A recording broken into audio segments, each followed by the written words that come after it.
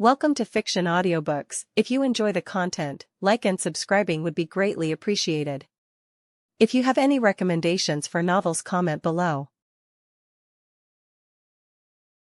Please join my Patreon at https://www.patreon.com/fictionaudiobook.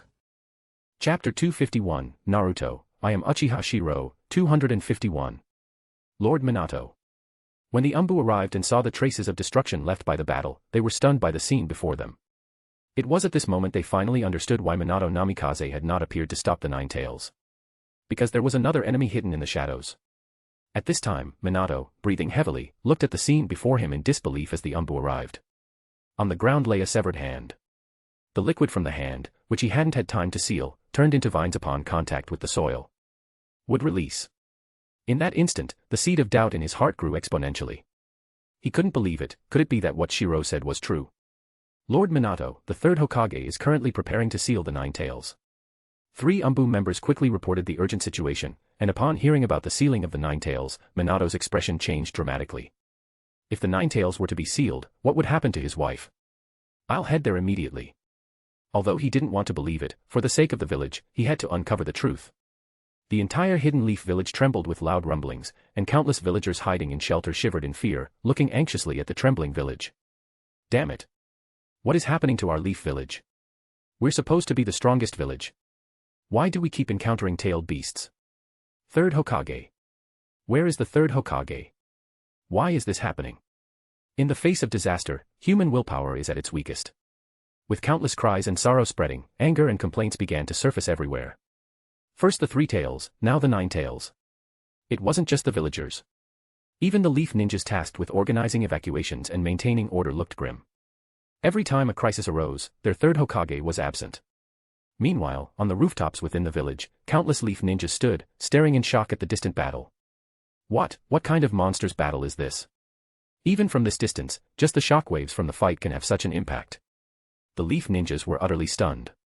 The distant battle's shockwaves alone were enough to create hurricanes, so one could only imagine how terrifying the actual battlefield must have been. My family. Kakashi, is this the true power of Lord Shirou? These Leaf ninjas were forbidden from joining the battle. Now, one by one, they stood on rooftops, observing the battlefield from afar. While shocked, they also resolved to act as the village's last line of defense. Amidst the ruins, Asuma Sarutobi gazed blankly at the godlike giant suppressing the Nine Tails in the distance. He muttered to himself. This is the Hokage the Leaf needs. Asuma's expression shifted from initial daze to gradual clarity.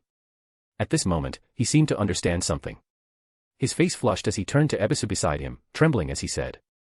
What the village needs now is a strong leader. A Hokage who strikes fear into all the other ninja villages. Only such a Hokage can deter enemies and protect the village. Not someone who merely chants hollow ideals like the Will of Fire. Do you get it? Do you understand why our village has ended up like this? It's because the Hokage has been ineffective. The countless major strategic mistakes during the Third Great Ninja War dragged the conflict on for over 6 years, so many comrades died. Asuma's voice grew louder as he vented his frustrations. If Lord Shirou had been Hokage before the Third Great Ninja War, how could the collapse plans against the other villages have failed? The 4th Kazekage could have been killed. The 3rd Raikage could have been slain. Even if the Mist and IWA knew, so what? None of this should have happened. Asuma's rant left Ebisu scrambling to calm him down.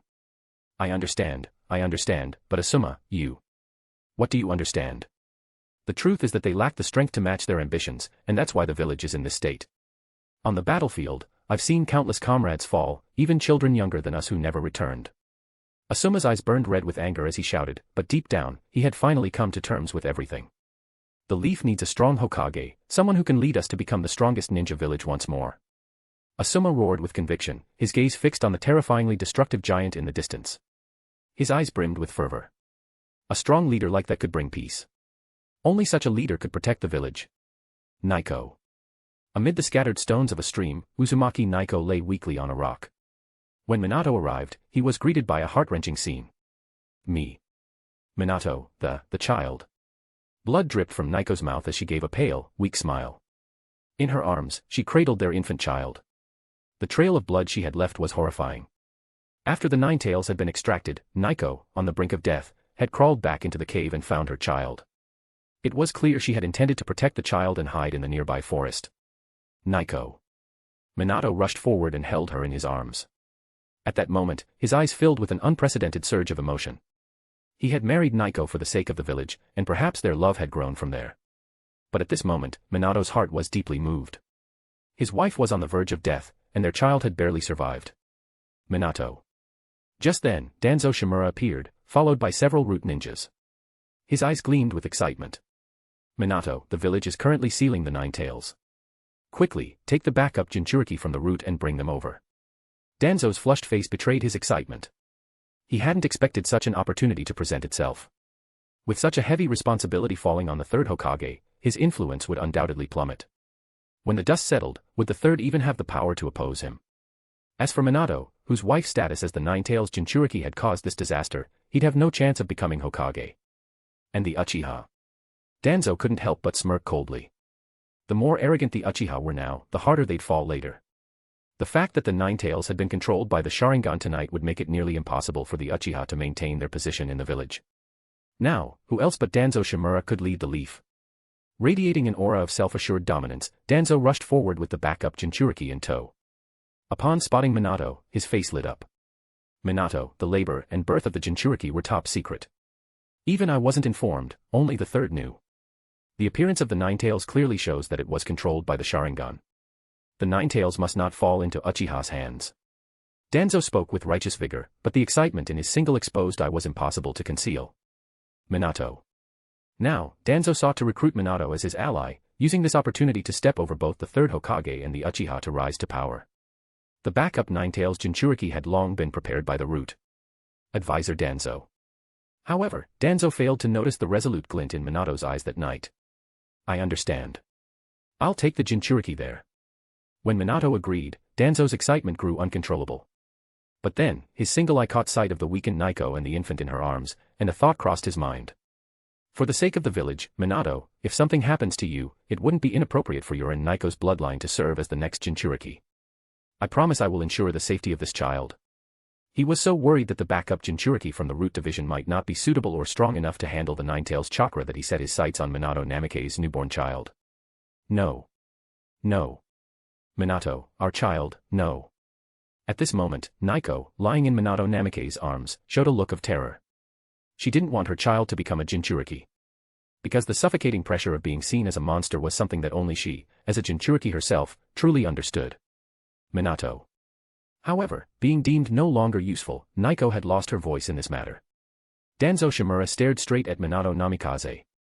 I understand. But what responded to him was Minato Namikaze's resolute gaze. Holding his wife and child close, he said in a deep voice.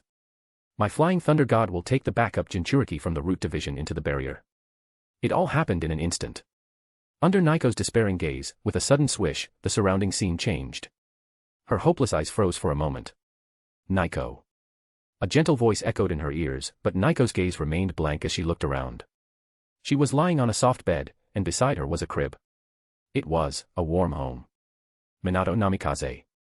However, the backup Jinchuriki from Root, wearing a mask, growled in anger when he realized he had been brought to Minato Namikaze's house.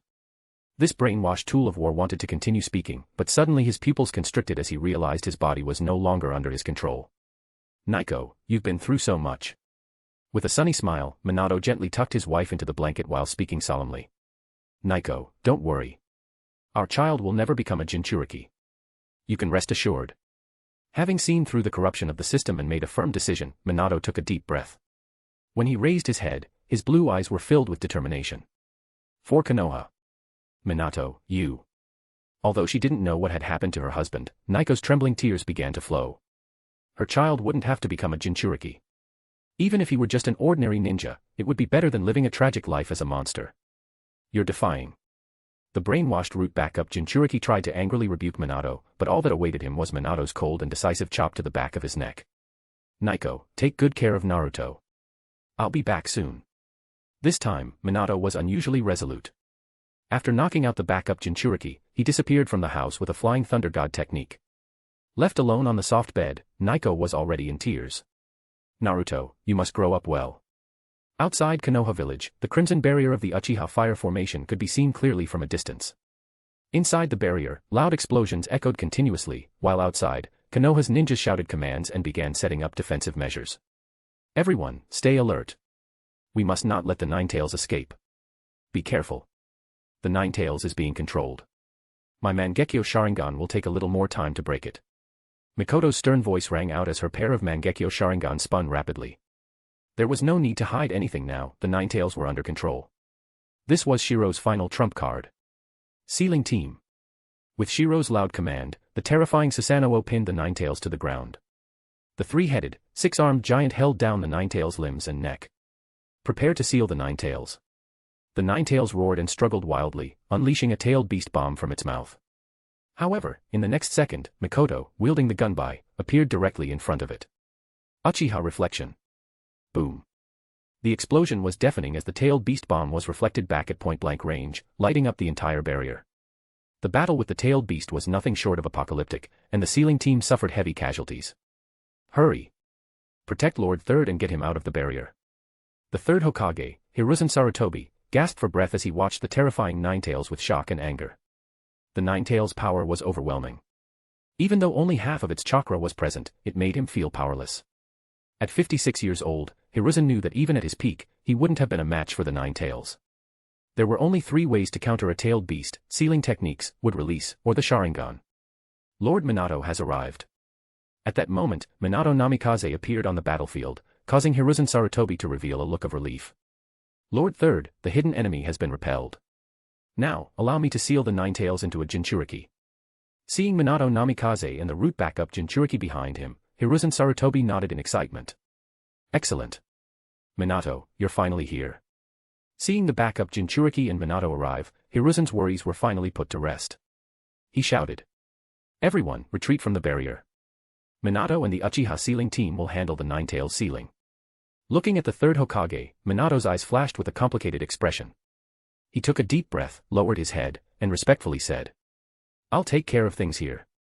The outside still needs your command, Lord Third. Very well.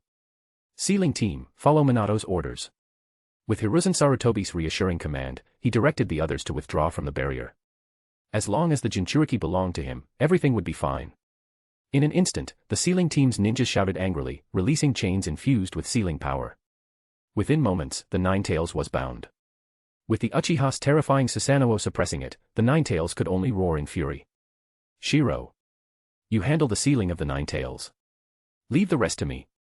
Under Mikoto's stern command, her Mangekyo Sharingan spun, and a purple Susanoo appeared, taking over the task of suppressing the Ninetales. The Ninetales roared and thrashed wildly, but Konoha's combined forces finally managed to temporarily subdue it. Shirou.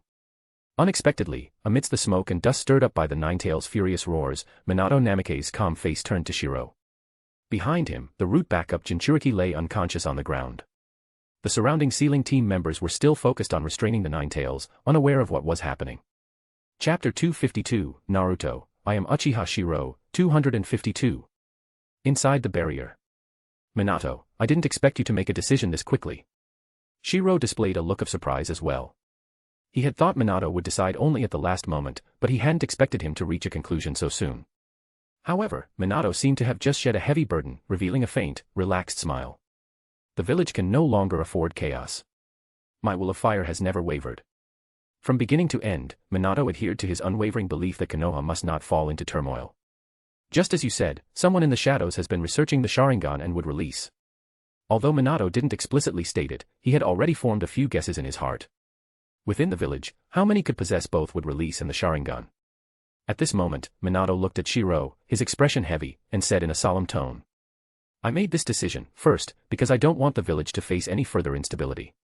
Second, I hope you can lead Konoha to rise again. But until you possess absolute power, do not recklessly attempt to change this era. As the two conversed, the surrounding environment suddenly shifted in an instant. Their entire conversation had taken place within a genjutsu, while in the real world, only a moment had passed.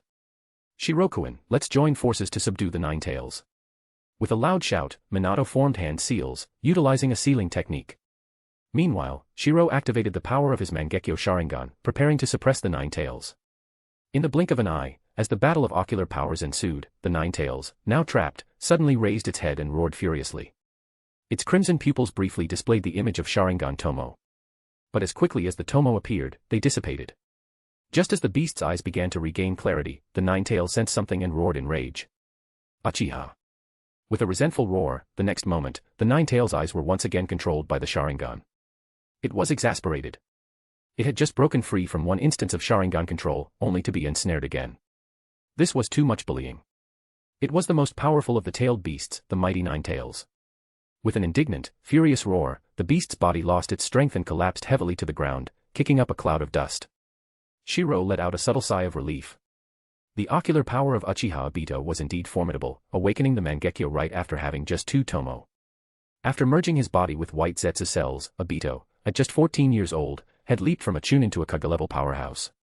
Combined with his mysterious ocular abilities, his strength was absurdly high. This alone demonstrated the extraordinary talent of Uchiha Obito's Sharingan. Otherwise, he wouldn't have caught the attention of Uchiha Madara. Minato, is this truly your choice? Looking at the unconscious backup Jinchuriki from the Root Division, Minato's expression grew complicated. He wasn't sure if his choice was the right one. After all, Shirou's ideology was too extreme. Without sufficient power, it could easily lead to disaster, just like the previous plan to destroy the Hidden Cloud. If the third Hokage had possessed the strength to kill the third Raikage, then even if the plan had been exposed, what would it matter? Whether they went to war outright or shifted the blame onto others, who would dare to object? The Nine-Tails Jinchuriki. Minato cast a deep gaze at the Nine-Tails, his expression unreadable. The Nine-Tails Jinchuriki itself was the greatest catalyst for unrest. During the third Hokage's tenure, the Jinchuriki wasn't under his control, which had always been a source of unease. Now, Minato could not afford to make the same mistake. Shirou, we Uchiha and Tsunade Senju clan don't have any backup Jinchuriki. At this moment, Mikoto's voice emerged. It was clear that even if the Nine-Tails were freed, it wasn't something they could easily handle. After all, aside from the Hokage himself, who else would have prepared such contingencies? If there's no candidate, someone from the Root Division could temporarily serve as a sealed container. This was the main reason Minato had brought along a backup Jinchuriki candidate from the Root. With a sigh, he shook his head. Though he didn't want to resort to this, the village could no longer afford instability. If the Nine-Tails Jinchuriki fell back into the hands of the third Hokage and his faction, the resulting conflict. But as Minato's eyes revealed a tinge of sorrow, Shirou paused, then seemed to think of something. A smile crept onto his face. No. The Uchiha do have a suitable candidate.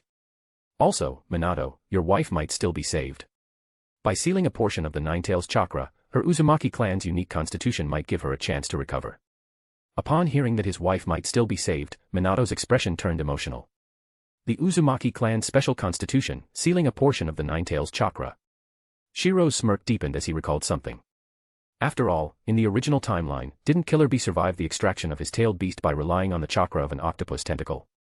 Outside the barrier, countless Konoha shinobi anxiously observed the events inside. The dust cloud is too thick. Has the Nine-Tails been sealed yet? Lord Third Hokage.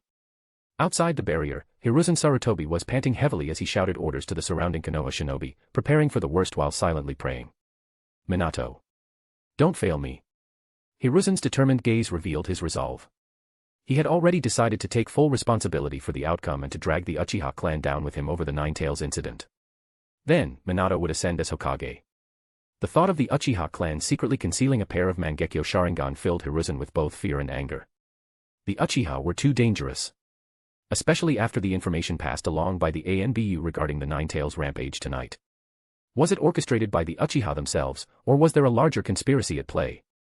Konoha must never fall into the hands of the Uchiha clan. Hiruzen resolved in his heart that the Uchiha must not gain control of Konoha. Hiruzen. At this moment, Danzo Shimura arrived with a group of Root operatives.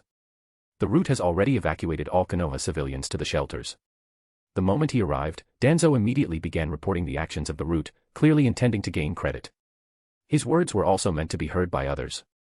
At this moment, Hiruzen and Danzo exchanged glances. Hiruzen's eyes burned with anger. If the situation weren't so dire, he would have reprimanded Danzo on the spot. After the Nine-Tails appeared, the Root had been conspicuously absent. Danzo had been holding back his forces. Danzo, in turn, lowered his head, avoiding Hiruzen's gaze, but internally, he was brimming with excitement. Hiruzen. Just wait. It's finally my turn to become Hokage.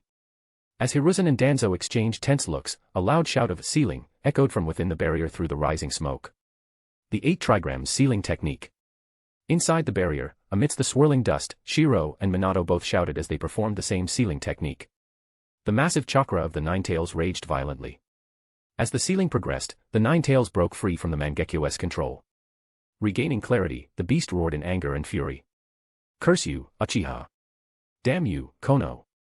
The Nine Tails was beyond enraged. It had already been split in two by Uzumaki Mido, and now they dared to divide it further. This was outrageous. They were bullying a fox too much.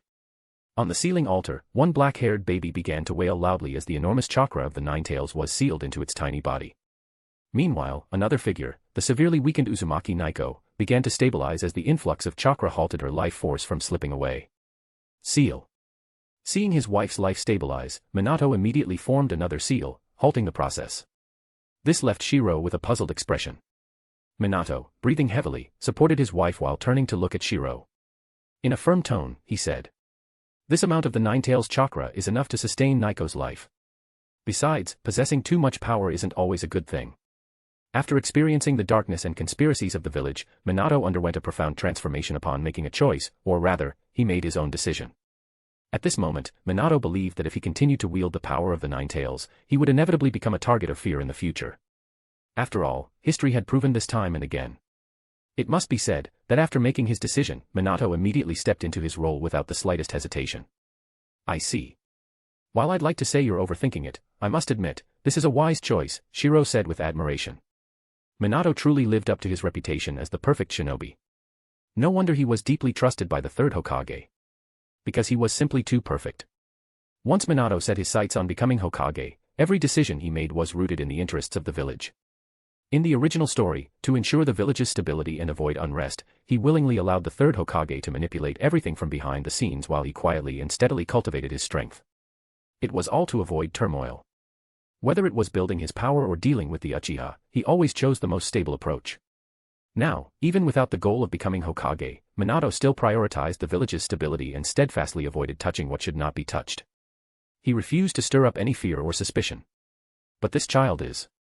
Seeing Minato's confused expression, Shirou smiled and shook his head.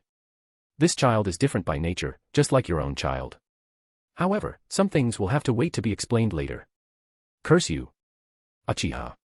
The Nine Tails roared in unwilling fury as its remaining chakra was sealed within the crying, black-haired Sasuke. "Seal!" With a loud shout from Shirou, an 8-trigram seal pattern appeared on Sasuke's abdomen, and the boy cried out in pain. Sealing a tailed beast was by no means simple, especially when the host, the Jinchuriki, was Shirou's clear choice for the reincarnation of Asura and Indra's chakra in this lifetime. This was why he dared to seal the Nine Tails into Sasuke.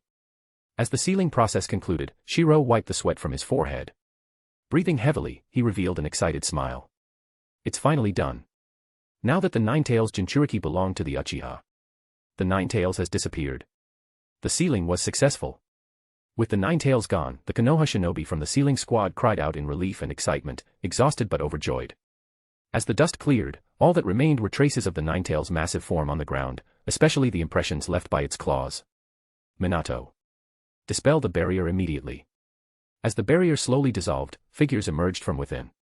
Hiruzen Sarutobi and Danzo Shimura immediately barked orders. "Umbu, Root, stay on high alert. Everyone else, maintain your positions." In a flash, the dark-clad figures of the Umbu and Root surrounded the area. However, as the smoke cleared, Hiruzen and Danzo's eyes were filled with confusion and surprise when they saw Uzumaki Naiko on the sealing altar. Third Hokage-sama, Root's candidate for the Nine Tails Jinchuriki rejected the chakra too strongly. "But Naiko is still alive, so I decided to test a theory. As it turns out, my hypothesis was correct.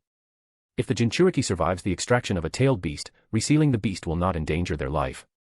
Supporting his wife, Minato apologized as he explained to the third Hokage. Meanwhile, Danzo's eyes flashed with anger as he watched this unfold. "Damn it. The Nine Tails Jinchuriki was almost in my hands." Though filled with resentment, Danzo suppressed his rage, glaring at Minato with intense frustration. "Minato, it's good to see you're safe," Hiruzen said, stepping forward in genuine concern for Minato and the Jinchuriki's condition. Meanwhile, Shirou's eyes flickered with a mocking glint before he turned to the surrounding police force and Uchiha shinobi, barking orders. "All members of the police force, begin rescue operations immediately. Uchiha shinobi, assist in rescue and restoration efforts. The threat has been neutralized." Shirou's commanding presence, issuing orders like a Hokage, drew mixed reactions from the Konoha shinobi. Even the third Hokage's expression showed a trace of unease as he, too, shouted. Escort Minato back to the village at once. Also, lift the village's highest security alert. Yet this moment left many Konoha shinobi feeling disappointed. In comparison, Uchiha Shirou seemed more fitting for the role of Hokage. The third Hokage's strategy of prioritizing persuasion and manipulation often worked wonders for winning loyalty, but in a situation like this, it paled in contrast. Shirou understood someone like Minato. While showing concern might warm his heart, focusing immediately on the village's recovery would earn his respect. That, in Minato's eyes, was what a Hokage should do.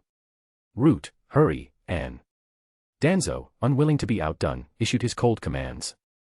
At this moment, he was still dreaming of becoming Hokage. Shirou, however, sneered disdainfully and ignored both Hiruzen and Danzo, leading the Uchiha shinobi back toward the village without hesitation. Hiruzen, the Uchiha. Danzo was about to act, but Hiruzen's expression darkened, and he raised a hand to stop him. Instead, he ordered the immediate stabilization of Konoha. Hiruzen, the Ninetales' actions have ties to the Uchiha.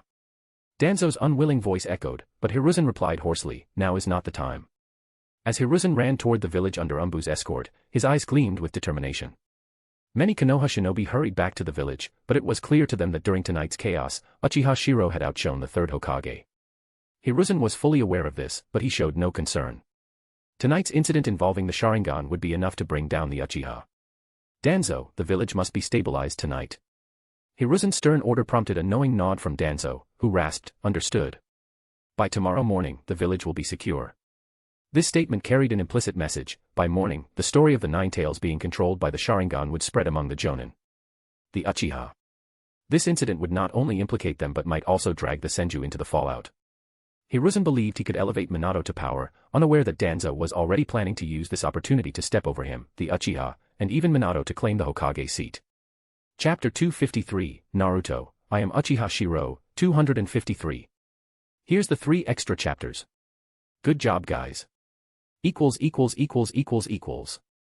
this still our village?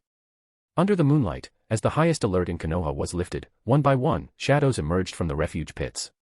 They stared blankly at their village, their eyes lifeless. The entire village looked as though a hurricane had swept through it.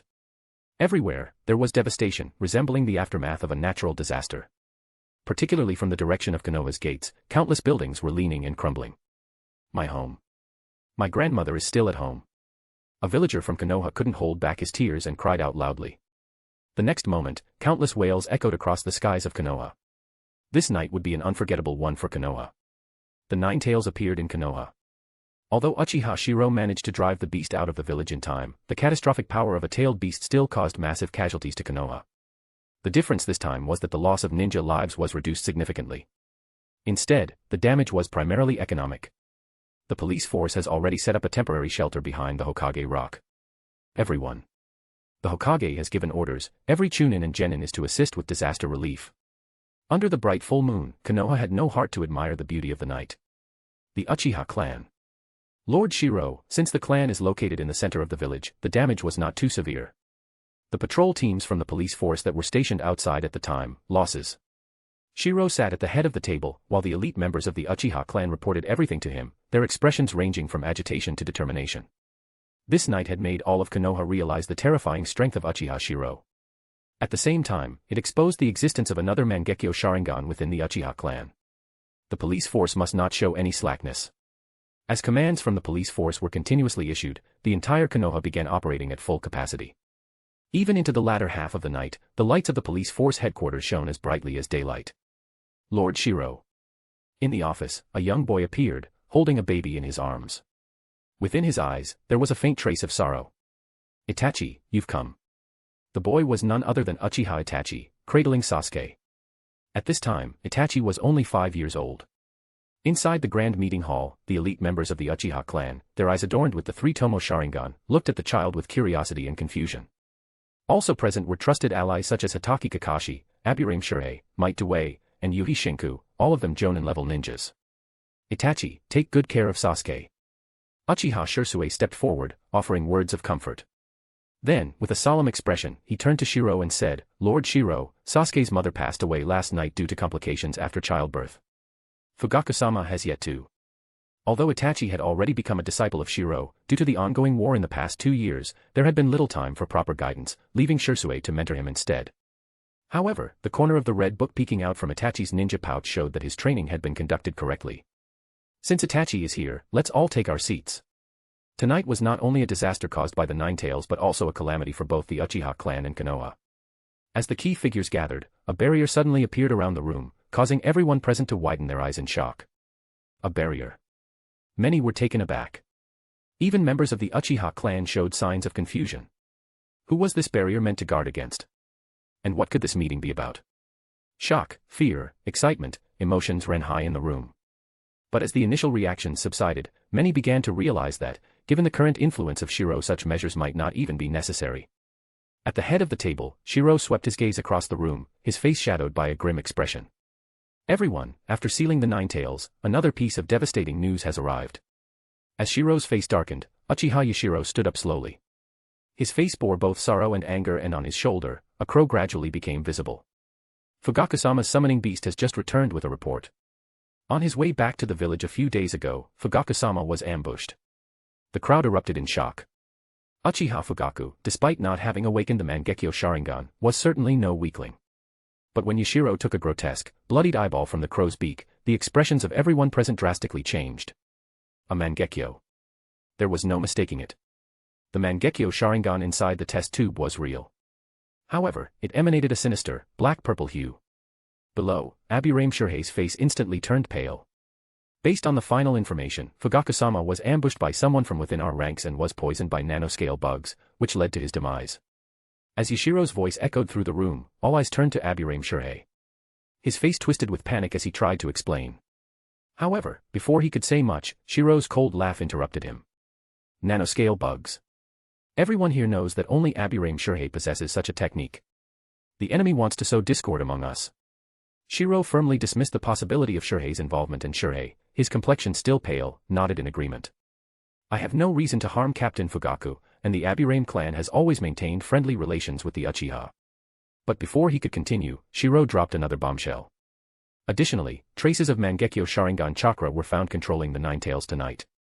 The room exploded with shock.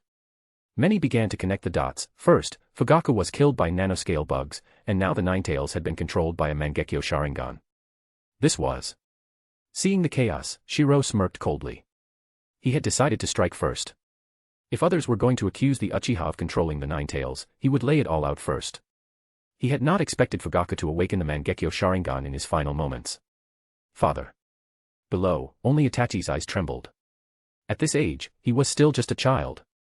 Losing his mother and then learning of his father's death all in one night was a heavy blow. I've said before, this is not just a calamity caused by the Nine Tails, it is a disaster for all of Konoha. There is a problem within Konoha itself. Shirou's furious voice echoed in the room, causing many to pale. A heavy sense of dread filled the air. This shocking revelation, was it something they could even speak about? Could they even bear to listen? The senile, incompetent leaders, because of their ineptitude, indulgence, and greed, have brought about today's disaster. On the battlefield, our children shed their blood to protect the village. But behind us, within the village we protect, a group of parasites clings to power, greedily exploiting everything. At this moment, Shirou slammed the table in anger and turned his sharp gaze toward Aburame Shirhei. We've just won the war. And yet, some people couldn't even wait before persecuting Konoha's heroes. Captain Fugaku's death was the result of treachery from within. And now, they want to sow hatred between the Uchiha and Aburame clans.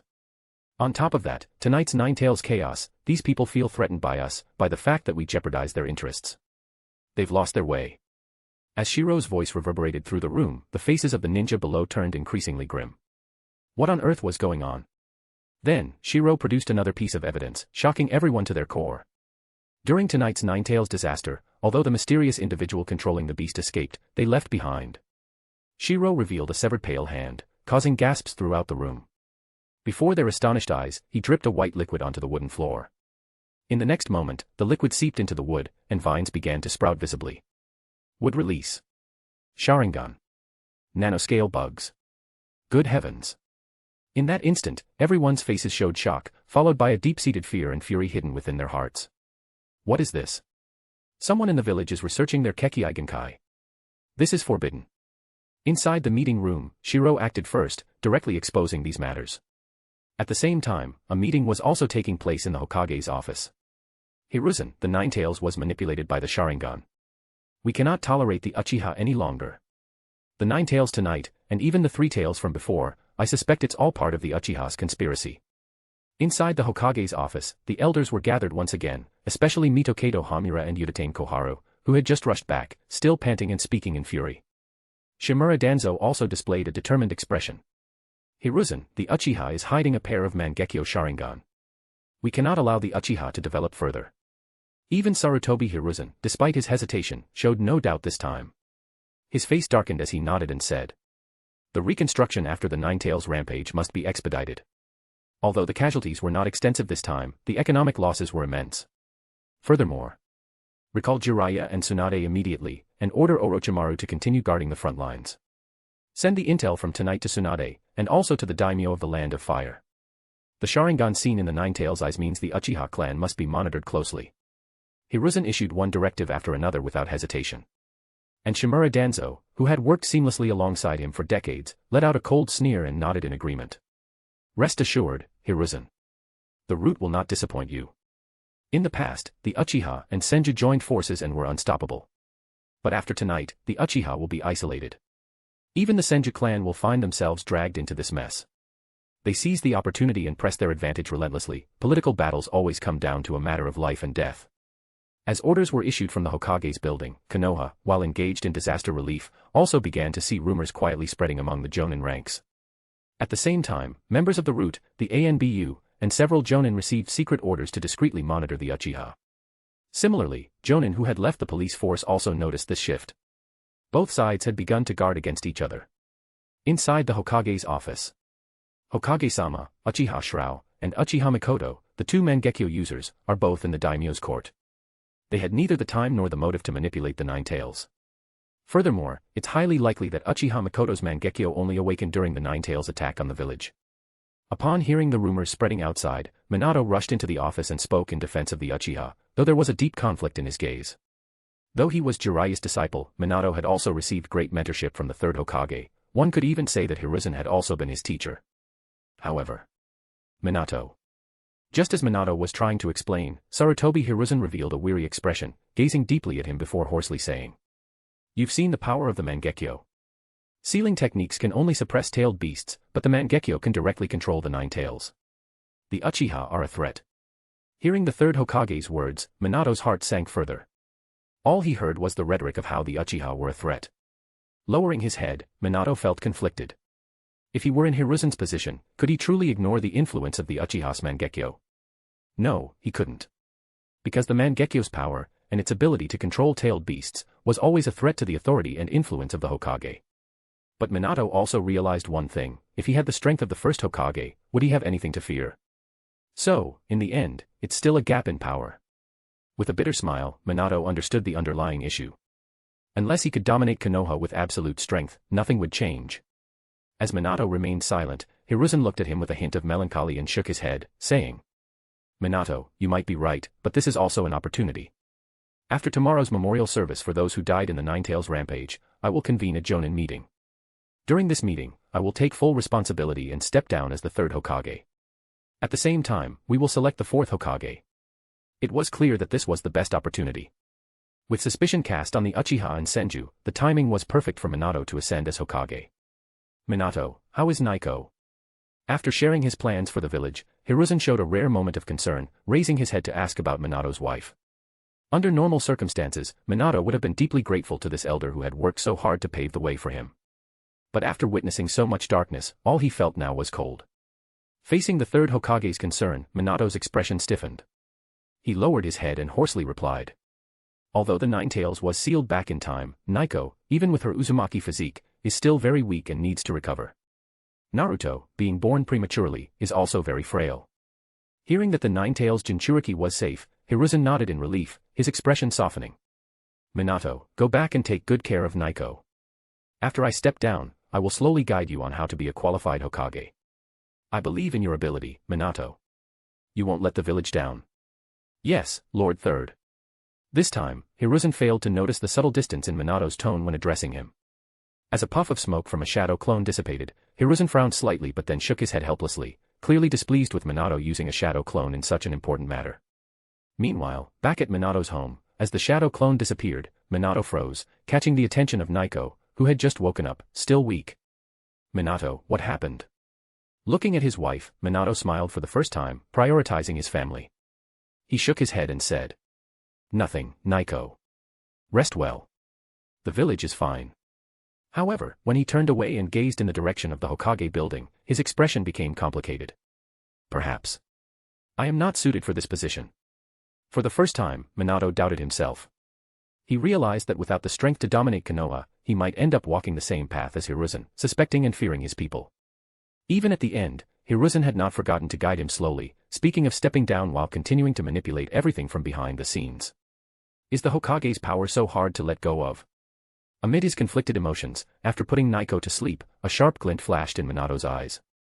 Leaving behind a shadow clone, he donned an ANBU disguise and headed toward the root's base. This was the moment when the root was at its weakest. Perhaps within their base, he could uncover some truths. Chapter 254, Naruto, I am Uchiha Shirou, 254. The Root. Following the turmoil in Konoha, the elite forces of the Root Division were fully deployed, leaving the already dark and secretive base even more desolate. Lord Danzo, only one person returned from the two dispatched squads. The target, Uchiha Fugaku, displayed immense strength, he even awakened the Mangekyo Sharingan. Inside the secret chamber, Shimura Danzo's face was initially filled with anger and heartache upon hearing of such heavy losses among his elite root forces. However, the moment his eyes landed on a single Mangekyo Sharingan in their possession, his expression turned greedy. Mangekyo. The Uchiha are far too dangerous. In just a little over a decade, 3 pairs of Mangekyo have appeared. Fortunately, this time, the root acted quickly. What is this loss compared to the acquisition of a Mangekyo Sharingan? Danzo's anger dissipated, replaced by excitement and greed. Why didn't you bring back the other one? Lord Danzo, Uchiha Fugaku summoned a raven through sheer desperation to destroy his eye. If not for the squad leader risking his life, we wouldn't have even secured one. However, the other eye has already been contaminated with the collected nano-level virus. Hearing that the second Mangekyo had been destroyed, Shimura Danzo showed a hint of regret. But it was just as well that it was destroyed. Mangekyo. Inside the secret chamber, Danzo stared at the grotesque eye floating in a glass tube. His exposed eye burned with greed.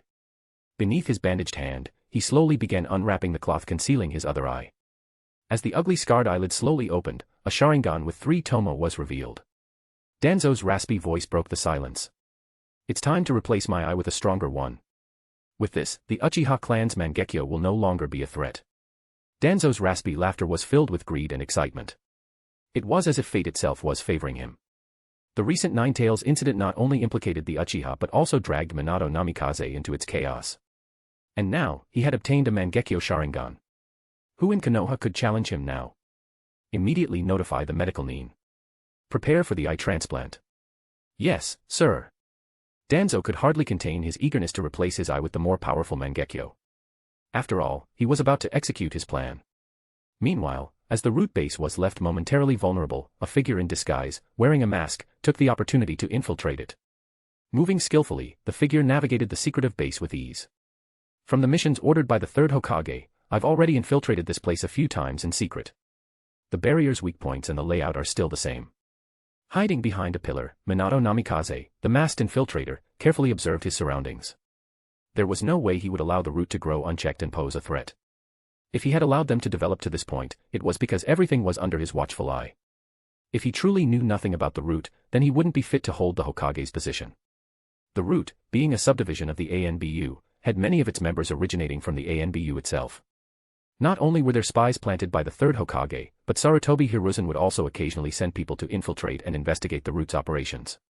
With overt surveillance, covert infiltration, and spies in place, Danzo's root couldn't operate without the third Hokage knowing. What's this?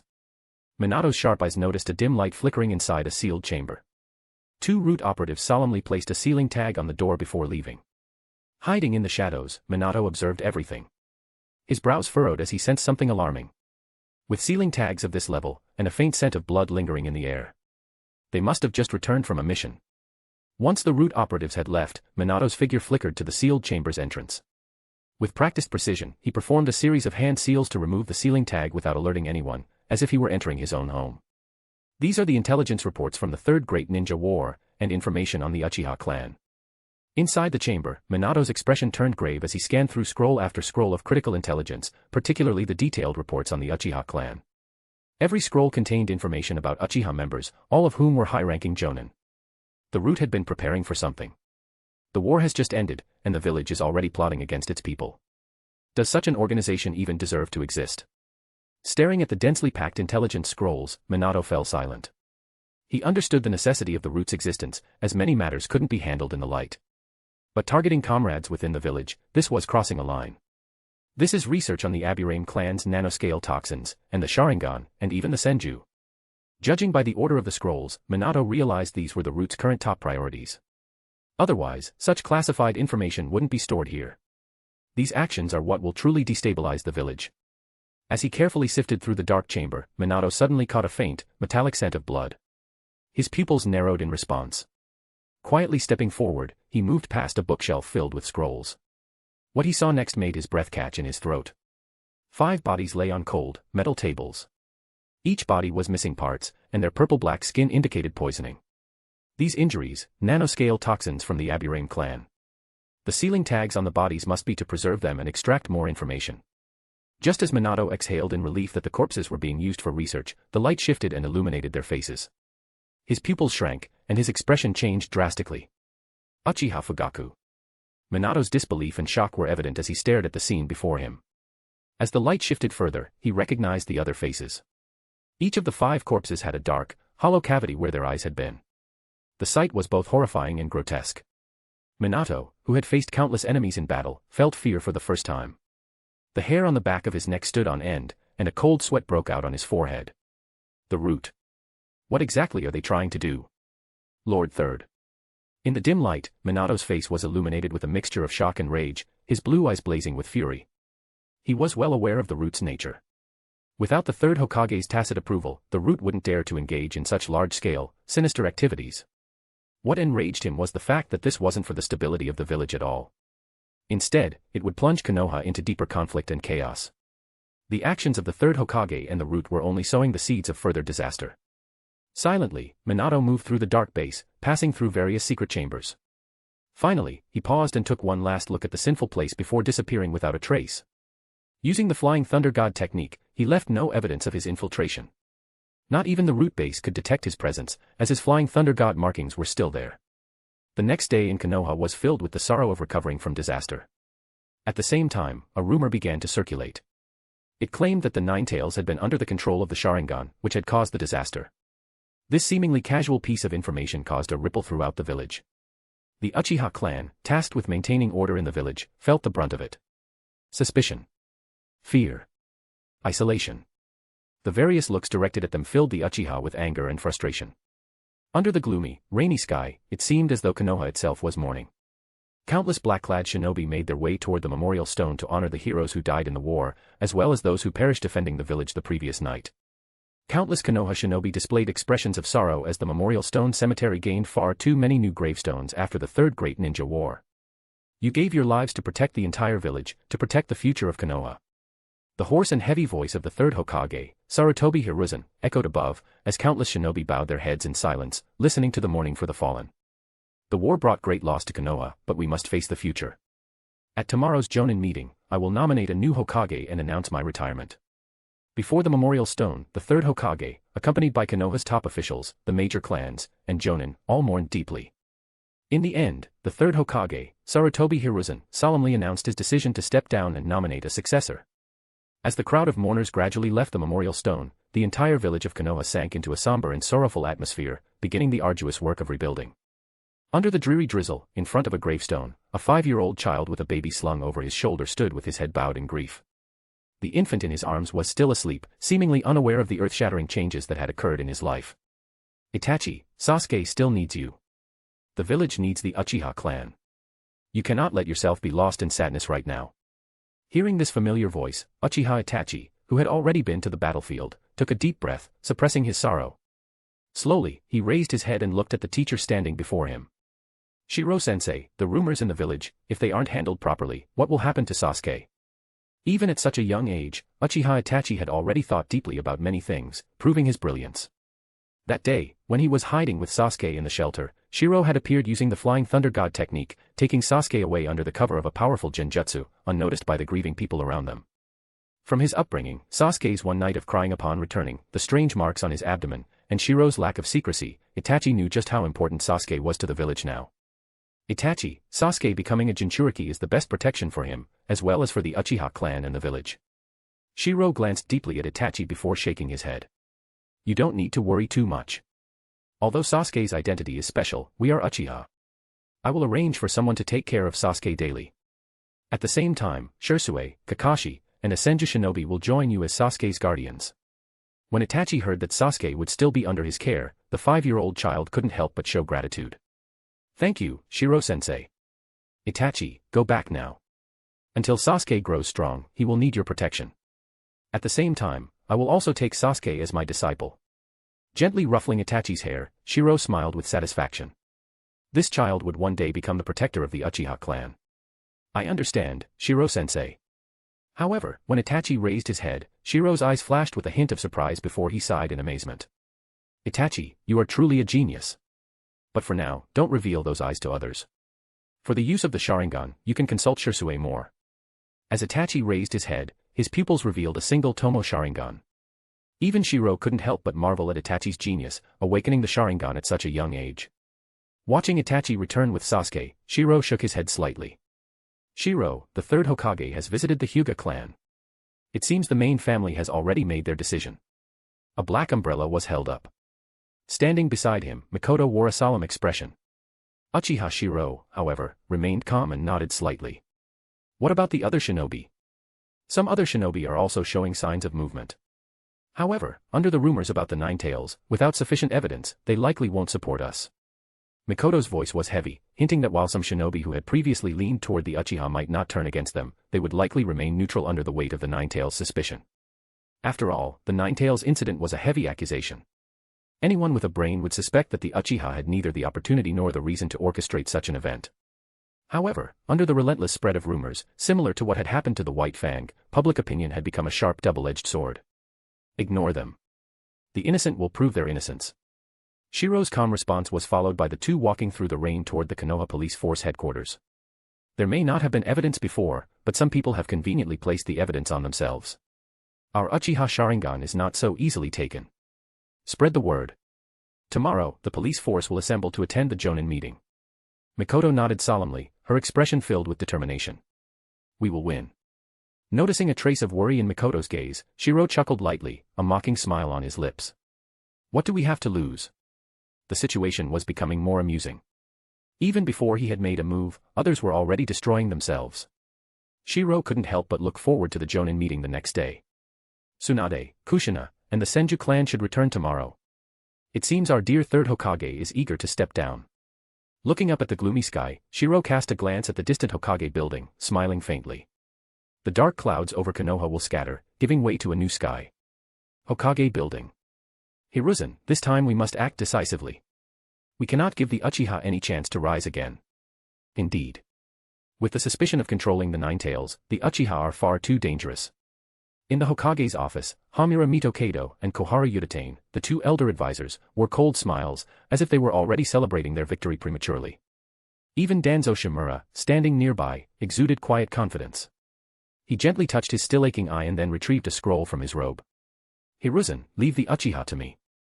This is the perfect opportunity to push them to the outskirts of the village under strict surveillance. As Danzo outlined his plan against the Uchiha, both Hamura and Kohara nodded in agreement. Sitting in his office, Sarutobi Hiruzen gazed out the window at the Hokage Rock, his expression distant and uncertain. After tomorrow, would his era truly end? Having grown accustomed to looking at the Hokage Rock every day, he couldn't help but feel a sense of reluctance. Hiruzen. Snapping out of his thoughts, Hiruzen turned to his three old comrades, his expression grave as he nodded. Prepare for the worst at tomorrow's Jonin meeting. Don't worry, Hiruzen. Most of the village's elite have already returned. Exactly. The Uchiha have lost the trust of the people. Confident in their victory, Hamura and Kohara seemed certain of the outcome. Meanwhile, Danzo smirked coldly, nodding as he added fuel to the fire. Hiruzen, Uchiha Fugaku has been dealt with. Some even suspect it's an internal purge by the Uchiha to silence dissenting voices. Danzo, ever the opportunist, didn't miss the chance to stoke further discord. Hiruzen took a deep breath, his nod signaling approval of Danzo's plan. The years of cooperation between the two made their intentions clear without words. Fugaku's removal had been perfectly timed, and Danzo felt a sense of relief. Hiruzen, after all, didn't know that the Sharingan he had obtained was a Mangekyo. Danzo smirked inwardly, confident that he had outmaneuvered Hiruzen. While the Hokage thought he was playing at a higher level, Danzo believed himself to be several steps ahead. This confidence led Danzo's gaze to the Hokage rock outside, a fiery ambition burning in his remaining eye. Hiruzen, this time, I will win. Chapter 255, Naruto, I am Uchiha Shirou, 255. The news of the Nine-Tails rampage swept through the entire ninja world, and Uchiha Shirou's overwhelming power in suppressing the tailed beast with his Mangekyo Sharingan left the ninja world in shock. While Konoha was still immersed in awe of Uchiha Shirou's strength that night, the very next day, the village was gripped by a wave of sorrow. As rumors began to spread, public opinion fermented. It was whispered throughout the village that the Nine-Tails had been controlled by the Sharingan and that this was not the first time. Similar incidents had occurred with the Three-Tails in the past. These rumors, though baseless, gradually spiraled out of control in the silence of countless ninjas. The villagers and Konoha's ninja began to harbor suspicion and fear toward the Uchiha clan, and even the Senju clan was unjustly dragged into the turmoil. The Uchiha ninja in the police force felt this animosity most acutely, evident in the strange, wary looks directed at them. On the third day, under a gloomy sky, black figures darted across the rooftops, all heading toward the Hokage's office. A Jonin council meeting. This was a meeting convened only during major incidents or for critical decisions. It was attended exclusively by Jonin-level ninjas. As the Jonin gradually assembled in the Hokage's office, many began to sense that something unusual was afoot. Their faces grew increasingly solemn. The chaos caused by the Nine-Tails, combined with the announcement by the third Hokage, Hiruzen Sarutobi, that he would step down and a new Hokage would be chosen, sent waves of tension through the crowd. Lord Jiraiya is here. When the figure of a tall, muscular man with flowing white hair and a forehead protector bearing the kanji 4 oil appeared, many Jonin felt a jolt of unease. But this time, unlike his usual carefree demeanor, Jiraiya entered the room with a heavy expression, pushing open the meeting room door under the reverent gazes of the assembled ninja. Lord Jiraiya. Greetings, Lord Jiraiya. Acknowledging the respectful greetings with a solemn nod, Jiraiya's sharp peripheral vision caught sight of the numerous figures lurking in the shadows of the Hokage's office. The entire building was crawling with the elite forces of the ANBU and Root. Damn it. With this many ANBU and Root operatives, do they not fear provoking the Uchiha? Shocked and uneasy, Jiraiya strode into the room. Inside the Hokage's meeting chamber, 4 chairs were arranged at the front, occupied by the third Hokage, Hiruzen Sarutobi, along with Hamura Mitokado, Kohara Udatane, and Danzo Shimura. The massive room was packed with Jonin from the village. Clan leaders and elite Jonin stood at the front, followed by regular Jonin, and finally, the most numerous group, Special Jonin. Jiraiya, you finally arrived. Seeing Jiraiya arrive in time, the third Hokage's aged face showed a trace of relief. With Jiraiya present, they felt slightly more assured. Old man, have you lost your mind? Jiraiya walked to the front and took a seat with a calm facade, but his lips moved subtly, mouthing the words in silent rebuke. The surrounding Jonin remained silent, their gazes averted. They knew this was not something they could interfere in. When an ANBU member handed Jiraiya a scroll of intelligence, he opened it. His pupils immediately contracted upon reading its contents. Looking up, he saw the weary expression on the third Hokage's face. Hiruzen nodded helplessly and mouthed back, Jiraiya, for the sake of the village, we must use righteousness to suppress the Uchiha this time. At that moment, a commotion erupted outside the meeting room. The doors swung open, and the assembled Jonin respectfully greeted the newcomer. Lady Tsunade. Lady Tsunade, you're here. Lady Tsunade. Stepping into the room was Tsunade, who had rushed back from the Fire Daimyo's estate. Clad in bright red armor, her imposing aura bore a striking resemblance to that of Madara Uchiha, commanding respect without needing to speak. As Tsunade entered, the pupils of the Konoha elders, Hiruzen Sarutobi, Hamura Mitokado, Kohara Udatane, and Danzo Shimura, narrowed. Meanwhile, countless Jonin looked at her with expressions of respect and gratitude. During the Third Shinobi War, Tsunade's medical ninjutsu had saved countless lives, earning her immense reverence not only among the prominent clans but also among ordinary ninjas. Tsunade's presence carried such weight that even the third Hokage, Hiruzen Sarutobi, felt a twinge of apprehension. Hiruzen forced a tired, insincere smile before addressing her. Tsunade, you've returned. Perfect timing, take a look at this intelligence report. As Tsunade stepped forward, an ANBU operative handed her a scroll. Unlike Jiraiya, who had reacted with shock upon reading it, Tsunade casually glanced at the scroll before letting out a scornful laugh. Yet another excuse to eliminate dissent. Her disdainful remark caused the entire meeting room to fall silent. All eyes turned to Tsunade, Konoha's princess. Tsunade. Watching this unfold, Jiraiya could only shake his head in resignation. Tsunade's temperament had become even more brazen than before. The Konoha elders, particularly Hamura Mitokado and Koharu Yutane, frowned in displeasure. Hiruzen Sarutobi, having long grown accustomed to Tsunade's defiance, could only display a bitter expression, while Danzo Shimura smirked coldly. Go ahead and act tough now, Danzo thought to himself, but when the Uchiha drag you down with them, the entire village will be mine. Tsunade, however, saw through the emotions of the high-ranking officials. Her gaze was filled with nothing but contempt and disgust. Shizune, Kurenai, bring me a chair. In the Hokage's meeting room, only the 4 chairs at the front were provided, a clear symbol of status. Yet Tsunade's commanding tone left Shizune and Kurenai momentarily flustered before they reluctantly fetched a chair from the next room. Witnessing this, some Sarutobi clan members and staunch supporters of the third Hokage opened their mouths as if to protest but ultimately remained silent. Even Jiraiya chose to ignore the scene, leaving them no choice but to swallow their complaints. This level of audacity was something only Tsunade could display in all of Konoha. As the granddaughter of both the first and second Hokage, combined with her status as the most skilled medical ninja, no one present hadn't benefited from her healing at some point. Tsunade. Even Hiruzen Sarutobi merely furrowed his brow at Tsunade's behavior, deciding against reprimanding her. Her actions weren't considered excessive, not for someone of her standing. In this suffocating atmosphere, many began to grow impatient. Even Lord Jiraiya and Lady Tsunade, who were far from the village, have returned. Where is the Uchiha clan? A Sarutobi clan ninja, likely acting on secret orders, muttered this complaint under his breath, though it was heard by the Jonin present. As tension filled the room, Koharu Yutane seized the moment to speak up. Tsunade. Just look at your behavior. The evidence regarding the Ninetales incident is irrefutable.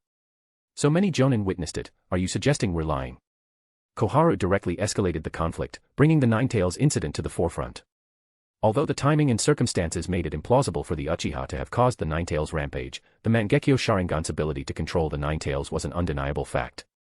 That's enough. Today, our priority is the village's reconstruction efforts. Hiruzen Sarutobi intervened, cutting Koharu off. While he seemed to be mediating, his words reinforced the accusation against the Uchiha. Below, Tsunade watched the 4 old geezers above putting on a show and couldn't help but reveal a self-deprecating cold smile. Her eyes were filled with even more disappointment. Everyone, since the Uchiha still need some time to arrive, let's first discuss the village's reconstruction work, said Mitokado Hamura, one of the Hokage's advisors. His seemingly steady statement about waiting for the Uchiha was a direct attempt to isolate and exclude them. Some of the Jonin below opened their mouths, wanting to say something, but they soon revealed bitter smiles. Many of them had, to some extent, benefited from Uchiha Shirou's kindness in the past. However, with the excuse of the Ninetales incident and looking through the window at the half-ruined state of the village, they could only helplessly shake their heads. Seeing this reaction, Hiruzen Sarutobi secretly breathed a sigh of relief. It seemed that this time, the turmoil caused by the Ninetales had indeed planted seeds of doubt among the people. Taking advantage of this moment, Hiruzen Sarutobi struck while the iron was hot. He slowly removed the Hokage hat from his head, placed it on the table, and spoke in a hoarse and solemn tone. Everyone. The rampage of the Ninetales was contained thanks to the unyielding sacrifice of Konoha's ninjas, who succeeded in sealing the beast. Although our reaction was timely, the devastating aftermath of the tailed beast's attack still inflicted severe economic damage on the village. Inside the Jonin meeting room, Sarutobi's hoarse and infectious speech, combined with the view of Konoha through the window, painted a stark picture. The aftermath of the battle had blown away an untold number of buildings. While some initial cleanup had been done, the reconstruction efforts were just beginning. Meanwhile, at the Uchiha Police Force headquarters, Lord Shirou. Shirou-sensei.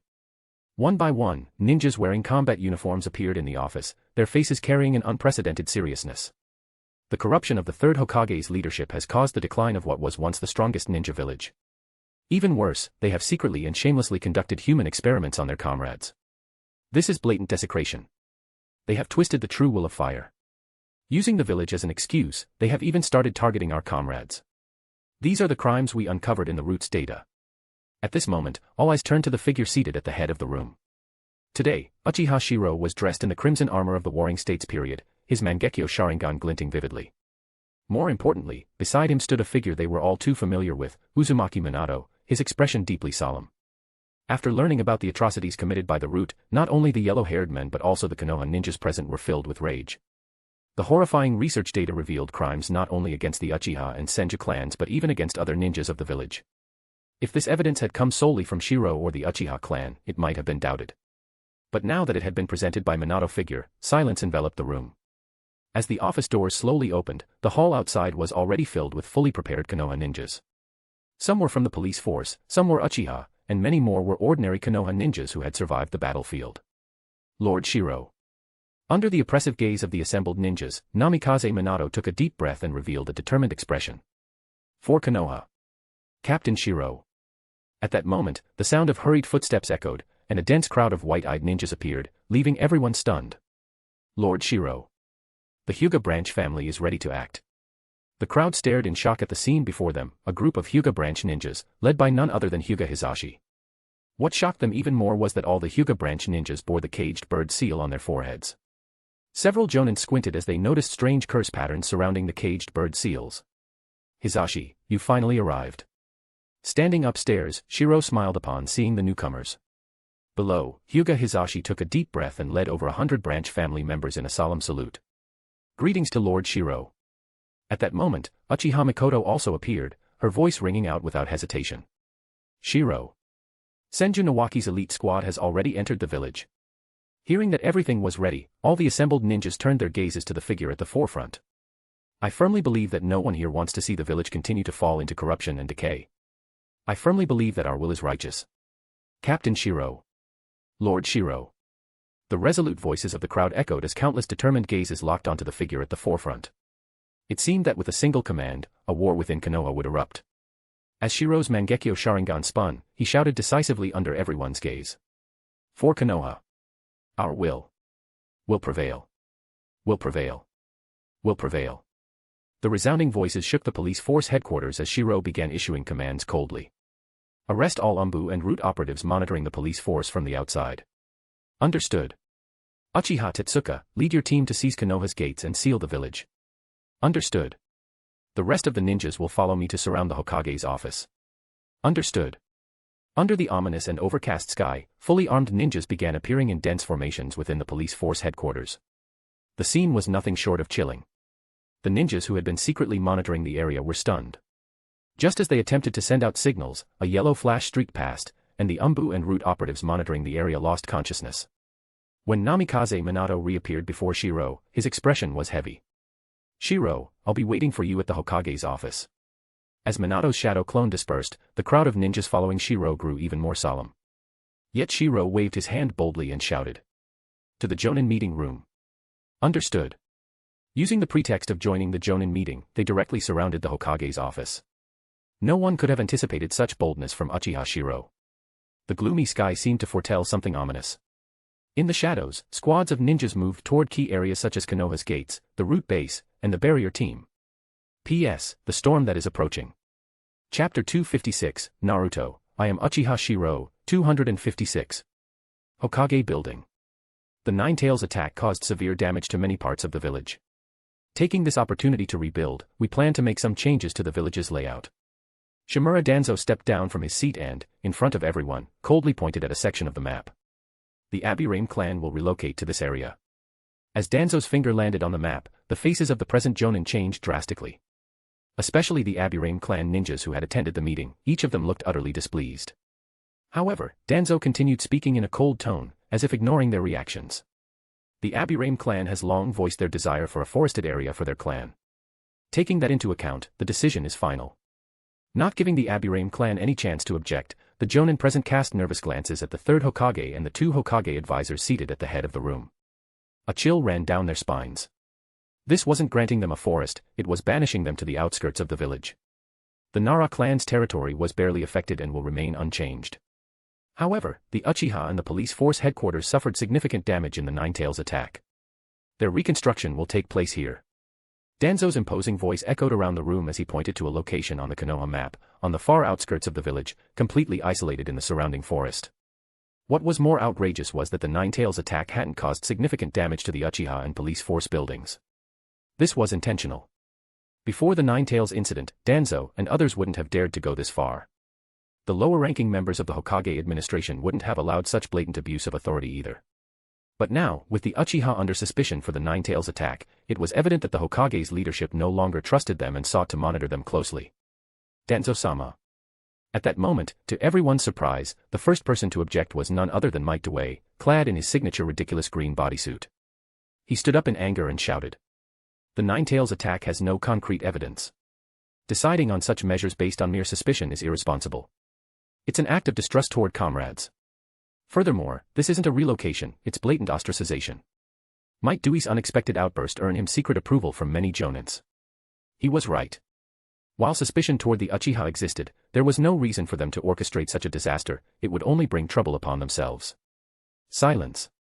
How dare a mere newly appointed Jonin question the decisions of the third Hokage and myself? Danzo coldly reprimanded him, scanning the room with sharp eyes as he addressed everyone in a stern and commanding voice. There are things I'd rather not spell out, but for the stability of the village, I'll remind all of you, the Ninetales attack must never happen again. The suspicion that the Ninetales were controlled by the Sharingan cannot be ignored. The Uchiha and the police force must relocate.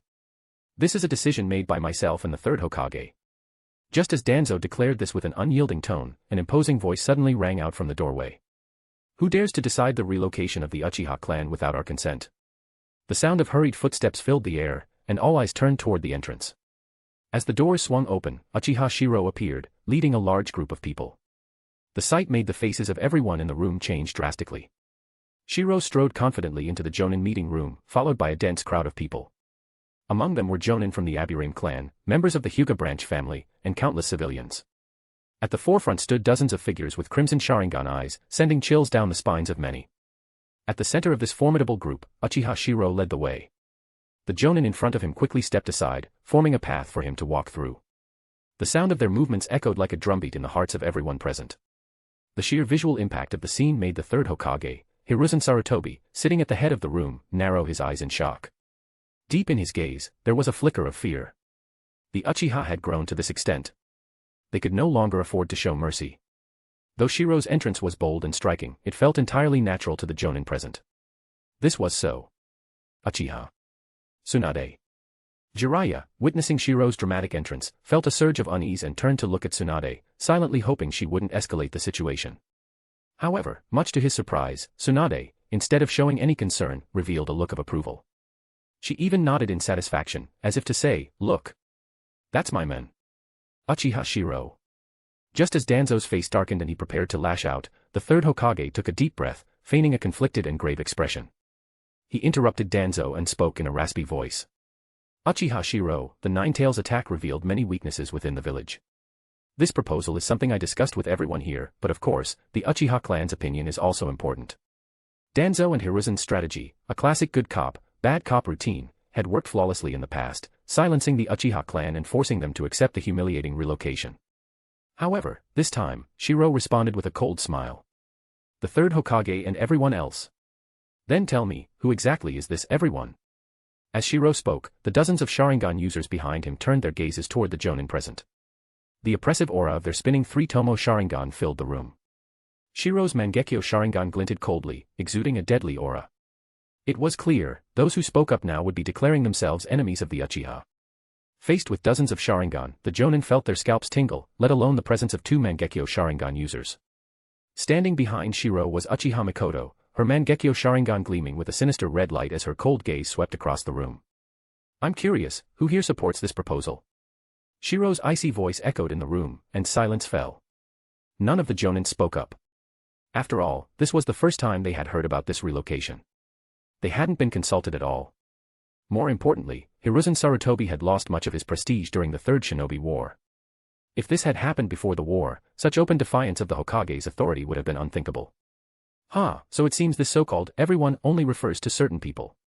Seeing the silent assembly, Shirou smirked mockingly, his gaze locking onto the third Hokage. As for Danzo, Shirou didn't even spare him a glance. This blatant disregard made Danzo's rage boil over, while Hiruzen Sarutobi's face turned an ugly shade of green. Outrageous. Uchiha Shirou. The Ninetales were controlled by a Sharingan during the attack. Relocating the Uchiha is a measure to clear your clan of suspicion, and yet you dare act so arrogantly now. Danzo roared furiously, but Shirou didn't hesitate. He strode toward the platform, his expression cold and unyielding. Turning to face the gathered Jonin, he sneered. Suspicion. The village of Konoha was founded by the Senju and the Uchiha. Who dares to question our loyalty? Is it a Hokage who led Konoha into a quagmire of war? Or a group of cowards who didn't even dare set foot on the battlefield? The assembled Jonin were shocked into silence. Even Jiraiya's face showed disbelief. He dared to say it. These were grievances people only voiced in private, and yet Shirou was openly calling them out. As Shirou's domineering voice echoed through the room, Hiruzen Sarutobi's face grew darker than ever. The two Hokage advisors, Mito Hamura and Uchiha Koharu, were seething with anger. But when they tried to speak, Mikoto's cold, emotionless Mangekyo Sharingan swept over them, silencing them in terror. Uchiha Shirou. The third Hokage gripped his pipe tightly, his voice trembling with barely contained fury. The powerful chakra he had suppressed for so long began to surge, filling the room with tension. Third Great Ninja War. I, Hiruzen Sarutobi, bear an unshirkable responsibility. I will take full accountability and resign in disgrace. What more dissatisfaction do you have? Hiruzen Sarutobi, normally calm and composed, was now enraged. He had dedicated his entire life to Konoha, working tirelessly, and yet, at this moment, his entire life's efforts were being utterly negated. This was practically tearing open old wounds and then rubbing salt into them. Responsibility. In the Jonin conference room, under the watchful eyes of everyone, Shirou locked eyes with Hiruzen Sarutobi without the slightest hesitation. With a mocking sneer, Shirou retorted coldly. Since when was the Hokage's responsibility to send countless children under 10 years old from the ninja academy to die on the battlefield one after another? Since when was the Hokage's responsibility to hide in the village with a bunch of old relics under the guise of protecting Konoha? Since when did our Konoha Hokage become someone too afraid to step onto the battlefield? Was it the first Hokage? Or the second? These cutting words, delivered mercilessly, left the assembled Jonin wide-eyed in shock. At the same time, they made Sarutobi's face turn ashen with unprecedented anger. Especially the mention of the first and second Hokage, it was a blatant slap in the face. After all, the third Hokage had always prided himself on inheriting the will of fire from the first and second Hokage. Yet during their wars, the first two Hokage had been the first to charge onto the battlefield. When it came to him, the third Hokage, however, he started the war with a colossal blunder involving the hidden Cloud Village, dragging Konoha into the quagmire of war, and then stayed back in the village for the rest of the conflict. At that moment, an enraged voice interrupted. Shimura Danzo, who had been largely ignored until now, finally revealed his anger. Uchiha Shirou. Stop twisting things here. Hiruzen has already resigned in disgrace for his mistakes in the Third Great Ninja War. All of Konoha's ninja know this. Today's Jonin meeting is to rebuild the village and elect a new Hokage. As Shimura Danzo lashed out, Mito Hamura and Uchiha Koharu also joined in, slamming the table in anger and shouting. The Uchiha clan is too insolent. This is a Jonin meeting. Not your Uchiha police force. What exactly are you Uchiha planning? I've been giving your clan face, but if the Uchiha can't clear themselves of the suspicion surrounding the Ninetales attack, I, Shimura Danzo, absolutely oppose any Uchiha running for Hokage. The hidden dagger was now revealed. Shimura Danzo's furious outburst first pinned the third Hokage's mistakes as a closed case with his resignation, then immediately brought up the Uchiha clan's alleged involvement in the Ninetales attack, directly disqualifying them from any chance of becoming Hokage. It must be said that Danzo's maneuvering left even his allies, Hiruzen Sarutobi, Mito Hamura, and Uchiha Koharu, feeling aggrieved. Great. At a time like this, you're still trying to stir up internal conflict. However, despite his apparent anger, Danzo's heart was thrilled. The more chaotic things became now, the greater his chances of becoming the next Hokage. If you think about it, it's not surprising. In the original story, Danzo's actions often showed this exact kind of self-serving behavior. During the Ninetales attack, Root didn't intervene. During the Chunin exams and the Konoha crush, Root didn't intervene. During the Pain invasion, Root didn't intervene. Even in moments of Konoha's greatest crises, Danzo only looked out for his interests. This was entirely in line with his selfish and egotistical personality. He believed that as long as he could become Hokage, he could lead Konoha to rise again, even if the village was reduced to a single person. As the heated confrontation unfolded, Jiraiya, watching this scene, felt his scalp tingle. He leaned towards Tsunade and whispered urgently. Tsunade, the village can't afford more turmoil right now. The old man may have made many mistakes, but the war just ended. The village cannot survive another internal conflict. In this tense atmosphere, where even the smallest spark could ignite a conflict, Jiraiya hurriedly stood up and shouted. Though his words were directed at Tsunade, they were also aimed at everyone present. Sure enough, as Jiraiya's voice echoed, the faces of all the Konoha ninjas in the room changed. Just as everyone was about to speak to de-escalate the situation, Shirou turned his head, looked at Jiraiya, and sneered. Jiraiya. The peace you want, does it include the Root and Umbu elites already lying in ambush throughout the Hokage building? Hiruzen Sarutobi, who had been relieved to see Jiraiya step in, froze mid-breath. He had just been thinking about how dependable Jiraiya was in critical moments, but Shirou gave no quarter, immediately countering with an accusation. By now, there was no turning back. The bowstring had been drawn, and the arrow was already loosed. As Shirou pressed on aggressively, Sarutobi's face turned even darker with frustration as he looked at his opponent. What made things worse was that many of the Jonin present tacitly sided with Shirou, making the blow to Sarutobi even more severe. Meanwhile, Danzo watched the scene unfold without showing any anger. Instead, beneath his outward fury, he felt a surge of excitement. The more fiercely they fought now, the greater his advantage later. The third Hokage's issues aside, let's talk about the Uchiha clan's suspicion. The Sharingan's ability to control the Nine Tails, who else in the ninja world could do it besides a Mangekyo Sharingan wielder? As long as the Nine Tails attack remains unsolved, the Uchiha clan will never escape suspicion. At this point, Jiraiya could barely stop himself from slapping Danzo. He was furious, Danzo was insane. To gain the Hokage position, he was shamelessly provoking conflict. Tsunade. In desperation, Jiraiya turned to Tsunade. Only the two of them working together could stop this confrontation from spiraling out of control. However, as Jiraiya looked at her anxiously, Tsunade, who had been quietly observing from her seat, suddenly let out a cold laugh. What if the Uchiha can clear their name today? Tsunade's icy voice echoed throughout the Jonin conference room, causing everyone's expressions to change dramatically. Chapter 257, Naruto, I am Uchiha Shirou, 257. Just after Tsunade uttered these words, Shirou's figure suddenly flickered, aiming directly at Shimura Danzo. At that moment, countless people were both shocked and enraged. The higher-ups were utterly furious. How dare the Uchiha? How could they do this? Was this the start of a civil war? Jiraiya, equally enraged, was ready to intervene, but a golden strand of long hair suddenly blocked his path, with a green figure standing right behind him. Jiraiya's face was filled with shock and disbelief. Lord Jiraiya, apologies in advance. The green figure behind him was none other than Might Dway. At this moment, chakra erupted around him as he opened the sixth gate of the Eight Gates formation. If Jiraiya made even the slightest move, Dway would immediately open all 8 gates in defense of Konoha. Feeling the violent chakra of the 8 gates and the overwhelming aura of death, Jiraiya almost lost his temper entirely. What the? Ever since Might Dway gained fame, Jiraiya had learned about the 8 gates technique. Judging by Dewey's stance, if Jiraiya dared to move, Dway might open all 8 gates on the spot. Tsunade. Looking at Tsunade in front of him, Jiraiya hurriedly called out, but her response was a cold rebuke.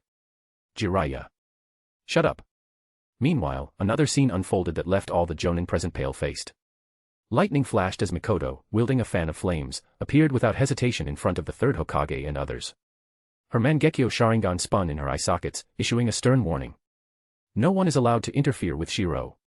With a loud crash, Shimura Danzo's body was sent flying.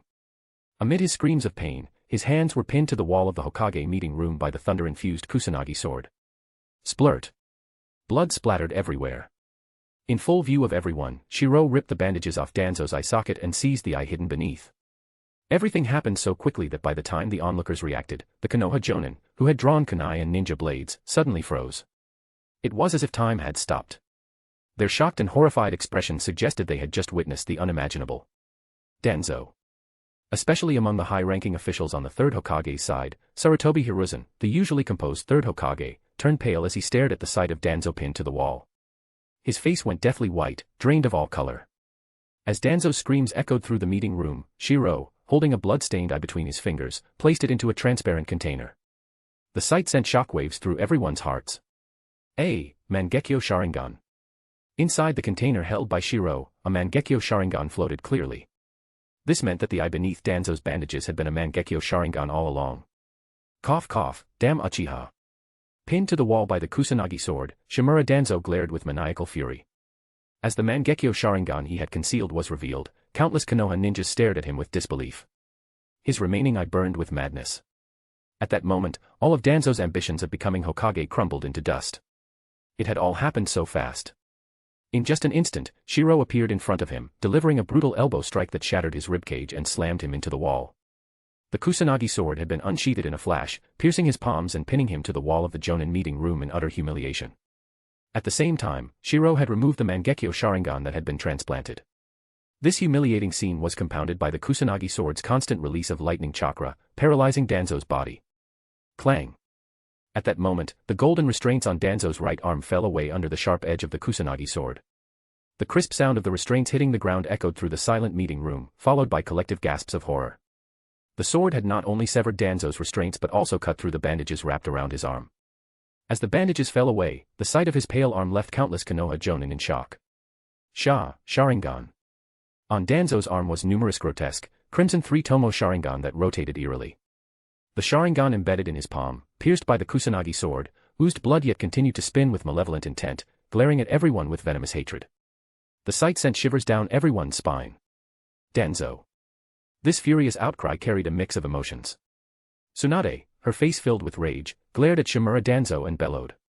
Third Hokage. The Senju clan demands an explanation. Why are my grandfather's cells in Danzo's body? The third Hokage, Sarutobi Hiruzen, was equally enraged, shouting furiously at Danzo, seemingly shocked by his madness. Though he had always known of Danzo's experiments, he had assumed Danzo was simply conducting research. He had thought Danzo would either succeed and share the benefits or fail and bear the consequences alone. He had never imagined Danzo would go so far as to transplant the results of these experiments into his own body. At this moment, Shirou stood atop the table, holding the freshly removed Mangekyo Sharingan. He coldly addressed everyone in the room. The mysterious figure who controlled the Nine Tails had the Mangekyo Sharingan and would release. It seems Elder Danzo possesses both. And by sheer coincidence, during the Nine Tails attack on the village, all of us were busy defending Konoha. Yet Elder Danzo, the head of Konoha's root division, and his subordinates were conveniently absent. Furthermore, it was the third Hokage's order that barred the Uchiha and the police force from participating in the village's defense. As he spoke, Shirou's Mangekyo Sharingan spun wildly in his eyes, his tone dripping with madness as he glared mockingly at the third Hokage. Sharingan would release, and the third Hokage's order to prevent the Uchiha from joining the battle. As a member of the Uchiha clan, I now have sufficient evidence to suspect that the Konoha leadership, led by the third Hokage, has been stealing the Kekkei Genkai of their comrades and orchestrated the Nine Tails attack on the village. All of it just to tighten their grip on Konoha. As Shirou's furious declaration echoed through the room, terror spread across the faces of the Jonin present. Something monumental was happening. Uchiha Shirou. Do you truly intend to instigate a civil war within Konoha? In a desperate attempt to prevent further escalation, Jiraiya shouted. But before Shirou could respond, the Uchiha elites in the room, enraged by the sight of Danzo's grotesque Sharingan-embedded arm, were already shouting in fury. Lord Shirou. Give the order. Even if it means the village will be reduced to rubble, even if the Uchiha must bear the burden of infamy, we will never allow the dignity of our clan to be trampled upon. For the Uchiha. Rebellion. At that moment, countless people watched in horror as the Uchiha warriors accompanying Uchiha Shirou collectively unsheathed their weapons. Jiraiya, watching the situation spiral out of control, felt a chill run through his body. Even Sarutobi Hiruzen turned deathly pale, cold sweat streaming down his face. In all his years as Hokage, he had never faced such a grim and dire situation. Yet his instincts as a veteran ninja enabled him to quickly regain his composure. The panicked expressions of many Jonin made it clear that no one dared to intervene. With the revelation of Danzo's would release and Sharingan experiments, the trust among Konoha's ranks had completely unraveled. At that moment, Shirou and Tsunade shouted in unison. All Konoha ninja, heed our command. Konoha is now under the highest state of emergency. The entire village is to be locked down immediately. No ninja, merchant, civilian, or even summoned beast is allowed to enter or leave. At that moment, the only thought running through everyone's minds was simple words. Coup d'état. However, Sarutobi Hiruzen, the longest-serving Hokage, made a decisive move in the face of this crisis.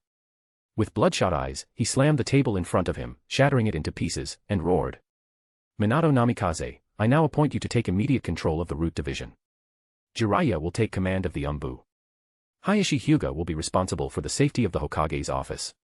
Furthermore, I hereby nominate Tsunade Senju as the next Hokage candidate. Konoha must not fall into chaos. One cannot help but admire Hiruzen Sarutobi's adaptability. Even in such a desperate situation, he could still turn the tables to save himself. He thought of using Tsunade to buy himself some breathing room. With both the root and the Umbu still under his control, he believed he still had some room to maneuver. However, just as the orders of the third Hokage were issued, the entire Jonin meeting room was filled with an eerie atmosphere. Might Due, with a silent expression, was staring intently at Jiraiya, whose forehead was already covered in cold sweat. At this moment, if Jiraiya made even the slightest move, the other party would unleash the eight gates directly in his face.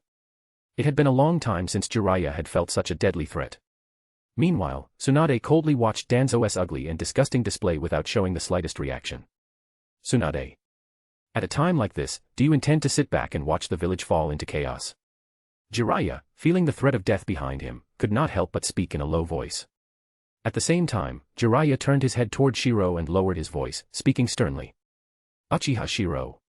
Will you only be satisfied if the village descends into civil war?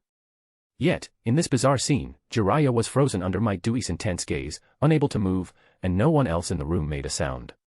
This silence left everyone unsettled. Especially Hiruzen Sarutobi, who had just issued the order. He was both shocked and furious as he took in the scene. Jiraiya was immobilized. What about the others? Minato. Hayashi. Hiruzen turned to Hyuga Hayashi, but Hayashi remained silent as if he had anticipated this moment all along. Seeing this, Hiruzen's pale face quickly turned toward his final hope. Minato. Under the stunned gazes of everyone, Namikaze Minato, whom the third Hokage trusted deeply and had been grooming as the fourth Hokage, slowly lowered his head in silence. Seeing this, Hiruzen Sarutobi's expression turned to utter disbelief, his eyes widening as he stared. Minato. Impossible. However, Minato's feet remained motionless. Lowering his head, he said, Lord Third, I'm sorry. With that single sentence, the collapse of the third Hokage's inner circle was complete. Mito Kato Hamura and Udatane Koharu turned pale, trembling as they looked at the scene before them. Minato.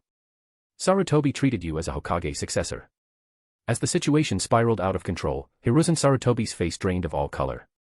Especially after even Minato had betrayed him, he felt dizzy and nearly fainted on the spot. Were it not for his sheer willpower and unwillingness to give up, he might have already collapsed. However, against the elder's scolding, Namikaze Minato lowered his head and hoarsely replied.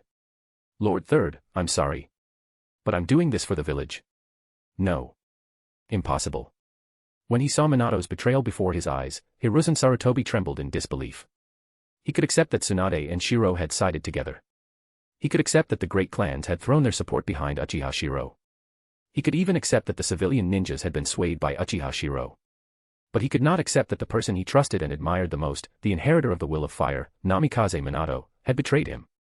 In just a brief moment after Shirou entered the Jonin Council, the entire situation had turned upside down. Countless Konoha ninjas were left stunned.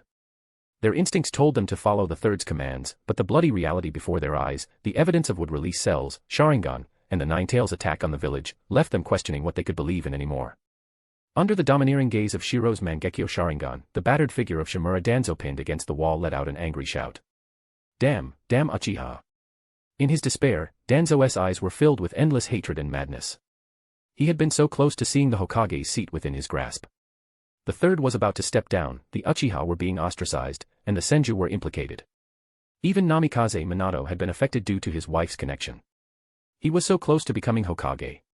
But now, it was all gone. For the ninja world. For Konoha. Even if my name is sullied, I'll never let the Uchiha continue to threaten the village. Pinned against the wall, Shimura Danzo spat blood as he roared in madness. Not good. Danzo bit down on the poison in his teeth. Jiraiya, witnessing the scene, shouted in anger and alarm. However, in the next moment, something strange happened. Shimura Danzo's figure suddenly vanished in an eerie manner. Seeing this, Shirou's lips curled into a smirk, but his face quickly turned furious as he shouted. Izanagi. Danzo's arm contains 10 Sharingan, allowing him to use the forbidden Izanagi technique up to 10 times. As Shirou revealed this information, countless Konoha ninjas were shocked, while the Uchiha Jonin was enraged. The next moment, with the sound of shattering glass, Danzo's figure appeared outside the Hokage Tower, leaping toward the root headquarters. It was clear he intended to regroup with the root forces. In his frenzied state, Danzo's only thought was to do one final thing for the village, to lead the root in a charge against the Uchiha and burn them to ashes in mutual destruction. But at that moment, a Konoha Umbu member burst in, panic-stricken, and reported urgently. Lord Third. This is bad. The police force has locked down the village gates, and the area outside the Hokage Tower is surrounded by the police force and Hyuga branch family elites. This urgent report shocked everyone. These were all Jonin and their minds worked faster than anyone else's. They realized immediately that everything had been prepared in advance. In other words, from the moment Shirou entered the Hokage Tower, Konoha had already been set into motion for an armed coup. This was no spur-of-the-moment decision. For Violet Flame's formation.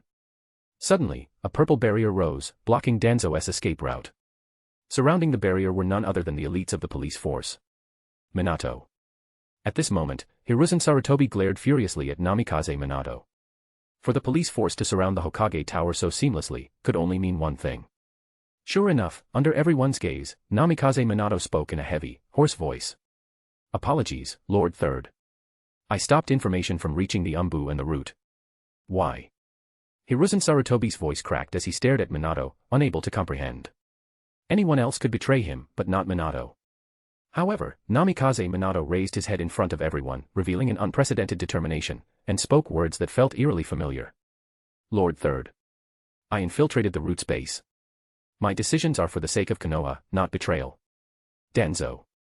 Hiruzen Sarutobi let out a heart-wrenching roar, spitting out a mouthful of blood. He had calculated everything, but he hadn't anticipated that the root alone would lead to his complete downfall. As for Namikaze Minato, he had never betrayed the will of fire. His will had always been to protect the village. Under the third Hokage's protection, what the root had done was, in Minato's eyes, a betrayal of the village itself. Bang. At that moment, the doors were kicked open. A root ninja appeared, his mask stained with blood, exuding a strong scent of it. Shirou. Sister. The Senju clan has already taken over the root and Umbu bases. At the news that the Umbu and root headquarters had already fallen, everyone in the meeting room was shocked. Impossible.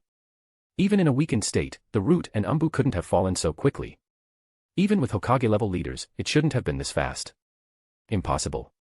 The third Hokage couldn't believe it. His last hope dashed, he stared at the root member in disbelief. Yet under everyone's stunned gazes, the root member slowly removed his mask, revealing a man's face. Jiraiya's shocked expression turned to horror as the person behind the mask uttered a single phrase that made his pupils contract. Senju Nawaki. Mission complete. The name Senju Nawaki reverberated through the room, causing an uproar. If most people don't recognize this person, the name itself is undoubtedly familiar. This is someone who was once placed with high expectations, a fallen genius of the Hidden Leaf. The only male direct descendant of the first Hokage. With Jiraiya's shocked and disbelieving gaze, Namikaze Minato's complicated expression, and Sarutobi Hiruzen, Mito Kato Hamura, and Udatane Koharu showing expressions of utter despair. It's over. At this moment, they lost all opportunities. At this moment, everyone finally understood why the Umbu and Root were so easily subdued, because the name Senju Nawaki alone could rival any powerhouse. Root is a subdivision of the Umbu, and the Umbu itself was personally established by the second Hokage. From its top leadership to its foundations, even during the third Hokage era, it has always been dedicated to protecting the Hidden Leaf. But it just so happens that the one they encountered was Senju Nawaki. Lord Shirou. Lady Tsunade. The next moment, in the Hokage conference room, under the shocked gazes of countless Jonin, this group of ninjas, already prepared for an armed coup, shouted in unison. However, at this moment, Senju Tsunade stood silently by Uchiha Shirou's side, with no reaction at all. This left many Senju clan members feeling somewhat helpless. Yet, under countless fervent gazes, Shirou shouted directly. I order Senju Nawaki and Namikaze Minato to take over the Umbu and Root. Anyone who resists shall be executed without mercy. Police Force Units 3, 4, and 5 are to assist in taking over the Medical Unit, Intelligence Division, and Barrier Division, respectively. Units 1 and 2 will maintain law and order in the Hidden Leaf. Yes. At the same time, send the signal. At this moment, the Mangekyo Sharingan in Shirou's eyes glowed with an ominous brilliance as he swept his gaze over everyone and shouted. I announce. From this moment on, the Hidden Leaf will be under the control of the police force. All Hidden Leaf ninjas are to obey orders. Umbu and Root are to remain on standby, any disobedience will be treated as treason and punished by death. The Hidden Leaf is now under the highest state of war readiness. In the name of the Uchiha and the Senju. With Shirou's furious declaration, deafening cheers erupted in an instant, resounding even to the ninjas outside the Hokage building. In the name of the Uchiha and the Senju. Hearing this, Senju Tsunade, though maintaining a cold and indifferent demeanor, couldn't suppress the slight curve of her lips. P.S. Tsunade got wet. Chapter 258, Naruto, I am Uchiha Shirou, 258. Here's the 2 extra chapters. Good job guys. Under the gloomy sky, all the ninjas and villagers of Konoha looked in shock towards the direction of the Hokage building. Suddenly, a purple barrier appeared, completely enveloping the Hokage building. The next moment, a sharp, piercing eagle cry echoed across Konoha's skies. Konoha is on the highest alert. The ear-piercing eagle cry resounded in the ears of Konoha's ninjas, leaving countless ninjas, who had no idea what was happening, shocked and alarmed. This was the same signal used just 2 days ago during the Nine-Tails attack on the village. Quick! Everyone returns home immediately. Do not step outside without orders. Evacuate all villagers. In the next moment, the entire Konoha village entered a state of emergency readiness. At the same time, under the astonished gazes of countless Konoha ninjas and villagers, the iconic gates of Konoha began to creak and groan. To the shock of all, the gates, which had never been closed since Konoha's founding, began to slowly shut. Finally, with a resounding boom, they closed completely, signaling Konoha's lockdown. As birds circled above, seemingly sensing the ominous atmosphere of Konoha and instinctively trying to flee, a sharp glint of cold light flashed through the air. The birds fell one after another from the sky. At the gates of Konoha, 100 Konoha ninjas stood, each with a red armband on their right arm embroidered with the emblem of the Uchiha clan's Sharingan. The Uchiha Jonin leading the group shouted. From this moment on, Konoha is in its highest state of readiness. Not even a single bird is allowed to leave. Yes, sir. As the loud response echoed, the sight of the fallen bird corpses on the ground served as proof of the command. Meanwhile, within Konoha, armed ninja units that had been on standby began moving across rooftops in dark, dense formations, loudly issuing orders as they went. In the name of the Uchiha and Senju clans, Konoha is now under the highest state of alert. All residents are to shelter at home. Anyone who incites unrest or takes advantage of the situation will be executed as traitors to the village. All residents. The loud commands reverberated through the village. Having just experienced the terror of the Ninetales attack, the villagers were deeply shaken and dared not make any rash moves. Medical Division. Inside the medical building, countless patients stared at the sudden changes in the Hokage building and the emergency signal. Before they could even react, the faces of the medical ninjas in the building turned pale. For Konoha. At that moment, a middle-aged female medical ninja roared, pulling out a red armband from her ninja pouch. The next moment, countless medical ninjas followed suit, pulling out identical armbands. The armbands bore the emblem of Uchiha Shirou's Mangekyo Sharingan, flanked on both sides by the Senju clan's crest, symbolizing the unity of the Uchiha and Senju clans. Long live Lord Shirou. Long live Lady Tsunade. The medical division, originally founded by Tsunade and later led by Uchiha Shirou, was almost entirely loyal to the two leaders. Even some injured Konoha ninjas in the hospital beds became so excited that they got up, shouting. Lord Shirou. A young Chunin, overwhelmed with emotion, pulled a red book from his bedside and waved it passionately, shouting. The true will of fire will lead Konoha to rise again. The medical division was quickly unified under a single banner. However, the division's deputy head, Sarutobi Jonin, was furious and terrified as he watched the sudden changes unfold in the department.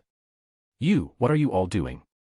But his office was quickly surrounded by a dense crowd of figures.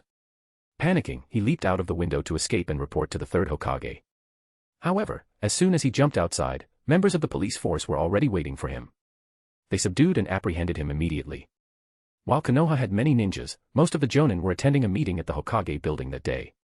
Aside from a few engaged in special missions, the village's defenses were left vulnerable. With elite Jonin from the police force and the Hyuga branch family taking action, the situation in Konoha was quickly brought under control without significant resistance. Intelligence Division. Previously controlled by the Yamanaka, Nara, Akimichi, and Sarutobi clans, the Intelligence Division was still partially beyond Tsunade's reach, despite her being appointed head of the division during the Third Great Ninja War. The Intelligence Division is now under Uchiha's control. No one is allowed to make any sudden moves. What are you Uchiha trying to do?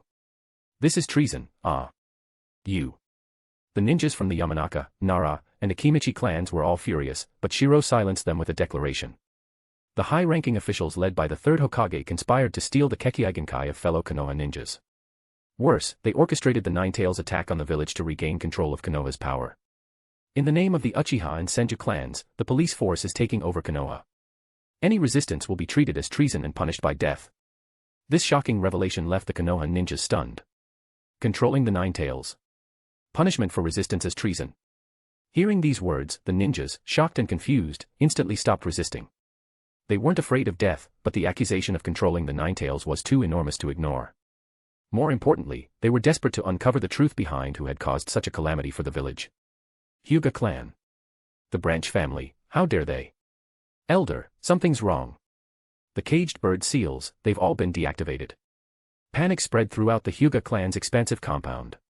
The main family discovered, to their horror, that the branch family ninjas were missing. By the time they realized something was wrong and attempted to use the caged bird seals, it was already too late. Elder, it's terrible. Members of the branch family and the police force are here to take the branch family's dependents. As chaos erupted within the Hyuga clan, Sarutobi Hiruzen faced his crisis. Sarutobi clan. Everyone, cooperate with the police force. Anyone who resists will be expelled from the clan. What was expected to be a fierce battle to control the Sarutobi clan ended abruptly when Sarutobi Asuma, the Hokage's son, decisively sided with the Uchiha and Senju factions. Wearing the red armband on his right arm, Asuma's stance left no room for doubt. Asuma. You're a Sarutobi. Shut up. Asuma roared at the stubborn elders, glaring at him with anger. You leeches sucking the village dry. I, Sarutobi Asuma, refuse to share the Sarutobi name with scum like you. After berating the greedy and stubborn factions within his family, Asuma Sarutobi gazed at the purple barrier that had appeared around the Hokage's office in the distance. It was as if he had seen a guiding light for his life and a spiritual pillar. With fervor, he raised his right arm high and shouted. For Konoha. For the true will of fire. At that moment, the red armband fluttering on Asuma's right arm seemed to embody a new will of fire. The scene was incomparably solemn and sacred. However, just as Konoha was stabilizing after a brief period of turmoil, a sudden roar erupted from the Hokage's office, drawing the attention of countless shinobi. Many Konoha shinobi hiding in their homes hurriedly used binoculars and other observation tools to investigate the situation. This was the strongest ninja village, after all, and tools like binoculars were naturally a household necessity. Even if they couldn't go outside, no one would stop them from observing from indoors. Sure enough, after witnessing the commotion at the Hokage's office, the police force, which had taken control of Konoha, did not attempt to suppress the observers. Instead, they loudly commanded. Maintain order. Do not cause unrest. Originally, the people of Konoha were anxious and uncertain in the face of such turmoil. But when news spread of a conspiracy behind the Ninetales attack on the village, countless shinobi immediately calmed down. Some even displayed expressions of anger. The terror of the Ninetales attack, which had occurred just 2 days ago, was still fresh in everyone's memory. At this moment, upon learning that the Ninetales rampage was part of a conspiracy, the villagers and shinobi of Konoha were consumed by fury. Despite this, the chaos within the village was minimal, and the police force swiftly took full control. Hokage's office. The entire Hokage's office was surrounded by the 4 Violet Flames formation. Beneath the building, the elite forces of Root and ANBU, who were originally concealed, fell into complete silence. They were faced with names that carried the weight of Senju and Uchiha. Having been indoctrinated since childhood with the will of fire and loyalty to Konoha, combined with Danzo's recent exposure, they had no will to resist. Even the dozens of Konoha Jonin, upon seeing Danzo's arm and eyes, stood silently, watching the battle unfold atop the Hokage's office. Intervene. Forget intervening, many of the Jonin subconsciously moved closer to the third Hokage's inner circle and the shinobi they were once close to. Their demeanor subtly shifted into a defensive posture, clearly indicating that if anyone tried to escalate the conflict further, they would act. Third Hokage. Is this what you call being for Konoha? Even Jiraiya angrily rebuked the third Hokage. At this moment, he didn't even address him as old man, a testament to his deep-seated anger. You all. The third Hokage's face was ashen, but Mitokato Hamura and Uchiha Koharu, the 2 elder advisors, paled and looked around in shock and anger as they saw the encircling shinobi. What do you people think you're doing? In such a situation, the shinobi naturally trusted what they saw with their own eyes.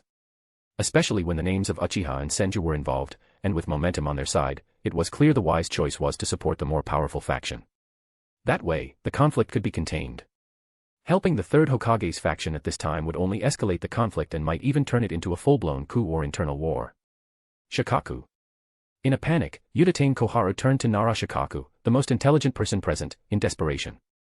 However, Shikaku only let out a bitter laugh. The surrounding Jonin, with whom he usually had good relations, had already taken defensive stances, leaving him unable to act freely. Shikaku, sorry, but please don't move. That's right. Right and wrong aside, at least the Sharingan and would-release cells are undeniable. 5 Konoha Jonin subtly surrounded Nara Shikaku, speaking calmly but enough for everyone to hear. These Jonins were neither Uchiha nor Senju. They had previously been aligned with the third Hokage's faction. However, their loyalty to Konoha trumped all else. They were willing to sacrifice their lives for the village. At this moment, they stood firmly on the village's side. Damn you, Danzo. An angry voice erupted as Uzumaki Kushina stood atop the Hokage's office. She had entered her 5-tailed state, her expression cold as she surveyed her surroundings. It was clear that Kushina was using the power of her tailed beast as a warning to everyone, especially those in the third Hokage's ANBU and Root factions. Any signs of dissent would be met with destruction. Evil Uchiha. I have dedicated my life to Konoha. On the rooftop of the Hokage's office, a disheveled Danzo Shimura roared in fury, proclaiming his lifelong dedication to Konoha. However, his declarations were met only with cold, disdainful, and even disgusted gazes. Abandoned by his allies. Although no one had yet attacked him, Danzo frantically searched for an opportunity to escape. Yet, he found no openings. I am the leader of Root. What are you trying to do? Get out of my way. Danzo's desperate screams echoed as he faced the countless Konoha shinobi surrounding him. Under the cold, disdainful gazes of the shinobi, Danzo felt as though he were suffocating. Danzo, you deserve to die. Danzo harmed our Uchiha brethren. That damned Root, how many of our comrades have they killed over the years? How many atrocities have they committed? Within the sealed barrier, Danzo resembled a cornered beast on the Hokage's rooftop. His hoarse roars were drowned out by the accusations of Konoha's shinobi. The elite members of Uchiha and Senju were filled with rage, itching to tear Danzo apart on the spot. Given the current situation, even if Danzo had 10 Izanagi techniques, or 100 chances to revive, he would still be torn to shreds. At that moment, Danzo's eyes filled with unprecedented hatred as he caught sight of Uchiha Shirou. He roared furiously. Damned Uchiha! I will never let you destroy Konoha. Wind release, vacuum serial waves. Danzo unleashed a terrifying wind release technique, alarming countless Konoha Jonin. The scale of this jutsu was immense. Danzo has gone mad. However, a surge of violent lightning crackled in response. Despite wind release's natural advantage over lightning release, this higher-level lightning jutsu completely overpowered the elemental advantage. With a deafening crash, Danzo was smashed onto the rooftop. His chest caved in, and he coughed up blood and internal organs. After delivering this devastating blow, Shirou did not press his attack. Instead, he stood coldly at the edge of the rooftop, watching. Izanagi allowed one to rewrite a fatal outcome. By inflicting severe injuries without delivering a killing blow, Shirou sought to crush Danzo's last shred of resolve. Danzo, do you know what you look like now? Shirou's mocking voice echoed as he smirked disdainfully. Turning to Tsunade, he taunted. Tsunade, doesn't this pile of filth remind you of a clown? However, upon hearing this, Tsunade raised an eyebrow and glanced at the disheveled Danzo. Her eyes were filled with disgust and disdain as she coldly said. I think he's more like a stray dog. As her mocking words echoed, the next moment, as if by some unspoken agreement, Uchiha Shirou and Senju Tsunade exchanged a glance. Then, the two of them turned to face the crowd and shouted in unison. I, Uchiha Shirou. And I, Senju Tsunade. In the name of the Uchiha and Senju clans, hereby declare, Shimura Danzo's crimes are unforgivable. His status as a Konoha ninja is revoked. With a deafening roar, the sound of this declaration echoed through the air. Shimura Danzo's mind went blank as he stared in disbelief at the scene before him. This wasn't just being branded a rogue ninja. This was an even harsher punishment than being declared a traitor. It was the most severe punishment in the history of Konoha's founding, or even since the rise of the ninja world, a punishment far beyond being labeled a rogue ninja. It was worse than death. This was a complete destruction of the heart and soul. At this moment, faced with the countless looks of disgust, disdain, and hatred from Konoha's ninjas, Danzo's pupils dilated. His mind replayed the scenes of his life. But ultimately, being stripped of his identity as a Konoha ninja utterly broke him. His faith collapsed completely. Shimura Danzo's entire life, whether it was his distorted beliefs or his twisted humanity, had always been, in his mind, for the sake of Konoha. And yet, in the end, he wasn't even considered a Konoha ninja anymore. How could his mind not collapse under such a blow? At this moment, Shirou coldly stared at Shimura Danzo. Sometimes, breaking someone's spirit is far more satisfying than merely killing them. Hiruzen. Following the pronouncement against Shimura Danzo, Mitokedo Hamura and Udatane Koharu were filled with panic and terror. If Danzo had fallen to such a fate, what would happen to them? Instinctively, the two of them turned to their leader, Sarutobi Hiruzen. However, the third Hokage, Sarutobi Hiruzen, stood there pale-faced, despair etched across his features as he watched the scene unfold. In his eyes, there was a trace of profound regret. If he had known that the Uchiha and Senju would treat the village this way, he would never have shown them mercy back then. Chapter 259, Naruto, I am Uchiha Shirou, 259. Despicable Uchiha. From the rooftop of the Hokage building came the furious roar of Shimura Danzo, as yet another Sharingan on his arm slowly closed. As Danzo spewed blood and roared in madness, his body disappeared for a moment, only for his figure to suddenly reappear on one side of the rooftop. At this point, his face was filled with anger and determination. His ambitions had only just begun, how could he stop here? Yet at this moment, nearly all the shinobi of Konoha were his enemies. He had even lost his identity as one of Konoha's shinobi. Surrounded on all sides by Konoha's elite Jonin, even someone as powerful as Danzo, a Kage-level ninja, could only roar in frustration. More importantly, the cold, hateful gazes of the Konoha ninjas around him shattered Danzo's resolve. For the ninja world. For Konoha. I absolutely cannot let you, Uchiha Shirou, live. Relying on the forbidden technique Izanagi, Danzo grabbed Shirou's arms tightly and roared in desperation. This scene caused the surrounding shinobi to cry out in shock and anger. Lord Shirou, be careful. But at this moment, Danzo, in his madness, revealed black sealing marks across his chest. This is bad. It's the reverse 4 symbol seal. When the sealing marks on Danzo's chest appeared and began to ooze black ink, Kushina exclaimed in alarm. The surrounding shinobi were also shocked and furious, but something seemed off. Danzo. A roar of anger broke out. The pupils of Shimura Danzo, who had been prepared to sacrifice himself to take Shirou down with him, constricted. To his shock, Uchiha Shirou stood before him, glaring in terror and fury. That familiar gaze. That familiar voice. No. Impossible. Suddenly, his vision blurred, and in the next moment, the figure of Uchiha Shirou transformed into Shinobi Hiruzen's enraged face. Beside him, Mito Hamura and Uchiha Koharu also shouted in anger and alarm. Danzo. Are you insane? This is Hiruzen. Danzo. It was clear that Danzo had fallen into a genjutsu, which had caused him to target the wrong enemy. At this moment, Shinobi Hiruzen, both shocked and enraged, witnessed Danzo's madness and was struck by a horrifying realization. No. He couldn't die yet. Konoha still needed him. This was the Uchiha's plot, to use Danzo to kill him. All these thoughts flashed through his mind in an instant. Danzo's dazed eyes seemed to realize who stood before him, but in Hiruzen's eyes, the black sealing ink was already spraying out, filling him with dread. Hamura. Koharu. Get away. It's Danzo's reverse 4 symbol seal, it'll seal all of us. Facing the terror of death, Shinobi Hiruzen, seeing the ink about to reach him, gave a desperate, powerful kick. This full-force strike, combined with Danzo's momentary disorientation, sent his body flying like a cannonball into the distance. Mito Hamura and Uchiha Koharu, now terrified, scrambled to evade. But this was Shimura Danzo's self-sacrificial technique. In the original story, Obito and Sasuke managed to avoid it, but that didn't mean everyone here could do the same. Reverse 4 symbol seal. As the black sealing ink sprayed out, the Konoha ninjas on the rooftop cried out in alarm.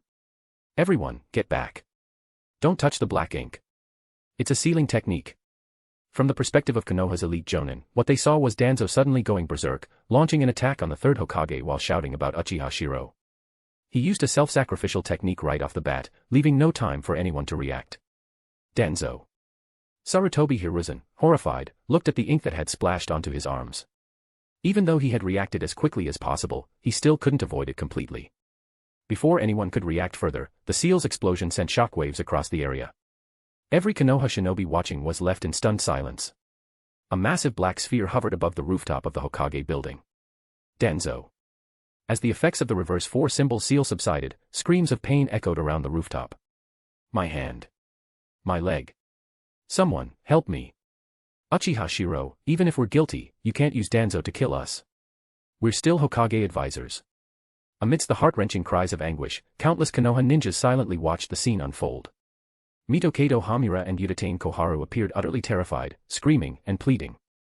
They even tried to invoke their status. But their arms and legs, tainted by Danzo's sealing ink, had been completely sealed, leaving them crippled. Snap out of it. You were caught in a genjutsu. Seeing the pitiful state of Hamura and Koharu, Jiraiya was furious. He rushed forward, grabbing them and injecting his chakra to forcibly dispel the genjutsu. Meanwhile, Shinobi Hiruzen stared at his arms in shock and rage. His skin was covered in black markings, and he could no longer feel his arms. My arms. In the distance, after executing the self-sacrificial sealing technique, Danzo should have died. Yet, he revived once more, though trapped in another genjutsu. He laughed maniacally. Haha. I've sealed your arms. You'll never be able to use ninjutsu again. At that moment, a flash of yellow light and a burst of lightning appeared. Two figures attacked Danzo from the front and back simultaneously. 5-element seal. The two figures were Uchiha Shirou and Minato Namikaze. In perfect sync, they both unleashed the same sealing technique. In an instant, as the seals struck Danzo from both sides, his single eye bulged in agony, bloodshot and filled with pain. As his chakra was completely sealed, Danzo's eye seemed to clear, breaking free from the genjutsu. Danzo. You're too dangerous. This sealing technique could destroy the entire village. Minato's voice echoed, causing the surrounding Konoha ninjas to relax slightly.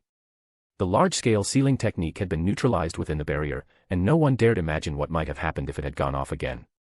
How is this possible? With his chakra sealed, Danzo, now free from the genjutsu, stared in disbelief at the scene before him. Mitokado Hamura and Udatane Koharu looked pale and furious, their sealed arms and legs blackened beyond repair. They glared at him in fury and despair. Sarutobi Hiruzen's trembling arms were the same. No, impossible. I've been watching you the entire time, Uchiha Shirou. There's no way you could have used a genjutsu. At this moment, on the Hokage rooftop, Danzo Shimura, having lost all his chakra, collapsed to his knees in a pathetic state, dry heaving and vomiting bile, all while letting out a hoarse, desperate scream. However, standing dominantly on the rooftop, Uchiha Shirou coldly stomped on Danzo's face, pressing it heavily into the ground under his foot. With his Sharingan spinning in a contemptuous and condescending manner, Shirou mocked, "At what point did you start to think that my Manjikyu Sharingan hadn't already been activated?" His cold voice echoed across the rooftop, leaving numerous Konoha ninjas stunned. This kind of genjutsu was terrifying. Damn it. You vile Uchiha. I haven't even become Hokage yet. Amid his pained, raspy voice, Danzo screamed in unwillingness. At this moment, Uchiha Mikoto, seeing that the threat had been eliminated, shouted coldly. Release the barrier. Suddenly, with a sharp slicing sound, filthy blood splattered everywhere as Danzo Shimura's sinful arm was severed by the Kusanagi sword. Now, on behalf of the Uchiha, I will reclaim this arm tainted with sin. For Sharingan eyes on the arm had already closed. As Uchiha Madara once said, there has never been a perfect jutsu in the ninja world, every technique can be countered or nullified. Other than being restrained by Izanami, Izanagi can also be undone by sealing the user's chakra. After all, no jutsu can exist without chakra. Once chakra is lost, even the most powerful jutsu will lose its power.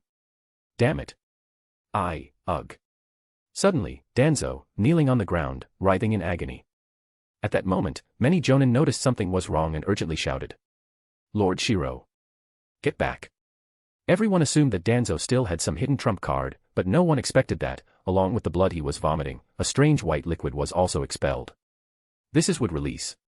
In the next moment, under everyone's shocked gaze, the white liquid and blood from Danzo's severed arm began to mix and grow, sprouting green branches.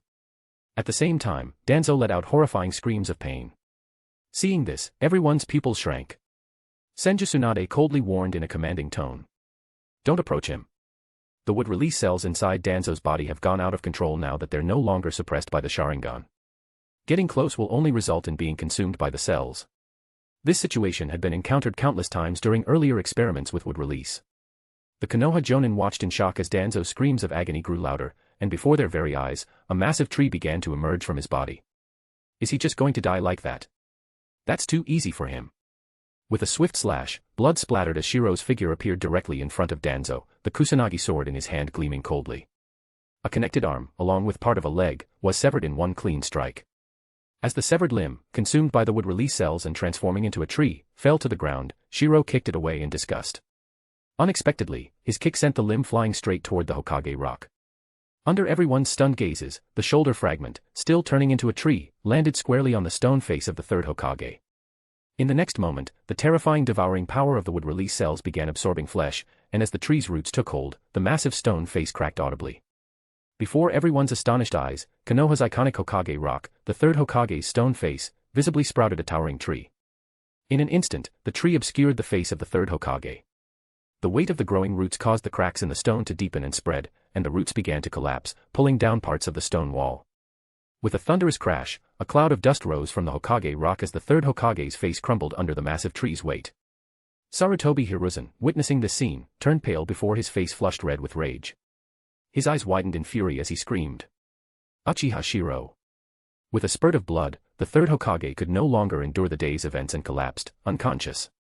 The final straw for him was seeing his likeness on the Hokage rock, a face that had now been completely consumed by the tree roots. Now, in the eyes of everyone in Konoha, the stone monument bore the image of a faceless Hokage. Uchiha Shirou, witnessing this scene, allowed a faint, innocent smile to cross his face. If I said this was an accident, would you believe me, Tsunade? But Tsunade, glaring at him, seemed to wordlessly convey, do you think I'd believe you? At that moment, several Konoha ninjas wearing red armbands appeared in the Hokage building. Reporting to Lord Shirou. The medical division is under control. Reporting to Lord Yo. The intelligence division is secured. The police force has fully taken control of Konoha. Lord Shirou. As one ninja after another reported in, the ninjas loyal to the third Hokage grew ashen-faced, while those who had participated in the coup displayed expressions of excitement and fervor.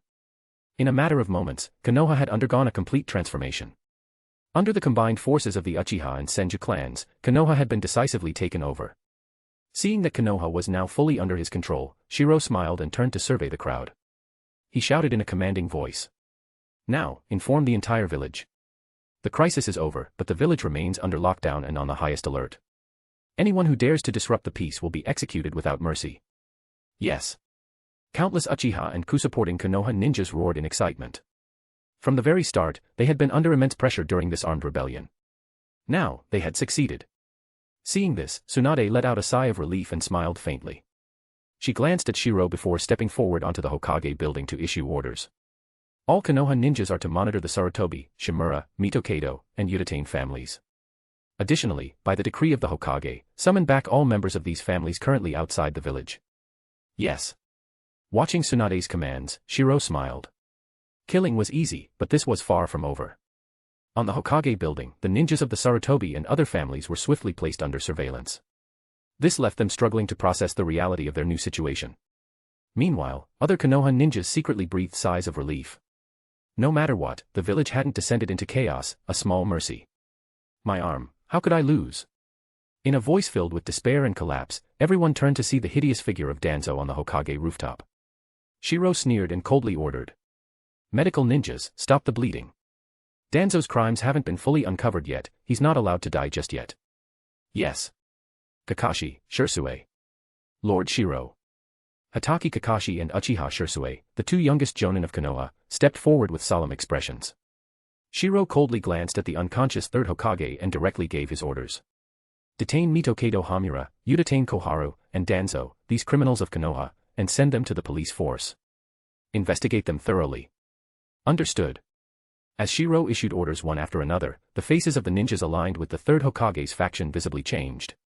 This was essentially branding those high-ranking officials as criminals.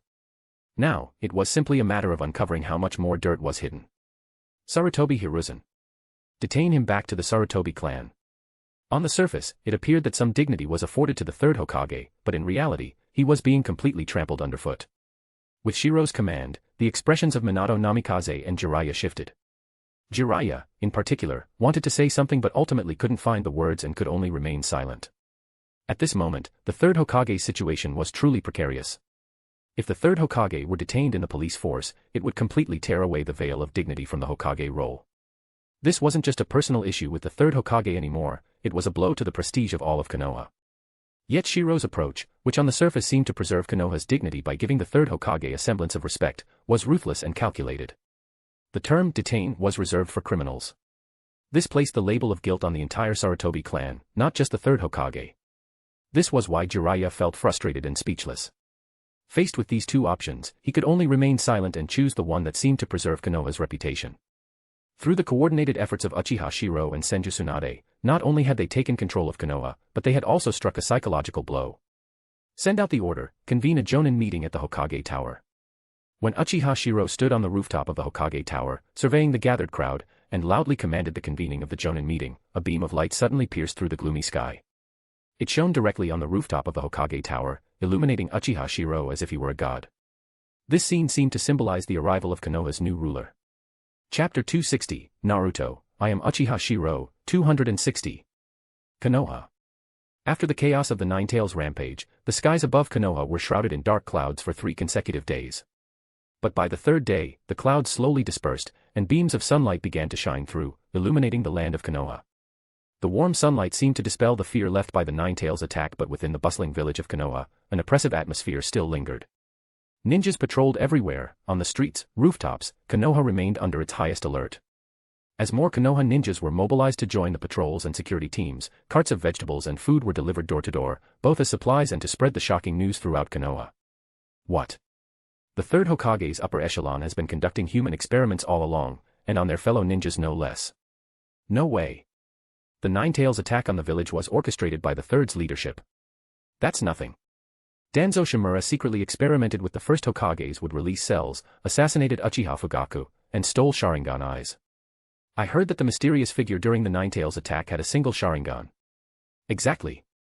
The mysterious person not only had a single Sharingan but also had an arm enhanced with specialized would release cells. Unforgivable. Don't worry, everyone. The village was founded by the Senju and Uchiha clans.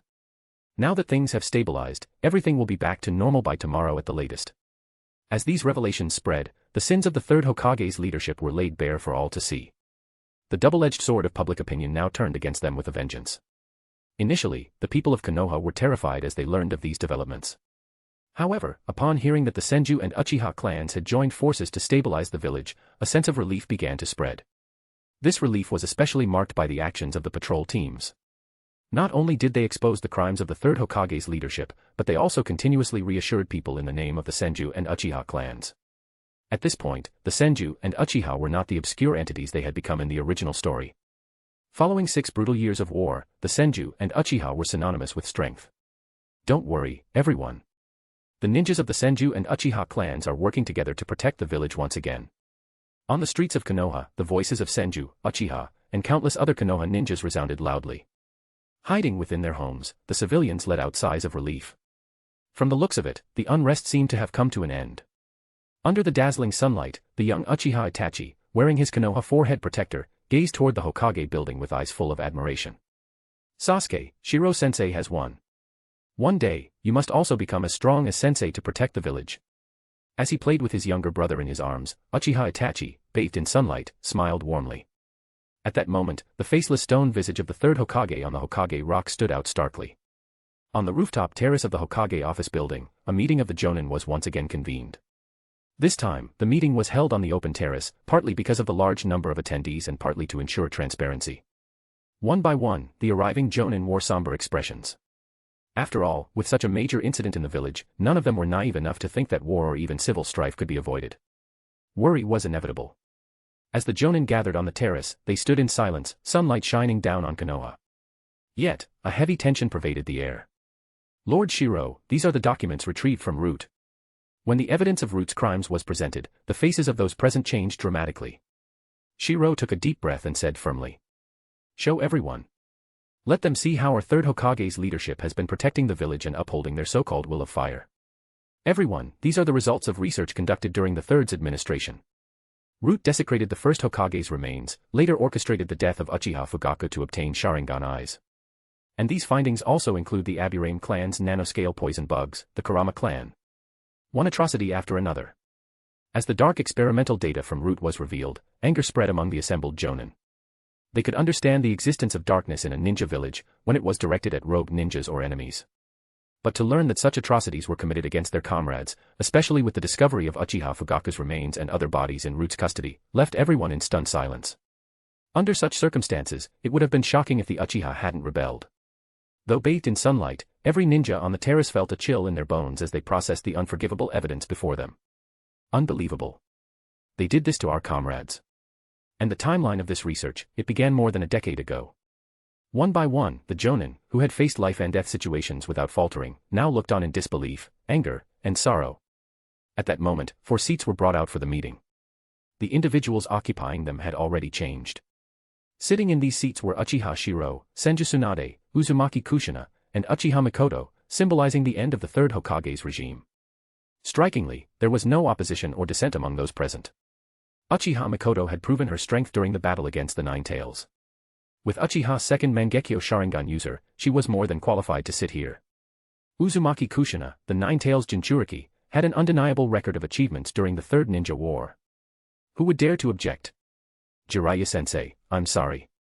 Among the crowd, Namikaze Minato bowed his head toward Jiraiya, seemingly apologizing for his temporary defection. However, Jiraiya, looking at the 4 leaders and the evidence of Root's crimes, let out a bitter smile and a sigh. Minato, you made the right choice. If things had continued as they were, the village would have suffered even greater unrest. Even Jiraiya had to admit, with this mountain of evidence, that all the good the third Hokage had done for Konoha was now overshadowed. He was destined to become the village's first Hokage to go down in history as a criminal. Among the patrolling ninjas, many were seen with Sharingan eyes and red armbands bearing distinctive insignias, their fervent expressions speaking volumes. There was no doubt that Konoha had undergone a monumental shift. Everyone, the corruption of the third Hokage's leadership has been proven beyond a doubt. From unauthorized experimentation with the first Hokage's cells to the assassination of fellow ninjas, the theft of Kekkei Genkai, and the horrifying crimes uncovered in Root. Shirou's voice echoed with righteous anger. There was no need to fabricate charges against Root, the evidence was damning enough, and it was only the tip of the iceberg.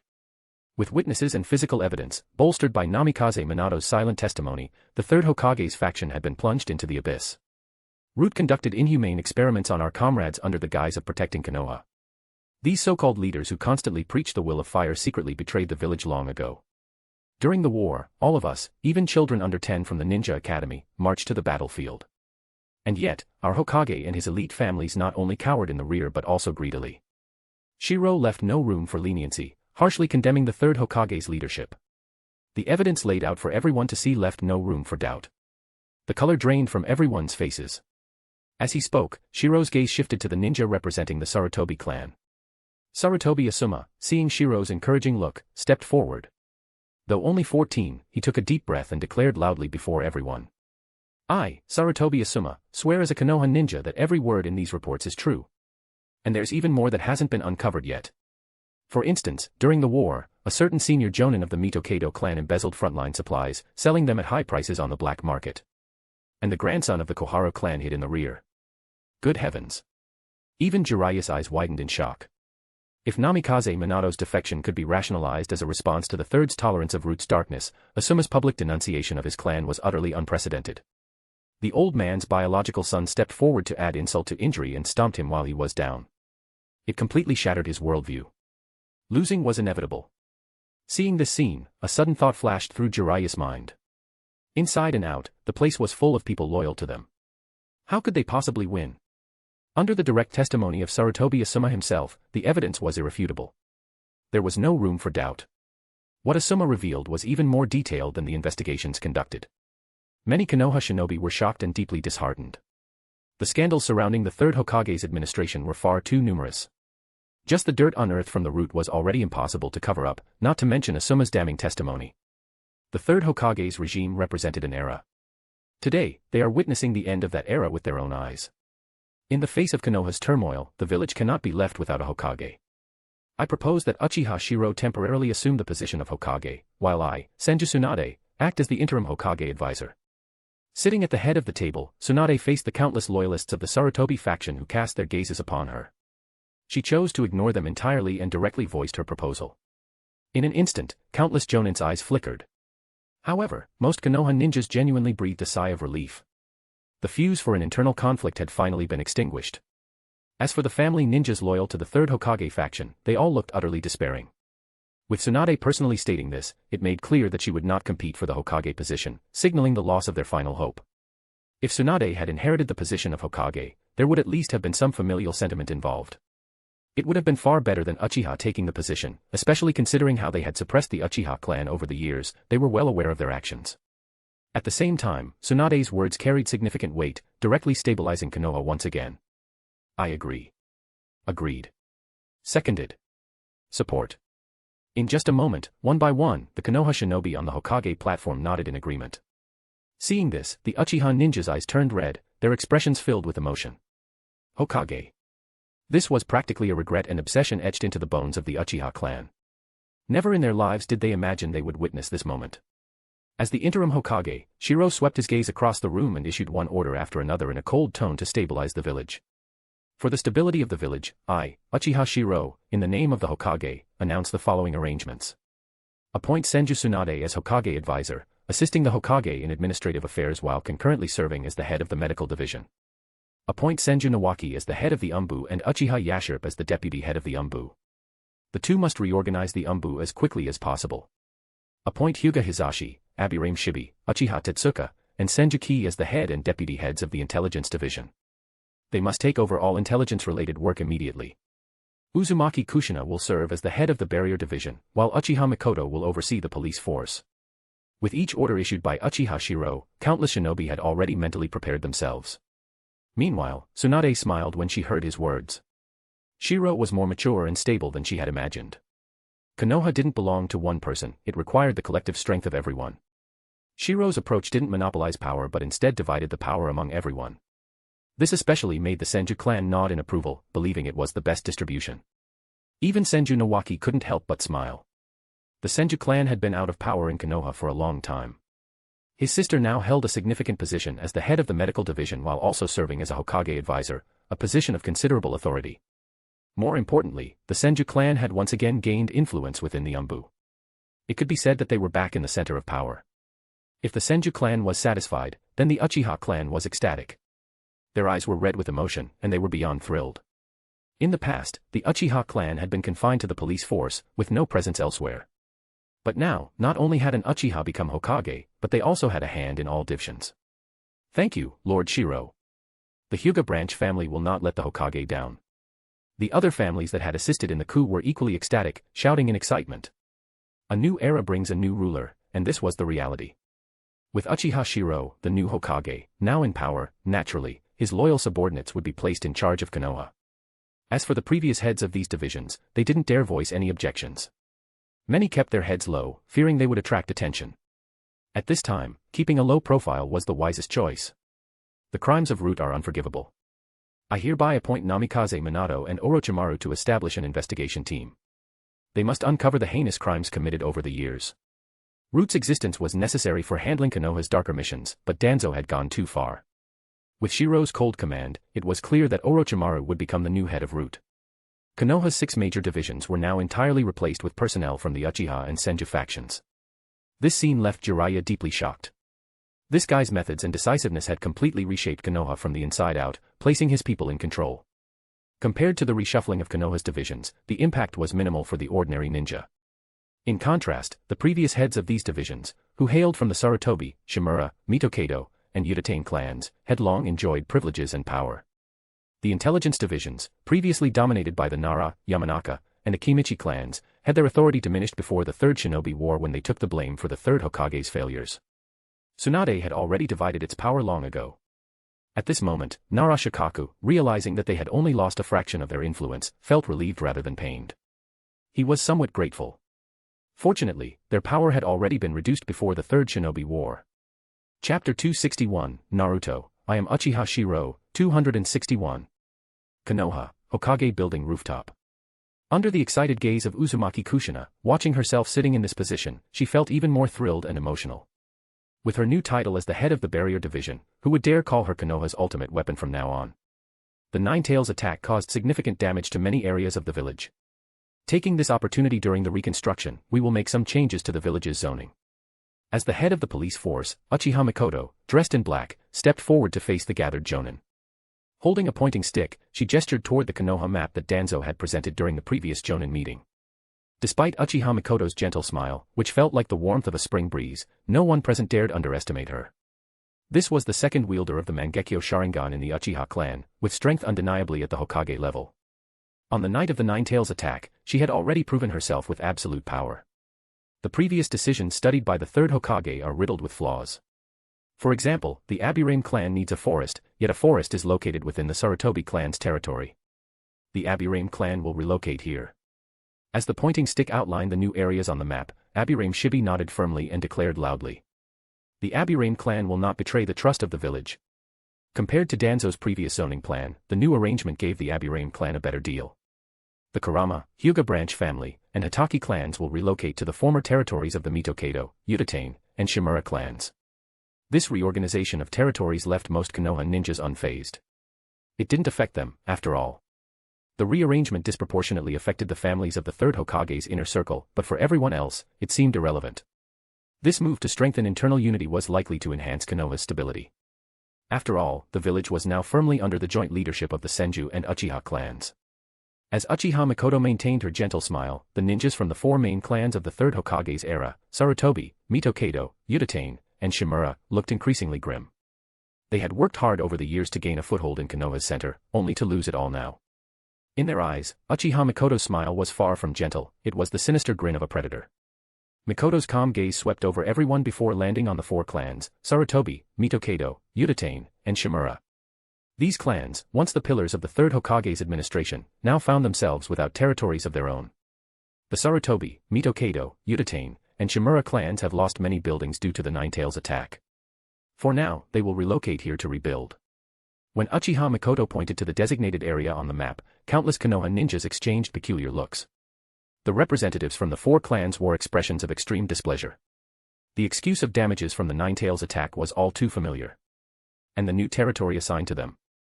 It was none other than the land Danzo had previously allocated to the Uchiha clan. The boomerang of karma had come full circle. Fourth Hokage-sama. An elderly Jonin from the Shimura clan, steeling his nerves, stood up and addressed Uchiha Shirou, who sat above them with a satisfied smile. We of the Shimura clan did not know Danzo's actions. Over the years, while the Sarutobi, Mitokado, and Uchiha clans have prospered under the third Hokage's leadership, we of the Shimura clan. At this point, the elder's eyes reddened, and he glared as he began to denounce Danzo. Danzo not only failed to benefit our clan but also misused family resources for his ambitions, even going so far as to harm his people. This heartfelt condemnation left many Konoha ninjas exchanging awkward glances. The elder wasn't wrong. Compared to the other clans during the third Hokage's reign, the Shimura clan had not grown stronger but had instead declined to the brink of irrelevance. If not for Danzo's position as an elder, they likely wouldn't even qualify as a prominent clan anymore. While the Shimura clan lamented their misfortunes, the Sarutobi, Mitokado, and Uchiha clans burned with indignation. The Shimura elders' complaints seemed to imply they had been hoarding Konoha's resources all these years. Uchiha Shirou, however, nodded slightly and shifted his gaze toward Sarutobi Asuma. Asuma, do you have any objections to the village's decision to relocate 4 clans to this area? Objections. The ninjas of the Sarutobi, Mitokado, and Uchiha clans turned to Asuma, silently pleading for him to hold his tongue. But Sarutobi Asuma, gazing at the flourishing Konoha, flushed with emotion and resolutely declared. Fourth Hokage-sama. During the era of the first and second Hokage, the Sarutobi clan did not occupy its current territory. Over the years, our clan has prospered only due to the third Hokage's influence.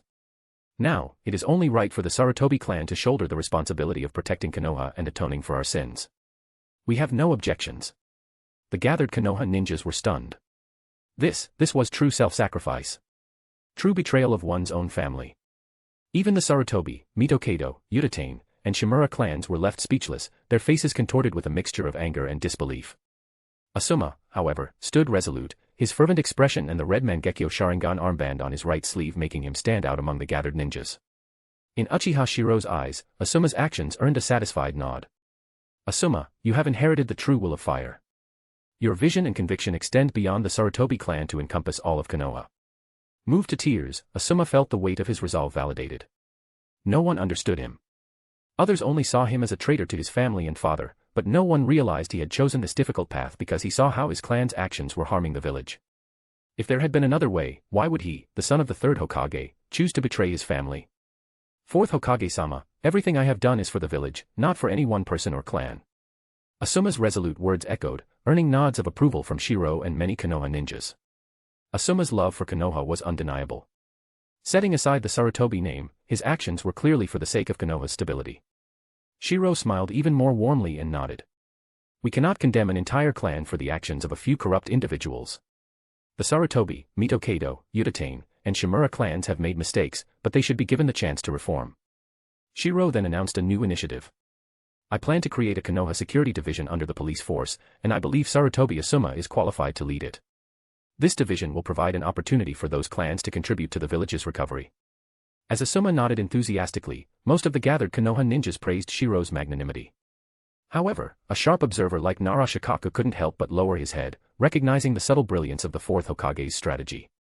This is a method modeled after the second Hokage's establishment of the police force, gathering the 4 clans that previously held power under the first 3 Hokages into this new department. Not only does it provide better control, but it also effectively reclaims the power these clans once held. On the surface, it seems like an opportunity for the 4 clans, but in reality, it forces all the ninjas from these families, who had been scattered across various Konoha departments, to be recalled into one place. I've said what I needed to. Who agrees? Who opposes? Shirou looked around the room with a broad and open smile. At this moment, he didn't act unilaterally but chose to consult the others. Tsunade, standing nearby, couldn't help but roll her eyes at him. What a petty move, using the same tactics to fight back. However, I agree, Tsunade said, crossing her arms and nodding calmly, showing her support directly. She hadn't forgotten what Sarutobi and the others had done to the Senju in the past. Besides, now that they had risen to power through a coup, there was no way they wouldn't guard against the third Hokage's faction. I agree. Seconded. Seconded. Unanimously, everyone supported the motion. No one opposed it. Seeing the favorable outcome, Shirou smiled in satisfaction. Meanwhile, Sarutobi Asuma flushed with excitement as he bowed his head, saying, "Thank you, 4th Hokage-sama, for your trust. However, my current strength is insufficient to command respect." Asuma was overwhelmed with emotion. Despite the serious mistakes their families had made, Shirou had given them a chance to atone and repent. After all, their clans had been implicated by Danzo and accused of manipulating the Nine-Tails to attack the village. At this moment, Shirou suddenly realized that Sarutobi Asuma, though he appeared mature, was only 14, around the same age as Kakashi but without Kakashi's talent. With this thought, Shirou narrowed his eyes and turned his gaze to Namikaze Minato below.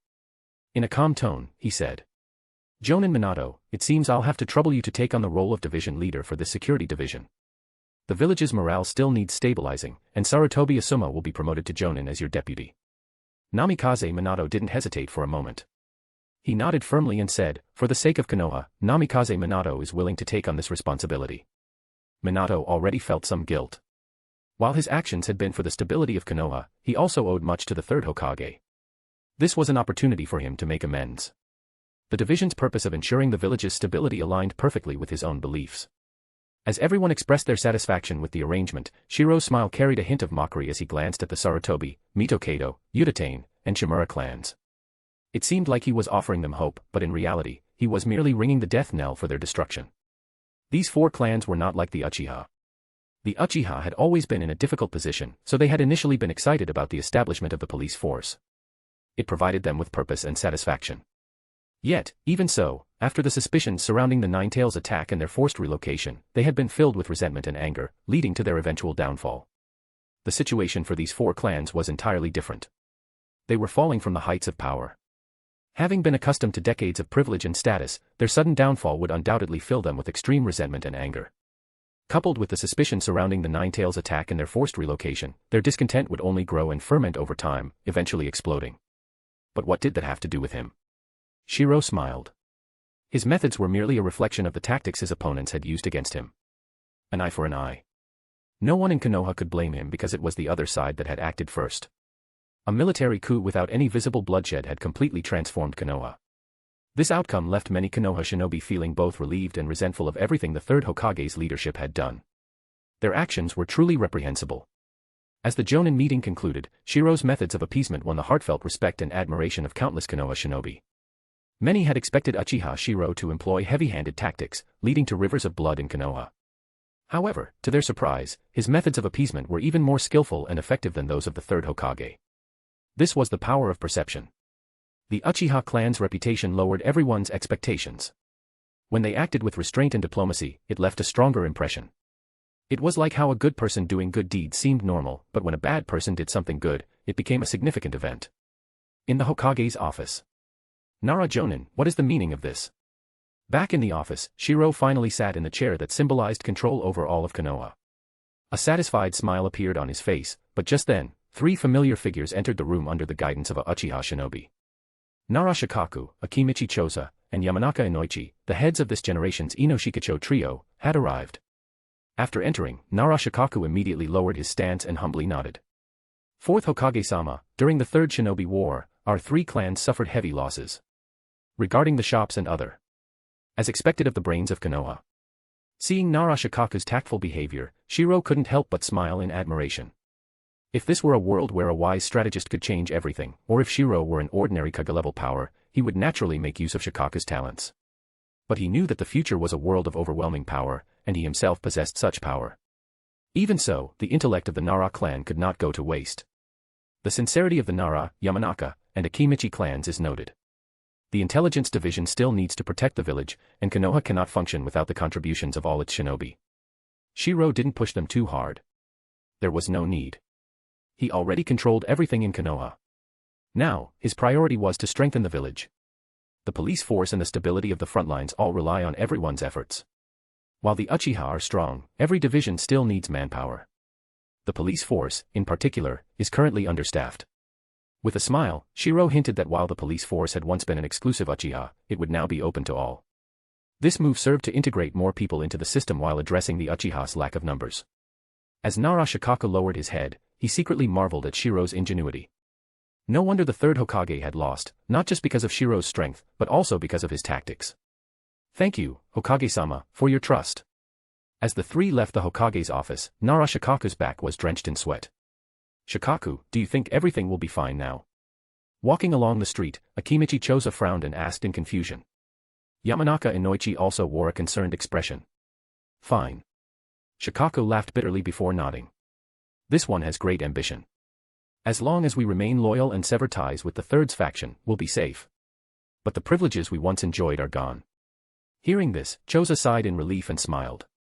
"As long as we're safe. Though we've given up many shops and benefits, our three clans have grown considerably over the years. There's no such thing as endless prosperity in this world." Shikaku forced a smile and nodded, but deep down, he sighed. With Shirou's methods and the ambition he'd sensed while working in the intelligence division, this was just the beginning. From the window of the Hokage's office, Shirou gazed out over Konoha with a calculating look in his eyes. Beside him stood a golden-haired figure. Chapter 262, Naruto, I am Uchiha Shirou, 262. The gates of Konoha were tightly shut for 3 full days, but the event caused a massive shockwave throughout the entire ninja world. 3 days later, when the gates of Konoha opened, spies, messengers, and merchants from various villages quickly spread news of the shocking events in Konoha across the ninja world. The Uchiha and Senju clans had joined forces in an armed coup and overthrown the rule of the third Hokage. Now, the ones in power in Konoha were none other than the Senju and Uchiha clans. During these 3 short days, the Sarutobi, Mitokado, Utatane, and Shimura clans had their ninjas recalled to the village under various pretexts, even if they were performing missions within the Land of Fire. When they returned to the village, still unaware of the situation, they were immediately escorted back by highly skilled Uchiha police force members stationed along the roads leading into the village. Fortunately for them, except for the Shimura clan, the other 3 clans had a considerable number of ninjas, especially the Sarutobi clan, which ensured that the power of the third Hokage's faction relied mostly on his clansmen. If the majority of them had been ordinary civilian ninjas, this entire operation might have sparked some conflict. However, after suspicions spread that the third Hokage and his high-ranking officials had manipulated the Ninetales attack on the village to maintain their grip on power, countless Konoha ninjas erupted in anger. For the first time, these 4 clans experienced the feelings of suspicion, exclusion, and even isolation that the Uchiha clan had endured in the original story. Iwagakure. At this moment, as he read the urgent intelligence from Konoha, Inoki's eyes widened in disbelief before he slammed his hand heavily on the table in frustration. Useless fools. What was Hiruzen Sarutobi doing? How could he be overthrown so easily by a bunch of juniors working together? Inoki was furious. He had thought that such a monumental event in Konoha would inevitably lead to a civil war, creating an opportunity for him to reap some benefits. But to his surprise, Hiruzen Sarutobi had been completely defeated, without even holding out for a single day. Useless. Absolutely useless. Although he had long seen that turmoil was inevitable in Konoha, he hadn't expected it to end so quickly. Looking at the intelligence that showed Konoha had taken full control of the situation with minimal losses, Inoki couldn't help but lament. If I had known that the Uchiha and Senju would team up, I would have worked harder to drain those wolf cubs of their Sharingan powers on the battlefield. No. Wait a minute.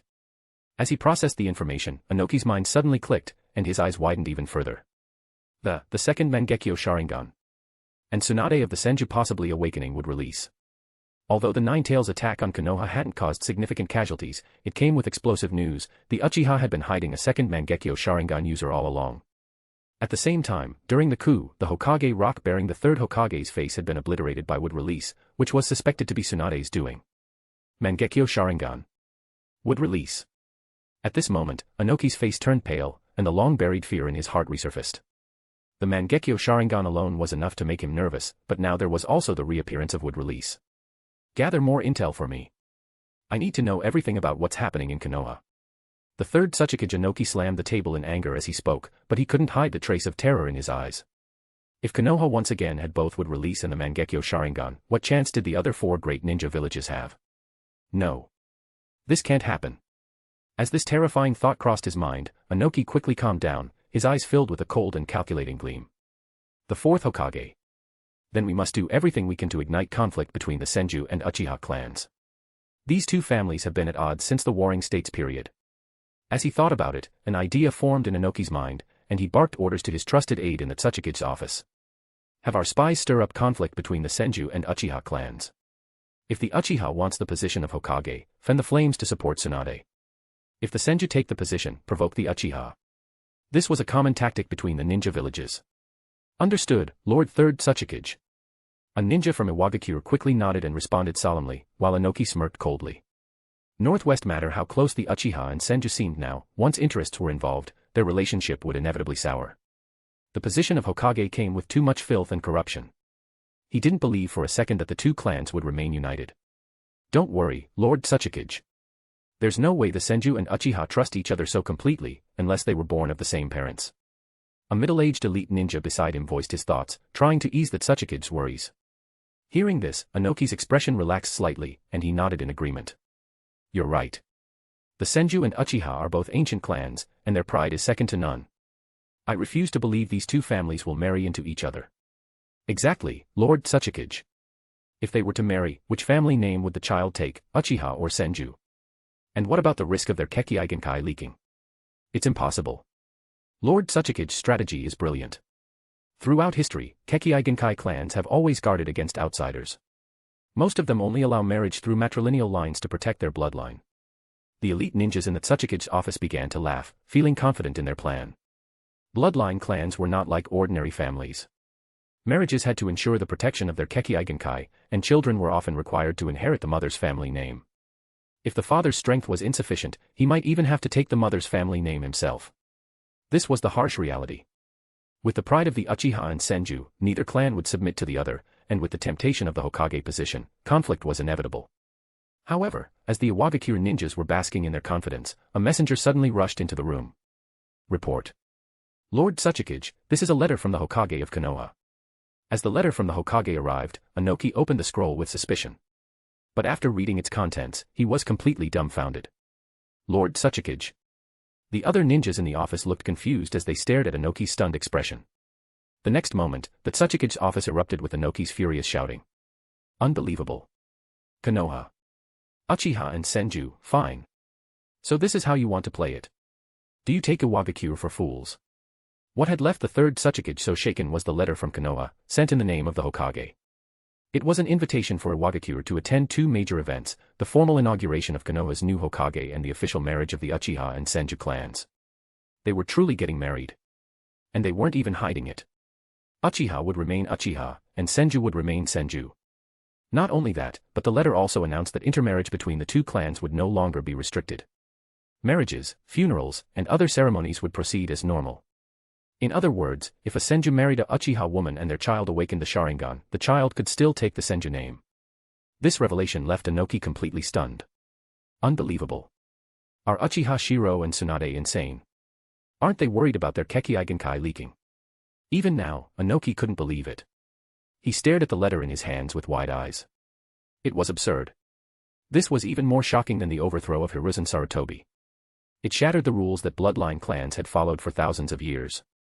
And it wasn't just Iwagakure, Sunagakure, Kirigakure, Kumogakure, and every other notable ninja village in the world had received the same letter.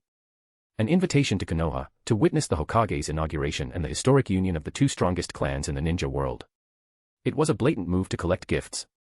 Hidden Cloud Village. Damn it. How dare Konoha invite us Cloud Ninja to attend their ceremony? If I could, I'd crush Konoha into pieces. Upon receiving the invitation letter, the newly appointed fourth Raikage who had just recently lost his father, roared in fury. However, despite their anger, the group of Kumo ninjas in the Raikage's office were more helpless than enraged. After the Third Great Ninja War, the Hidden Cloud Village, once hailed as the second strongest ninja village after Konoha, had fallen nearly to the bottom due to internal divisions among its populace. Lord Fourth Raikage, according to the intelligence brought back by merchants, during the Nine Tails attack on their village, the Uchiha clan revealed another pair of Mangekyo Sharingan. And on the day of their coup, many people claimed to have seen would-release techniques displayed on the Hokage Rock. Hearing this, the fourth Raikage's pupils contracted, and he slammed his fist into his desk, shattering it in anger. Damn it. Another Mangekyo Sharingan, and would release too. Damn Konoha. What about our spies? Why is intelligence coming from merchants? Why has our information network gotten so slow? Still adjusting to his new role as the fourth Raikage, erupted in fury. However, a Kumo ninja nearby sighed helplessly and explained. Lord Fourth Raikage, most of our former spies were either fair-skinned or mixed race. After all, with our dark skin, it's far too easy for us to be identified. But because of the war. The tactful response made the usually hot-tempered Fourth Raikage look visibly frustrated. Due to the complete split between the dark-skinned and fair-skinned populations of the Hidden Cloud Village, the intelligence department was nearly paralyzed. The reason was simple: dark-skinned ninja excelled at strength and destruction, but their distinct appearance made espionage almost impossible. As a result, intelligence work has always been carried out by fair-skinned individuals. Now, with the hidden cloud composed entirely of dark-skinned ninjas, while the village had stabilized, its intelligence capabilities had suffered severely. Strengthen the intelligence department's efforts immediately. No matter if we have to bribe or train new operatives, we cannot afford to be careless. Yes, sir. Despite his anger, the fourth Raikage knew the importance of the current situation. This was not the time to let his rage overtake him, nor was it the moment to avenge his father. Then, Lord Raikage, what about the ceremony? A cloud ninja cautiously asked, and the fourth Raikage gritted his teeth and growled, "Go. Send someone to attend. We will go openly and with dignity. While we're there, investigate Konoha thoroughly inside and out. The Uchiha and Senju have now openly displayed their power. I want to see just how strong these so-called strongest clans in the ninja world are." "Yes, sir." Wind Country, Hidden Sand Village. Lord Kazekage, withdraw the ninja from the front lines. This is the perfect time to visit Konoha for negotiations. Ebizo sighed and shook his head. After the Third Great Ninja War, it had seemed inevitable that the Sand Village, as the first to stir up conflict, would suffer the greatest losses. But unexpectedly, the Hidden Cloud's internal division and the Hidden Mist Village's chaotic rebellion had left the Sand Village in a relatively better position. Raza, the newly appointed fourth Kazekage, turned his gaze to Chiyo upon hearing this suggestion. After all, he had just ascended to leadership, and the true power of the Sand Village still rested in the hands of the two elders. To his surprise, Chiyo snorted coldly in response to his silent inquiry. "Raza, you are the Kazekage now. The affairs of the village are your responsibility to decide. There's no need to consider us. Unlike Konoha's old relics, we won't cling to our positions until we're practically in the grave. Ebizo's intelligence department and my puppet division secrets, train trustworthy successors for them as soon as possible. We won't make the same mistake as Konoha's Hiruzen Sarutobi." Chiyo's blunt attitude left Raza slightly embarrassed. However, deep down, he felt immense gratitude toward the two elders. After all, it was thanks to their unwavering support that he had been able to assume his position so smoothly. Their willingness to step aside and encourage him to cultivate his loyal subordinates only deepened his appreciation. This trust and willingness to relinquish power would earn anyone's gratitude. "Elder Chiyo, I believe we should send someone to the ceremony. After all, Konoha has just endured the Nine-Tails attack, as well as the Uchiha and Senju coup. According to the intelligence department, Senju Nawaki is alive, and there are even rumors that Tsunade has awakened the wood release." Raza calmly shared his thoughts, prompting a nod of approval from Ebizo. "Well said. We should indeed go and observe. If it's true that Konoha now possesses both the Mangekyo Sharingan and wood release, then this era is no longer one where the Sand Village should oppose Konoha." Ebizo and Chiyo, having lived through that era, naturally understood the terrifying power of these abilities.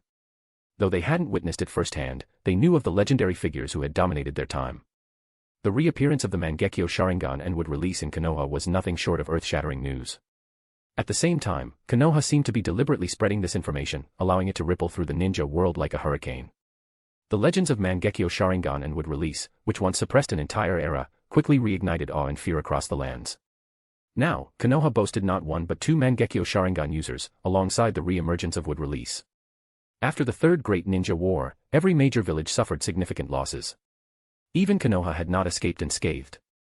However, when it came to high-level combat power, Konoha had far surpassed the other four great ninja villages. The fourth Hokage Uchiha Shirou and Uchiha Mikoto, wielders of the Mangekyo Sharingan. Senju Tsunade, Orochimaru, and Jiraiya, the legendary Sannin. Tsunade was even rumored to have awakened the wood release. Kushina Uzumaki, the Nine-Tails Jinchuriki. Minato Namikaze, the Yellow Flash. Might Due, Master of the Eight Gates. Even their openly known Kage-level combatants were enough to intimidate the ninja world, not to mention the presence of the third Hokage, Hiruzen Sarutobi, and Danzo Shimura. When the major ninja villages scrutinized Konoha's power, they were left in utter shock. This was after Konoha had lost two Kage-level ninjas in its internal power struggle. If not for that, the other villages dared not imagine how overwhelmingly strong Konoha could have been. Now they understood why it had taken four allied ninja villages over 6 years to fight Konoha, only to ultimately be pushed back. The depth of Konoha's strength was nothing short of terrifying. Chapter 263, Naruto, I am Uchiha Shirou, 263. Under the radiant sunlight, the village of Konoha gradually began to regain its vitality. Following the chaos caused by the Nine-Tails attack, the rebuilding efforts were in full swing. In a world where war was an everyday occurrence, people's adaptability was truly remarkable. Since the news of Konoha producing 2 pairs of Mangekyo Sharingan users and the rumored awakening of the wood style by Senju Tsunade spread, the borders of the village had been unusually quiet for some time. As the iconic Hokage rock resonated with the sounds of construction, Konoha's skilled craftsmen were busy erecting scaffolding to carve a new statue. Meanwhile, no one spared a glance at the defaced statue of the third Hokage. The third Hokage had become synonymous with taboo. After all, experiments on human bodies, harming fellow villagers, stealing bloodline limits, and even allegedly orchestrating the Nine-Tails attack to regain power, any one of these crimes was enough to make Konoha's shinobi despise him, let alone all of them combined. Shirou followed the original handling method of the third Hokage in the manga and, after letting these rumors ferment for a few weeks, issued a gag order to curb their impact. He strictly prohibited all Konoha shinobi from discussing matters related to the third Hokage in public, citing the need to maintain a positive image. Hokage Office. Hokage-sama, here are the latest curriculum materials for the Ninja Academy. Konan, clad in her sleek black outfit patterned with red clouds, bowed respectfully as she placed a stack of documents on the office desk. Shirou, seated in the Hokage's chair, looked up in surprise at the sight before him, then shook his head and said, Konan, even though bad news has come from Megakure about the Akatsuki organization, I believe in Nagato's strength, he'll be fine. The news about the Akatsuki being wiped out in the Land of Rain was the handiwork of Obito. Though saddened by the loss of her companions, Konan donned her black and red Akatsuki attire once more. Konan, who always exuded a fresh and elegant aura, now carried a touch of cold beauty in her new outfit. Facing Shirou's concern, Konan smiled faintly and nodded, saying, Lord Shirou, I also believe Nagato will be fine. I'm wearing this outfit because you once said the rising sun symbolizes Akatsuki, and now, the dark clouds that loomed over Konoha's skies have dispersed, and dawn has arrived. Seeing Konan smile, Shirou nodded gently. The next moment, his gaze shifted toward Tsunade, who was stretching lazily and playing with a set of dice nearby. Tsunade, as Hokage's assistant, you seem to be quite relaxed. Before Shirou could finish, Tsunade's expression turned serious. She nodded solemnly and said, Shirou. The lessons of the past are still fresh in my mind. Back then, it was the obsession with setting up Hokage advisors that caused so much trouble for Konoha. Although I'm now your assistant, I'll only advise and assist you in times of major village events. Otherwise, I won't interfere with your decisions as Hokage. Good grief. Watching Tsunade's serious demeanor, one might think she was genuinely acting in Konoha's best interest. But the dice in her hand and her nonchalant attitude made Shirou's eye twitch. It was absurd, but somehow heartwarming. A smile crept onto Shirou's face. The Uchiha clan was known for their pride, but so were the members of the Senju clan. Tsunade's behavior was meant to reassure others and prevent them from harboring unnecessary suspicions. Tsunade, here are the latest revised materials for the Ninja Academy, Shirou said, handing the documents to her. Despite her initial reluctance, Tsunade's eyes sparkled with interest as she flipped through the pages. Shirou.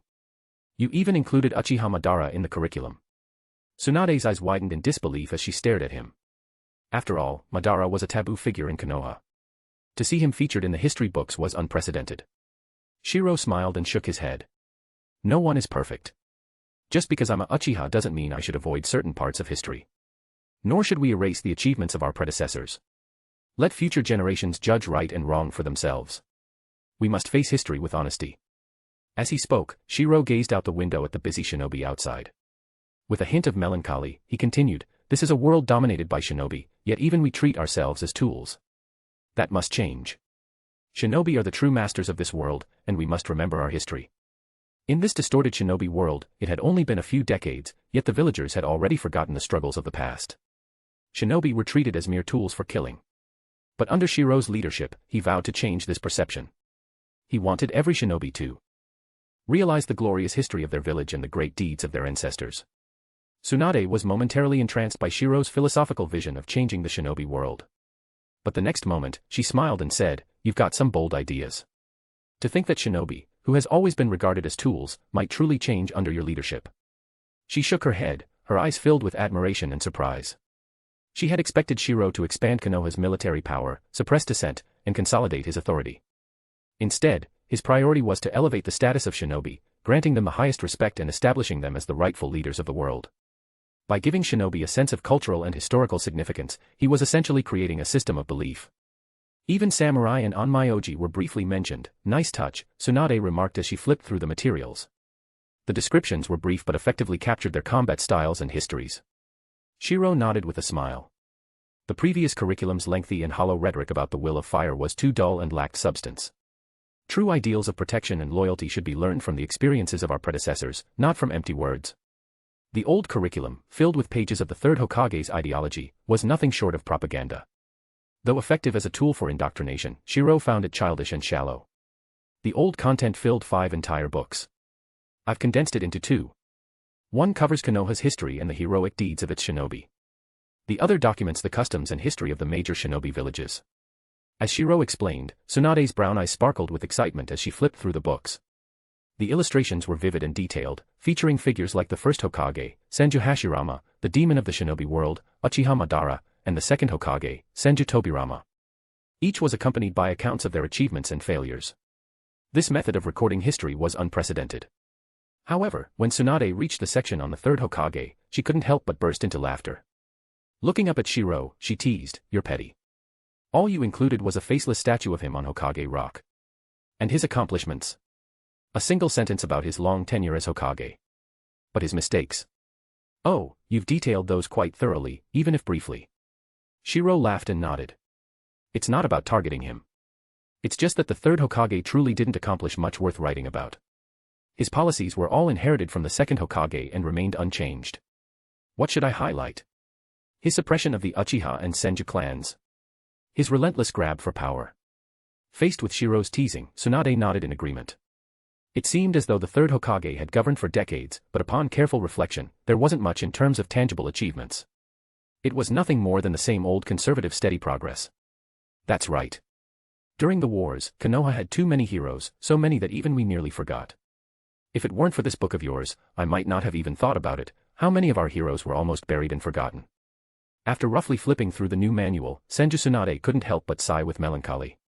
The mortality rate among ninjas was too high, and countless heroes had sacrificed themselves, so many that their names were forgotten. Over time, even their descendants would forget them. Therefore, I will arrange for people to carefully compile a record of our Konoha heroes so that the younger generation of Konoha knows who they are. When the conversation shifted to the Ninja Academy, Shirou smiled and handed over a scroll. You and I will jointly serve as the heads of the Ninja Academy. As for the shortage of teachers, I've already arranged for some experienced ninjas from the Senju and Uchiha clans, along with a few others, to fill those roles. As for the ninja training curriculum, there's almost no need to modify it. After all, it's based on the blood-earned experiences of countless ninjas. However, now that the war is over, we can assign even more experienced and skilled teachers to guide the students. If there's one thing this world excels in, it's the perfection of ninja combat training. Shirou couldn't find any faults with it. After all, these methods had been honed through thousands of years of brutal conflict, something that couldn't be denied even with decades of criticism. The most important thing for a person is self-awareness. Professional matters should be entrusted to professionals. There's such a shortage of teachers. Seeing the contents of the scroll, Senju Tsunade was momentarily stunned before her expression turned into one of anger. Damn it. Those old geezers are shameless. To cultivate loyalty to themselves, they refuse to let ninja from the major clans take teaching roles, only assigning their people. But Shirou simply smiled and nodded. This was precisely what the world lacked most, and what he excelled at. Only those lacking confidence would do such things. Although Shirou spoke lightly, his heart was filled with disdain. He respected the ninja combat training system, but when it came to other areas, calling it a pile of trash would be an overstatement. True belief, he thought, could come from the stories of past heroes he had compiled. These stories alone would be enough to instill the will of fire in the new generation. There was no need for dry, lengthy lectures to forcibly cram these rigid ideals into their minds. Not only should Ninja Academy teachers come from a wider pool, but after graduation, even the Jonin assigned to lead teams must include Kekkei Genkai clan members as well. When it came to team leaders, Shirou pointed out that if a large number of Uchiha Jonin were to take on this role, it would be easy to imagine wave after wave of new genin forming bonds of loyalty with their mentors, creating a strong and unified force. Previously, the third Hokage had employed a similar method. Even when his clan lacked sufficient personnel, he resolutely avoided using ninjas from the major clans, relying instead on civilian ninjas as mentors. While this was a means of cultivating his faction, one couldn't deny the simple truth that ninjas from the major clans, especially those with Kekkei Genkais, were inherently stronger. Not only could they ensure higher survival rates, but they also surpassed ordinary ninjas in ninjutsu and other disciplines. This was the difference in foundational strength. Shirou, the ninja world will change because of you. After seeing the changes to the Ninja Academy, Senju Tsunade was truly shaken. Such open-mindedness, especially in areas that she had considered taboo, was being embraced by Shirou without hesitation, allowing everyone to participate. During the third Hokage's era, such actions would have been seen as overly ambitious, clearly aimed at cultivating his power. This was the difference in perspective. Shirou was standing on the shoulders of giants as he looked out at the world. Do you think I would be worried about such things? Beneath Shirou's relaxed smile, his eyes radiated unparalleled confidence. With the transmission of beliefs and ideals, everything he did was for the sake of strengthening the village. As for hidden ambitions, what could they possibly use to manipulate others? More importantly, power. This was a world where power reigned supreme. Lord Hokage. At that moment, two figures appeared in the office, a masked Senju Nawaki and Namikaze Minato. Senju Nawaki, who had been somewhat apprehensive, now looked at his brother-in-law seated in the office with genuine admiration, thanks to the policies implemented during this time. Even Namikaze Minato's initial worries had lessened. He had thought he would be purged, perhaps not killed but certainly sidelined. The Umbu has been completely reorganized. All of the third Hokage's close confidants have been replaced, and now the force is entirely composed of our people, Senju Nawaki said with a smile, finally able to breathe a sigh of relief after completing his task. However, Shirou raised an eyebrow, shaking his head and saying, Umbu Commander Senju Nawaki, remember this, the Umbu is a force to protect the village, not us. Beside him, Senju Tsunade could only hold her forehead in exasperation. Her younger brother had matured considerably but still had the mindset of an average ninja, unfit to be a Hokage or clan leader. What does our people even mean? Everyone understood it internally, but you just had to say it aloud. There's no saving you. Under his elder sister's glare, Senju Nawaki scratched his head awkwardly. Meanwhile, Namikaze Minato, clearly more composed, respectfully handed over a scroll and said, Lord Hokage, the root division has been fully investigated. All of Danzo's loyalists have been imprisoned, and the curse marks have been replaced. Some of the older, destroyed records remain irretrievable. Listening to Namikaze Minato, Shirou nodded in approval, while Tsunade cast another glare at her brother, as if to say, see. Learn something from Minato. Although the root division acted excessively, this was all under Danzo's leadership. Some of the village's darker operations do require such a unit. After reviewing the scroll, Shirou looked at Namikaze Minato and said with a smile. Minato, are you sure you don't want to stay in the root division? Or perhaps the Umbu or the police force? You can choose any department in Konoha, you're more than qualified to serve as a director or deputy. Shirou greatly admired Namikaze Minato, especially now that he was Hokage. He had no intention of letting such talent go to waste. Feeling the sincerity in Shirou's invitation, Namikaze Minato felt a pang of guilt. He had thought he might face retribution.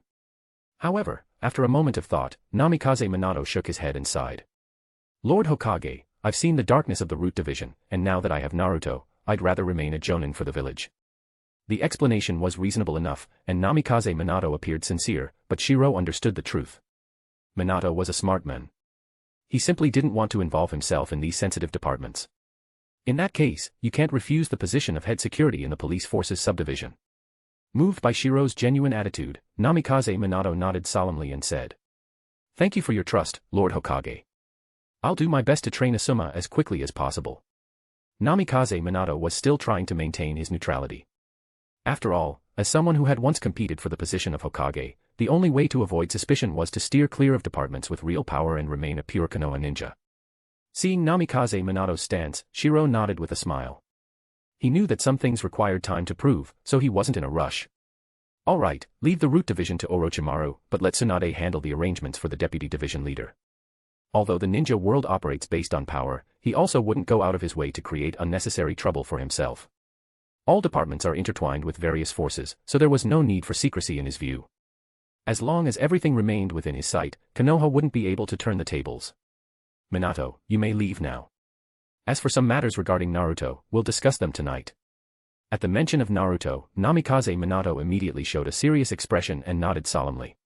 He had heard Shirou mention before that there was a deeply hidden, special chakra within Naruto's body, one that even he couldn't detect after multiple investigations. But he understood, Naruto was just a child and not a Jinchuriki. With Shirou's current position, there was no reason to make baseless claims. Thank you, Lord Hokage. After Namikaze Minato left, Shirou continued to busy himself with handling all of the Hokage's political affairs in the office. From time to time, Tsunade would lend a hand, but for the most part, she took the rare opportunity to relax and slack off. Chapter 264, Naruto, I am Uchiha Shirou, 264. +1 since you guys did good job. == Konoha, the Umbu base. Under layers of tight and intricate barriers, the Umbu and root bases are considered the safest places in Konoha. At this moment, in a secret chamber, Minato Namikaze stood with his wife, Naiko Uzumaki.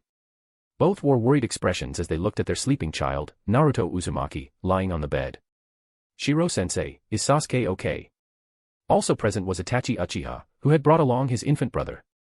The two babies, one with black hair and the other with blonde, were in a deep sleep under the effects of a genjutsu. Itachi's face was full of concern. After all, this was his only remaining family. Still no abnormalities detected. "Are you sure about what you said?" Tsunade, having just finished examining the two children with a serious expression, was puzzled. She had found nothing unusual.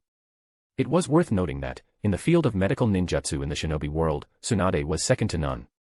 Faced with her confusion, and the worry of Minato, Naiko, and Itachi, Shiro nodded gravely. "If not for these eyes of mine, I wouldn't have noticed anything that night." Under the mysterious glow of his activated Mangekyo Sharingan, the others quietly acknowledged his power. None would doubt the strength of the Mangekyo. Both Naruto and Sasuke have traces of a faint, hidden chakra within them. This chakra fused into their bodies. I suspect that Naruto was injected with it shortly after his birth, while Sasuke seems to have developed it after becoming the Nine-Tails Jinchuriki. Shiro's serious tone made everyone present gasp. Itachi, still young, might not fully understand the implications, but Minato and Tsunade exchanged grave looks. "Are you saying, the mysterious man?" "Exactly. Based on my investigation of Danzo's mind, the one controlling the Nine-Tails was not from root." Shiro's statement caused Minato's expression to change drastically. Currently, the only person who both controlled the Mangekyo and possessed would release cells was Danzo. But if it wasn't Danzo, that meant another enemy was lurking in the shadows. Shiro spoke with a heavy tone, not lying in the slightest. Since Danzo had already been captured and the events of the Nine-Tails attack on the village had nothing to do with him, falsely blaming him would only backfire. Instead, Shiro decided to present the idea of a hidden enemy in the Shinobi World. This external threat would serve as a pressure point, potentially motivating Minato and Itachi to action. Shiro glanced briefly at Itachi before subtly shifting his gaze to the two babies on the bed. The reincarnations of Ajura and Indra's chakra, such a delicacy, the perfect source of power. "I now suspect that there is an unknown, hidden enemy in the Shinobi World. The deeply concealed chakra within Naruto and Sasuke's bodies may be a contingency plan. I only detected faint traces of it with my Mangekyo when they were born." Shiro's grave tone made it clear to Minato and Itachi, the people most important to them had already become targets of this hidden foe. Minato. Naiko, visibly anxious, looked at her husband. Having already lost the Nine-Tails, her strength was now no greater than that of an elite Jonin. Faced with a mysterious individual capable of controlling the Nine-Tails, her first instinct was to rely on others. Minato, too, appeared deeply concerned. He frowned and said in a low voice, "Lord Hokage, could it be possible that the mysterious man is secretly collaborating with Danzo? After all, many sealing techniques in the Shinobi World erase memories from the brain once a secret is exposed." Shiro was momentarily stunned by Minato's quick deduction. Even Tsunade frowned and nodded in agreement. "That's a possibility. While such sealing techniques would severely affect the brain, it's entirely plausible that Danzo would use them to protect his secrets if something went wrong." Watching Minato and Tsunade so readily pin everything on Danzo, Shiro's eye twitched involuntarily. Danzo truly lived up to his reputation as the ultimate scapegoat. Shiro had even provided evidence clearing Danzo's name, yet Minato still didn't doubt that Danzo was involved. It made sense, though. On the night of the Nine-Tails attack, Danzo had conveniently stayed out of sight and ordered Root to block the Uchiha's police force under the guise of the Third Hokage's command. It was all too easy to link these actions to a larger conspiracy. The blame fit Danzo so perfectly that not even Shiro's attempts to exonerate him could dispel suspicion. Finally, after some thought, Shiro nodded and said, "That's possible, but we shouldn't make baseless accusations without evidence." Hearing this, Minato couldn't help but look at Shiro with admiration, his eyes full of respect. "Shiro. You truly are more suited to the position of Hokage than I am." Minato was deeply moved. Despite everything Danzo had done to the Uchiha, Shiro, now occupying the Hokage position, still managed to remain calm and composed. It was impossible not to admire such restraint and self-control. Unaware of Minato's inner thoughts, Shiro instead focused on the two children on the bed. "I have a forbidden technique, the Chimera Jutsu, which can extract and analyze the hidden chakra within Naruto and Sasuke." Shiro stretched out his hands. After forming several seals, diamond-shaped markings appeared on the palms of both hands. Under the anxious gazes of Minato, Naiko, and Itachi, he placed his hands on Sasuke and Naruto's foreheads. Forbidden technique, Chimera Jutsu.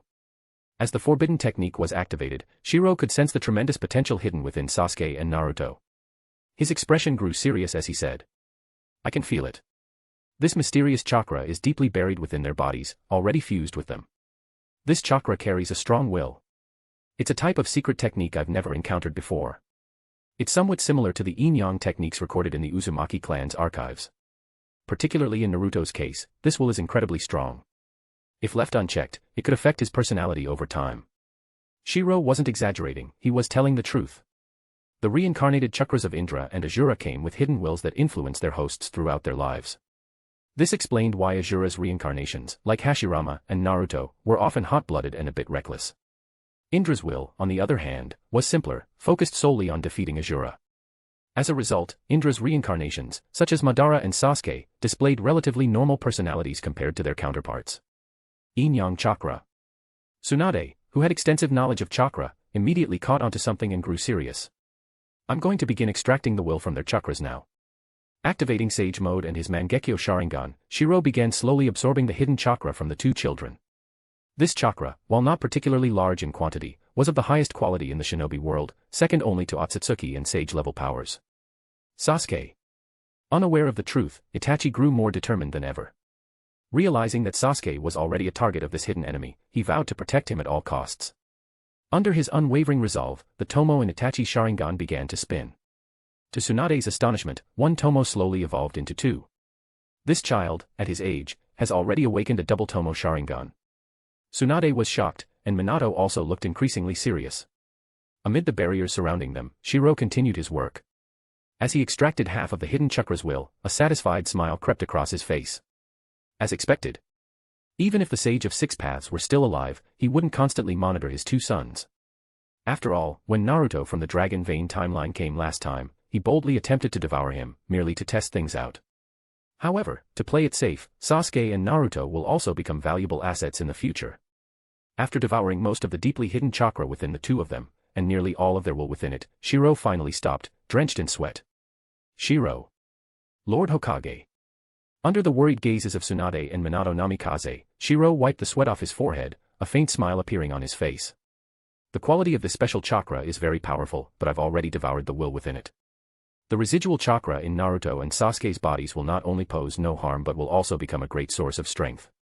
For safety reasons, he ultimately chose not to completely devour these two chakras. Who knows? If the chakras of Indra and Asura were to completely vanish from the Shinobi World, would the Sage of Six Paths sense it? Naruto. Uzumaki Naiko hugged her child tightly, her excitement evident. At the same time, Uchiha Itachi looked on worriedly at his younger brother Sasuke. It's okay now. This chakra will grow with them and will no longer cause any problems. The concept of will being embedded in chakra might seem absurd, but in reality, the Uzumaki clan's sealing techniques already hinted at such a notion. For instance, in the original series, when Minato sealed the Nine Tails, he left a part of his chakra within Naruto, not as a soul, but as a will imbued within the chakra. Similar to a shadow clone, it wasn't magical at all. With the situation resolved perfectly, Shirou smiled with satisfaction. He had achieved what he wanted while simultaneously solving a huge problem. As for this Uzumaki Naruto, who would grow up in the future, what kind of personality would he develop? Hokage's office. Thank you. It was already late at night, but Minato Namikaze expressed his heartfelt gratitude. Previously, his decision to defect was purely for the sake of the village. Having witnessed the darkness and corruption within the Root faction, he was utterly disappointed. If he had continued to align himself with the third Hokage's faction, it would have only escalated the conflict, causing unrest in Konoha. Thus, everything he did was for Konoha. Although Shirou had yet to officially assume the Hokage position, this time, Minato was fully convinced. He didn't think he could do better than Shirou. In just a few short weeks, the changes in Konoha were already visible. Shirou never deliberately belittled anyone to elevate himself. The reforms he implemented, especially in the Ninja Academy, impressed Minato greatly. Furthermore, what he did tonight for Minato's child made him deeply grateful. If this had happened during the third Hokage's administration, Minato could easily imagine the outcome. To eliminate any potential threats, Naruto would either disappear or join the Root. Even if Minato were Hokage, at the very least, Naruto would have been monitored for his entire life. Naruto has great potential. In the future, let Naruto and Sasuke grow together. Back in the Hokage's office, Shirou smiled casually. This one sentence left Minato momentarily stunned before he responded with gratitude. Thank you, Lord Hokage. Shirou, however, waved it off with a smile. Minato, we may have disagreed on ideals before, but our goal has always been to protect Konoha. That is undeniable. So, whether you think I'm taking Naruto as my disciple to win hearts or to put on a show for others, it doesn't matter. Naruto and Sasuke have already been targeted by those in the shadows, and they are bound to become important figures. With Shirou's sincere smile, Minato, being a decisive man, nodded in gratitude and said, "Thank you for trusting me, Lord Hokage." He understood that Shirou taking Naruto as his disciple was more about reassuring him, proving that Shirou was not the kind of person who would betray trust like Danzo or the third Hokage. After all, at this moment, no one could deny the future potential of Uzumaki Naruto and Uchiha Sasuke. Minato, we don't yet know who the person in the shadows is, but with their mysterious spacetime ninjutsu, would release, and Mangekyo Sharingan, along with the incidents involving the Nine Tails, Naruto, and Sasuke, it's clear they have a grand conspiracy. We cannot let our guard down. Especially you, Minato. You and White Fang are both heroes, but I am not the third Hokage. Shirou's final words were heartfelt, urging Minato not to hold back. The enemy lurking in the shadows was far too dangerous, and Minato needed to grow stronger to face them. This blunt conversation left Minato scratching his head awkwardly. He realized that his attempts to keep a low profile recently had not gone unnoticed. If he were alone, he might have continued, but after nearly losing his wife and child during the Nine Tails attack, he sought a quieter life, staying out of high-level conflicts to focus on his family. However, Shirou exuded an aura of absolute dominance. Ever since Shirou had taken the Hokage seat, every policy could be summarized in one phrase: the capable rise. If you had the ability and loyalty, Shirou would grant you jutsu, resources, and status, regardless of whether you were from a noble clan or a commoner. This confidence came from Shirou's absolute faith in his strength. I understand. Minato took a deep breath and nodded solemnly. Shirou smiled lightly and tossed him a scroll. All right, it's late. You should head back. Consider this a gift for Naruto as his initiation present. Catching the scroll, Minato's expression changed, and he quickly said, "Lord Hokage, this is too valuable." Naruto. It's for Naruto. But since I'll be busy with many matters, I'll leave it to you, the Yellow Flash, to teach him. As Shirou waved him off with a smile, Konan, who had become Shirou's capable assistant, stepped forward and intercepted Minato with a cold voice. "Jonin Namikaze, Lord Hokage needs to rest." Her cold tone left Minato no choice but to nod. After giving Shirou one last deep look, he left the Hokage building with his family. Back at home, Uzumaki Naiko lovingly gazed at Naruto in her arms. Noticing Minato sitting silently in his chair, she couldn't help but look puzzled. "Minato. What's wrong? What scroll did Lord Hokage give you that has you staring at it like this?" Under his wife's curious gaze, Minato sighed helplessly and handed over the scroll. "Naiko, see for yourself. This is Reiznan." Naiko's eyes widened in shock. This was Uchiha Shirou's signature technique, an A-rank, self-created jutsu requiring no hand signs. "This. Minato, why are you showing me this? Shouldn't." Seeing his wife's astonishment, Minato could only shake his head with a bitter smile. Perhaps he truly will become the greatest Hokage in Konoha's history. His magnanimity, at the very least, being willing to casually share a technique of this caliber, something I could never do. Minato, who was once described by Jiraiya as the most perfect ninja, had never gone so far as to freely share his ultimate techniques. Yet Uchiha Shirou had done so, even making his Reiznan and Chidori part of the village's reward system, openly available to those who contributed enough to Konoha. As long as a Konoha ninja contributes enough to the village, they can learn. Before, everyone in the village said it was just a gimmick. I didn't expect that this person's ambition and magnanimity would be equally vast. Namikaze Minato let out a long sigh with a bitter smile. At this moment, he seemed to realize that, in certain aspects, he simply couldn't measure up to Uchiha Shirou.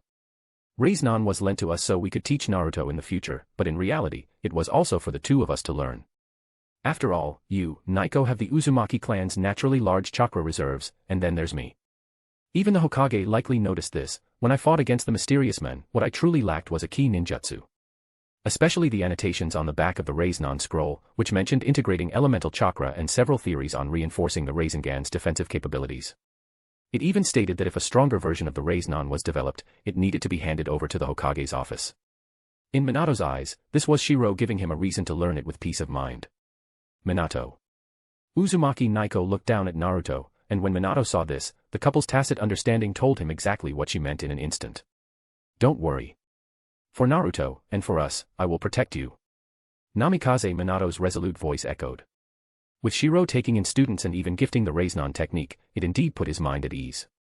After all, his identity was still marked by his connection to the third Hokage. Even if he were to defect in the end, that label would be impossible to erase.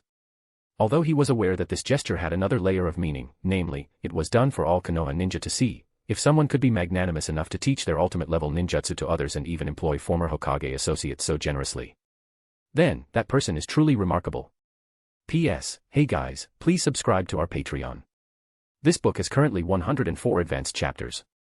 Chapter 265, Naruto, I am Uchiha Shirou, 265, R18. Hokage Building. You're something. Aren't you even a little worried? You know Minato Namikaze isn't just Jiraiya's disciple, he's also someone personally trained and nurtured by the third Hokage. Inside the office, Tsunade, dressed in an elegant white robe, looked curious, her bright, captivating eyes fixed intently on Shirou. Faced with such an alluring Tsunade, Shirou couldn't help but tease her with a smile. Worried? About what? Let's not even talk about Minato's character. But with the strength we have now, do we need to worry? At this point, Shirou revealed a confident smile and said with pride. My ambitions have never been hidden. Everything I do is for Konoha. So why would they betray me? Even if they did, would their strength be enough? His proud, confident, and domineering Uchiha demeanor left Tsunade slightly dazed, her cheeks tinged with a blush. All right, you're impressive, Tsunade said with playful mockery, pulling out a scroll document. Your appointment as the fourth Hokage is set for early next year. Over the next few months, there will be a major reshuffling across Konoha's various departments. Sarutobi, Mitokado, Uchiha, and Shimura clans all need to be relocated. And then there's the current situation with the Hyuga clan's main and branch families. The changes to the Ninja Academy are the smallest concern. Looking at the mountain of work ahead, Tsunade felt her head spinning, her gaze momentarily unfocused. But Shirou, seeing the pile of scrolls in front of him, merely smiled calmly. This was nothing. For ninjas used to bloodshed and battle, such administrative work might be the hardest part. But for someone like him, who had endured countless sleepless nights and overtime in his previous life, this was hardly uncommon. Besides, once this period of busy work passed and stability was restored, things would naturally become easier. This is simple. Seeing Tsunade's troubled expression, Shirou laughed lightly. While approving documents, he added. The Sarutobi, Mitokado, Uchiha, and Shimura clans are the easiest to deal with. With Asuma and the Shimura clan as examples, as long as they remain loyal to the village, we just need to make arrangements that show the village's trust in them. As for most members of the four clans, falling from a high position all at once might be hard for them to accept. There will likely be complaints, coupled with the rumors circulating in the village. That's why their relocation to more remote areas was arranged. Without any guilt or hesitation, Shirou stated his reasons as if they were for the good of the four clans. Tsunade rolled her eyes at him. Yeah, right. I know you too well, Tsunade teased, but she couldn't deny that it was the best solution. After all, with so many dark truths exposed, if the four clans remained in the central areas of the village, not only would it cause unrest, but they'd also face even more hatred from the villagers. After all, the blame for the Ninetales attack on the village was far too heavy. While there was no conclusive evidence, it was a fact that Root didn't participate in the rescue and actively hindered the Uchiha clan. If there were evidence, Tsunade wouldn't call them suspects, they'd be outright criminals. As for the Hyuga clan, don't tell me you think Hisashi's previous actions were hidden from the Hyuga clan leader. Shirou smirked teasingly. Tsunade was momentarily stunned before realizing the truth.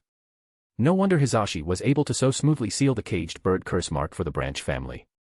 So Hayashi Hyuga was secretly helping him. But this time the Hyuga clan is unlucky. Those conservative elders in the main family hesitated too much at the last moment. Tsunade smirked with glee. The divide between the Hyuga clan's main and branch families had always been a significant issue. But it was an internal matter, and no one could interfere. Moreover, it had benefited the Hokage administration, so it had never been changed. Now, however, the division was complete. The Hyuga clan had split into two factions, with Hisashi leading the branch family to form a new Hyuga clan. Recently, the internal disputes within the main family have reached a breaking point. They're wary of our strength. I heard the main family is now considering marking non-heirs with the caged bird curse mark again. Good grief. Hearing Tsunade's words, Shirou was speechless. Those old conservatives in the Hyuga main family really couldn't change. They were so used to being served that they even wanted to create a new branch family to enslave. Although those old conservatives in the main family are indecisive, they are still a part of Konoha's power, Shirou said, a mischievous smile suddenly appearing on his face, catching Tsunade's attention. Didn't Root previously target the internal conflict in the Land of Lightning? Let's send someone to buy some Kumo slaves and gift them to the Hyuga main family. Since they're used to being served, it doesn't matter who serves them. Tsunade couldn't help but laugh at this suggestion. You're not helping the main family. You're trying to spread the influence of slavery. Though Tsunade jested, she couldn't help but nod in agreement. Still, your idea is good. Expanding that influence would indeed weaken the Land of Lightning.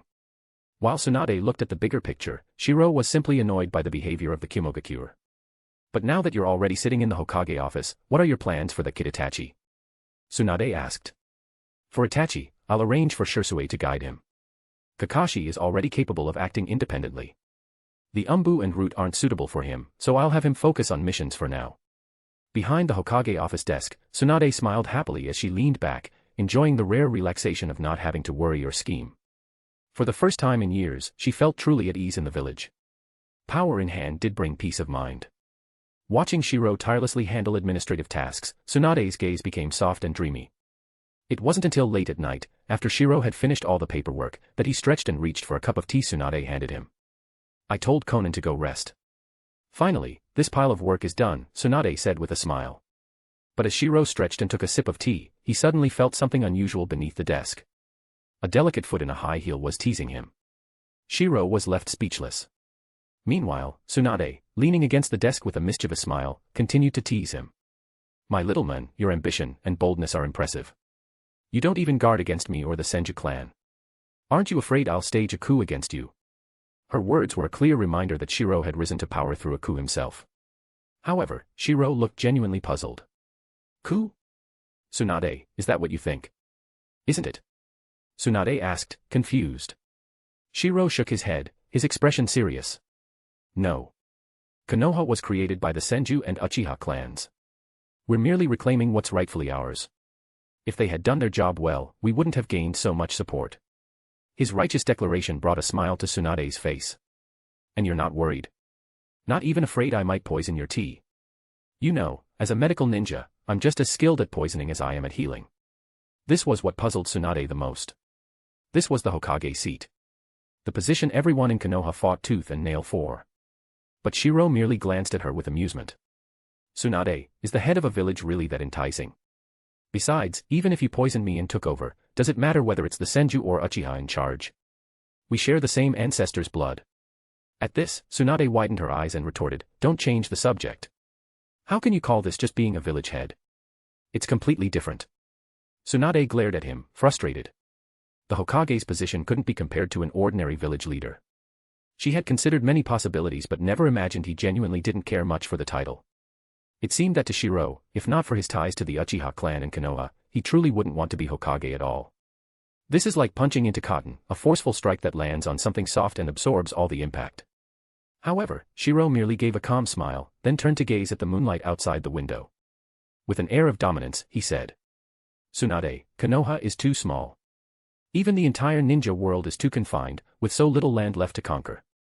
It's barely enough for me to mess around with. My ambitions will never be satisfied with just this world, after all, we will one day possess eternal life. Tsunade, do you see this starry sky? Tsunade, looking at the confident and bold Shirou in front of her, was shaken.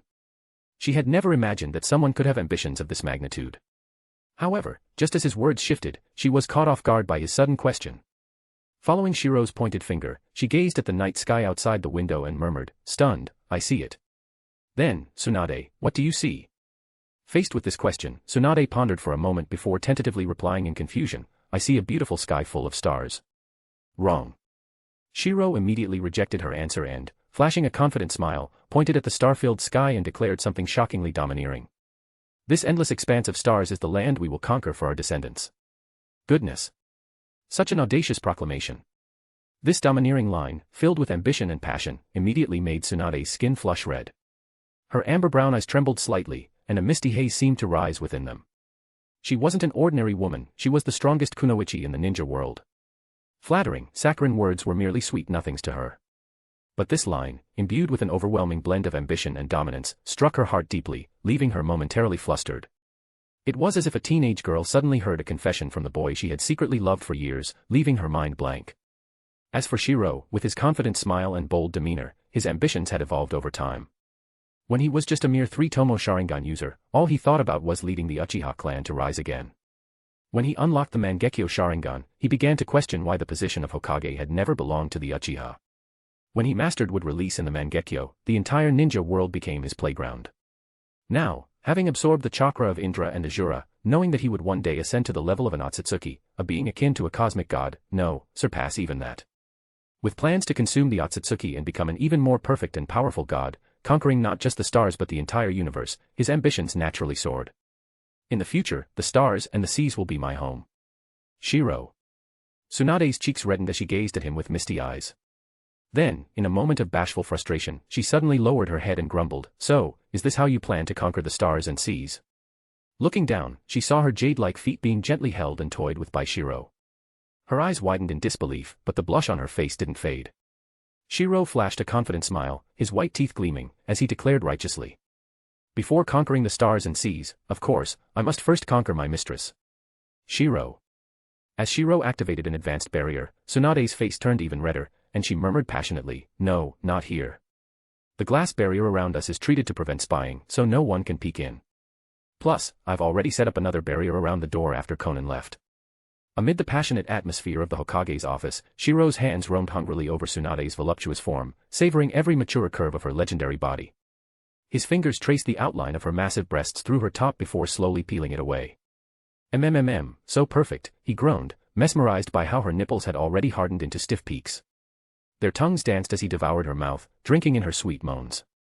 His hands squeezed and kneaded her enormous tits while she ground against his growing bulge. "Let me taste you," Tsunade purred, dropping to her knees. She freed his throbbing cock from his pants, her eyes widening at his impressive size. "So big," she murmured before wrapping her plump lips around his shaft. Her skilled tongue swirled around his sensitive head while one hand pumped his base and the other massaged his balls. Shirou groaned and grabbed fistfuls of her blonde hair as she took him deeper, her legendary medical skills letting her suppress her gag reflex completely. "NNNGH. Tsunade." He moaned as she deep-throated him, her throat muscles massaging his length. Precum leaked onto her tongue as she bobbed her head faster, determined to get him fully hard. When his cock was throbbing and steel-hard, she released him with a wet pop. Tsunade turned and bent over the Hokage's desk, spreading her legs to display her dripping pussy. She looked back at him with lust-filled eyes. "Take me from behind, Shirou. Fuck me hard." Shirou gripped her wide hips and slammed his entire length into her soaking core in one thrust. "Ah." Tsunade screamed in pleasure as he stretched her walls. Her massive tits swayed and bounced with each powerful impact as he pounded her relentlessly. "Yes. More. Harder," she begged shamelessly. Shirou reached around to roughly squeeze her bouncing breasts while ramming into her G-spot.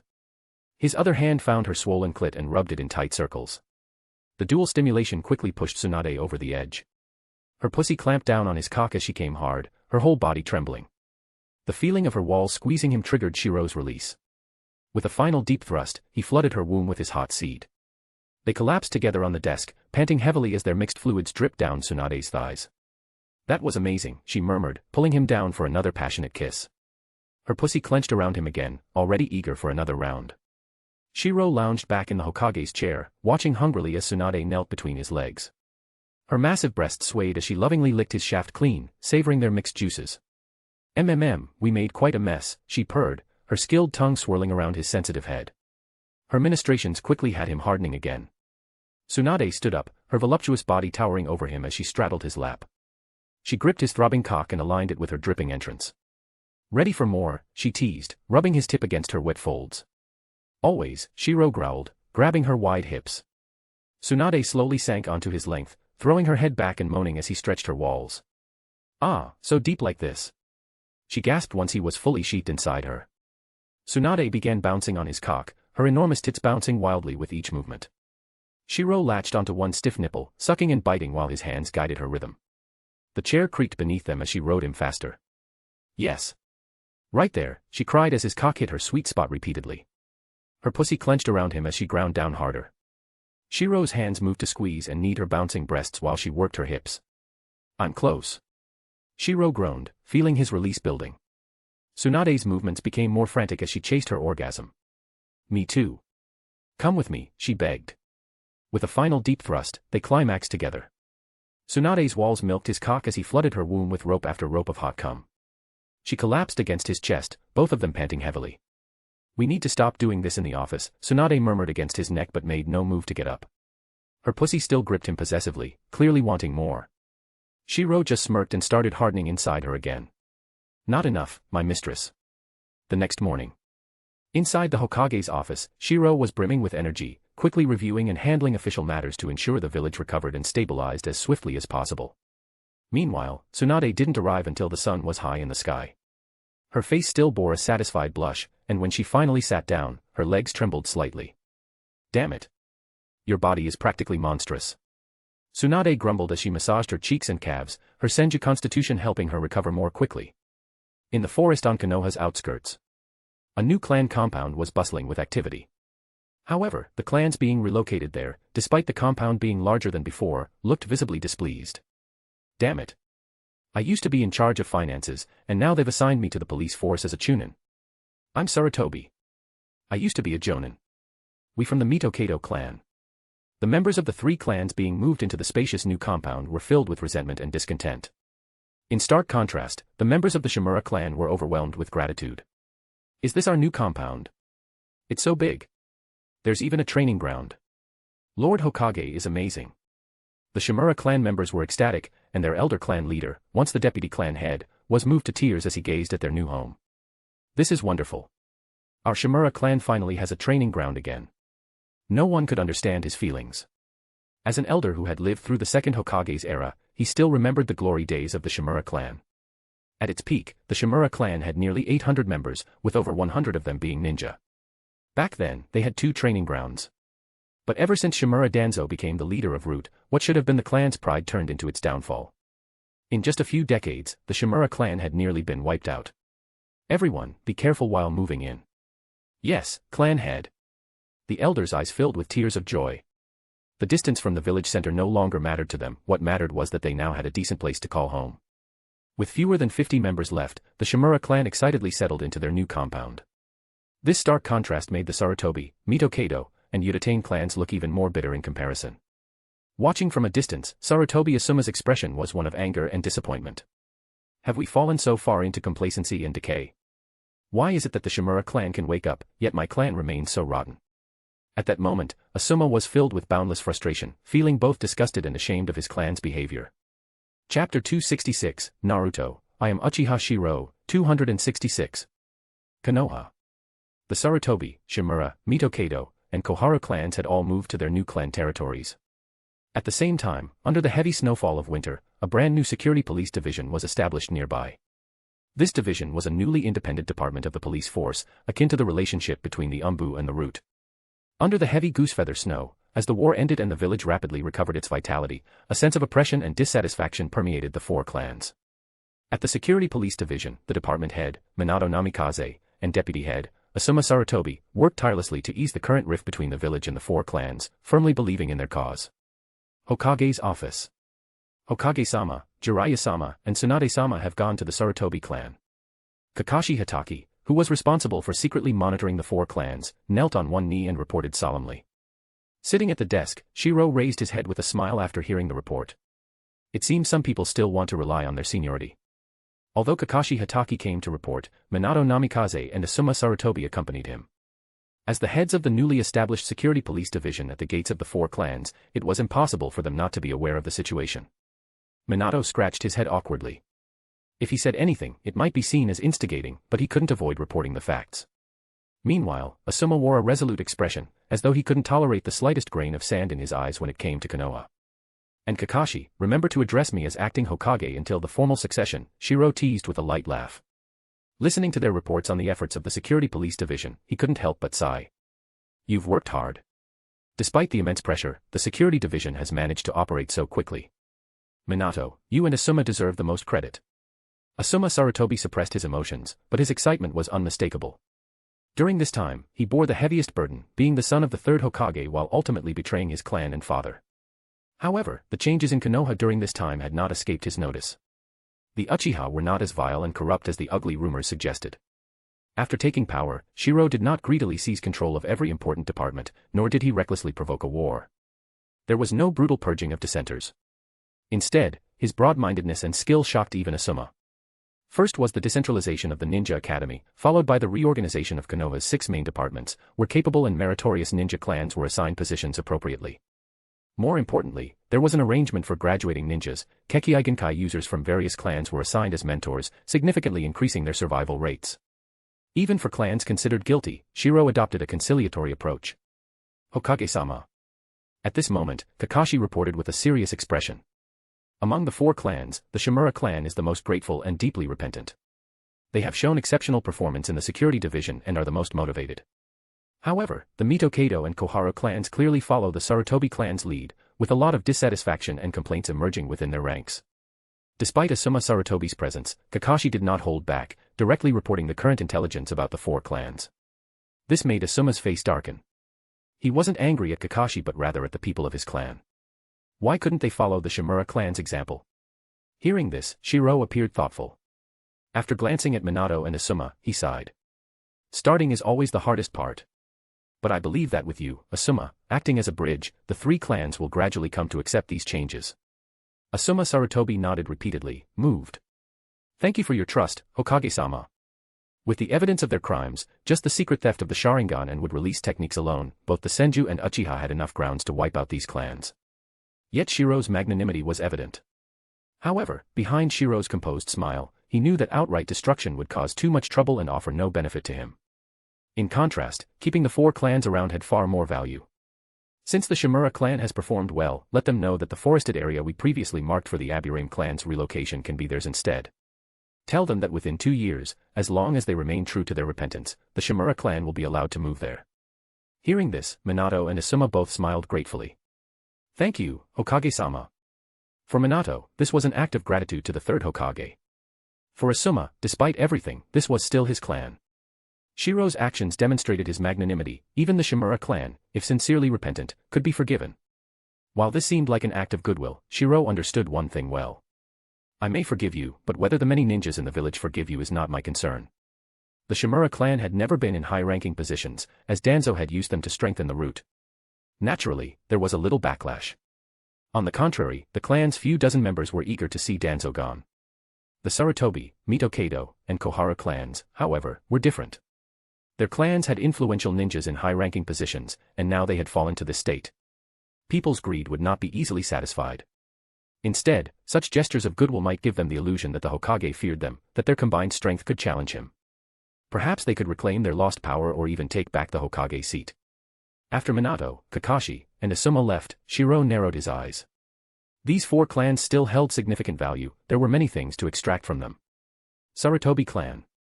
Bright sunlight streamed through the windows, illuminating the room. 2 figures sat in wheelchairs, while another figure seated behind them in the light added a sense of oppression to the room. Old men, it's all over now. Jiraiya sighed helplessly. With more and more hidden truths being uncovered, it was no longer a question of whether they could be redeemed. However, seated in the wheelchairs, Mito-Kado Hamura and Koharu Uchiha glared at Jiraiya and Tsunade, their faces filled with resentment and anger.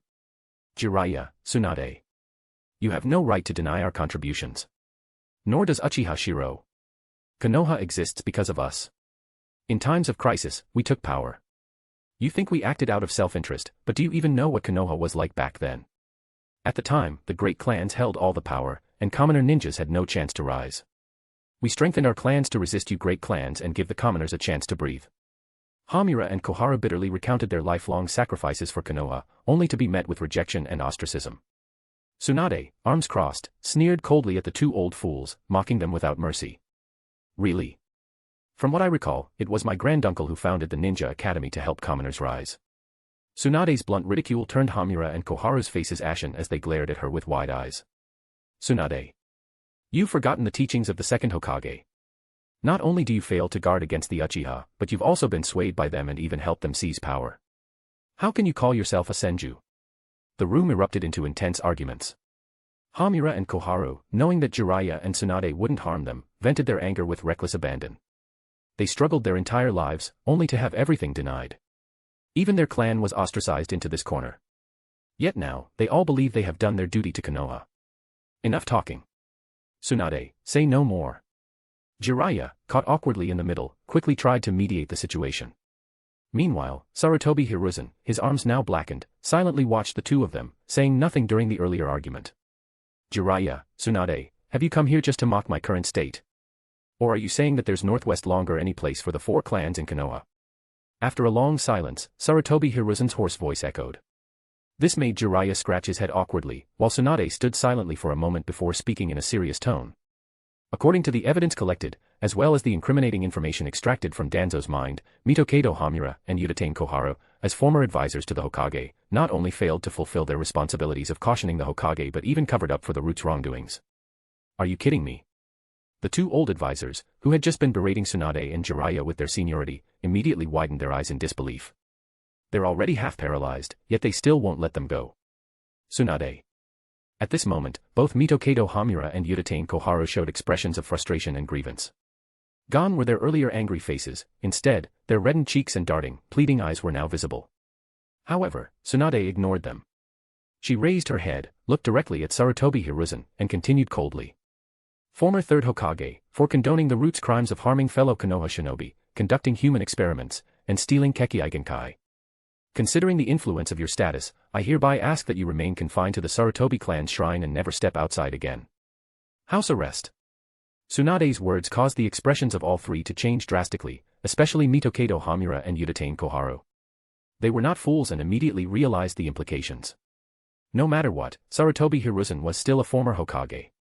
If he were to be imprisoned or executed, it would have an enormous impact. In other words, the majority of the blame would now fall on them and Danzo, who would be sent to prison to pay for these crimes.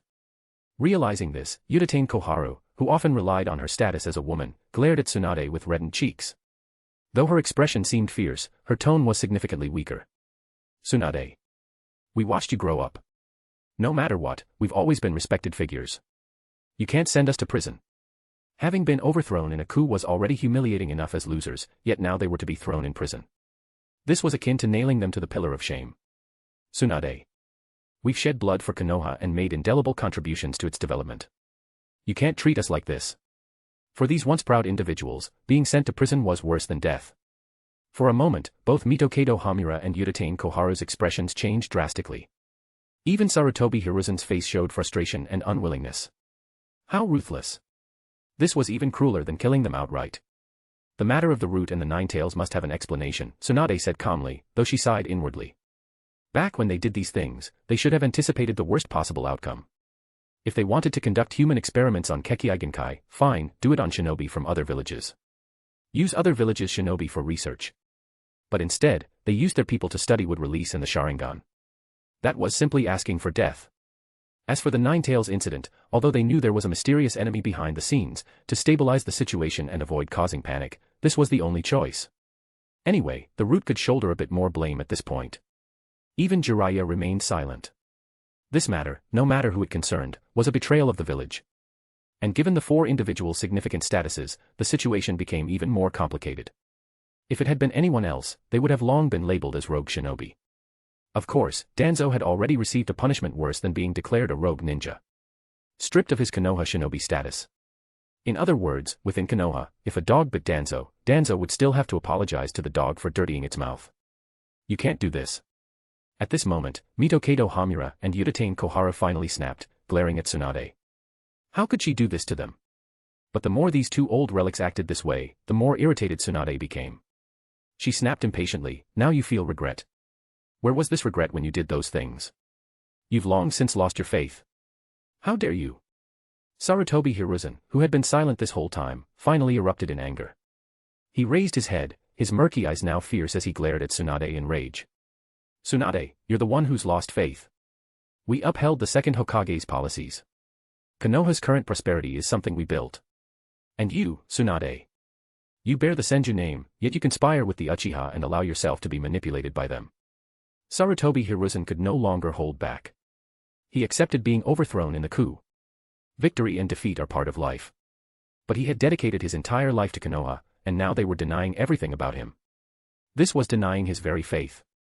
Just as Jiraiya was about to try and calm things down, Tsunade, furious, slammed her fist into the wooden door in front of her, shattering it.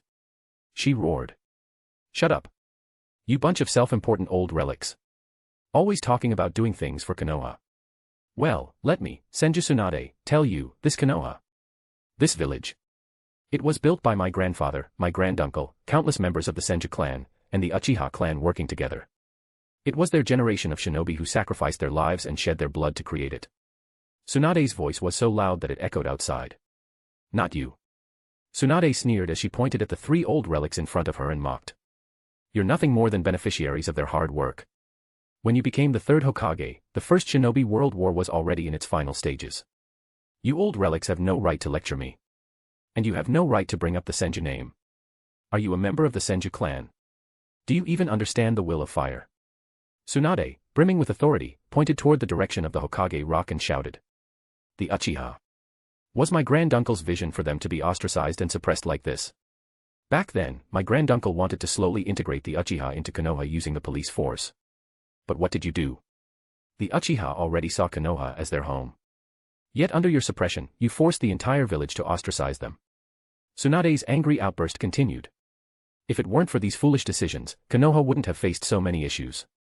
Even Jiraiya felt awkward standing there. On the surface, the matter involved the Uchiha, but the higher-ups all knew the truth.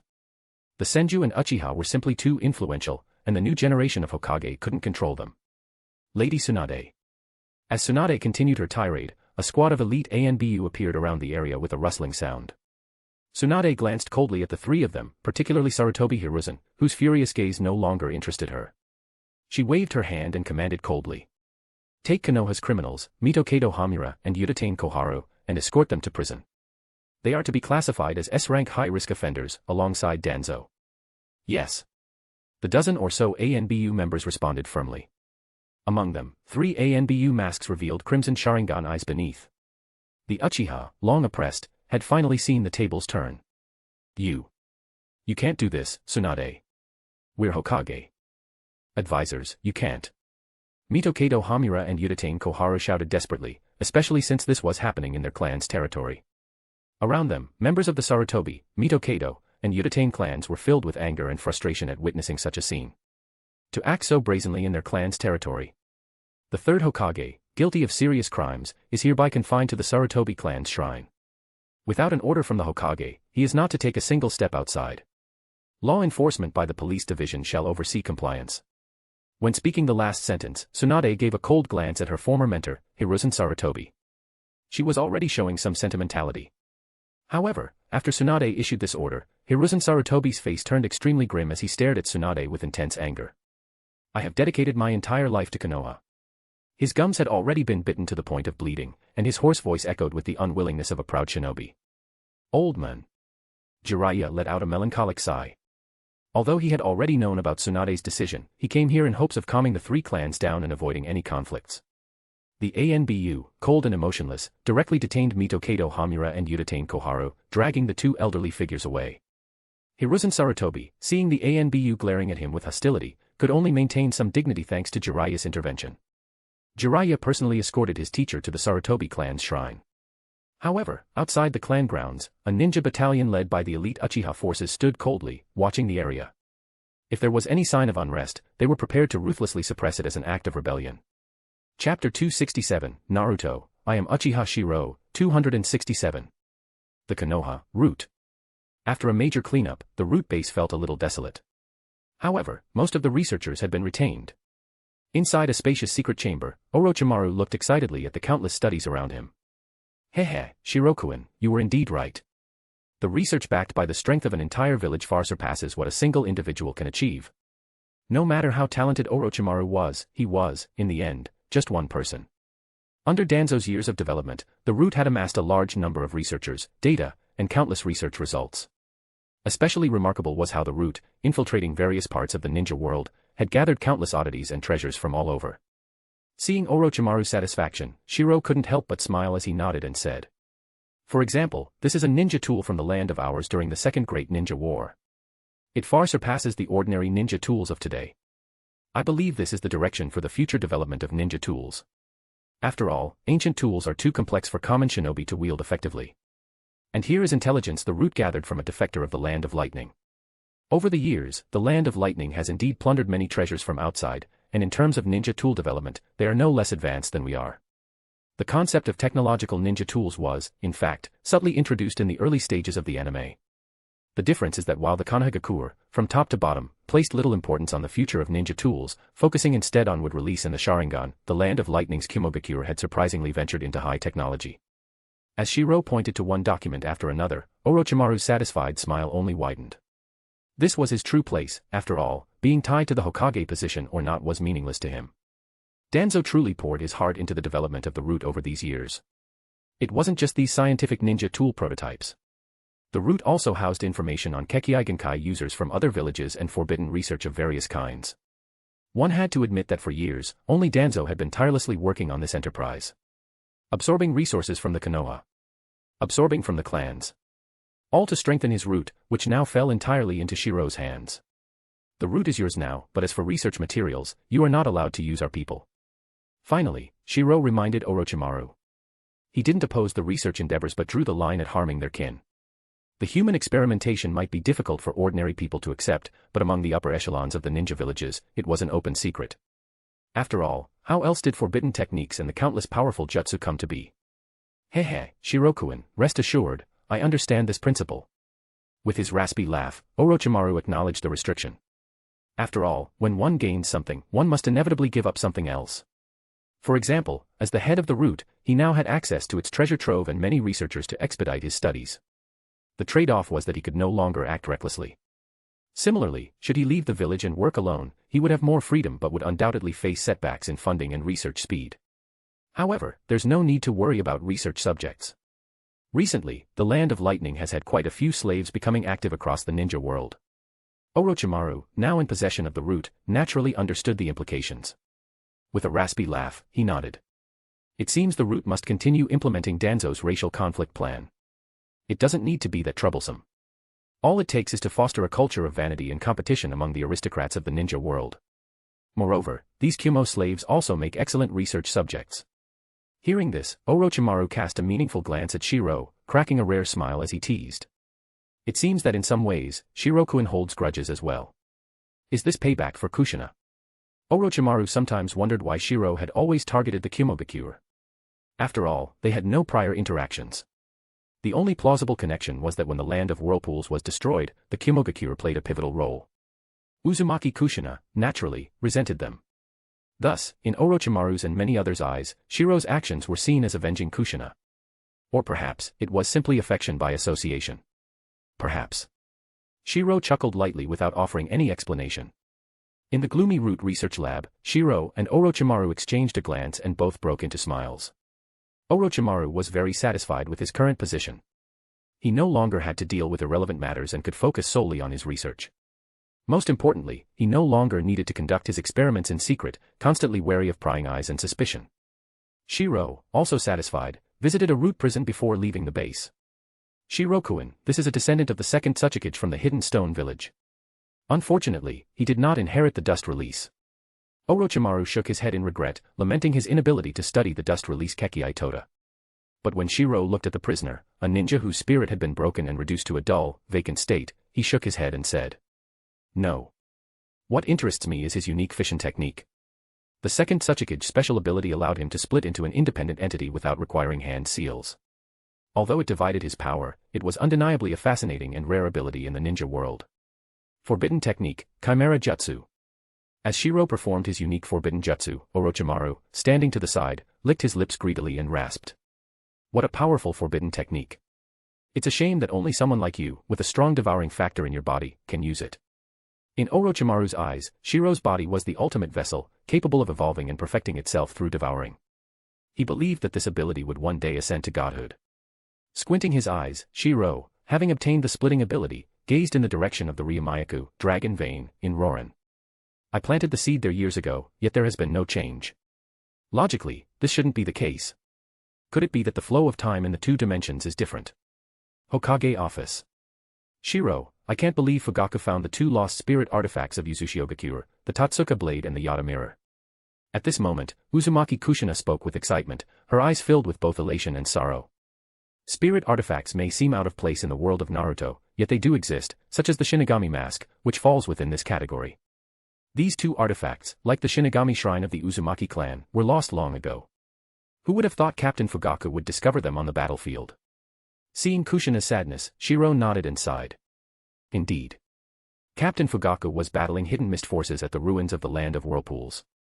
It seems these two artifacts weren't taken but were instead lost in the chaos. Shirou silently nodded, realizing that Itachi's Tatsuka blade and Yata mirror were found by Fugaku. Upon reflection, it made sense. Kushina, these are the two spirit artifacts. Like the Shinigami mask, they must be placed in a shrine for their wielder to use.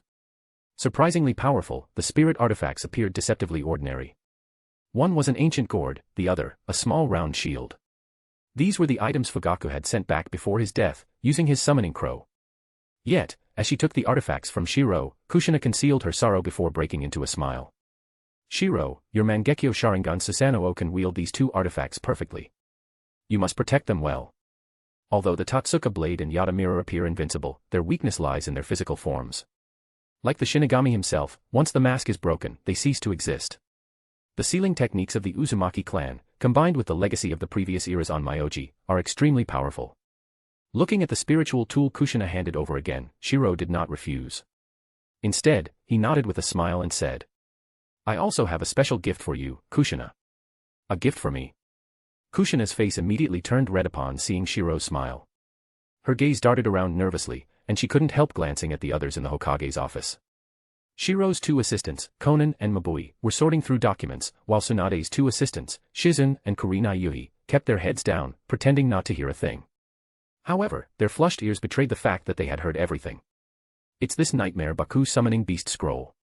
Shirou smiled brightly as he pulled out a huge summoning beast scroll and handed it directly to Kushina, showing no shame for having taken it from Danzo. After Danzo had been stripped of his status as a Konoha ninja, everything he owned became Konoha's property. If this summoning beast had remained in Danzo's possession, it would have been a waste. Not only did Shirou take Danzo's summoning beast, but he also erased Danzo's imprint from it. This is a wind element summoning beast that rivals Gamabunta and Manda. And in the village, Kushina, you're the #1 wind element ninja. Seeing the gift Shirou had given her, Kushina's face lit up with happiness, and she nodded repeatedly in excitement. Shirou, I'm not just Konoha's #1 wind-style ninja, I'm the best in the entire ninja world. Excited, Kushina quickly signed her name on the summoning beast scroll and laughed triumphantly, hands on her hips. Shirou, from now on, Uzumaki Kushina will have her very own exclusive summoning beast. When the time comes, I can even take on disciples and make the Uzumaki Kushina legend famous across the ninja world. In the ninja world, legendary ninjas either had a signature jutsu or a noticeable summoning beast. While brimming with excitement, Kushina's mind was already at work, thinking about whether there were any talented young ninjas with wind element chakra in the village who were worth training. At that moment, the office door swung open, and Tsunade walked in with a sour expression. Tsunade-sama. Shizun and Kurenai Yuhi stepped forward, one took Tsunade's cloak, while the other took the scroll in her hand. Meanwhile, Konan and Mabui moved quickly as well, one pulled out a chair, and the other poured tea. Judging by your expression, things didn't go well. Noticing Tsunade's demeanor, which hinted at her frustration, Shirou teased her with a smile. Tsunade took a sip of tea and snorted angrily. 3 old fogies hiding behind their seniority. Konoha was built by my grandfather and your Uchiha ancestors, but in their mouths, it somehow became all their credit. At this point, Tsunade couldn't help but laugh bitterly in anger. They've been flattered so much over the years that they've lost touch with reality. They've started believing their lies. Shirou could relate to this. When a lie is told enough times, even the liar begins to believe it. 2 of those old fools have already been locked up in prison, they can keep Danzo company for the rest of their lives. As for the former 3rd Hokage, he's been sent to the shrine. When she mentioned the 3rd Hokage, Tsunade's tone faltered for a moment before she snorted coldly and revealed his fate. But do you think this will lure out the mysterious individual? I'm not sure. Shirou's blunt reply left Tsunade wide-eyed in disbelief. You're not sure, and yet you still went ahead with it. But Shirou simply shrugged, showing a carefree smile. Either way, we lose nothing, do we? If this mysterious individual shows up, we can seize the opportunity to investigate. If not, well, those old fools deserved it anyway. Shirou's nonchalant attitude left Tsunade momentarily speechless. She glared at him before grumbling. So you left me to play the villain. Shirou shamelessly teased her in return. If I were to handle it, people would say it was a Uchiha clan vendetta. You're the perfect candidate, Tsunade. Tsunade couldn't help but laugh in frustration. She grabbed a scroll nearby and threw it at him in annoyance. Here's the summoning beast scroll you wanted. The summoning scroll of the Enma had been Tsunade's objective all along. Tsunade, this isn't for me, this is something the Hokage is reclaiming for the village. Seeing Tsunade's glare, Shirou stepped forward with a smile, gently pushed her toward the Hokage's desk, and started massaging her shoulders. Tsunade had already done the hard part, and all he was doing was adding a little finishing touch. He wasn't exactly losing out. Besides, she had taken on the burden of being the bad cop for him, so showing a bit of appreciation was only fair. For a moment, the Hokage's office presented an unusual scene. Tsunade sat at the Hokage's desk, glaring at Shirou, while he stood behind her, massaging her shoulders with a smile. Ninjas entering the office couldn't help but feel awkward at the sight. However, as long as Shirou remained at ease, the awkwardness belonged to everyone else. While issuing tasks and comforting Tsunade, Shirou didn't shy away from presenting a picture of harmony between the Senju and Uchiha clans. It wasn't just about maintaining appearances but also about discouraging others from harboring ulterior motives. Tsunade, the Enma summoning scroll was originally arranged by the second Hokage for Sarutobi. It's not their ancestral summoning beast. Besides, the Sarutobi clan has abused their authority for years, learning countless village techniques. We haven't even held them accountable. All we're doing now is reclaiming what rightfully belongs to the village. Shirou's righteous tone made the ninjas outside the door feel that even if the Sarutobi clan was being bullied, it was completely justified. Especially since the Enma summoning scroll had been retrieved by Tsunade herself. If anyone in Konoha was qualified to do so with a clear conscience, it was her. Tsunade, of course, saw through Shirou's little schemes. Though she kept her face stern, the slight curve of her lips betrayed her amusement. Shirou's assertiveness, paired with the way he publicly gave her so much respect, warmed even the heart of a strong woman like Tsunade. After all, in a warped world like the ninja world, it was rare for someone to be so attentive to a woman's dignity and face, especially in matters of importance. Shirou wasn't foolish. Given the crimes committed by Konoha's former power players, even Danzo's death wasn't enough, he should be milked for every last bit of value. Not taking the summoning beasts would be downright idiotic. As for the Enma, knowing that it had originally been arranged by the second Hokage made Shirou even more resolute. Everything he did was merely reclaiming what already belonged to the village. These were the treasures of Konoha. And in Konoha, village equals Senju plus Uchiha. No arguments there. Chapter 268, Naruto, I am Uchiha Shirou, 268. Konoha. As winter passed and the spring breeze swept across the land, the earth of Konoha once again bloomed with vibrant green vitality. After enduring the Third Great Ninja War, Konoha welcomed prosperity once more. Caravans of merchants from other nations flocked to Konoha, along with countless envoy delegations from various ninja villages. This bustling activity was all drawn by the inauguration ceremony of Konoha's fourth Hokage. The envoy delegations from the major ninja villages had mixed motives, some aimed to gather intelligence, while others sought to curry favor with Konoha. As delegations from all the major ninja villages in the ninja world converged on the Land of Fire, the ever-keen merchants naturally saw an opportunity. Merchants from different countries traveled with their village delegations, using the guise of a simple B-rank escort mission to enjoy the protection or guidance of these envoys. For them, this deal was worth every coin. For the past half a year, since Konoha's political upheaval last year, countless people have sought to gather intelligence. But none could obtain more accurate information than by boldly entering Konoha itself.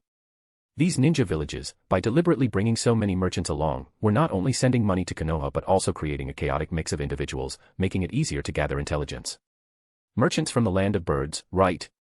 Here's your entry token. Once inside, our ninja will escort you to the commercial district. Just remember, don't cause trouble. Next. The newly constructed gates of Konoha stood wide open, and under the watchful eyes of Konoha's ninjas on both sides, many foreign ninja envoys couldn't help but feel a sense of unease. It was the piercing white eyes that seemed to see through everything and the blood-red, chilling gazes that made them sense the might of the world's foremost ninja village. Once inside the bustling village of Konoha, ninjas could be seen leaping across rooftops or keeping watch from above.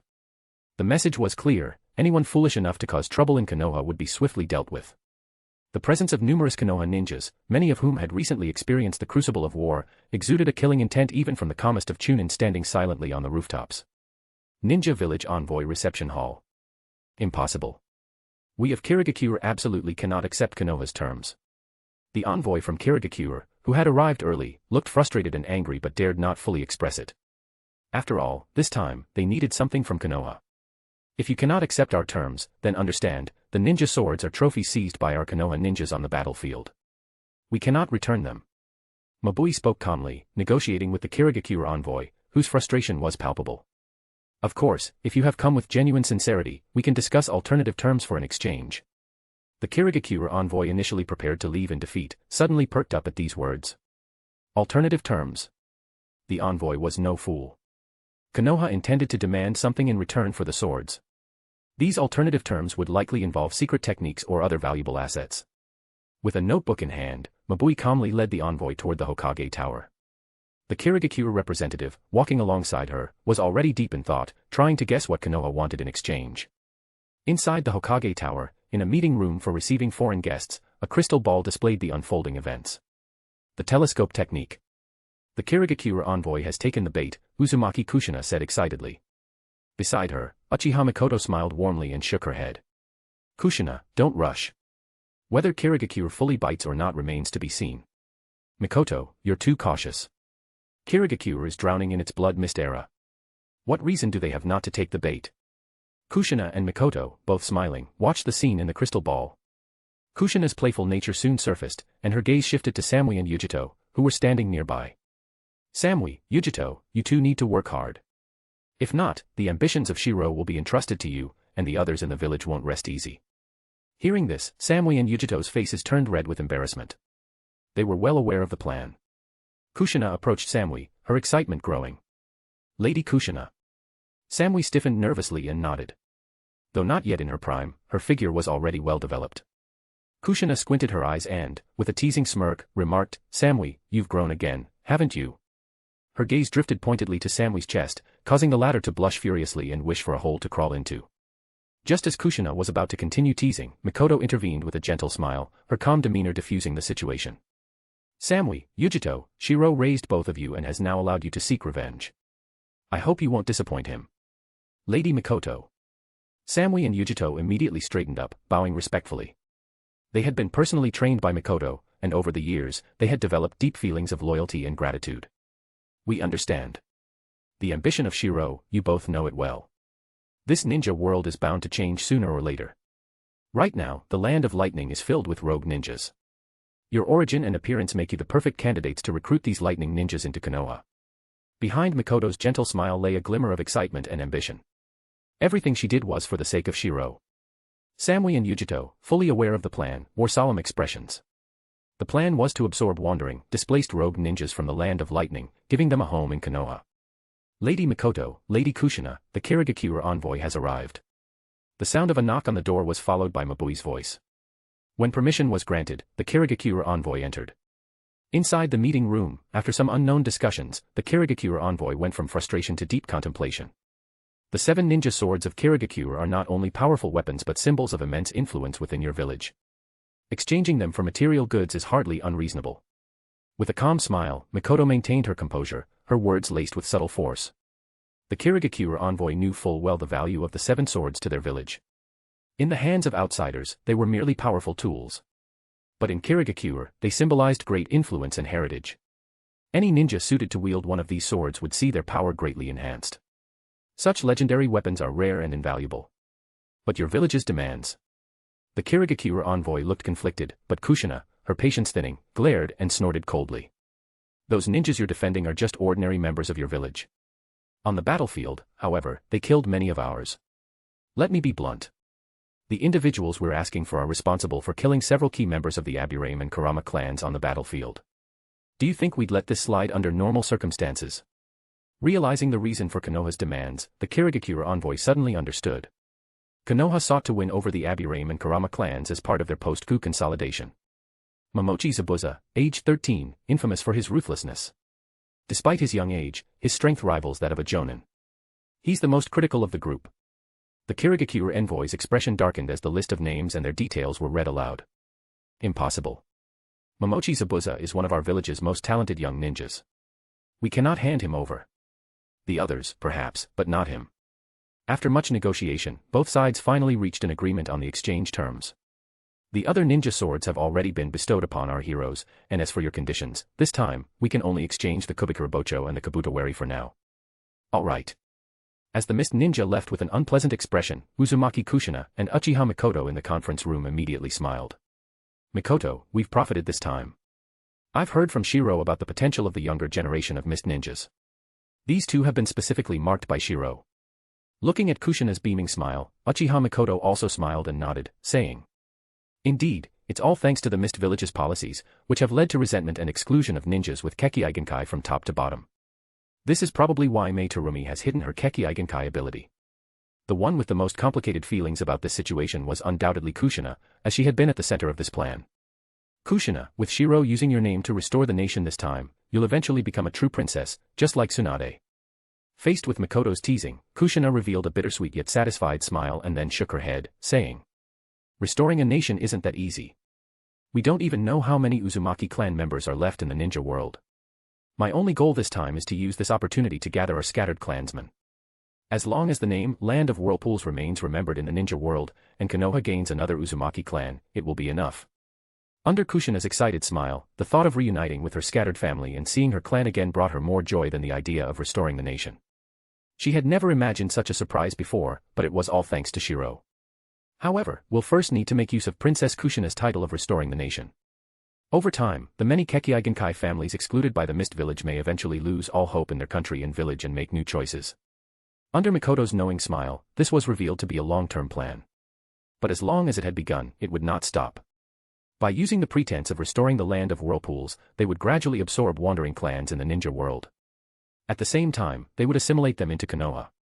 This was part of Shirou's plan to develop Konoha. In the Hokage's office. "Tsunade, while my ambition is great and even extreme in the eyes of some, I also understand that ambition must be matched with capability. We can afford to take our time."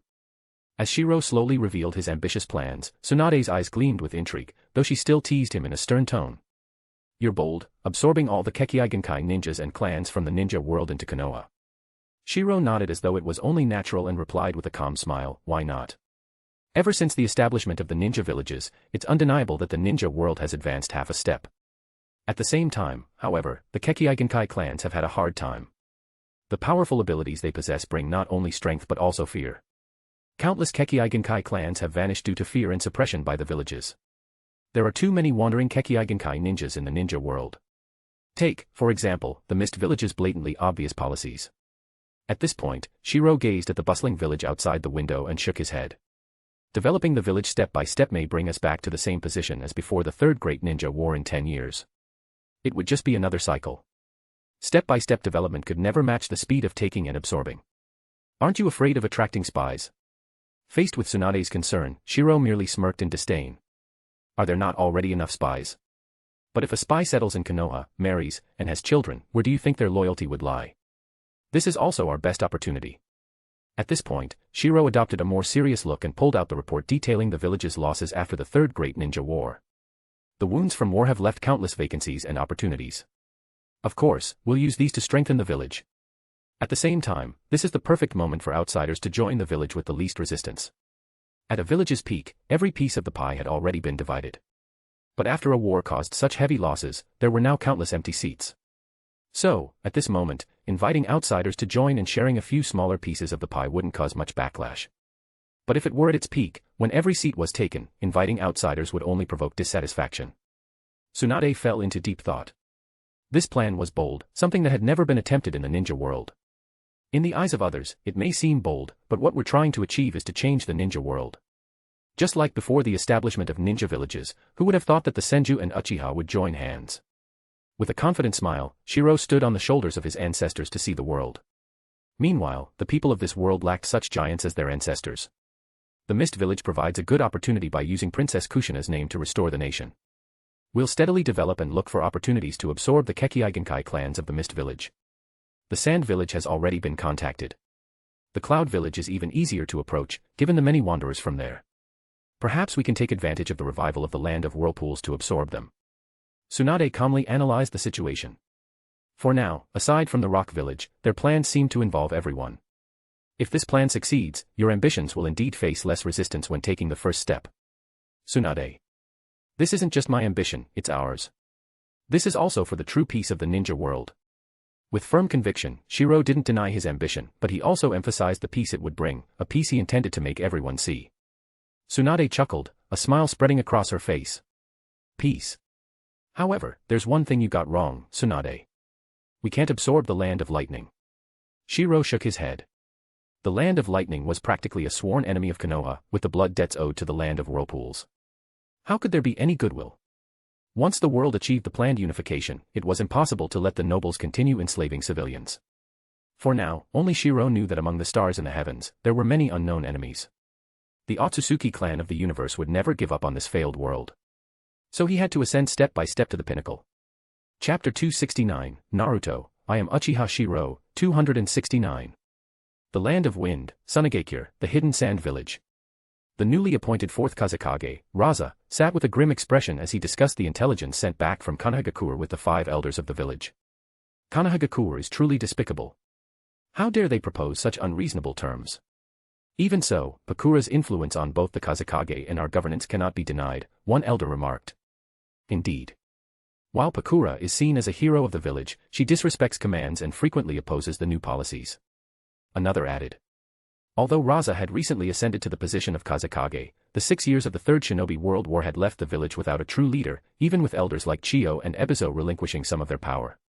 This absence of leadership allowed certain elders involved in administrative affairs to grow too powerful.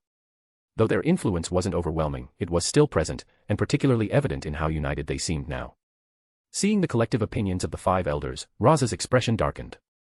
There was some truth to their words. Pakura's influence was indeed undermining his authority. Not only was Pakura regarded as a hero, but she also had a habit of publicly opposing Raza's policies, which should have been unquestioned. Konohagakure has gone too far this time. It's one thing to address the instability posed by Pakura, but for them to demand that our Kazekage's children be sent to Konoha to prove the trust between our nations. This is a hostage situation, one elder fumed. Raza, seated at the head of the table, took a deep breath. He urgently needed to eliminate all internal threats and focus on developing the village. Thus, he coldly stated. What's the big deal about sending a single child? Let Konohagakure see the sincerity of Sunagakure. To outsiders, the idea of sending one's child away might seem intolerable. But to Raza, eliminating Pakura's influence was worth it. If offering up 1, or even 2, of his children would achieve that, he would do it without hesitation. The elders in the room were stunned by Raza's resolve. His decisiveness made some of them reconsider their hidden agendas. This was a man who wouldn't hesitate to sacrifice his children for the sake of the village. Assign Pakura to escort Temari to Konohagakure. She will represent Sunagakure's sincerity and sign the peace treaty on our behalf, Raza commanded coldly. Hearing this, the elders' expressions shifted. One of them mustered the courage to object. Kazekage-sama, Temari is only. Before he could finish, Raza interrupted with a frosty tone, Temari is already 4 years old. This is her responsibility and destiny as the Kazekage's child. Understood. Faced with a leader who was willing to sacrifice his child for the village, the elders had nothing more to say. They also understood the deeper implications of the mission. Although Pakura's name wasn't explicitly mentioned, everyone knew the assignment was designed to deal with her. Some matters were better left unspoken. As the wind swept through the desolate village, Raza stood alone by the window, gazing out at the barren landscape. His eyes reflected a mix of complexity and determination as he muttered to himself. Temari, do not blame your father for being ruthless. Kankuro is a boy and must inherit. And Gaara is the village's secret weapon.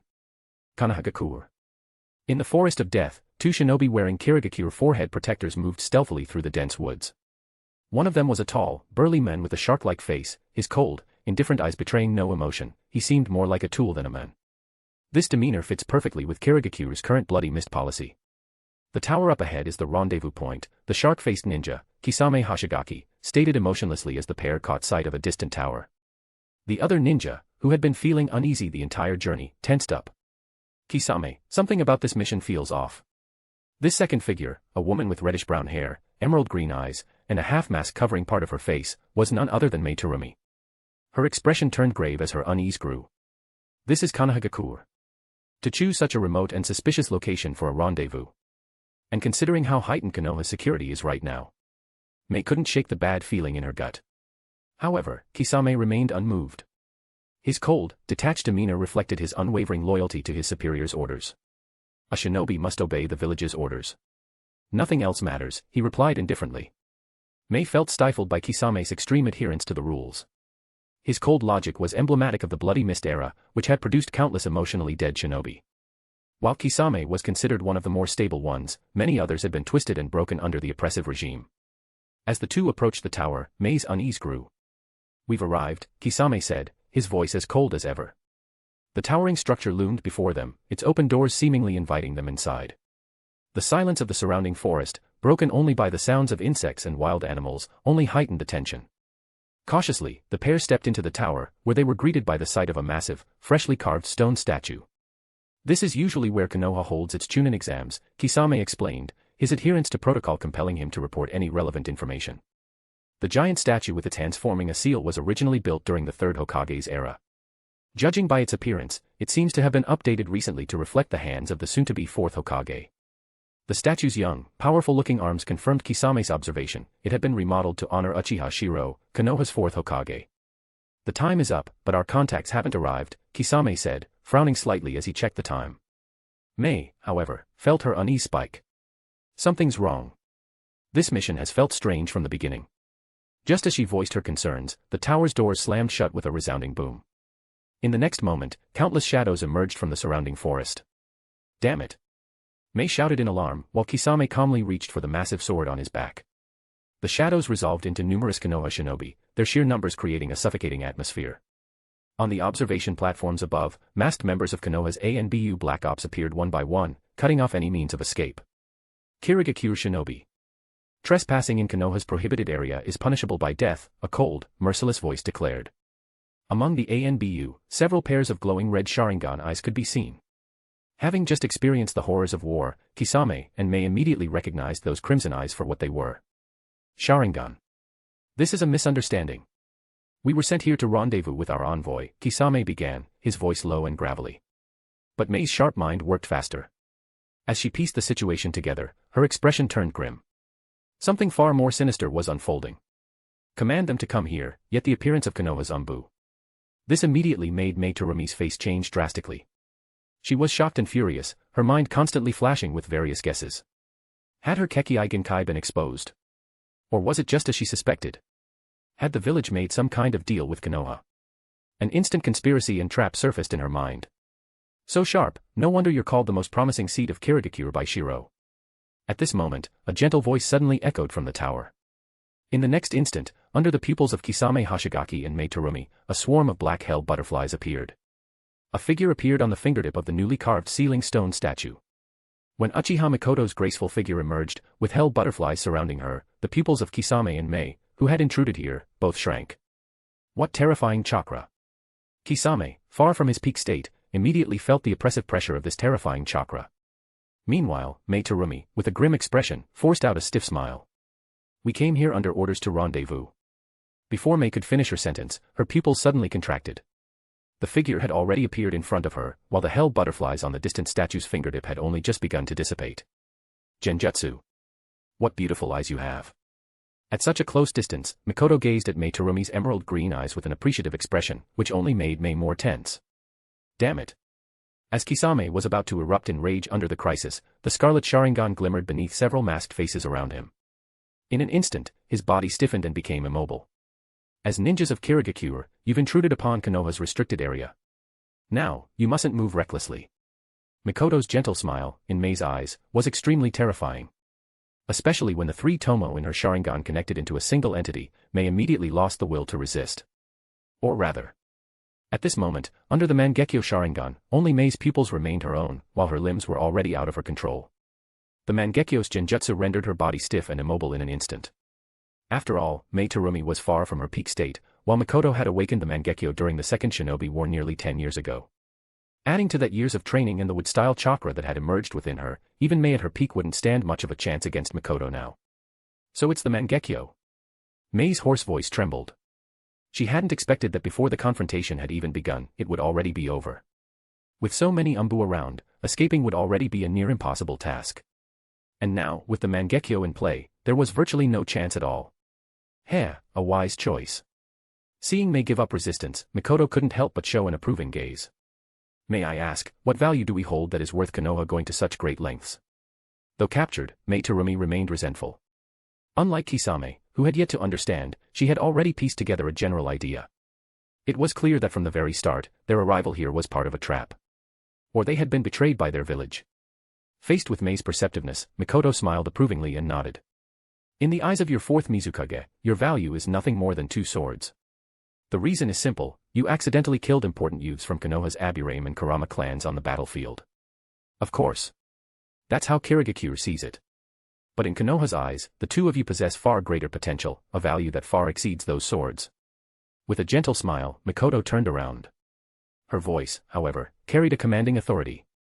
2 Kirigakure ninjas trespassing in Konoha's restricted area, investigating our top-secret information. Detain them immediately. We'll demand an explanation from Kirigakure. Yes. With the cold responses of the surrounding Umbu, Mei Terumi glared helplessly with wide eyes. Konoha was too tyrannical. What did they mean by trespassing into Konoha's restricted area? Wasn't this just a Chunin exam arena? And investigating top-secret information? This was outright framing with no evidence. Yet under Konoha's overwhelming might, the two were taken away just like that. Elsewhere, in Sunagakure, the elite Jonin Pakura, whose graceful figure could be considered divine, was escorting the young Temari to Konoha. The Sunagakure envoy leading the way wore a smile. Pakura, though slightly relieved, remained vigilant upon entering the village. However, seeing the bustling streets of Konoha left Pakura stunned and envious. So this is Konoha, the strongest of the ninja villages. With such a foundation, it's no wonder they are so powerful. Pakura continued observing Konoha in secret, constantly recording information in her mind, an instinct for a ninja. Only the young Temari, filled with innocence, looked at the lively scene with wide-eyed excitement, marveling at the unfamiliar prosperity. However, as the group unknowingly approached the Hokage's office, Pakura's expression turned puzzled. Are we meeting Konoha's new Hokage now? But before Pakura could voice her confusion, the envoy leading the way took a deep breath. In the next moment, under Pakura's shocked gaze, blood splattered. Pakura. You traitor. You've attacked Miss Temari and intend to start a war. You're nothing but a warmonger. Fortunately, you weren't made the fourth Kazekage. With a sudden scream, the Sunagakure envoy clutched his injured arm in terror. At the same time, the young Temari, standing at the forefront, looked utterly incredulous, blood dripping from her mouth. A kunai. In that instant, the envoy had slashed his arm with a kunai and then aimed it at Temari's vital points. At the same time, this commotion alerted countless people inside the Hokage's office. From Konoha ninjas retrieving missions and reporting in, to foreign ninjas and merchants issuing tasks and trading, all turned their stunned gazes toward the commotion below. Pakura. Konoha ninjas, Pakura has gone mad after losing the war. Kill her now. Amid countless gazes, the window of the Hokage's office shattered.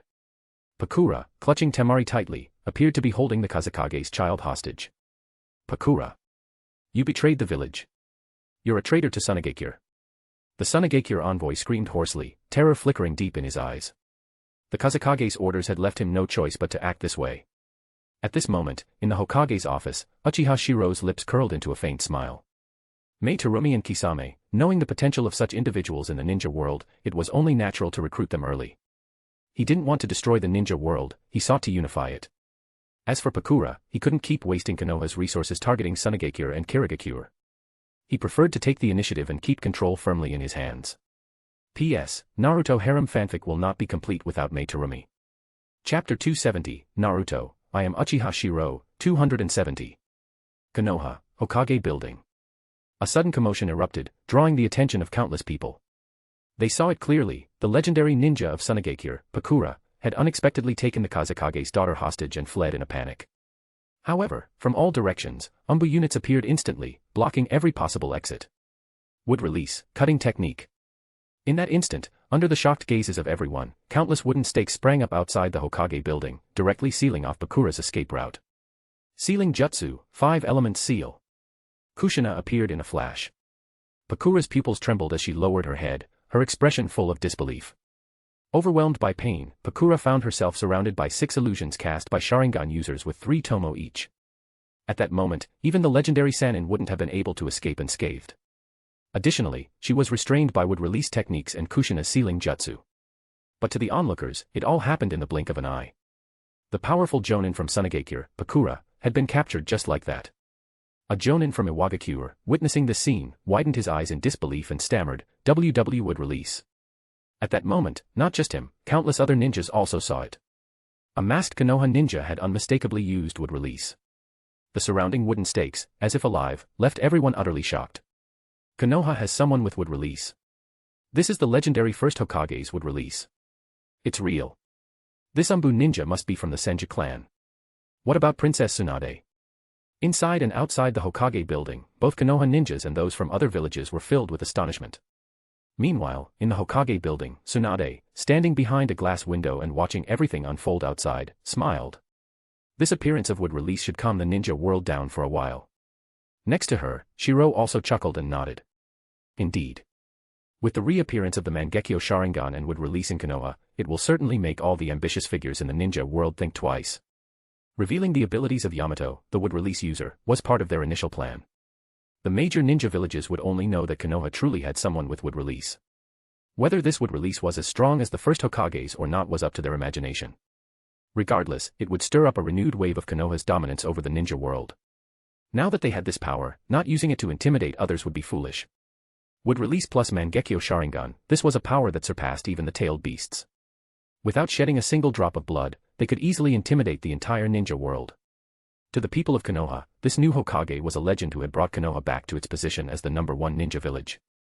This is indeed the fastest and most direct way to calm the ninja world and restore peace along the borders. Even Tsunade had to admit that the appearance of would release had an enormous impact. After all, it was the most powerful Kekkei Genkai from the Warring States period that had brought peace to the chaos. Externally, your plan has succeeded. Even though the 4 other great ninja villages might secretly ally out of fear of Konoha's power, the wounds of war will take at least 10 years to heal. But internally. At this point, Tsunade's expression became serious. Her light brown eyes gazed through the window at the far edge of the village, where the Sarutobi clan resided. What do you plan to do internally? Over the years, one thing has become undeniable, the development of the Sarutobi, Mitokedo, and Uchiha clans. Especially the Sarutobi clan, their number of ninjas has reached a level that cannot be ignored. When Tsunade mentioned these 3 clans, her tone was heavy. Previously, the people of Konoha hadn't noticed this. After all, the Sarutobi clan wasn't reckless, they had integrated their growing members into various departments, making it difficult for others to gauge their true strength. However, during a recent reorganization of the police and security forces, all the ninjas of these 3 clans had been gathered in one place. This led to a shocking discovery. The Sarutobi clan alone had become the largest clan in Konoha, even surpassing most clans in the ninja world in terms of numbers. While their quality might still lag behind, they were now undeniably a major powerhouse. And with the Mitokedo and Uchiha clans alongside them, the 3 clans together had nearly 1,000 ninjas. Such a massive force is bound to give rise to dangerous ambitions in some people. Tsunade lowered her voice, her expression grave. Even she couldn't ignore the sudden emergence of such a powerful faction within the village, especially one that might harbor hostility. Are you worried now, Tsunade? Hearing Shirou's teasing tone, Tsunade snorted coldly. I'm worried they don't know their place. Despite all being noble clans, the gap between bloodline clans, like the Senju and Uchiha, and ordinary clans was vast, let alone compared to civilian clans. This was a difference in quality. Only a rare genius ninja could bridge the gap between ordinary ninjas and those with Kekkei Genkai. As Tsunade leaned against the window, looking out over the village, Shirou casually sat back at his desk. Tsunade, this is just ambition at play. You're worried that the Sarutobi clan won't accept their diminished status and will start to entertain inappropriate thoughts. That's why this display of would release is also meant to intimidate them internally. At this, Shirou's expression became thoughtful. He shook his head and said, in reality, the entire ninja world operates this way. No one can escape the pursuit of fame and profit. As long as people have desires, the conflict will never truly end, even if the ninja world were unified. Upon hearing this, Tsunade sighed softly in agreement. And so, our ambition is to establish rules. According to the law of the jungle, the strong stand at the top, while ordinary civilians live at the bottom. Facing this blunt revelation of the ninja world's truth, Shirou nodded solemnly and said, exactly. True peace is established by the strong at the top. For example, whether the ninja world is chaotic or not depends on the 5 great nations. But what if there was only one voice at the top? Tsunade wasn't naive. This idea had never been so boldly entertained in the ninja world. Even if someone thought of it, they would laugh it off. Because without absolute power, achieving such unification was impossible. It required not only strength but also time. How long could one person's lifespan last? This time, however, things were different. Tsunade fell into deep thought, then said decisively. The strong set the rules. Rules bring peace, while chaos arises from a lack of order. A person's ambition is directly proportional to their strength. Previously, Tsunade wouldn't have viewed the ninja world from such a perspective. But as her power grew and she awakened would release, her perspective changed. When her grandfather awakened would release, he suppressed the ninja world. Now, with both would release and the Manjiki Sharingan in their hands, wouldn't it be reasonable for her and Shirou to go even further? Shirou, do you think the Sarutobi clan will be intimidated by would release? Returning to the earlier topic, Tsunade suddenly seemed interested. She raised her eyebrows and said, let's bet on it. Oh great. Seeing Tsunade's eagerness to gamble, Shirou's previously philosophical smile froze instantly. Hey, what's with that expression? I'm betting that the Sarutobi clan and its 3 branches will be intimidated. Just like you said about hatred, over time, they'll accept everything. Tsunade Senju snorted coldly, but she still maintained an optimistic attitude. However, Shirou couldn't help but twitch at the corner of his mouth. He had to admit that Tsunade's luck in gambling was truly otherworldly. Then let's wait and see. But I trust more in the greed of the human heart. Perhaps they'll be intimidated for a while, but as long as they still possess power, greed and discontent will continue to grow. Fine. The bet is this: if I lose, at night, whatever you want me to wear, whatever pose you want me to strike, or even if you want me to act out a script, I'll do it. Looking at Tsunade's provocative gaze, the stakes of the bet were so high that Shirou narrowed his eyes. If I win, our first 2 children will take the Senju surname. Ahem, Tsunade, it seems our research has revealed a problem. As life levels increase, the chances of conceiving grow lower. Shut up. Just answer, bet or no bet. Bet. As this bet unfolded in the Hokage's office, the outside world was already in an uproar.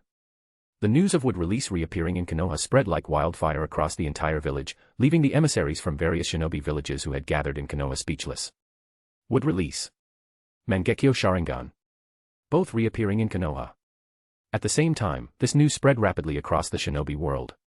Originally, the news from Sunagakure and Kirigakure was more sensational, but it was completely overshadowed by the emergence of Wood release at this moment, leaving no one interested in the other events. Konoha prison. Inside a solitary cell, Terumi Mei, Hoshigaki Kisame, and Sunagakure's Bakura were tightly bound, with sealing talismans suppressing their chakra stuck to their bodies. What on earth is going on here? Kisame's hoarse voice rang out, his eyes still filled with confusion. As a ninja, he was competent. However, hearing Kisame's voice from the next cell, Mei's face was filled with deep-seated hatred. We were betrayed by our village. Mei's mind worked the fastest, and based on the earlier information, she had already pieced things together. But this realization was the most painful. Kisame's pupils shrank. He couldn't figure out what value they held that would make their village strike a deal with Konoha. In the next cell, Bakura of the Sand Village, it seems you've ended up just like us. Mei's voice echoed. In the adjacent cell, Bakura, also imprisoned, raised her head, her eyes burning with anger and deep resentment. Silence. At that moment, outside the prison, Conan's cold figure appeared. The 3 locked eyes with her, as if awaiting their sentencing. After all, as ninjas from enemy villages, they had never expected to leave Konoha alive. Just then, Mikoto and Kushina entered, followed by emissaries from both Kirigakure and Sunagakure. When the 3 prisoners saw the emissaries from their respective villages, they each displayed different forms of anger. Terumi Mei, Hoshigaki Kisame, you accepted bribes from enemy ninjas and chose to betray your village. The emissary from Kirigakure wasted no time. Upon meeting them, his face turned cold, and he loudly rebuked the 2. The village has thoroughly investigated the matter. Both of you colluded with Bakura from Sunagakure to instigate a war. Your actions are considered a betrayal of the village. As such, the village has decided. You 2 are hereby classified as rogue ninjas. From now on, you have no connection to the village whatsoever. Under the policies of the Bloody Mist, Kirigakure ninjas rarely had bonded with their comrades. This kind of cold behavior, abandoning comrades, had long been commonplace. Inside the cell, Kisame's pupils dilated as he realized the village had truly betrayed him. His eyes darkened. He neither argued nor raged. As a ninja, it seemed that his life had suddenly lost all meaning. Rogue ninjas. At this moment, Mei revealed a mocking expression. She raised her head to look at her fellow Kirigakure ninja and sarcastically remarked. If the Bloody Mist policies continue, the village will eventually destroy itself. Her hoarse voice echoed. However, the Kirigakure emissary, having completed his task, turned toward Mikoto, speaking respectfully. We've fulfilled your village's request. Samui. At Mikoto's gentle command, the short-haired blonde kunoichi behind her respectfully retrieved a scroll. As the seal was undone, the Kubikurabocho and Kabutowari appeared. Inside the prison, Mei's face filled with unwillingness as she watched. She had never thought her value would amount to no more than these 2 ninja swords. Bakura. As the Sunagakure emissary nervously avoided her gaze, Bakura, trapped in her cell, let out a mocking laugh and jeered. It seems the Kirigakure ninjas were traded for 2 swords. I wonder what my price is. Before the Sunagakure emissary could answer, Mikoto smiled warmly, showing no animosity toward the prisoners. Instead, she nodded and replied. Bakura, your value is significant. But unfortunately, your village seems to prefer your disappearance, even at the cost of sacrificing the Kazekage's daughter. Bakura's face darkened, her expression growing grim. It turned out that Raza, the 4th Kazekage, considered her a threat. Bakura, the legendary hero of Sunagakure, dissatisfied with the 4th Kazekage, assassinated the Kazekage's daughter in Konoha in an attempt to frame the village and start a war. The facts have been verified. Sunagakure has officially classified you as an S-rank rogue ninja. Beside her, Konan calmly delivered the cruel verdict. Once a village declares someone a rogue ninja, there is almost no turning back. Pakura-sama, I was just following orders. The Sunagakure emissary stammered, his eyes darting about, not daring to look at the former hero of his village. In the prison, the proceedings for declaring the three as rogue ninjas concluded. Finally, in front of the three prisoners, the emissaries negotiated their respective terms. For the remaining ninja swords of Kirigakure, we'll wait until our Hokage officially takes office. As for Sunagakure, we will agree to sign a peace and non-aggression treaty. With that, the Sunagakure emissary hurriedly fled the scene in disgrace, while the Kirigakure emissary, more focused on benefits, showed no remorse for betraying his comrades. After all, in Kirigakure's academy graduation exams, students were required to kill their closest friends. P.S. New month. Please join our Patreon guys, patreon.com/absolutecode. Chapter 271, Naruto, I am Uchiha Shirou, 271. The slight commotion caused by Kirigakure and Suna Ninja in Konoha village did not stir even the smallest ripple. In contrast, wood release was the real focus of attention in the ninja world. As time passed and Konoha welcomed the blossoming of spring, the village began to recover its economy at an astonishing speed, thanks to the influx of merchants from the major nations of the ninja world. Although it was clear that Konoha was leveraging the influence of the fourth Hokage's succession to stimulate the economy, the combination of wood release and the Manjiki Sharingan made the other major ninja villages tacitly accept it. After all, it was just a small tactic to accelerate economic recovery, nothing compared to the shock wood release had brought them. The night before the fourth Hokage's inauguration ceremony. In the Hokage conference room, one by one, Konoha ninja silently entered. Those summoned to the meeting room were filled with unease. Among them were the elite of the Uchiha, Senju, Hyuga branch families, and even representatives from the Hyuga main family, including Hayashi Hyuga and two main family Jonin. Lord Hokage. Lord Fourth Hokage. As the attendees gathered, the door finally opened, revealing the figure of Uchiha Shirou. Behind him were Tsunade, Uzumaki Kushina, and Uchiha Mikoto. Sorry to keep you waiting. The village has been busy lately, Shirou said with a smile, waving his hand casually. Unlike the lofty demeanor of the previous third-generation leadership, his approachable attitude commanded even greater respect. Why? Because in the ninja world, strength is everything. As all the summoned ninjas gathered, the atmosphere became tense. Observing the attendees, they realized that everyone present was not only of Jonin rank but also key members of their respective clans. For a moment, everyone's minds raced as they tried to figure out what was going on. Tomorrow was the Hokage succession ceremony, yet tonight, Konoha's three great clans were summoned. Even though the Hyuga clan was divided into main and branch families, they were still a prestigious lineage in the ninja world. As everyone took their seats, Shirou and the three accompanying him sat in the positions representing the leadership. Scanning the room, Shirou smiled and addressed the audience. Thanks to everyone's efforts, and the hard work of countless comrades in the village, our economy has been able to recover quickly. This is all thanks to Lord Hokage, someone responded. No one was foolish, they all knew how to say the right things. This time, their praise was sincere, considering how long the Hokage succession ceremony had been delayed. It was now evident that the delay was a strategic move by their Hokage to stimulate the village's economic recovery. After tomorrow's succession ceremony, my wedding will take place in 10 days. I believe most of you are already aware of this. When Shirou mentioned his upcoming wedding, Uzumaki Kushina's face turned red with embarrassment, while Mikoto smiled warmly, her expression even sweeter than before. Only Tsunade let out a proud huff, but even an S-rank jutsu couldn't hide the subtle upturn of her lips. Congratulations, Lord Hokage. Congratulations. Although confused about the purpose of this meeting, everyone still smiled and offered their congratulations. At this moment, Tsunade coughed and shifted the discussion to the main topic. Everyone, the reason for summoning you tonight is to discuss a matter of great importance to not only Konoha but the future of the entire ninja world. Please take a look at these scrolls. The research began during the second Hokage's time, and we've recently made a breakthrough. At Tsunade's signal, her assistants, Konan, Shizun, Kurinai Yui, Mabui, Yujito, and Samui, distributed the research data scrolls. The atmosphere grew heavy as the attendees opened the scrolls, expecting a challenging mission. However, as they read, their expressions shifted dramatically, eventually turning to shock. How is this possible? Even Hayashi Hyuga, known for his composure, couldn't hide his astonishment. His eyes widened as he nearly dropped the scroll in his hands. The Uchiha and Senju Jonin, though somewhat prepared, were still shaken as they read the latest findings. Senju, Uchiha, Uzumaki, Hyuga. How could this be? Not just Uchiha and Senju. The younger Kakashi Hatake, present due to his Sharingan, was utterly stunned. This revelation shattered his worldview.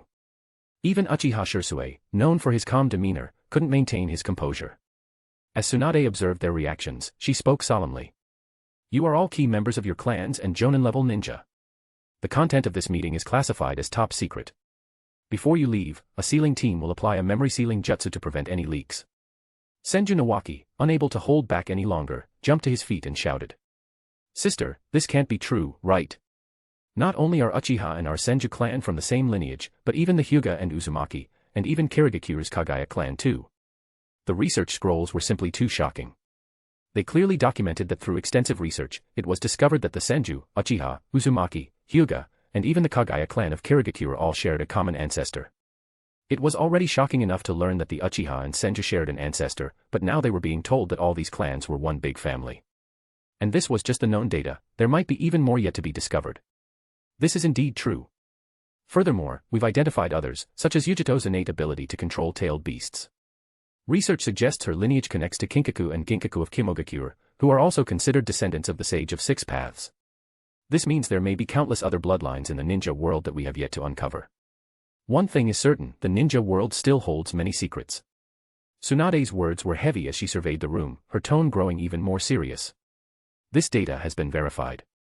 Those of you who've been involved in this research can visit the village's secret research facility to confirm it yourselves.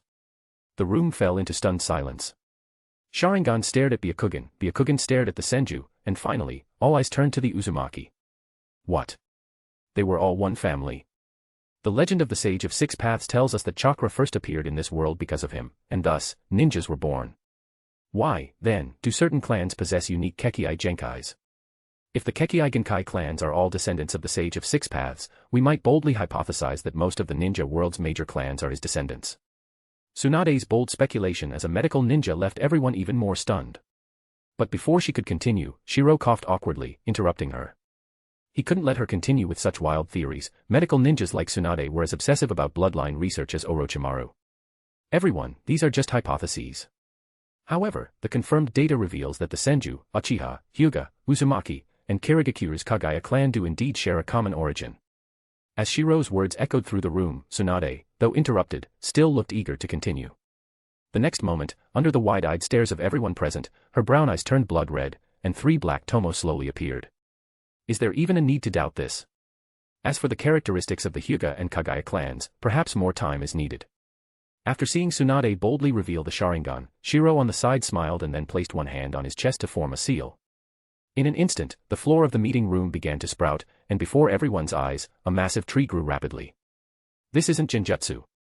Under the activation of his Byakugan, Hyuga Hayashi confirmed it wasn't an illusion, and he was utterly stunned. Not to mention, even the Senju and Uchiha clans widened their eyes in disbelief.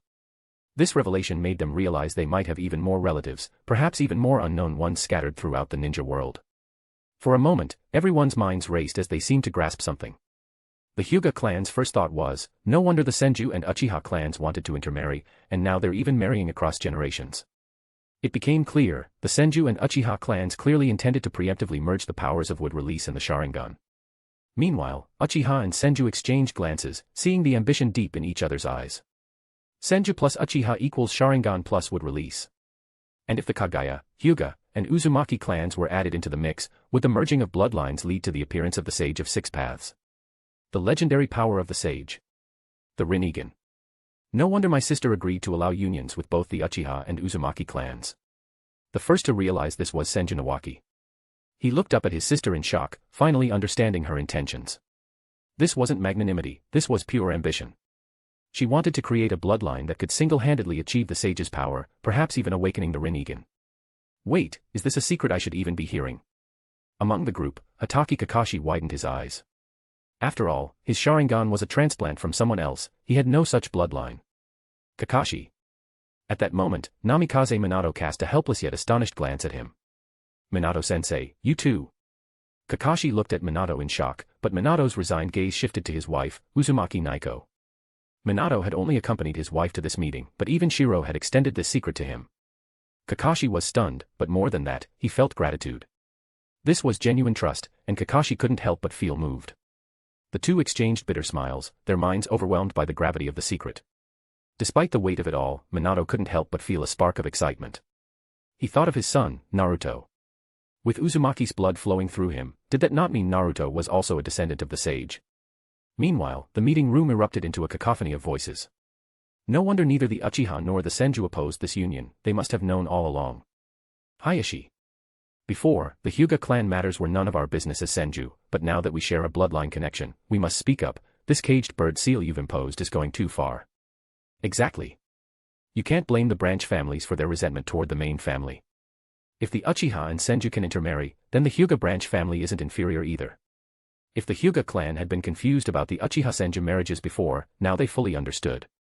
Ninjas sought strength, which was meant to protect. And now, they were told that intermarriage could lead to descendants with even greater power. Who in their right mind could refuse such an opportunity? After a long moment of silence, Shirou cleared his throat, finally bringing the room to calm. Yet, in that instant, ambition burned in everyone's eyes, a hunger for power. This matter is of great importance and is classified as top secret. It must not be spread, not even within our clans. Furthermore, the data clearly shows that intermarriage among clans descended from the sage does not weaken us, it strengthens us. Seated at the head of the table, Shirou spoke gravely, raising a red book in front of him. My previous fantasies might become reality. If all clans descended from the sage unite, we can reshape the rules of the ninja world. The sage's appearance brought forth ninjas, and we will reshape the ninja world structure. If we work together and summon the bloodlines of our ancestors across the ninja world. As Shirou's impassioned voice echoed through the room, everyone listened with fervor. Even Namikaze Minato, who had always opposed unnecessary wars, began to ponder deeply. If sages' bloodlines united, the ninja world could be pacified effortlessly, with minimal casualties, and true peace might be achieved. Lord Hokage, we already know the Uzumaki clan has been wiped out. Should we begin searching for their remnants across the ninja world? Indeed. Recovering the Uzumaki bloodline won't be difficult given Konoha's strength, but the Kagaya clan resides in the Mist Village. The temptation to restore the sage's bloodline stirred ambition in everyone present. They realized this wasn't something that could be accomplished in one generation, but it could certainly be achieved over several. If successful, their efforts would be recorded in history, and their names revered in clan shrines forever. Even their ancestors would pale in comparison to their glory. This temptation was irresistible. Seeing the fervor among the attendees, Shirou's expression grew solemn. This is precisely why I summoned you here. Over the years, our clans have been consumed by internal strife and petty rivalries, wasting our strength.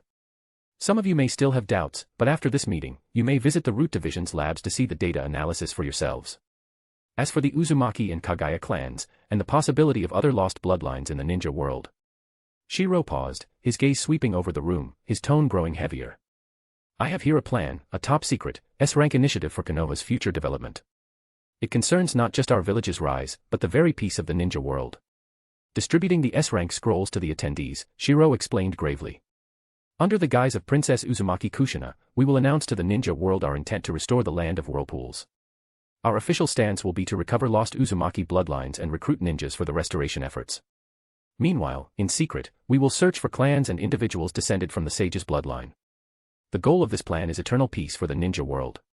As Shirou's persuasive words resonated, the attendees grew increasingly excited, their eyes brimming with ambition. By leveraging the restoration of the land of whirlpools as a pretext, they could covertly recruit wandering ninjas, such as defectors from the land of lightning or the Mist Village. This would not only bolster their strength but also help locate any lost sage bloodlines. While most were captivated by this vision, politically astute figures like Namikaze Minato and Hitaki Kakashi felt chills run down their spines. They stared in shock at Shirou, who was delivering his speech with fervor. They saw a deeper level. The Hidden Leaf Village could only rely on rapidly restoring its economy, and at most, within 10 years, it would recover its pre-war military strength. After all, the resources of the Land of Fire are limited. However, reviving the Land of Whirlpools, absorbing wandering ninja clans and rogue ninjas from across the ninja world as a hub, it's equivalent to directly receiving external aid. How could self-recovery compare to stealing it? No, how could it compare to having power directly flow in from external sources? As for hidden dangers, if there had been any before, now they no longer exist. Kakashi Hitaki and Minato Namikaze looked at the four great clans, Uchiha, Senju, Hyuga, and Uzumaki, as well as Tsunade Senju, standing on stage with her Sharingan activated, and Uchiha Shirou, wielding the Mangekyo Sharingan and performing would release. At this moment, the two of them fell silent. In the face of absolute power, any hidden danger ceases to exist. P.S. There's nothing stronger than family. Chapter 272, Naruto, I am Uchiha Shirou, 272. As the second day dawned, Konoha seemed to have already emerged from the shadows of war. Under the radiant light of the rising sun, the village bustled with life. Crowds filled the streets, while figures darted across rooftops, Konoha's shinobi standing guard with watchful eyes. Jonin and Chunin from the police force maintain order in the crowds. All Jonin take to the rooftops to monitor the situation. If anyone is found causing disruption, eliminate them immediately. Yes. All members of the Umbu protect the Hokage Tower. Anyone who reveals a weapon is to be treated as an enemy, kill them on sight. Yes. Before the Hokage Tower, a massive crowd had gathered, Konoha's villagers and shinobi, along with emissaries from countries across the Shinobi World. Amidst this grand display, the Konoha shinobi made no attempts to conceal their intentions. They openly declared that anyone causing chaos would be dealt with mercilessly. The sight of Sharingan eyes gleaming amidst the crowd, combined with the chilling murderous aura of Konoha's Jonin, made representatives from other shinobi villages swallow nervously. To make such blatant declarations in front of so many, without even attempting to mask their intent, this was practically a statement. Konoha, which fought against the four great shinobi villages during the Third Shinobi War, was still unafraid. The faces of the emissaries and shinobi from the other villages turned increasingly grave. Because the more arrogant and confident Konoha appeared, the more it proved that their strength was real. After all, 2 Mangekyo Sharingan users, a recently revealed Umbu member with would release, were there more would release users hidden in their ranks. And then there were Konoha's numerous Kage-level shinobi, capable of standing on their own. The current Konoha seemed to possess the foundation to once again dominate the shinobi world. Look. It's Lord Shirou. No, it's Lord Hokage now. On top of the Hokage Tower, a group of Konoha shinobi began to appear, prompting cheers to erupt from the crowd. Meanwhile, the emissaries and shinobi from the other villages turned pale. Standing prominently around the Hokage Tower were legendary figures of Konoha: Senju Tsunade, Uchiha Mikoto, Uzumaki Kushina, Orochimaru, Jiraiya, Namikaze Minato, Uzumaki Naiko, and others whose names had long reverberated across the shinobi world. And in their midst, like the moon surrounded by stars, stood the tall and imposing figure of Uchiha Shirou. His presence radiated a terrifying chakra pressure, making the faces of the emissaries from the other villages darken further. Glancing at the elite Konoha shinobi standing guard on the surrounding rooftops, it became evident, this wasn't just a Hokage inauguration ceremony. It was a show of force. A brazen display of strength meant to let the entire shinobi world witness Konoha's might. Even after enduring the Third Shinobi War, Konoha continued to produce geniuses and powerful shinobi. Shirou, congratulations. At that moment, Tsunade, her golden hair gleaming in the sunlight, smiled warmly. Holding the Hokage hat in her hands, she stepped forward. No one could have been a more fitting person to pass on the mantle of Hokage than Tsunade of the Senju clan. The Uchiha's long-held dream has finally come true. The usually composed Tsunade allowed herself a rare moment of playfulness as she teased Shirou. Yet, her words were undeniably true. Around the Hokage Tower and within the crowd below, countless Uchiha clan members looked on with fervent expressions, their eyes brimming with tears as they witnessed this historic moment. The Uchiha clan, long burdened by grievances and injustices, had finally seen one of their own rise to the position of Hokage. From this moment on, Uchiha Shirou is officially the 4th Hokage of Konoha. Tsunade's bold proclamation echoed across Konoha as she raised the Hokage hat high, passing it to Shirou under the expectant gaze of countless shinobi and villagers. Taking the hat, Shirou surveyed the village. His sharp, commanding gaze caused the emissaries and shinobi from other countries to avert their eyes in discomfort. Konoha was founded by the combined efforts of the Senju and Uchiha clans. Together, they brought an end to the chaos of the Warring States period and ushered in the era of shinobi villages. Back then, Konoha's power, bolstered by the Mangekyo Sharingan and would release, shook the entire shinobi world. But look at us now. How many years has it been? Under weak and envious leadership, Konoha has fallen to the point where the Third Shinobi War lasted 6 long years and spilled into the borders of the Land of Fire. Standing atop the Hokage Tower, Shirou addressed the gathered crowd, revisiting the history of Konoha's founding and contrasting its former glory with its recent struggles. For many in the crowd, this was the first time they truly understood the extent of Konoha's past greatness, built on the foundation of the Mangekyo Sharingan and would release. Though Shirou never directly criticized the third Hokage, his words were a clear indictment of Hiruzen Sarutobi's leadership. Jiraiya, who stood nearby, could only offer a helpless smile. Shirou's speech was a thinly veiled critique of the third Hokage's perceived incompetence. Once the strongest shinobi village, capable of distributing tailed beasts to other nations, Konoha had fallen so far that its borders were breached during the Third Shinobi War. The people of Konoha, hearing this, began to seethe with anger. Shirou's passionate and provocative words stirred their emotions, igniting a burning desire for change. We cannot remain complacent, dreaming of being the strongest shinobi village. The Third Shinobi War nearly knocked us off our pedestal. Have you all already forgotten that? What we need now is a new Hokage. A young, visionary Hokage.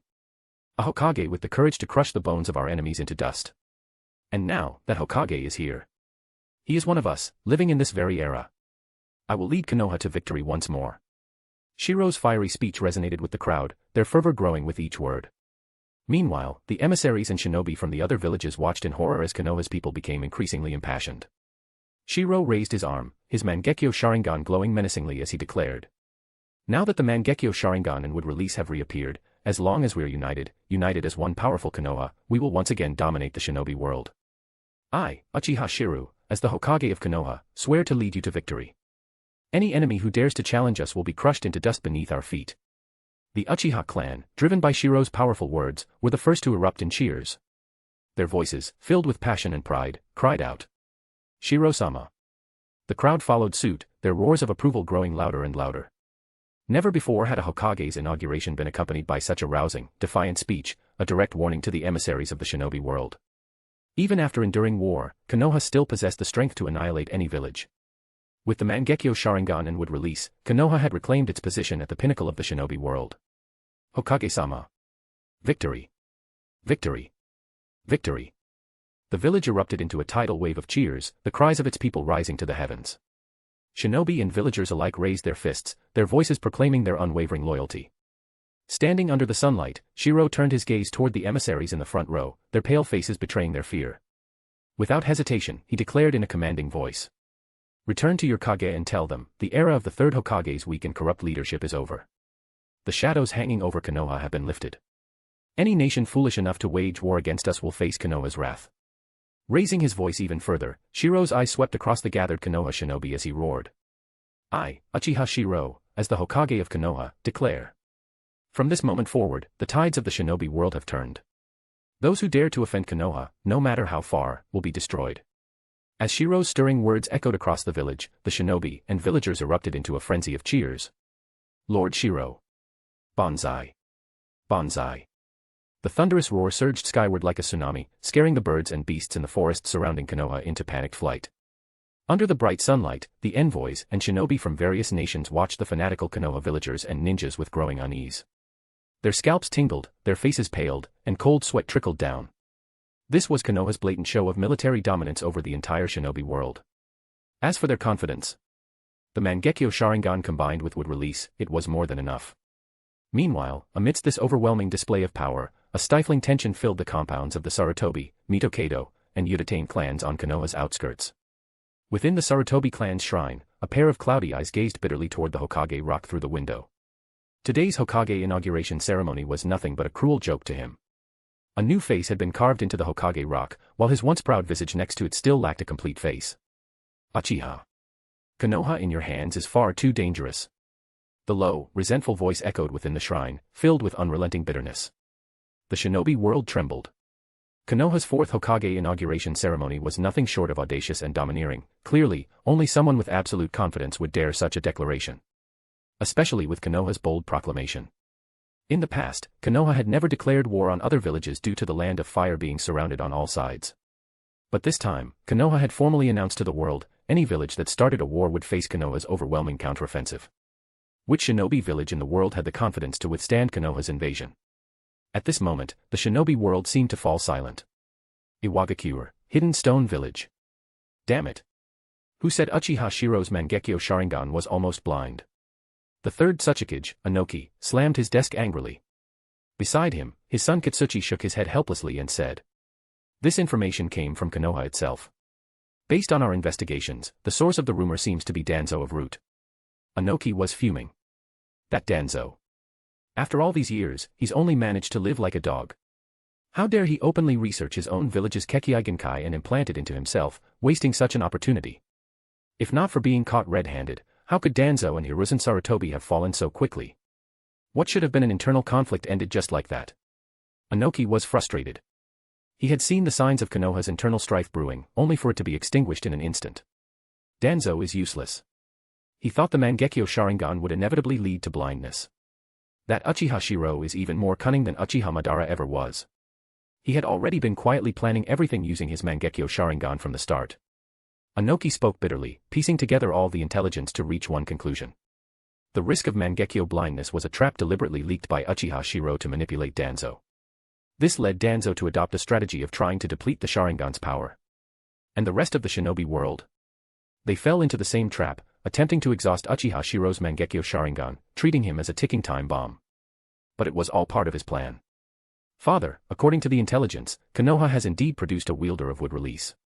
There's no doubt about it. And now, with the Mangekyo Sharingan as well. Kitsuchi hesitated for a moment, then cautiously suggested. Father, you've mentioned before how the first Hokage and Uchiha Madara's differences led to their conflict, which ultimately weakened Konoha. Could we not exploit this opportunity to reignite the hatred between the Uchiha and the Senju? Inoki's eyes widened at his son's suggestion, and he immediately erupted. How do you suggest we sow discord? Uchiha Shirou and Senju Tsunade are literally sharing a bed these days. They might even have a kid next year. Do you think this is like the old days with two stubborn men? Tell me, how do we drive a wedge between them? Seduction. You think I haven't considered it? Uchiha Shirou is involved with multiple women, and Tsunade doesn't even care. The more Inoki spoke, the more frustrated he became, his face full of helplessness. This is absurd. There isn't a single normal person between the Senju and Uchiha clans. Back then, Senju Hashirama and Uchiha Madara's sudden rivalry shocked the entire Shinobi world. And now, decades later, Uchiha Shirou and Senju Tsunade are sharing a bed, ready to have kids. Ridiculous. Nothing between the Senju and Uchiha clans has ever been normal. The things you think are impossible, they always happen. Then, father, what should we? Kitsuchi, although embarrassed by his father's scolding, remained focused on the pressing issue of how to deal with Konoha. After venting his frustrations, Inoki sat down heavily, breathing deeply as he combed through the intelligence on Konoha with furrowed brows. Konoha's current aggressive stance will only push the other villages to unite. No matter how strong Konoha is, they can't possibly ignore everyone else, right? Kitsuchi's reasoning wasn't without merit. Konoha's overwhelming strength would force the other villages to band together. No matter how strong Konoha was, it couldn't take on the entire Shinobi world. However, Inoki shook his head and sighed. You don't understand. The power of the Mangekyo Sharingan and wood release is already formidable on its own. But Uchiha Shirou reminds me of someone. Who? Under Kuratsuchi's puzzled gaze, Inoki's expression stiffened before he solemnly answered. Senju Tobirama. The second Hokage of Konoha. Exactly. Inoki nodded gravely. If you carefully analyze Uchiha Shirou's actions, you'll notice that he possesses the power of the Mangekyo but lacks the typical arrogance of the Uchiha clan. Instead, he has an extremely calm mind and meticulous strategies. Konoha's current harmony between the Senju and Uchiha clans, every seemingly reckless move that hides deeper intentions, it all reminds me of Senju Tobirama. That's what troubled Inoki the most. If the Uchiha clan possessed power alone, it would be manageable, arrogance and recklessness were their trademarks. But the problem was that Konoha now had someone with strategic brilliance to back that power. Kitsuchi frowned, still unconvinced, and muttered. Father, isn't Konoha being quite reckless this time? From his perspective, Konoha's recent actions seemed far from calm or calculated. Inoki shot his son a withering glare, shaking his head in exasperation. You're only seeing the surface, not Uchiha Shirou's methods. What appears to be recklessness is deliberate. Remember, the recent events in Konoha attracted envoys and merchants from every corner of the Shinobi world. There's also the deterrence of wood release and the Mangekyo Sharingan. Such a domineering declaration seems to make many people nervous, but in reality, after the Third Shinobi War dragged on for so many years, the entire ninja world would need at least 10 years to recover. And that's a full 10 years. At this point, the third Tsuchikage, Inoki, shook his head and remarked. In 10 years' time, do you think the ninja world could still unite as one? That single statement rendered even Kitsuchi silent. Even someone like him understood one thing. And that is the dirty schemes between the major ninja villages. Everyone is focused on development and recovery. At first, perhaps there's pressure from Konoha, but as time passes, conflicts over resources and mutual interests inevitably arise. 10 years is enough time for many things to happen. Not only that, but once Konoha's strength spreads across the ninja world, it will attract countless merchants. By then, Konoha will recover its economy at the fastest possible speed. After all, Konoha doesn't lack population or a deep foundation of ninja talent. At this point, even Inoki couldn't help but show deep envy. They had worked so hard, joining forces just to leave Konoha half destroyed. It was so difficult to bring everyone back to the same starting line. And now Konoha suddenly brings out wood release and Mangekyo Sharingan. While everyone else is racking their brains trying to recover their economy, Konoha's Hokage succession ceremony alone has attracted the attention of all the merchants in the ninja world.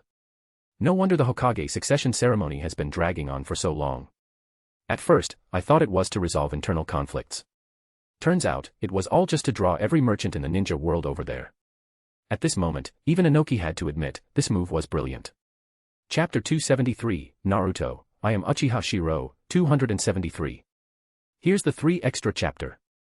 Nice teamwork everyone. Next goal, 1500 PS. Equals. The ceremony for Konoha's Hokage succession could be said to have taught the entire ninja world a valuable lesson. After keeping the ninja world in suspense for so long, countless merchants saw an opportunity and flocked to the land of fire. At the succession ceremony, Konoha not only showcased its immense strength but also left a deep impression through its overwhelming power. While this instilled fear in the major ninja villages, it also made merchants across the ninja world see Konoha's strength, safety, and prosperity. For a time, the leaders of major villages were filled with regret, especially the 4th Kazekage of the Sand Village and the 4th Raikage of the Cloud Village. If they had known, they might have delayed their leadership ceremonies, using them as an opportunity to bring an economic boom to their villages. Konoha. Following the Hokage succession ceremony, Konoha's prosperity not only remained but flourished even more. Not only did merchants from various nations stay, but even the emissaries and ninjas from the other great ninja villages lingered. The emissaries claimed they still had unfinished missions, while the accompanying ninjas were reluctant to miss the chance to gather intelligence on Konoha. But the true reason lay in what was to come 10 days later in Konoha. Between the territories of the Senju and Uchiha clans, a brand new castle stood tall, bustling with life today. Surrounded by blooming cherry blossom trees, a red carpet stretched all the way to the Hokage Rock. Look! What a luxurious wedding! This is undoubtedly the grandest wedding in the ninja world. You don't understand. This wedding, though extravagant, is making a massive profit. A knowledgeable Konoha ninja excitedly explained that despite how extravagant the wedding seemed, it was earning far more than it cost. Profit. From a wedding. Many Konoha ninjas were stunned. It had already been revealed that the Hokage succession ceremony was deliberately delayed to boost the village's economy. Now this wedding was also for the village. The sentiment moved many to tears. Through both deliberate and subtle messaging, the Hokage succession ceremony and the lavish wedding established the image of a Hokage who fought tirelessly for Konoha. Look, the 3 grand gates of the castle are opening. Congratulations. Long live the Hokage. Amid the cheers of countless Konoha ninjas, the enormous golden gates representing the Senju, Uchiha, and Uzumaki clans slowly opened. Senju Tsunade, Uchiha Mikoto, and Uzumaki Kushina, 3 women who were legends in both lineage and strength, appeared before the crowd in wedding dresses. Tsunade-sama. Princess Kushina. Mikoto-sama. The wedding was held with the utmost grandeur. As the golden gates opened, figures representing each clan emerged, receiving the blessings of countless Konoha ninjas. The members of the Uchiha and Senju clans, in particular, radiated pride. Meanwhile, emissaries from other villages maintained polite smiles, though their private thoughts were anyone's guess. Some ninjas from other villages, however, couldn't hide their envy and muttered, Konoha's Hokage is too lucky. Any one of these women would be a prestigious match, yet he managed to marry all 3. Uchiha Mikoto. She's the daughter of the Uchiha clan's strongest elder, controls the powerful police force, and has awakened the Mangekyo Sharingan. Uzumaki Kushina. Konoha's Jinchuriki and a princess of the Uzumaki clan. After the fall of the Land of Whirlpools, the treasure for its restoration is said to be in her possession. That castle. She funded it herself without using a single coin from Konoha. Senju Tsunade. The granddaughter of the first Hokage, a legendary medical ninja, leader of the Senju clan, and rumored to have awakened would release. Hearing these details, emissaries from other nations were consumed with jealousy. This Hokage. He didn't just marry 3 women, he secured Konoha's future. With the strongest clans, the Senju and Uchiha, on his side, along with the restoration treasure of the Uzumaki clan, not to mention their beauty, power, and wealth. He has it all. From a distant tree, Jiraiya watched the grand wedding unfold, his heart breaking. He stared wide-eyed, crying out bitterly. This is unfair. Konoha's most beautiful, powerful, noble, and wealthy women were all taken by Uchiha Shirou. Beside him, Minato Namikaze tried to hide his embarrassment. After all, Jiraiya was his teacher. Orochimaru, however, rolled his eyes at Jiraiya and scoffed coldly, idiot. What do you mean, Orochimaru? Jiraiya glared at him, but Orochimaru's gaze was fixed on Uchiha Shirou amidst the crowd. Orochimaru licked his lips with disturbing anticipation and rasped excitedly. I can't wait to see what kind of children will be born from the union of the Uchiha and Senju, or the Uchiha and Uzumaki, or from 2 Mangekyo Sharingan users. Jiraiya's jaw dropped in shock at Orochimaru's words. Are you serious? I'm heartbroken here, and you're thinking about their kids. Jiraiya, do you even understand anything? Orochimaru retorted dismissively. In the entire ninja world, aside from the deceased Uchiha Madara, no one anticipated these unions more than Orochimaru, who saw them as the most valuable research material in the ninja world. Big sister, you're the most beautiful today. Congratulations, Tsunade-sama. Mikoto-sama looks stunning today. Look at Kushina-sama, she's so gentle today. Under a sky filled with scattered cherry blossoms and amidst countless blessings, the three brides in their wedding dresses walked down the red carpet, their faces glowing with happiness. Sister Tsunade, you're so beautiful today, Kushina complimented. Tsunade, dressed in an elegant white wedding gown and radiating rare gentleness, nodded with a smile. Kushina, you're stunning too. Mikoto is also gorgeous today, Kushina added. Mikoto smiled gently, happiness evident on her face. She never expected this day to come. When she decided to support Shirou, she thought she would forever remain a woman behind the scenes. She never imagined she would wear a wedding dress. Let's go. Outside the castle, a fairy tale-like carriage awaited, pulled by a pure white horse. The carriage was white and gold, adorned with intricate carvings. Standing before it, waiting for the three brides, was Uchiha Shirou. Amidst the cheers and blessings of countless ninjas, Kushina and Mikoto exchanged glances before playfully pushing Tsunade forward. Caught off guard, Tsunade let out a small cry as Shirou stepped forward and swept her up into his arms. Tsunade, your heartbeat is racing. The usually dignified and poised Tsunade showed a rare look of panic and shyness for the first time. Although hidden well, her stiff arms and frozen demeanor gave her away as Shirou gently placed her onto the carriage. It wasn't until then that she came to her senses. When she finally reacted, Shirou had already stepped out of the carriage. Senju Tsunade couldn't help but glare at him, but unbeknownst to her, that single glance was full of charm in the eyes of onlookers. Kushina. In the next moment, amidst Kushina's laughter, she went against their agreement and pushed Mikoto forward instead. As Mikoto looked on in surprise, Kushina whispered, Sister Mikoto, thank you. It was only then that Mikoto noticed the misty sadness behind Kushina's smile. In Konoha, besides Tsunade and Shirou, Mikoto was the kindest person to her. Mikoto was also her very first friend in Konoha. Kushina. Under Shirou's astonished gaze, Uzumaki Kushina simply showed a girlish smile, her eyes signaling something unspoken. Shirou, I'll wait for you. Just one gentle sentence revealed everything. At that moment, Shirou took a deep breath and then showed a heartfelt smile before scooping Mikoto into his arms. Shirou. In his arms, Mikoto's eyes were filled with dazed happiness. Mikoto, thank you for your support all these years. It wasn't a dramatic declaration, just a simple statement. But to Mikoto, it meant more than 1,000 words. When Mikoto was placed in the carriage, she smiled and nodded gently at Tsunade, who sat in the center. Sister Tsunade. That one title immediately established Tsunade's position, and Tsunade responded with a gentle smile and a nod. Below, amidst the crowd's exclamations, Kushina, with a blissful smile, didn't wait for Shirou. Instead, she rushed to him directly. Shirou, I told you before, I'll build the biggest, most beautiful castle in the village. That will be our home. Kushina hadn't changed, her playful and lively personality shone through. This time, she threw her arms around Shirou's neck and pouted with a haughty expression. This time, I'm being very generous. Forget about Sister Tsunade, even Sister Mikoto is more useful than me. Her demanding look for a reward made Shirou smile. Without hesitation, he leaned down, and in that instant, the usually playful Kushina blushed deeply in front of everyone. Shirou, I was just joking. Before she could finish, there was a soft sound of surprise.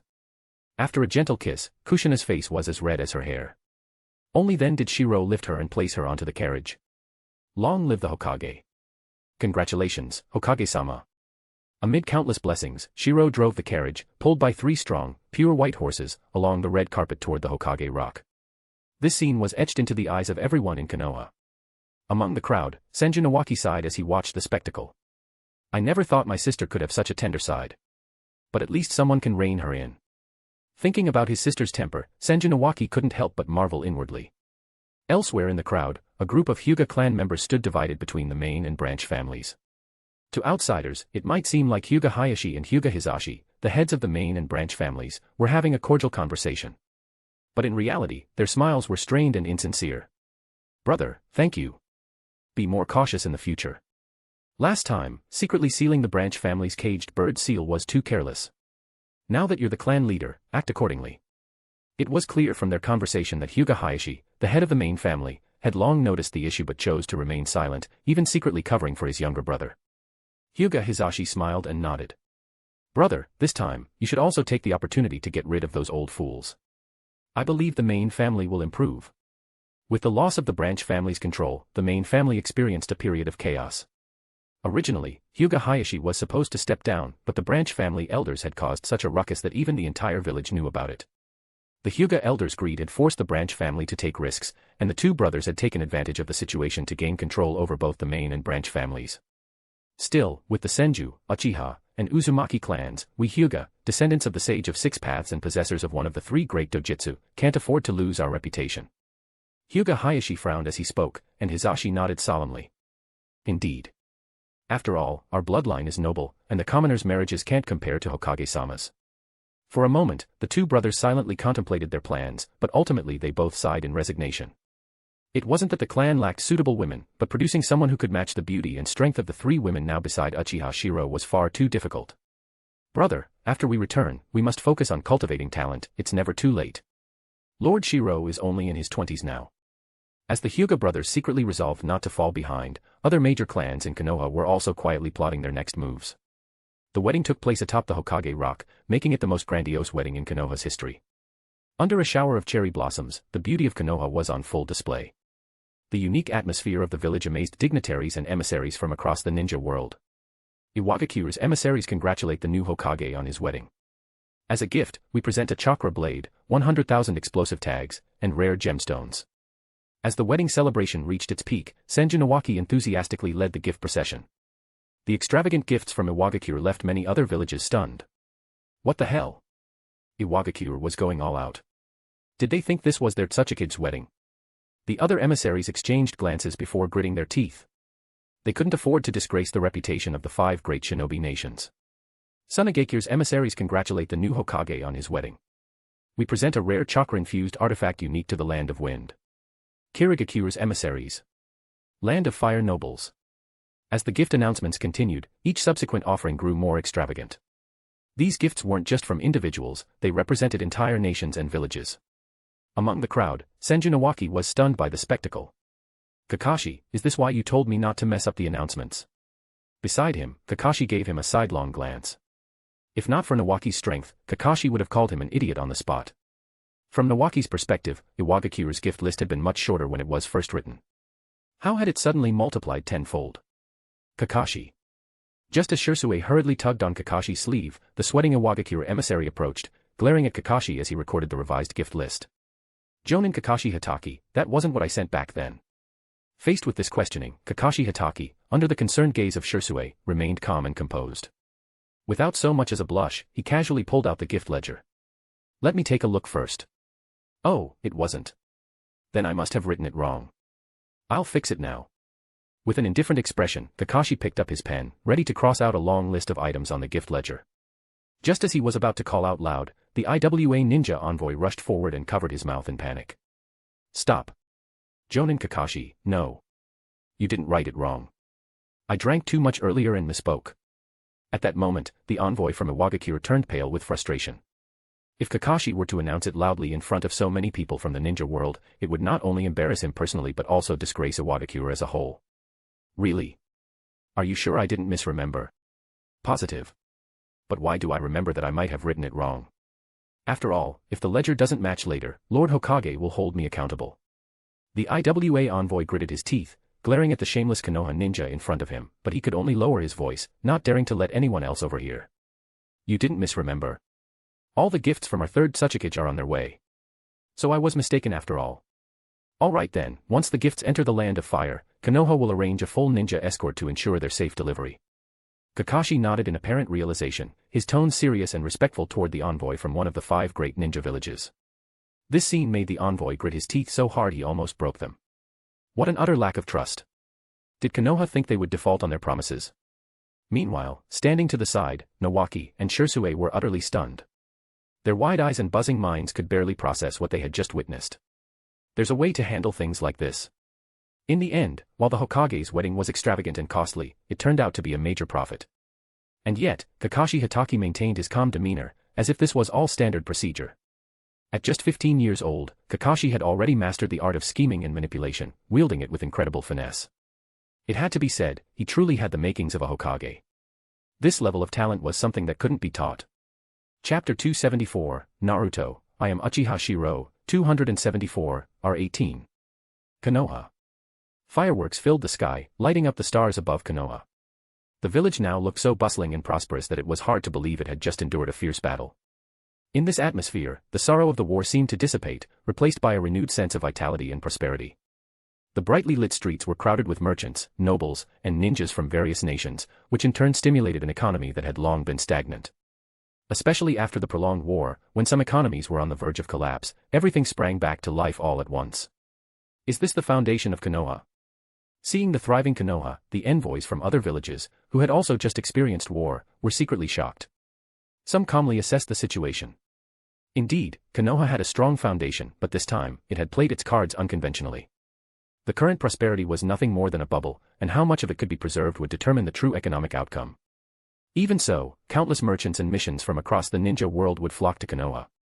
This maneuver by Konoha had at least saved 3 years for recovery. Look. Fireworks. Such spectacular fireworks. Brilliant fireworks continued to explode over the Hokage Rock, and at that moment, countless people were immersed in joy and peace. Kakashi. Under these dazzling fireworks, let us have our 17th duel of life. In the crowd, Might Guy, dressed in his iconic green jumpsuit, shouted enthusiastically. Flashing his familiar thumbs up and bearing his signature toothy grin, he issued the challenge. The surrounding crowd quickly scattered, while Hatake Kakashi, with his mask covering his face and his single exposed eye showing a deadpan expression, walked past Might Guy as if he hadn't heard him. He muttered to himself. It's late, time to go home and sleep. Kakashi acted as if he neither heard nor recognized Might Guy, walking right past him and leaving him standing alone. Kakashi. As expected of my lifelong rival. At the same time, as peace settled over the village, countless Konoha ninjas reunited and shared smiles of relief and joy. In the castle at the foot of the Hokage Rock, the lights were bright, and the area was protected by barriers. The prison. The war is over. Peace has arrived. Through the window, Pakura looked at the peaceful and bustling Konoha and smiled bitterly. She had fought for her village, only to end up in this situation. Beside her, Terumi also gave a bitter laugh. Your sand village is still better off. At least peace has come for you. For us in the Mist Village, the external wars have ended, but the internal slaughter will never cease. Under the policies of the Bloody Mist, the Mist Village had become steeped in bloodshed from top to bottom. But none of this has anything to do with us anymore. After all, we're just sinners in our villages now. While Konoha was immersed in the joy of peace, a heavy atmosphere hung over the vast clan districts on the outskirts of the village. The Sarutobi, Mitokado, and Kohara clans were particularly stifled. Many of their high-ranking members gathered in secret chambers, their furious and resentful eyes fixed in the direction of the Hokage Rock. Damn it. Without our sacrifices, where would the village's peace come from? The Uchiha merely stole our victory. They're nothing but thieves. The third Hokage should have dealt with the Uchiha long ago. Raising a tiger only invites calamity. In the secret chamber, the elite leaders of the 3 clans, once key figures in Konoha's various departments, had now been reduced to ordinary ninja. This sharp contrast filled them with hatred.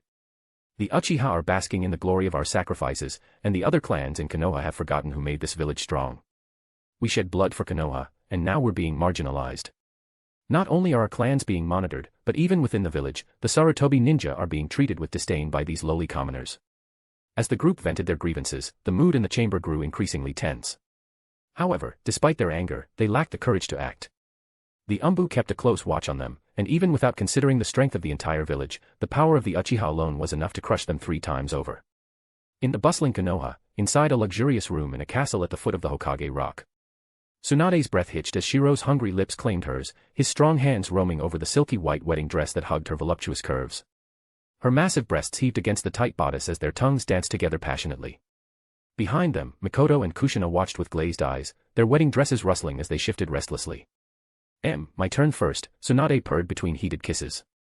Being the eldest has its privileges. Shiro groaned as he fondled and squeezed her bountiful chest through the dress, making her gasp. His fingers found the zipper and slowly dragged it down, revealing more and more of her creamy skin. The other wives moved forward to help, their delicate hands working to undress their shared husband while he focused on pleasuring Tsunade. Oh God, yes. Tsunade moaned as Shiro's hot mouth latched onto her exposed nipple, sucking and flicking his tongue while his hand kneaded her other heavy breast. Her fingers tangled in his hair, holding him against her chest. Mikoto and Kushina finished stripping Shiro naked, their eyes drinking in his muscled form as they stepped back to watch. Their bodies tingled with anticipation for their turns later. Tsunade's wedding dress pulled at her feet as Shiro laid her back on the massive bed. Her long blonde hair fanned out across the pillows as he settled between her spread thighs. She wrapped her legs around his waist, pulling him closer. Please. She whimpered. Make me yours, husband. Shirou thrust forward, burying himself deep inside her wet heat. Tsunade cried out in pleasure, her massive breasts bouncing with each powerful stroke. The bed creaked rhythmically as he pounded into her willing body.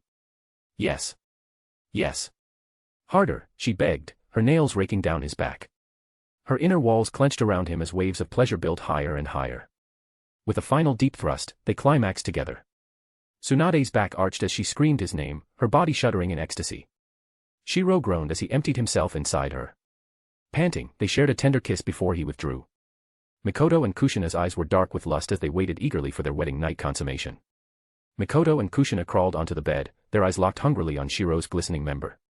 Let us clean you up, darling, Mikoto purred, her tongue darting out to taste Tsunade's essence mixed with his seed. Kushina hummed, joining in to lap at the other side of his shaft. Their tongues swirled and danced together, making Shirou groan as they thoroughly cleaned every inch. His cock quickly hardened again under their devoted oral attention. My turn now, Mikoto whispered seductively, straddling Shirou's hips. Her raven hair cascaded down her back as she positioned herself above him, her dripping entrance teasing his tip. With agonizing slowness, she sank onto his length, throwing her head back with a loud moan. Oh, so big. She gasped as she took him fully inside. Her breasts bounced enticingly as she began to ride him, rolling her hips in a sensual rhythm. Shirou's hands found her chest, squeezing and kneading the soft flesh. His fingers pinched and rolled her hardened nipples, making her cry out in pleasure. From the side of the bed, Tsunade and Kushina watched intently, their bodies quivering with arousal. Kushina's hand had slipped between her thighs, unable to resist touching herself as she watched her sister-wife being ravished. Mikoto leaned down, pressing her breasts against Shirou's chest as she captured his lips in a deep, passionate kiss. Their tongues wrestled as she continued grinding against him, taking him deeper with each movement. His hands gripped her ass, guiding her motions as they found a perfect rhythm together. I'm getting close, Mikoto panted against his mouth. Fill me up, please. I want to feel you come inside me. Shirou thrust up harder into her welcoming heat, making her bounce and cry out with each impact. Her inner walls began to flutter and clench around him as her climax approached. With a final cry of ecstasy, Mikoto's orgasm crashed over her. Her body trembled as waves of pleasure coursed through her. The pulsing of her walls triggered Shirou's release, and he groaned as he pumped his seed deep inside her. They shared several more tender kisses as they came down from their high. Kushina licked her lips, knowing she would be next to experience their husband's passionate lovemaking. Unable to wait any longer, Kushina pounced on Shirou with fierce passion, her crimson hair flowing around them like liquid fire.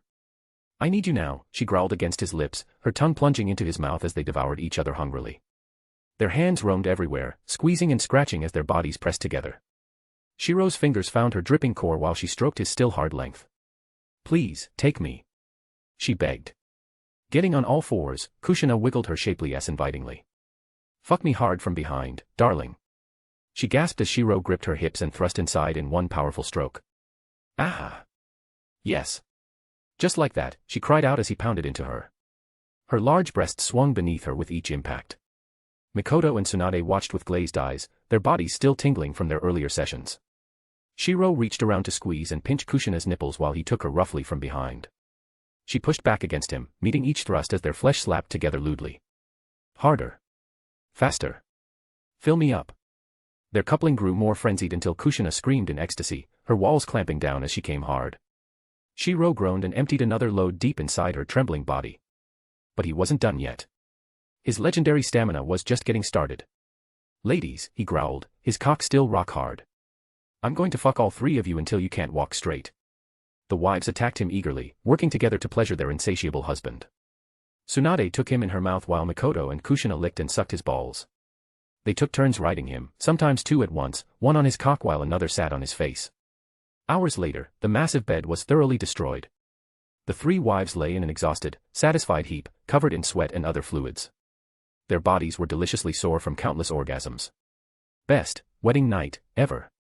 Kushina panted. Tsunade and Mikoto agreed dreamily. Shirou gathered his beloved wives into his arms, already thinking about round two after they caught their breath. When the next morning arrived, and Konoha was still immersed in the joy of the previous day, envoys from various nations were already tacitly preparing to leave. Damn it, hurry up and pack. This afternoon, we'll apply to leave. We must not let Konoha take advantage of us any further. The envoy from the rock village grumbled bitterly. Once he returned, he would still have to face punishment. Yesterday, he had completely fallen into Konoha's trap. Now, the other village envoys were looking at him with strange expressions. No matter how much he tried to explain, they simply smiled and said nothing. Do you think they believe me? Sir, are we leaving today? Shouldn't we stay a few more days to gather intelligence on Konoha? A puzzled ninja accompanying the envoy asked. The Rock Village envoy snapped back. Look at this, both of us just finished a war, but Konoha has already turned their situation into such an economic boom. If we stay any longer, who knows how much more revenue we'll generate for them. Let's go.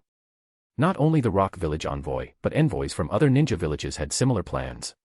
Konoha's current prosperity was mostly an illusion, created by the Hokage succession ceremony, the appearance of the Mangekyo Sharingan would release, and weddings, one wave of hype after another.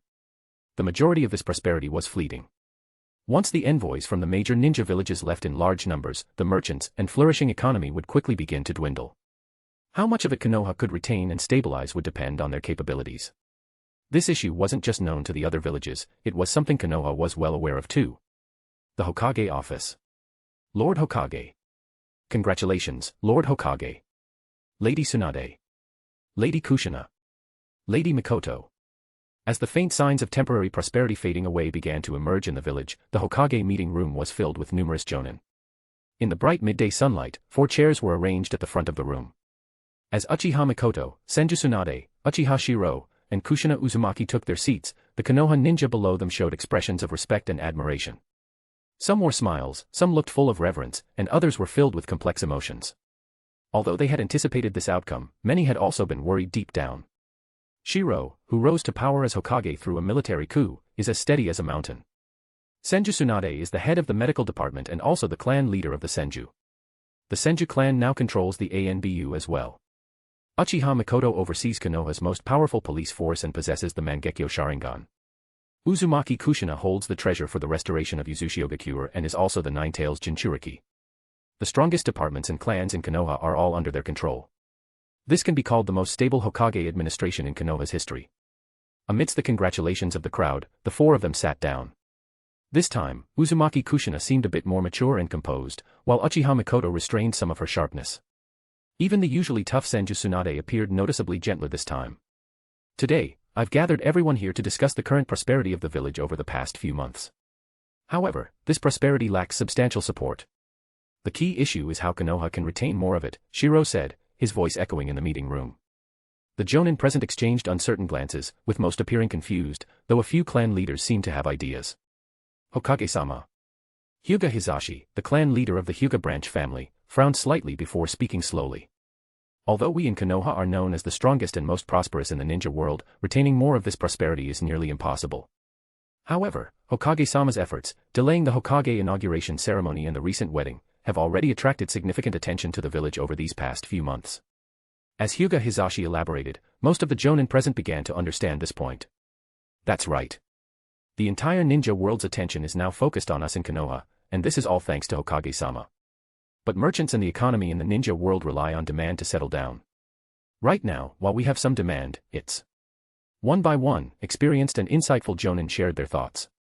Even Namikaze Minato nodded gravely and said, Hokage-sama, Konoha has used this opportunity to get ahead of the other major ninja villages, recovering at least 3 years ahead of schedule. However, achieving more will be extremely challenging. As opinions were voiced one after another, the 4 people seated at the head of the room began to smile. You're all correct. Stimulating economic recovery relies on creating demand to continuously attract attention, whether through mission commissions or commercial exchanges, Shirou said with a smile, glancing around the room before turning his gaze to Kushina. She responded with a gentle smile and slowly took out a prepared mission scroll. Anata, you announce this mission and plan. Clearly, due to the inherent cultural norms of this world, no matter how strong a woman is, after marriage, she instinctively defers to her husband. This time, Shirou openly married 3 women. While on the surface, there was no need for them to change their surnames, the deeply ingrained traditions meant that Uzumaki Kushina naturally regarded him as the head. Shirou nodded lightly, then turned to look at the gathered crowd in the meeting room, his expression becoming serious. Uzushio, everyone here is familiar with it. As Konoha's most reliable ally, they were our comrades who helped us fend off the Mist Ninja during the First Great Ninja War. However, due to the corruption of certain individuals, Uzushio was allowed to fall into ruin. The crowd wasn't foolish, and since Uzushio destruction occurred only 20 years ago, everyone naturally understood the situation. After repeated deliberation, we've decided to execute the highest level S-rank mission in the ninja world under Konoha's name, the restoration of Uzushiyogakure. At the same time, Uzumaki Kushina, as a princess of Uzushiyogakure, is willing to offer the restoration treasure. The first major action taken by Shirou after officially assuming the role of Hokage was a mission to restore an entire nation. This revelation left the gathered Konoha ninja utterly shocked. Among them, Ataki Kakashi's eyes gleamed with insight, and he couldn't help but exclaim. There has never been an S-rank mission of this scale in the ninja world. If Konoha undertakes this and announces it publicly, the ninja world's attention will once again be drawn to us, regardless of whether we succeed or not. Just this move alone will attract countless commissions from across the ninja world. Kakashi's exclamation made it clear to everyone present. This was the power of reputation. As soon as word spread that Konoha had accepted the mission to restore Uzushiyogakure, labeled as the most difficult S-rank mission in the ninja world, it would undoubtedly cause a sensation. Looking at the reactions of those below, Shirou smiled faintly and nodded, signaling to Kushina beside him. Taking a deep breath, Kushina stood before the crowd. Though nervous under so many gazes, with Shirou's encouragement, she spoke in a clear voice. I, Uzumaki Kushina, as a princess of Uzushiyogakure, have discussed this mission with Hokage. The difficulty of restoring Uzushiyogakure is incredibly high and will require long-term efforts. Initially, there were concerns about the mission. It seemed promising, but as a Jinchuriki, Uzumaki Kushina's involvement raised questions. If Uzushiyogakure were truly restored, would she and the Nine Tails leave Konoha as well? As expected, this restoration mission was far from simple. After Kushina finished speaking, Shirou looked solemnly at the crowd and continued. The restoration of Uzushiyogakure will require absolute military strength. However, Konoha has just emerged from war. Our primary task is to help Uzushiyogakure establish its ninja forces. Additionally, we will issue a message to the ninja world, calling on all members of the Uzumaki clan to contact us. Konoha's ninja will protect them immediately. After Shirou finished, Kushina nodded firmly and added. The first step of restoration is to re-establish the Uzumaki clan. All Uzumaki bloodlines will be brought back to Konoha to form the Uzumaki clan and receive training and guidance from Konoha ninja. Furthermore, in the name of a princess of Uzushiyogakure, I will issue a declaration to the ninja world: any wandering ninjas or rogue clans, as long as they pass verification and are not heinous criminals, spies, or saboteurs, are welcome to join the restoration efforts of Uzushiyogakure. At this moment, the gathered Konoha Jonin widened their eyes at their Hokage and Uzumaki Kushina. With their seamless coordination, it became clear that this was far more than a simple restoration effort. This was a direct strategy to revitalize Konoha itself. Under the guise of restoration, they were openly recruiting countless wandering ninjas and clans from across the ninja world. It was evident that their Hokage's ambition wasn't just to re-establish the Uzumaki clan within Konoha but to achieve far more. Even Namikaze Minato secretly felt alarmed. If this plan succeeded, the ninja world's attention would focus on the S-rank mission of restoring Uzushiyogakure, attracting both resources and missions. Meanwhile, the restoration of Uzushiyogakure would require significant resources, which would rapidly stimulate Konoha's economic recovery. Using Uzushiyogakure as a staging point, Konoha would essentially receive a continuous flow of resources and talent. Under normal circumstances, such a plan might face opposition due to limited resources. However, the aftermath of the Third Great Ninja War had left many opportunities open. Especially with the interests previously controlled by the Sarutobi, Mitokado, and Udatain clans now vacant.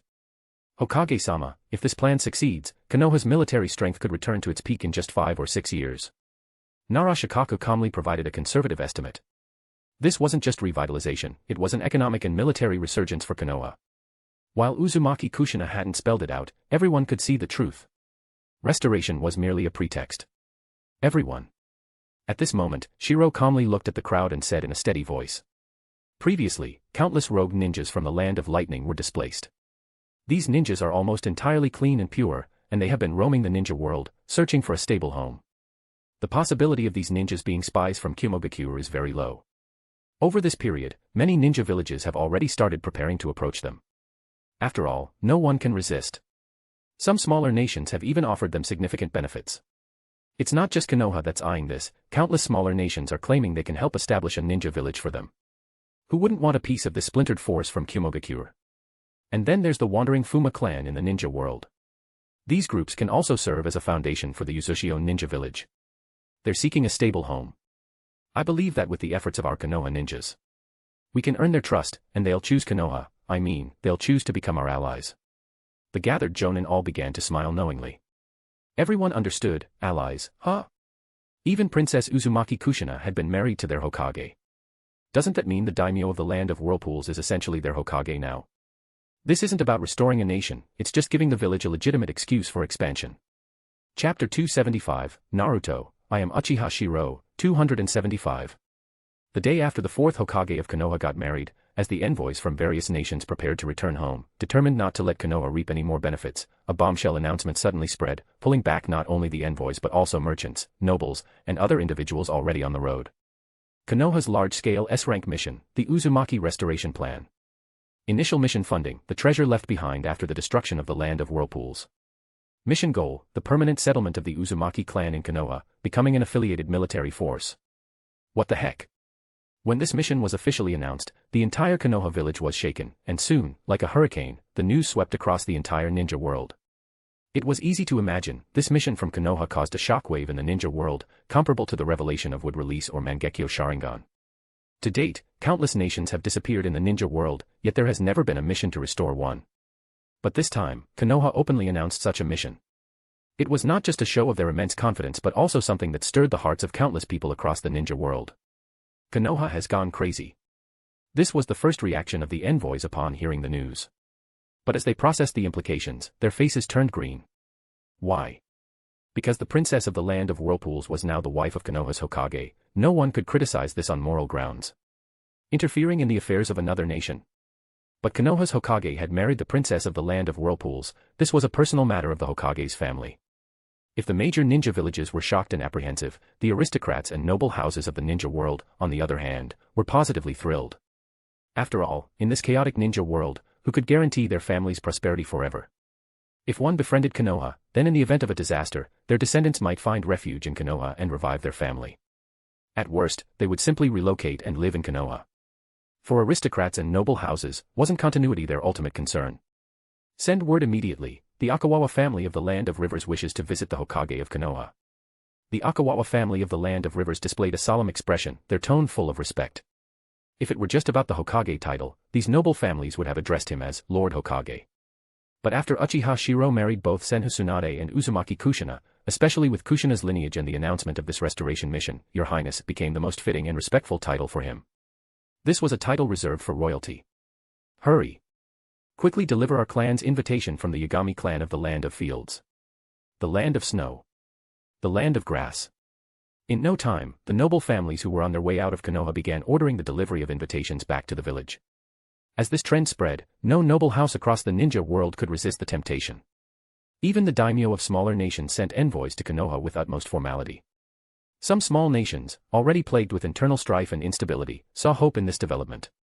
Alongside respectful invitations, their royal family sent lavish gifts, with either a princess or prince personally visiting Konoha.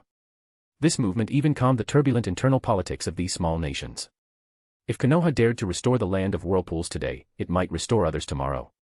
Moreover, if Konoha could restore an entire nation, reviving the fortunes of a fallen noble family seemed like an achievable task. For the merchants, this S-rank mission to restore the land of whirlpools represented not just temptation but overwhelming enthusiasm. Hurry! Return to Konoha immediately. I'll pay double the mission reward. Double.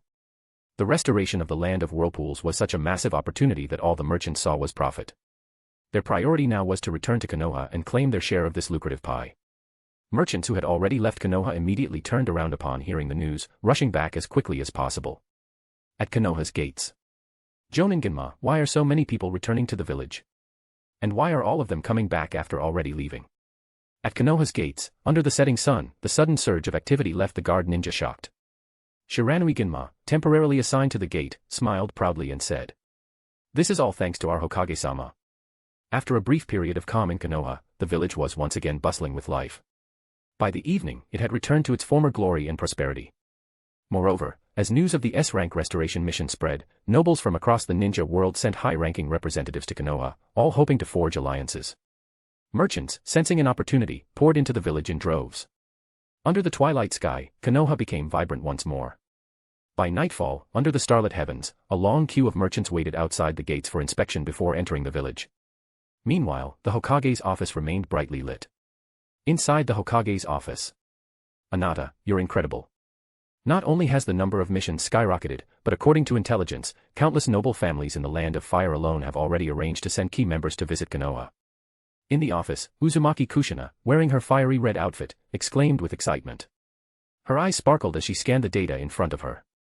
Although she had access to the land of Whirlpool's treasure, the thrill of constantly generating wealth was incomparable. Mikoto, standing nearby, nodded with a smile. The police force is fully prepared.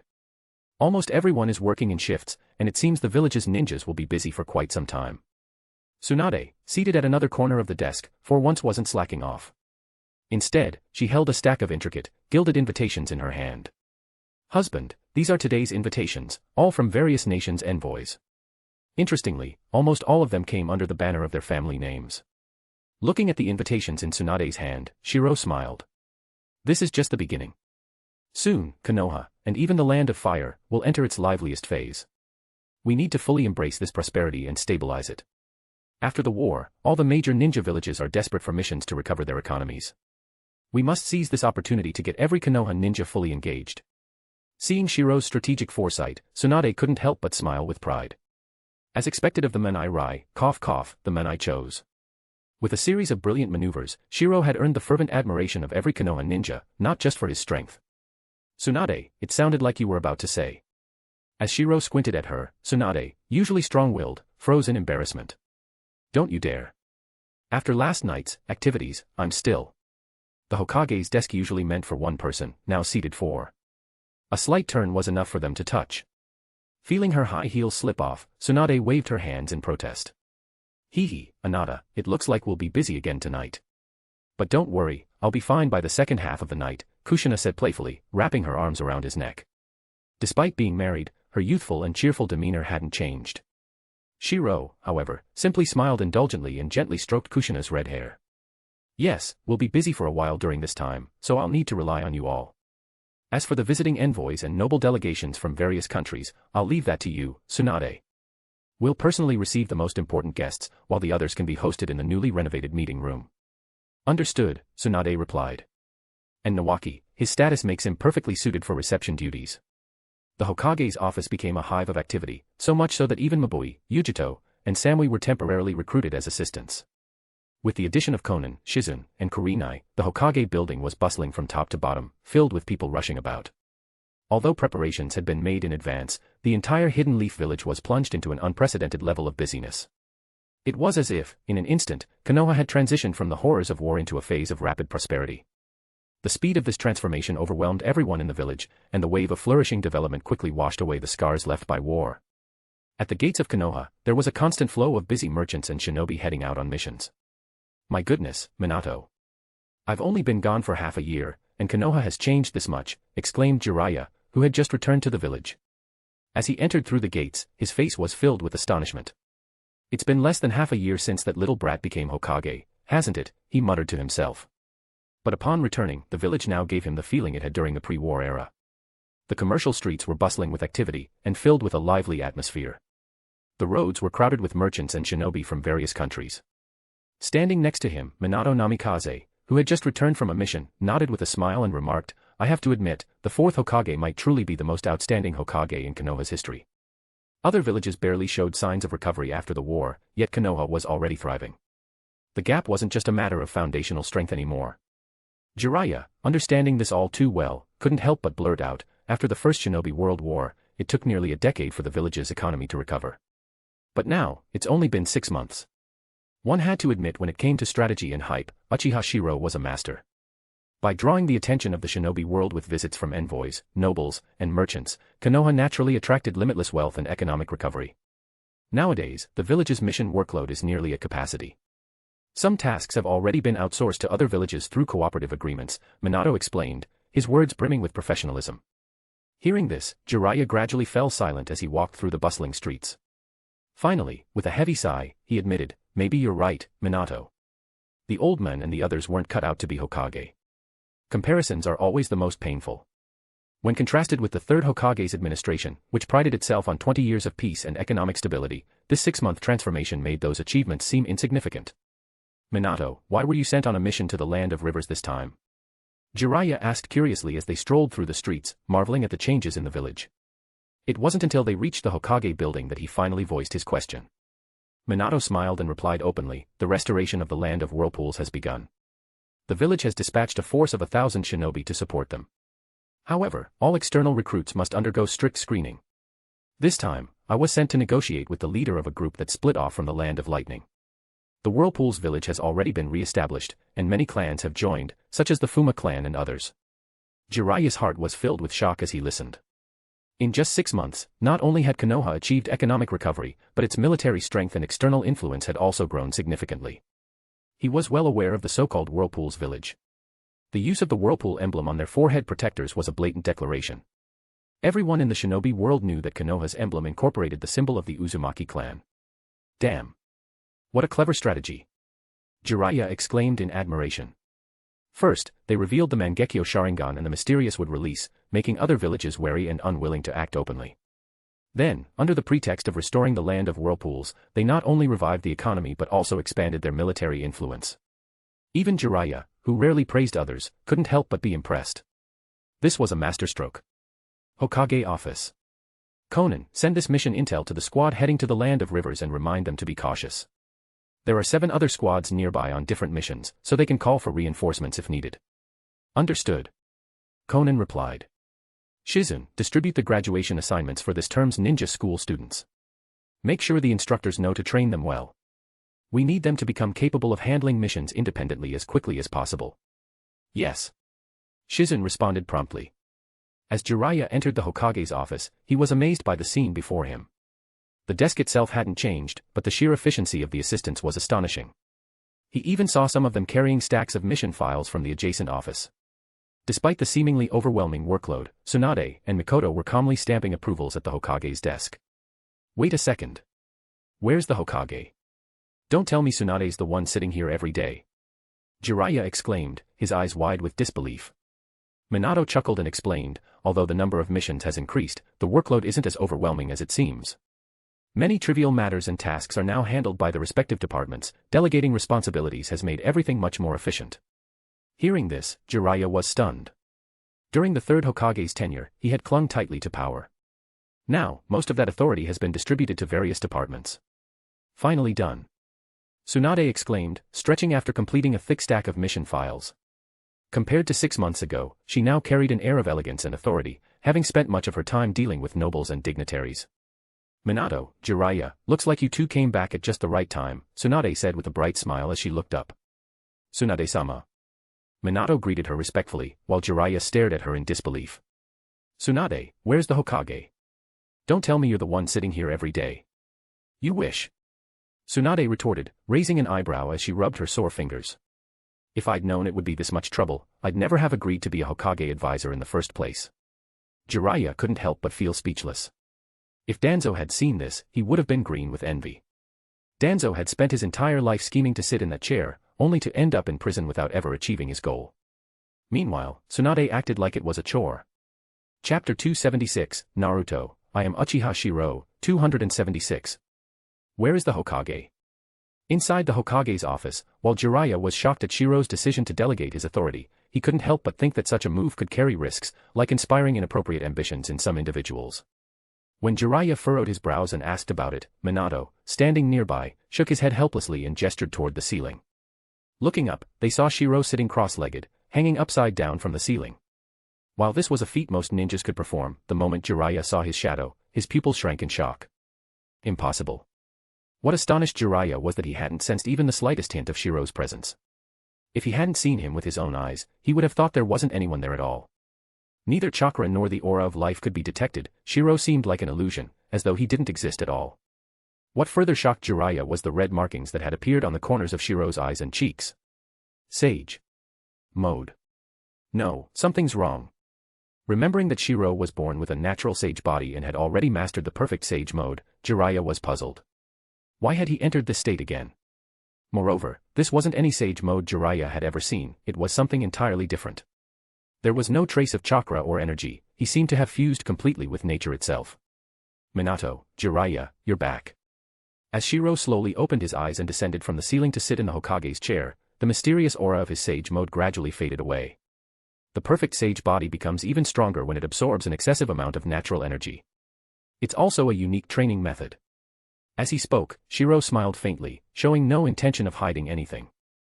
Since normal chakra can be cultivated and strengthened, why wouldn't sage chakra be the same? Hearing this explanation, Jiraiya was further astounded. While they were still struggling to master sage mode, Shirou had already moved past that stage and was actively training to enhance it further. It was like someone who hadn't fully mastered chakra yet watching someone who had not only mastered it but was relentlessly pursuing ways to refine and strengthen it. Hokage-sama, here is the mission report. The leader of the group we encountered made a few demands. As Minato respectfully began to speak, Shirou glanced at the report in his hands. After reading it, his face displayed nothing but disdain. Minato, you don't need to entertain people like this in the future. It's not Uchiha that needs them, it's they who need Uchiha under Konoha's protection. After reading the first condition, Shirou tossed the scroll into the trash can without hesitation. People with no sense of self-awareness are nothing but trouble, even if they join us. They're better ignored. Witnessing Shirou's decisive and commanding attitude, Minato couldn't help but smile respectfully. It was moments like this that made him proud to be a ninja of Konoha. Hokage. Noticing Jiraiya's awkward expression, Shirou immediately handed him a mission scroll without hesitation. Although the ninja world war is over, there are still countless conflicts in the shadows. Especially after Konoha helped Uchiha rebuild its nation, many spies from other villages have begun infiltrating Uchiha. Some come to blend in and gather intelligence, while others have more malicious intentions to cause disruption. As Shirou explained, Jiraiya examined the intelligence and couldn't help but feel alarmed. This wasn't just rebuilding a nation, it was effectively establishing a new ninja village in Uchiha, which would serve as a military base for Konoha. It wasn't a typical village at all. Ninjas who joined Uchiha were often wanderers or belonged to small, nomadic clans, like the Fuma clan. Elderly family members and children were sent to Konoha under the guise of safety, while only capable fighters were stationed on the front lines to build trust with Konoha's ninjas. Outwardly, Konoha claimed this was because Uchiha was still new and unsafe for families. They also justified the arrangement as a way to cultivate the next generation of ninjas. But everyone understood the truth, this was a way to absorb these clans into Konoha. The nomadic clans, like the Fuma, were ecstatic at the opportunity. To them, joining Konoha's affiliated Uchiha was as good as joining the most powerful ninja village in the world. At present, 36 individuals from the Uzumaki clan have secretly been brought to Konoha by our ninjas. The Uzumaki clan has officially taken root in Konoha. For the Uzumaki clan, which had suffered the destruction of their homeland and years of exile, the chance to rebuild was irresistible. As Shirou continued to speak, Jiraiya couldn't help but sigh. Who would have thought the Uzumaki clan would once again appear in the ninja world? Even Jiraiya had to marvel at the situation. The Uzumaki clan's reappearance was a testament to Konoha's strength. To the outside world, it showed that Konoha could revive even a destroyed clan. Internally, it meant that the Uzumaki clan's natural talents would become a powerful asset to Konoha in the decades to come. Of course, not everyone is happy about Uchiha's revival. Many factions, especially Kirigakure, won't want this to succeed. While no one will admit it openly, they'll resort to covert assassinations and sabotage. Jiraiya, your mission is to station yourself in Uchiha. Hearing his assignment, Jiraiya's face grew serious. He had always felt guilty for not intervening when Uchiha was destroyed, and now he had no reason to hesitate. I understand. Seeing Jiraiya's resolute expression, Shirou smiled faintly. Don't worry. Plenty of our Konoha ninjas are stationed in Uchiha as well. What we need is someone strong enough to deter threats. After all, the strongest fortress is always vulnerable to internal collapse. With you there, I'll feel more at ease. Orochimaru will also occasionally visit to collect materials. I trust the two of you will work well together. At the mention of Orochimaru, Jiraiya broke into a hearty laugh. If I, the great Jiraiya, am there, there's no need for Orochimaru. Although he spoke confidently, his eyes betrayed a genuine sense of camaraderie and longing for his old teammate. The so-called mission to rebuild Uchiha had already begun. It was a critical part of Konoha's future strategy, and the village was reaping tangible benefits from it. Morale among the Konoha ninjas was soaring. In the prison. Under the bright sunlight, two figures lay lazily, basking in its warmth. Ever since they had been betrayed by their village and imprisoned in Konoha, they had contemplated death and suffered through various attempts to pry secrets from them. But to their surprise, 6 months had passed, and apart from routine checks to ensure their seals were intact and regular meals, no one had interrogated them. Pakura, 3 months ago, you said Konoha might want to recruit us. Yet here we are, and nothing's happened. With her reddish-brown hair and a lazy yawn, Mei Terumi spoke casually.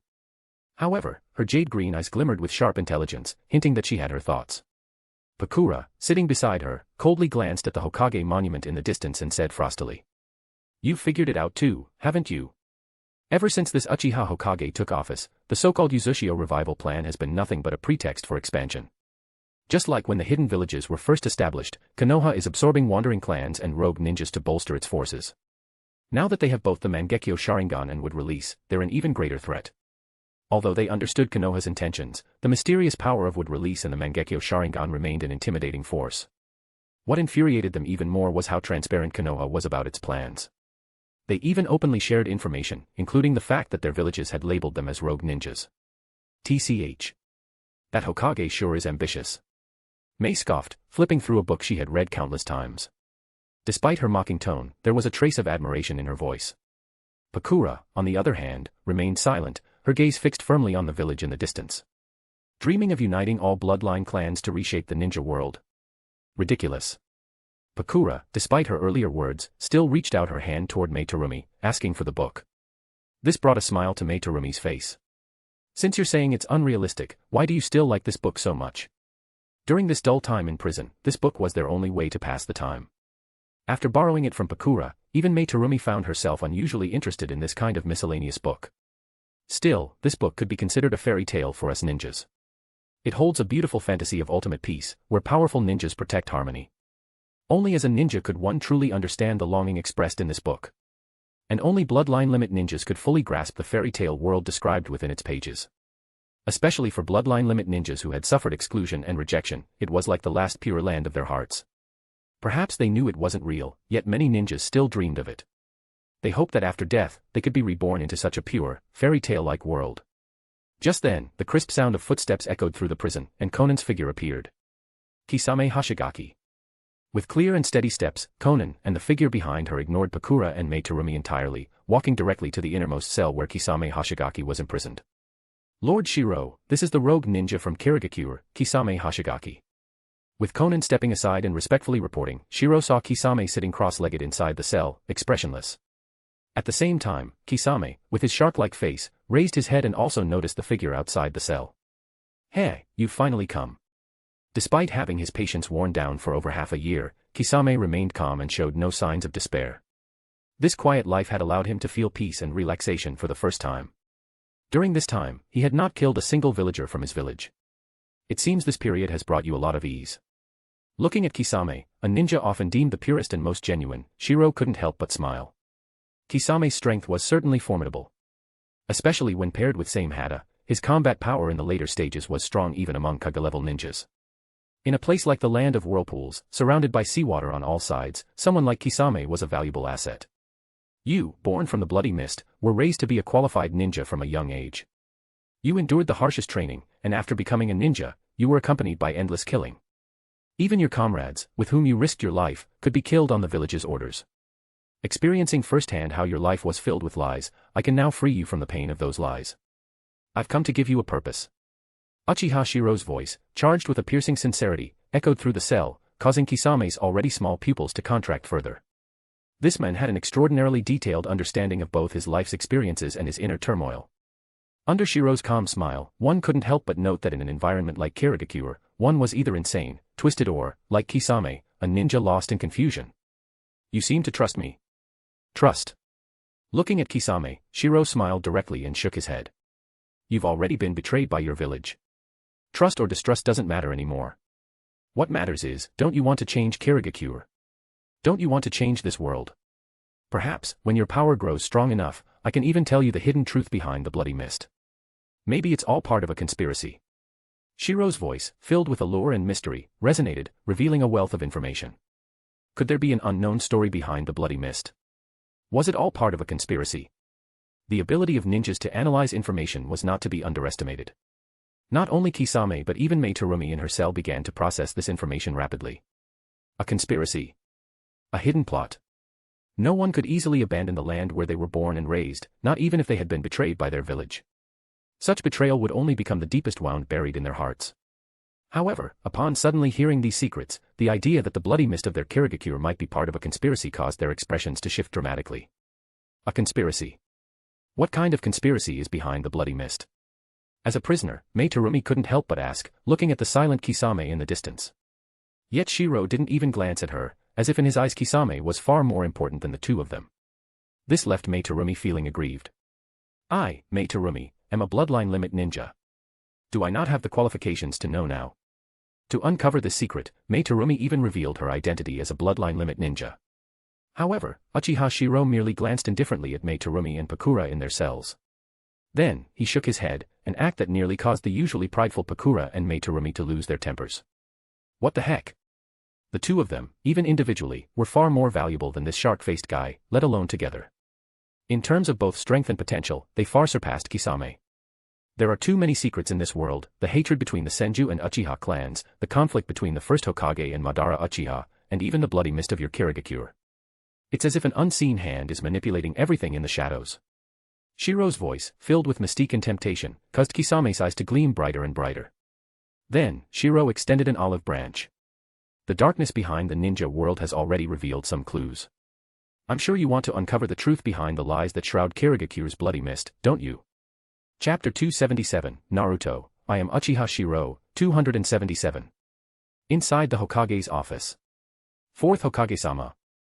With a respectful voice, Kisame Hoshigaki knelt on one knee, pledging his allegiance. Seeing this scene, Shirou revealed a satisfied smile. If one were unaware of the hidden schemes behind their village's policies, it would be one thing. But once aware, it was hard for any mist ninja to remain unmoved. Fourth Hokage-sama. At the same time, two figures, Pakura and Mei Terumi, walked out of the prison. The two women wore expressions of frustration as if Kisame was the true target, and they were merely incidental extras. Absurd. Absolutely absurd. Congratulations, Jonin Kisame Hoshigaki. I believe you will not be disappointed. Inside the Hokage's office, Shirou smiled with satisfaction, while Kisame respectfully donned the forehead protector representing the ninjas of the Land of Whirlpools, which was strikingly similar to the Leaf Village's forehead protector. I hope, Hokage-sama, that your ambitions won't disappoint me either. Kisame grinned, revealing his sharp teeth in a cruel smile. It was evident that his sole focus now was unraveling the lies and secrets of this world. From now on, the three of you are ninjas of the Land of Whirlpools under the jurisdiction of the Leaf Village. After handing over information about the Land of Whirlpools to the three, Uchiha Shirou, seated gracefully in his office, declared in a commanding tone. This time, Kisame, your mission is to accompany Jiraiya's squad to the Land of Whirlpools. As for your teammates, they will be Uchiha Shirou and Uchiha Itachi. I trust you will not let me down. With a satisfied smile, Shirou was confident that Kisame's strength would be maximized in the terrain of the Land of Whirlpools. However, Shirou's evident emphasis on Kisame left Pakura and Mei Terumi speechless. They couldn't understand why they were deemed less valuable than someone with a shark face.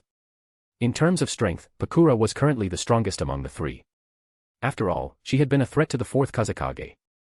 In terms of bloodline abilities, Pakura possessed Scorch Release, while Mei Terumi had both Lava Release and Boil Release. In terms of appearance and potential, the two women were undeniably exceptional. After Kisame respectfully departed under the guidance of Shirou, who had been waiting outside the door, Pakura and Mei Terumi remained in the Hokage's office. What a young and handsome Hokage. Let me give you a kiss that will melt your bones and heart. Mei Terumi's teasing voice echoed, but she was suddenly met with several murderous glares, leaving her frozen in place. Her gaze turned to the assistants present in the office. Mei Terumi, Pakura, you are intelligent people. From the intelligence dossiers I've given you, you should already understand the plans ahead. Shirou chuckled lightly at the two, tapping his fingers on the desk. Kisame's greatest trait was his purity as a ninja. But these two were different. Especially Mei Terumi. For someone to rise to power as a bloodline user in the oppressive blood mist policies and ultimately stage a coup to become the Mizukage, her intellect was undoubtedly the sharpest among the three. What about Temari? Pakura was the first to speak. Her head lifted, revealing an expression of hatred. Yet, when she thought of the girl who had accompanied her along the way, her expression grew complicated. Both she and Temari were merely sacrifices of their village. Temari. She's doing well. It seems your sand village has given up on a true genius. She's now Kushina's disciple, and we in the Leaf will ensure she is nurtured properly. Shirou spoke without any hesitation. Holding the mission scroll in his hand, he made Pakura frown. I want to ask, Hokage-sama, is it ambition that drives you?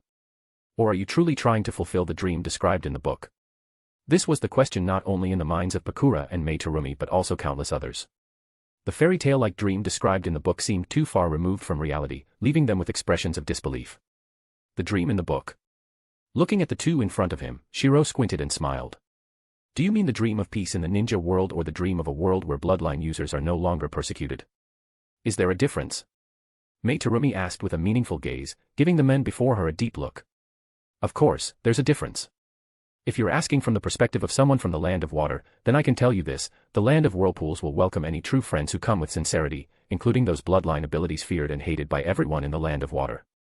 When mentioning the land of water, Shirou couldn't help but sigh. It wasn't that his methods were particularly brilliant, his competition just made him look good. If the land of water had been only slightly less oppressive, situations like this wouldn't have arisen. But instead, the land of water had long fostered hatred and rejection of bloodline abilities. This caused the entire land of water, even its ordinary citizens, to view these powerful bloodline abilities as demonic powers. By contrast, the land of whirlpools, located so close to the land of water, didn't need to employ any special strategies. Simply providing a safe haven was enough to attract countless bloodline users. If you're referring to the dream of peace, I'd rather call it ambition. At this point, Shirou laughed boldly, showing no hesitation. This was the confidence of someone with a strong foundation. Regardless of the situation, the ninja world was currently exhausted from fighting and could only engage in minor schemes in secret. Shirou, seizing the opportunity, was rapidly expanding his power. As Pakura and Mei Terumi made their choices, Shirou smiled again. Tsunade, I'll leave these two to you. Unlike Kisame, these two wouldn't be so easily let loose from the village. Tsunade, understanding the situation, raised an eyebrow in surprise upon hearing Shirou's arrangement. Pakura is understandable, but is Mei Terumi worth such special attention? After all, no one would have expected this talented Mei Terumi to one day become the Mizukage. Knowing the future, Shirou simply smiled and nodded. Tsunade, don't underestimate these two. I see the potential for them to become Kage-level figures. Hearing Shirou's evaluation, Kushina, standing nearby, was visibly shocked. The term Kage referred to the leaders of the 5 great ninja villages, not just ninja with Kage-level strength. Pakura, a political sacrifice, had already proven her potential, despite her failure. And Mei Terumi's future as Mizukage needed no further explanation. I see. It looks like I'll need to take this seriously, Tsunade said with sudden understanding, her expression turning serious. It's not that difficult. Both of them have been betrayed by their villages. Even if they had the opportunity to contact their villages, do you think their villages would trust them? Furthermore, they harbor resentment toward their villages. At this point, all we need to do is build trust and bonds. No one would reject the opportunity to belong to the Leaf, the ninja world's strongest village. Seeing Shirou's confidence, Tsunade couldn't help but sigh before smiling. Through his office window, Shirou squinted as he gazed out over the entirety of the Leaf village. Kushina, make sure to train Temari well. A girl abandoned by her father and village, who grew up in the Leaf, will see this place as her home. With Pakura supporting her in the future, I'll ensure that, even before the battle begins, I've already claimed half of the Sand Village's loyalty. The Mist Village is even less of a concern. A village mired in slaughter, the Land of Whirlpools has focused on the Land of Water for years, absorbing persecuted bloodline users and clans. And don't forget the rogue ninjas from the fractured Land of Lightning. If the Cloud Village ever declares war on us, they will become our most determined fighters. As Uchiha Shirou revealed his plans, his demeanor exuded overwhelming confidence. The Land of Whirlpool's recent developments, seen by outsiders as a means of restoring its economy and expanding its military, were the groundwork for unifying the ninja world. Konoha. Looking at the innocent smiles of the children at the ninja academy, Hatake Kakashi, who happened to pass by, couldn't help but feel a sense of emotion. Kakashi, in less than a year, the village has changed so much. Beside him, Uchiha Shirou spoke with a bright smile. However, Shirou didn't notice Kakashi discreetly glancing at Hoshigaki Kisame, the newcomer. Shirou, Shiro-sensei's greatness is far beyond what we can see. Seeing both Shirou and Kisame standing there, Kakashi secretly shook his head. It seemed that the youngest among them, Uchiha Itachi, had picked up on something. He walked up to Kakashi. Kakashi-senpai, are you saying you've seen something on a deeper level? Looking into Itachi's inquisitive eyes, Kakashi nodded slightly but chose not to continue the conversation. His peripheral vision, however, caught sight of many outsiders among the parents picking up their children from the academy. At that moment, Kakashi inwardly sighed in admiration. The current Hokage, his mentor, was likely a true legend capable of changing not only Konoha but the history of the entire Shinobi world. Using the restoration of the Land of Whirlpools as a pretext, Kakashi saw the Hokage's broader vision, one that mirrored the founding of the ninja villages. It was a plan to absorb the powerful bloodlines and clans from across the Shinobi world. Elderly, women, and children were relocated to the village. Their children received the same education as Konoha's, and once they became Konoha ninjas, they would truly belong to Konoha. They worked alongside Konoha's ninjas in rebuilding the Land of Whirlpools, forming bonds as deep as those forged during Konoha's founding. With opportunities to occasionally return home and spend time with their families, it would only take about 10 years for these people to bear the mark of Konoha deeply. After all, the bitterness of being a refugee made them cherish everything they had now. Mom, look. This is my best friend. Wow, that little girl has such fair skin. At some point, the ninja academy was filled with many pale-skinned, blonde-haired children, and even some parents. But none of this surprised the ninjas and civilians of Konoha. They had grown used to it. Over the past year, many people from across the shinobi world have come to Konoha. It was a change no one found unusual. Meanwhile, Terumi and Pakura, accompanied by Mabui, Yujito and Samui, were exploring Konoha and marveling at its prosperity. It hasn't been that long, and it's already this prosperous. We were abandoned by our villages too. You don't have to look at us with those eyes, we were born in Kimogakure. Perhaps because they shared the same fate, Mabui, Yujito, and Samui felt a natural bond with Mei and Pakura. After all, they were all kindred spirits in a way. That's the crest of the Yuki clan from Kirigakure, how is that possible? Terumi Mei's pupils shrank in shock when she saw an elderly woman picking up her granddaughter in the distance. The woman's exposed arm bore the clan's crest. Seeing her reaction, Mabui explained. The Yuki clan was accused of treason and expelled from Kirigakure about 6 months ago. Many of their members fled and became refugees in the shinobi world. The Land of Whirlpool's restoration happened around the same time. The first group of recruits included members of the Yuki clan. Unfortunately, most of the refugees were civilians, and only 2 of them were ninjas. While Mei was still processing the loss of another clan from her village, Pakura had already made her way to the academy gates with Samui to meet someone. Temari. When she saw Temari, who was smiling and seemed to have fully integrated into Konoha, Pakura's expression turned complicated. Temari, in turn, smiled when she saw who had come for her. Sister Samui, Lady Pakura, you're finally back. In Temari's eyes, after being abandoned by her father, family, and village, Pakura was the only one who had truly protected her. She was a fellow defector from Sunagakure. Pakura, while you were away on a mission, Temari missed you a lot. Samui's cheerful voice echoed as she gave Pakura a knowing look, clearly signaling that this was just an excuse to comfort Temari. Pakura caught the hint, forcing a stiff smile as Temari hugged her. Awkwardly, she said, yes, I just finished my mission. Yay. Under Temari's innocent smile, Pakura and Mei exchanged glances filled with shock. In the end, they both let out bitter smiles. It was clear that everything was in plain sight. Konoha wasn't hiding its ambition at all. Its intention to unite the shinobi world under one banner was evident. People from all the great villages were integrating seamlessly, and the goal of unifying the shinobi world was no secret. They both knew they were being shown this on purpose, yet they also knew it was real. This left them with no choice but to sigh in resignation. Even though they understood the game, they had no choice but to play along. This strategy began with winning over hearts and minds. At sunset, in the Hokage's office, Uchiha Shirou listened to a report from the Umbu and couldn't help but smile. Not bad. These outsiders need to understand that monitoring is inevitable. But once they pass the trust period, we must inform them when the surveillance is lifted. Also, notify the police force and the academy to stay focused on this matter. As long as someone lives in Konoha, they are one of us, there are no outsiders. Yes. After the Umbu left respectfully, a fatigued Tsunade, having just dispelled her shadow clone, grumbled. If it weren't for your ambitions, I wouldn't have to train so hard. But it was just a complaint. While the village's dark clouds had been dispersed, Tsunade hadn't stopped training. They had discovered far greater threats. Tsunade, this shinobi world is full of secrets and dangers, the mysterious man controlling the Nine Tails, the special chakra within Naruto and Sasuke, and even the dragon vein leading to another world. The more they uncovered, the heavier the burden became. The dragon vein's seal is only temporary. As long as people have ambition, it's only a matter of time before either we attack them or they attack us. This is an unchanging cycle of fate. With a resolute smile, Shizwell was just beginning to rise. This was only the start. Chapter 278, Naruto, I am Uchiha Shirou, 278. Time flies. In just a few short years, the ninja world has undergone earth-shattering changes. Konoha in particular has seen unprecedented development.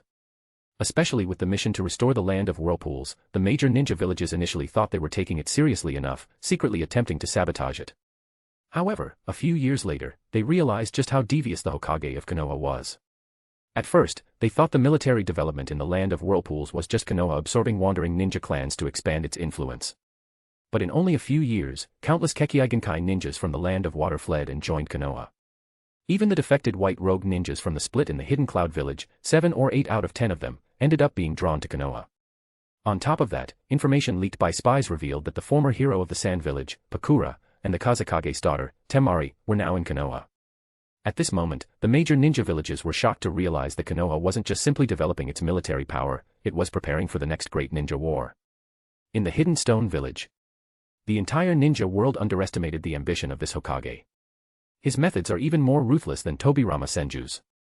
Inoki stared at the intelligence report in anger and shock, cold sweat dripping down his forehead. The white rogue ninjas from the hidden cloud that defected have already integrated into Konoha over the years. If a ninja world war breaks out, these people will become the vanguard attacking the land of lightning. And the Hidden Mist Village, are they out of their minds? They pushed all their Kekkei Genkai ninjas away. What are they going to use to fight Konoha in the future? And don't even get me started on the Sand Village. They left such a huge weakness behind. Why didn't they just deliver 2 corpses over themselves? Inoki couldn't help but curse loudly.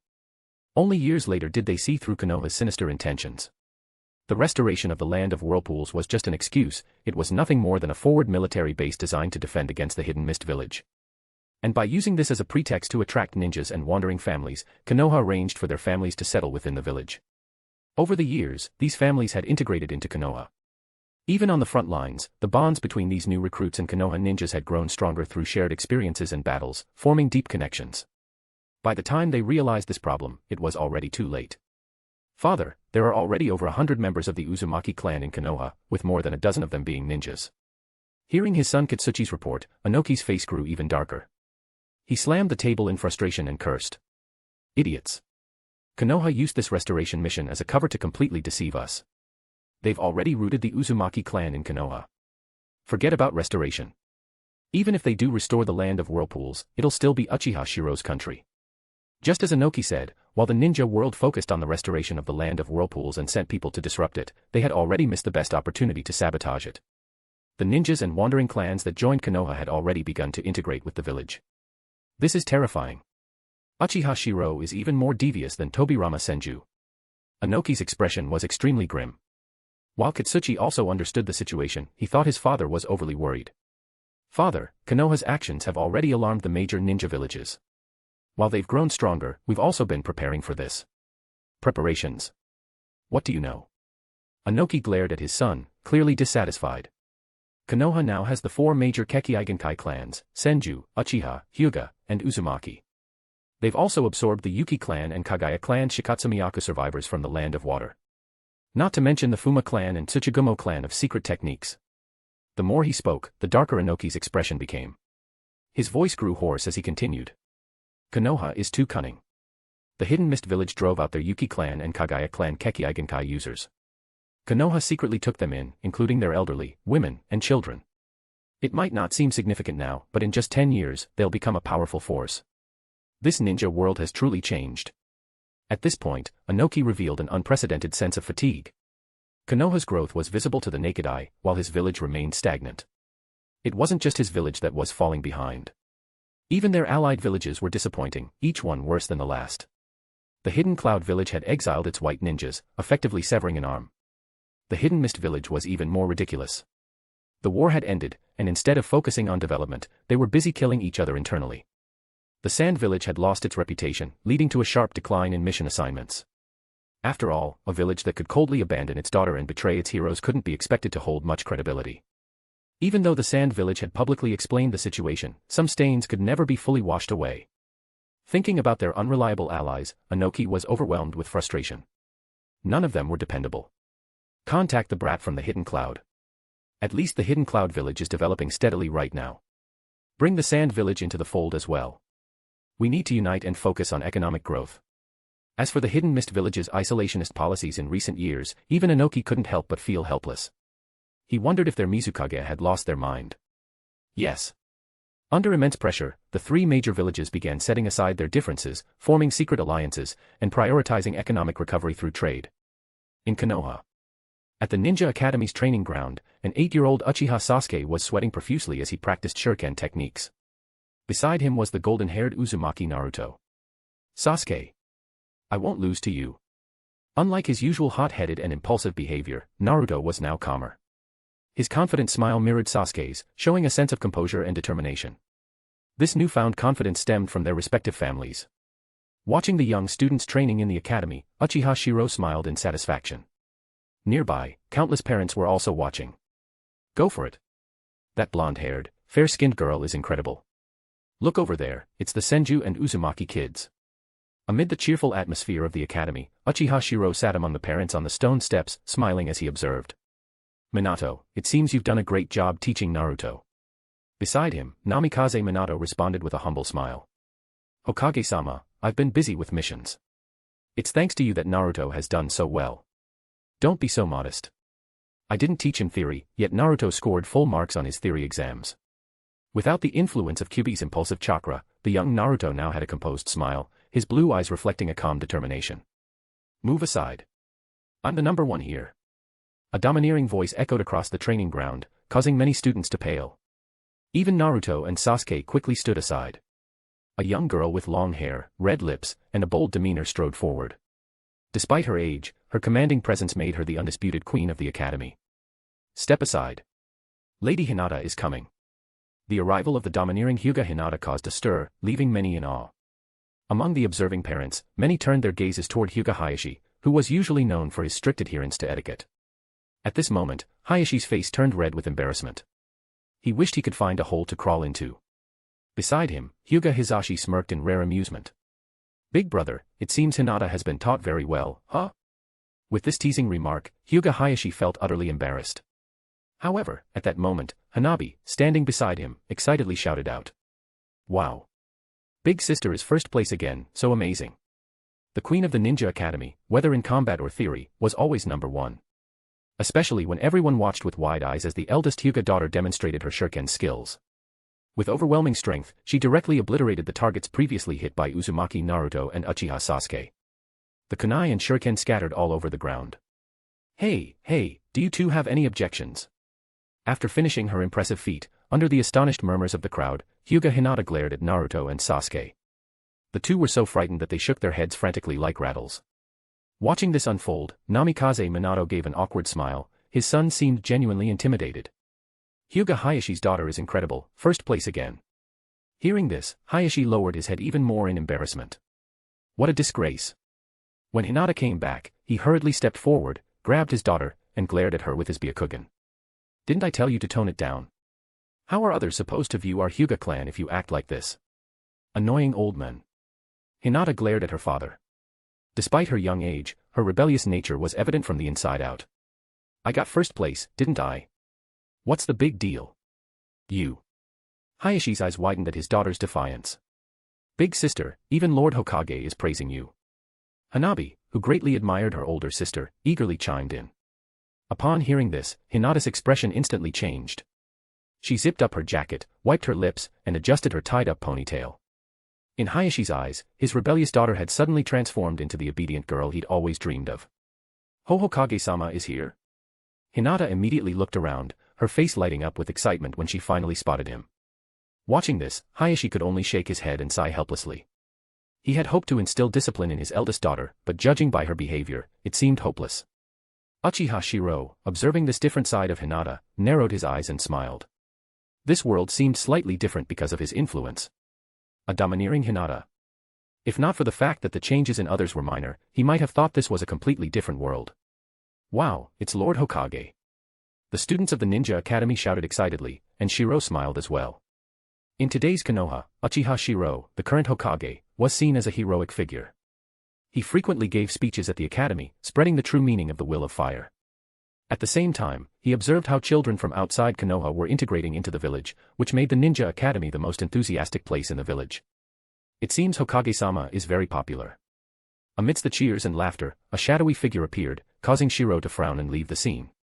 Meanwhile, Hinata, who had been paying close attention, furrowed her brows and then turned around, hands on her hips.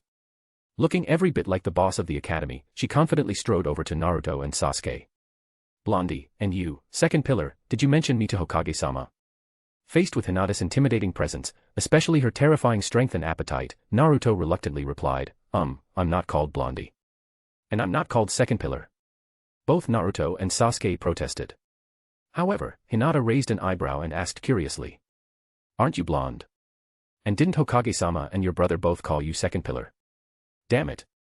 With a single statement, both Naruto and Sasuke were left speechless. Sasuke, in particular, looked utterly defeated.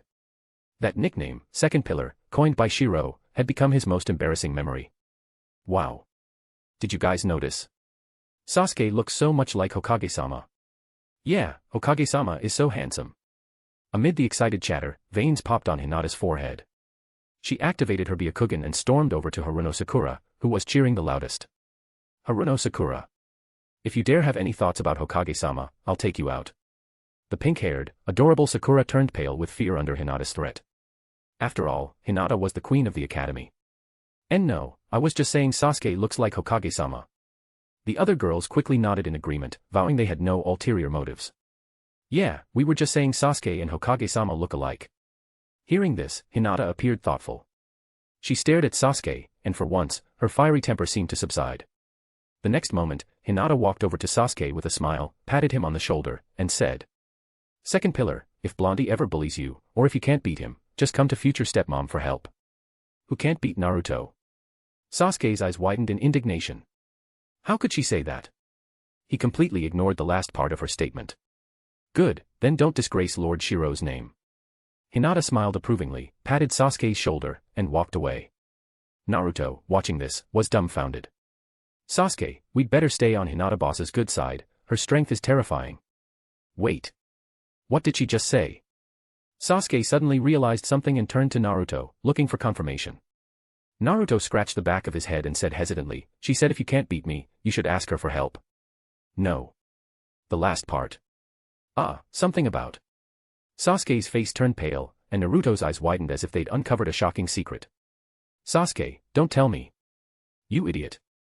Sasuke nearly exploded from frustration. This wasn't the point. Even so, the repeated comments planted seeds of doubt in Sasuke's mind. At the root base. Ho-ho, Shirokuin, the dragon vein has shown some energy fluctuations. According to the reports, it should happen within the next few days. If our calculations are correct, the time flow between the two worlds is different. In simple terms, crossing over from that world to this one takes only a moment, but for us, it takes several days. Orochimaru's raspy laughter echoed as he spoke, monitoring the energy waves from the ruins of Rorin's dragon vein on a complex instrument. After hearing this, Shirou revealed a smile. Has it finally arrived? No wonder the bait I planted only moved now, it turns out it's a matter of the flow of time. Chapter 279, Naruto, I am Uchiha Shirou, 279. In another world. This is the dragon vein. Dressed in white, with the Kusanagi sword tucked at his waist, Uchiha Sasuke stood expressionless amidst the ruins. Yet, his three-tomo Sharingan glimmered in his eyes, reflecting a complex emotion. Having just killed Orochimaru and formed Team Hibi to embark on his path of revenge, Sasuke unexpectedly encountered Naruto's team. At the very moment, he locked eyes with Sakura, an unfamiliar vision of a different Mangekyo Sharingan surged into his mind, accompanied by a cryptic message, "Do you want to know the truth behind the Uchiha clan's massacre?"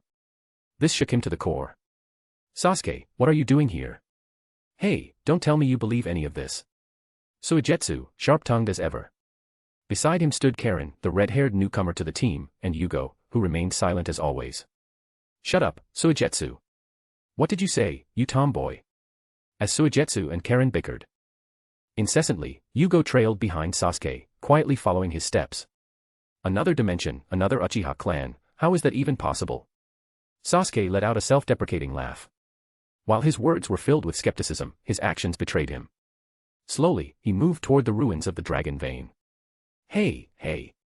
Wait up, Sasuke. Seeing Sasuke move further ahead, Suigetsu shouted after him. The newly formed Team Hibi followed Sasuke as he stepped into the cavern. Beneath the vast desert, the ruins of the once glorious Rorin kingdom lay buried under golden sands. At this point, Uchiha Sasuke, having undergone 3 years of training under Orochimaru, was no longer the same. Especially after killing Orochimaru, his confidence had reached new heights. His sole objective now was to end the source of his pain, Uchiha Itachi. If not for the unsettling vision brought on by the mysterious Mangekyo, he would already be on the path to finding Itachi and exacting his revenge. A sealing technique, huh? I may not be skilled at unsealing, but destroying it is easy enough. With an air of arrogance, Sasuke unsheathed the Kusanagi sword. In an instant, the seal was shattered, unleashing a surge of violet energy from the dragon vein. Hey! Sasuke, stop messing around. Suigetsu yelled while Karen and Yugo tensed, ready for anything. In the blink of an eye, the immense energy from the dragon vein enveloped them, and the entire team, along with Sasuke, disappeared in its radiant light.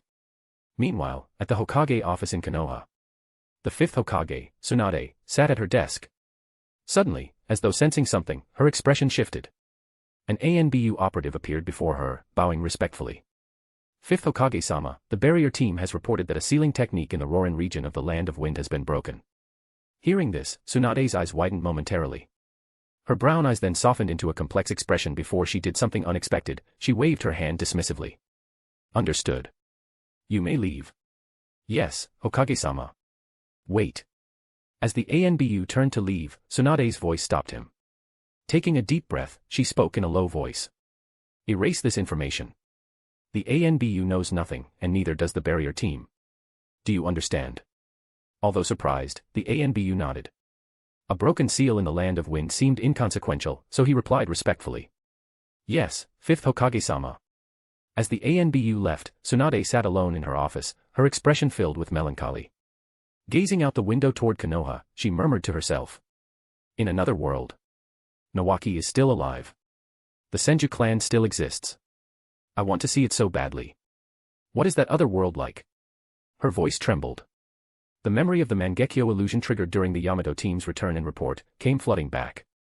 Within that illusion, she had seen another version of herself, a different world, and Uchiha Shirou. She didn't care about the stranger claiming to be her lover. All she wanted was to see her brother and her clan, not in this lonely world where they no longer existed. This Hokage role, it's not joyful at all. No family, just endless work. I just want. I'm so alone. As the sunset bathed the office in golden light, a single tear of loneliness rolled down Tsunade's cheek. She stared out the window toward the Rorin ruins in the Land of Wind. Main world. In the Land of Wind, at the Rorin ruins. What was once a thriving and dreamlike city before the Third Shinobi War had long since been reduced to ruins, buried beneath the sands. The former Rorin queen, Sarah, now returned to her homeland, her face filled with hatred. Lord Shirou. Wearing a Konoha forehead protector, Sarah had abandoned her identity as Rorin's queen. Now, all she wanted was to seek revenge on the Naruto of another world. Reality had been far crueler than any ideal. Naruto's disappearance, the peace she had believed in, had been shattered by the invasion of Sunagakure.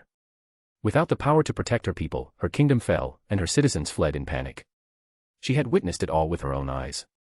Staring blankly, Sarah survived by awakening a dormant power within her.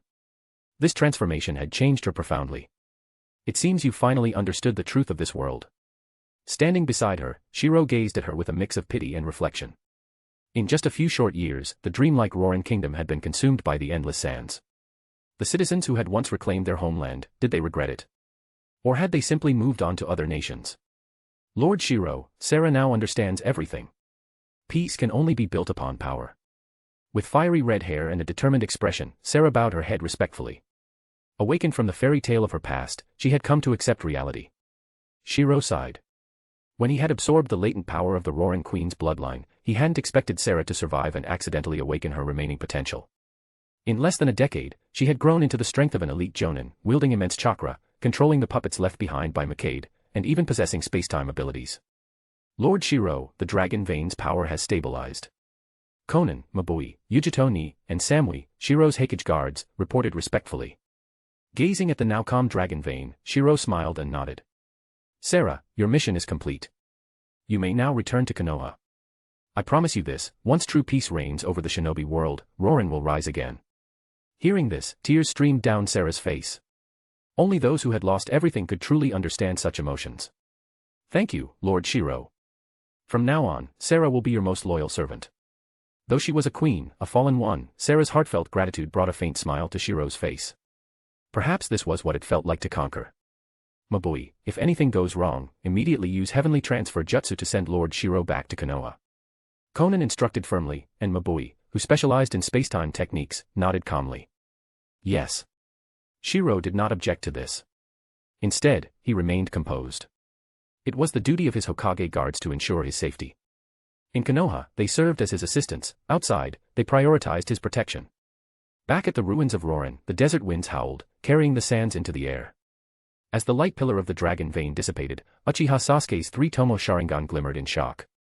Looking at the surrounding ruins, which showed no signs of change, he immediately revealed a trace of annoyance and self-mockery. So, as expected, there's no such thing as another world. Although he hadn't held out much hope from the beginning, discovering it was all a lie still caused a wave of irritation to rise in Sasuke's heart. Deception. Deception toward his expectations for his family. Sasuke hated being deceived more than anything else. Sasuke, really? Time travel? You believe that? Hozuki Suigetsu burst out laughing mockingly, but Karen immediately yelled, "Shut up." With a furious punch, she smashed Suigetsu's head into water, the splatter scattering in every direction. Suddenly, Karen's expression changed dramatically. "Sasuke, be careful. Someone's coming." At Karen's panicked shout, footsteps suddenly echoed from above the remnants of the Dragon Veins cavern. "TCH, what's this? Just a bunch of kids." At that moment, as stones fell from the ruins above, a figure appeared from the shadows. With short, neatly cut golden hair, Samui stood with one hand on her hip, her chest puffed out confidently as she looked down at the figures below. From below the ruins of the Dragon Vein, Uchiha Sasuke raised his head and narrowed his eyes, locking onto the figure above. Short golden hair, a proud posture, a short sword strapped at her waist, and a Konoha forehead protector on her head. This sight caused Sasuke to let out a cold smile. A Konoha ninja, huh? Already irritated from being played for a fool and convinced that the Dragon Vein was nothing but a ruse, Sasuke's anger boiled over upon seeing a Konoha ninja. However, when Karen saw the impressive figure of the woman's chest, she adjusted her glasses and widened her eyes. "You've got to be kidding me. How can they be that big? They must be fake." Karen seemed to be yelling in frustration, yet as she adjusted her glasses, she muttered under her breath, "Be careful, there are more of them." As Karen discreetly warned the group, more figures slowly emerged above. Samui was joined by Mabui, Yujito Ni, and Konan, the four acting as a squad of elite bodyguards. At the forefront, Konan gazed coldly at the figures below and spoke in a calm, frosty tone. "The power of the Dragon Vein has already been used once. Based on calculations, the flow of time differs between the two dimensions, so it will take several years before it can be utilized again. For now, take these four down." Whoosh! The four figures leaped from above into the ruins, immediately standing opposite Sasuke's Hibi squad, comprised of Uchiha Sasuke, Yugo, Suigetsu, and Karen. 3 Tomo. He's one of Lord Shirou's clansmen. As Konan's team silently assessed their opponents, Sasuke, feeling utterly betrayed, let out a cold laugh. "Yugo, Suigetsu, Karen, don't hold back." At this point, Sasuke was still brimming with youthful arrogance. After defeating Orochimaru, he considered himself one of the strongest in the world. However, Karen broke out in a cold sweat, her pupils shrinking in fear. "Be careful. That woman with the brownish hair braided into pigtails. She has an unbelievably massive chakra reserve, far greater than Sasuke's." As a sensory-type ninja, Karen instantly detected the terrifying aura. This overwhelming chakra made her tremble with fear. But Sasuke simply sneered. "A ninja's strength isn't determined by their chakra reserves. Sasuke, don't underestimate them. Someone with such massive chakra reserves wouldn't be unknown, yet there's no information about her." Despite Karen's desperate warning, Sasuke, in his arrogance, dismissed her concerns. "Each of you takes one. Don't kill them, I still need to extract information about Itachi from these Konoha ninjas." "Hey, perfect. My executioner's blade has been craving blood," Suigetsu said with a sinister grin, clearly eager for action. Unbeknownst to them, their overconfidence drew amused smiles from the opposing group. "TCH, they're arrogant, aren't they?" Samui smirked confidently, drawing her blade as she stared down the four from Sasuke's team. "I'll handle this." "Samui, don't get careless," Konan warned. When Sasuke saw only one woman step forward, he frowned. Meanwhile, Karen glared at Samui with irritation, her eyes fixed enviously on Samui's ample figure. "Ha ha ha, let the Konoha ninja experience the might of my executioner's blade first," Suigetsu laughed as he charged forward. As Karen and the others kept their guard up against the remaining opponents, a loud boom echoed through the ruins. What happened next left Karen utterly shocked. "Big talk, but your skills leave much to be desired." As the dust cleared, Suigetsu's executioner's blade was blocked by Samui's sword. She smirked coldly. In the next moment, lightning began crackling along Samui's blade, prompting Suigetsu to shout in alarm. "Damn it! Lightning style, my worst enemy. Suigetsu, watch out." Karen yelled from behind as Yugo rushed in to pull Suigetsu back, while Sasuke charged forward with his Kusanagi blade. Lightning style, Chidori stream. Electricity surged violently as Yugo managed to pull Suigetsu away just in time. Sasuke's Kusanagi sword clashed with Samui's lightning-infused blade in a brilliant display of sparks. Karen, witnessing the scene, gasped in disbelief. Impossible. How does she know Sasuke's Chidori stream? The battlefield was chaotic, with lightning and fire clashing in rapid succession. Sasuke's surprise quickly turned into excitement. Chidori. The Dragon Vein wasn't lying. While Sasuke was prone to arrogance after gaining power, his analytical mind was sharp. Seeing Samui use Chidori techniques made him quickly realize the truth. The intel from Sakura's memories about the dragon vein's connection to another world suddenly became clear in his mind. It described another dimension where the Uchiha clan thrived and techniques like Chidori, Chidori Stream, and even Raiznan had originated. Could it be, we've crossed into another dimension? Karen, equally stunned, began to reassess the situation, desperately searching her memory for any information about this Konoha woman. As Orochimaru's subordinate, she knew all the notable Konoha shinobi, and someone capable of holding their own against Sasuke couldn't possibly be unknown. But as she watched the fierce battle unfold, coupled with the Chidori techniques and the dragon vein legend, she began to doubt her previous assumptions. Could it all be true? P.S. Read at least 110 advanced chapters at patreon.com/absolutecode. Chapter 280, Naruto, I am Uchiha Shirou, 280. Here's the 2 extra chapters. Good job. Dragon Vein Ruins. Deep within the underground cavern, a loud rumbling echoed as 2 bolts of lightning flashed repeatedly. Sasuke's face was filled with shock and anger. Sasuke, be careful. This one's good with a blade. From a distance, Soigetsu shouted after witnessing Samui's exquisite swordsmanship. However, Sasuke, already locked in the flashing blades, hardly needed the warning. The Sharingan's 3 tomo spun wildly in his eyes, and his expression grew more furious. As Sasuke struggled to block with his Kusanagi sword, Yugo roared furiously from the side, instantly entering his berserk state. Taking advantage of the opportunity, Sasuke activated his cursed seal state. As both of them entered their enhanced states with a significant boost in power, Samui, cloaked in lightning chakra, smirked coldly. In honor of the fact that you're Lord Shirou's clansman, let me teach you the proper way to use the power of the cursed seal. With the lightning chakra around her surging violently, streaks of thunder-like markings appeared on Samui's face and skin. But as she transitioned into her second stage cursed seal state, she shouted, and her blue pupils turned red. Crimson markings spread around the corners of her eyes. Cursed seal, Sage Mode. This was the extent of the cursed seal's development over the years, a Sage Mode achieved through training in cursed seal states, different from the second stage cursed seal form. From a distance, Mabui shook her head when she saw Samui directly entering the cursed seal Sage Mode. Samui's being reckless. She can only maintain that Sage Mode for 5 minutes at most. Yujito, standing nearby, smiled and nodded. Samui has worked hard these past years. Maybe she just wants to prove herself in front of Lord Shirou. The 3 of them had grown up together and naturally understood Samui's mindset. Among them, Mabui had a talent for spacetime techniques. After reaching the level of an elite Jonin and meeting the chakra requirement, she began training in spacetime ninjutsu. Yujito, with her unique physiology, had been sealed with tailed beast chakra since childhood. Over the years, the stimulation from the tailed beast chakra had caused her chakra reserves to grow abnormally large. Although she was a pseudo-Jinchuriki, her strength was no less than that of an average Jinchuriki. When fighting at full power and perfectly controlling the tailed beast's chakra, her strength could rival the four-tails state of berserk power. Samui, however, was the only one who, despite having decent talent in lightning release, seemed ordinary compared to her 2 companions. Because of this, she had gritted her teeth and trained relentlessly for years. Now, at just 20 years old, she had achieved the power she possessed today. Too slow. Too slow. Too many unnecessary movements. Amidst the rampaging lightning, Samui moved nimbly, pressing forward relentlessly. For a moment, she even suppressed the combined attacks of Sasuke and Yugo. This shocked Sasuke. After entering this cursed seal state, not only had her speed multiplied, but her strength also far exceeded what his cursed seal state could provide. How is this possible? Sasuke, being overwhelmed. From afar, Karen's eyes filled with panic upon witnessing the scene. But her innate analytical abilities quickly kicked in, and she began observing Samui's combat style. Sasuke.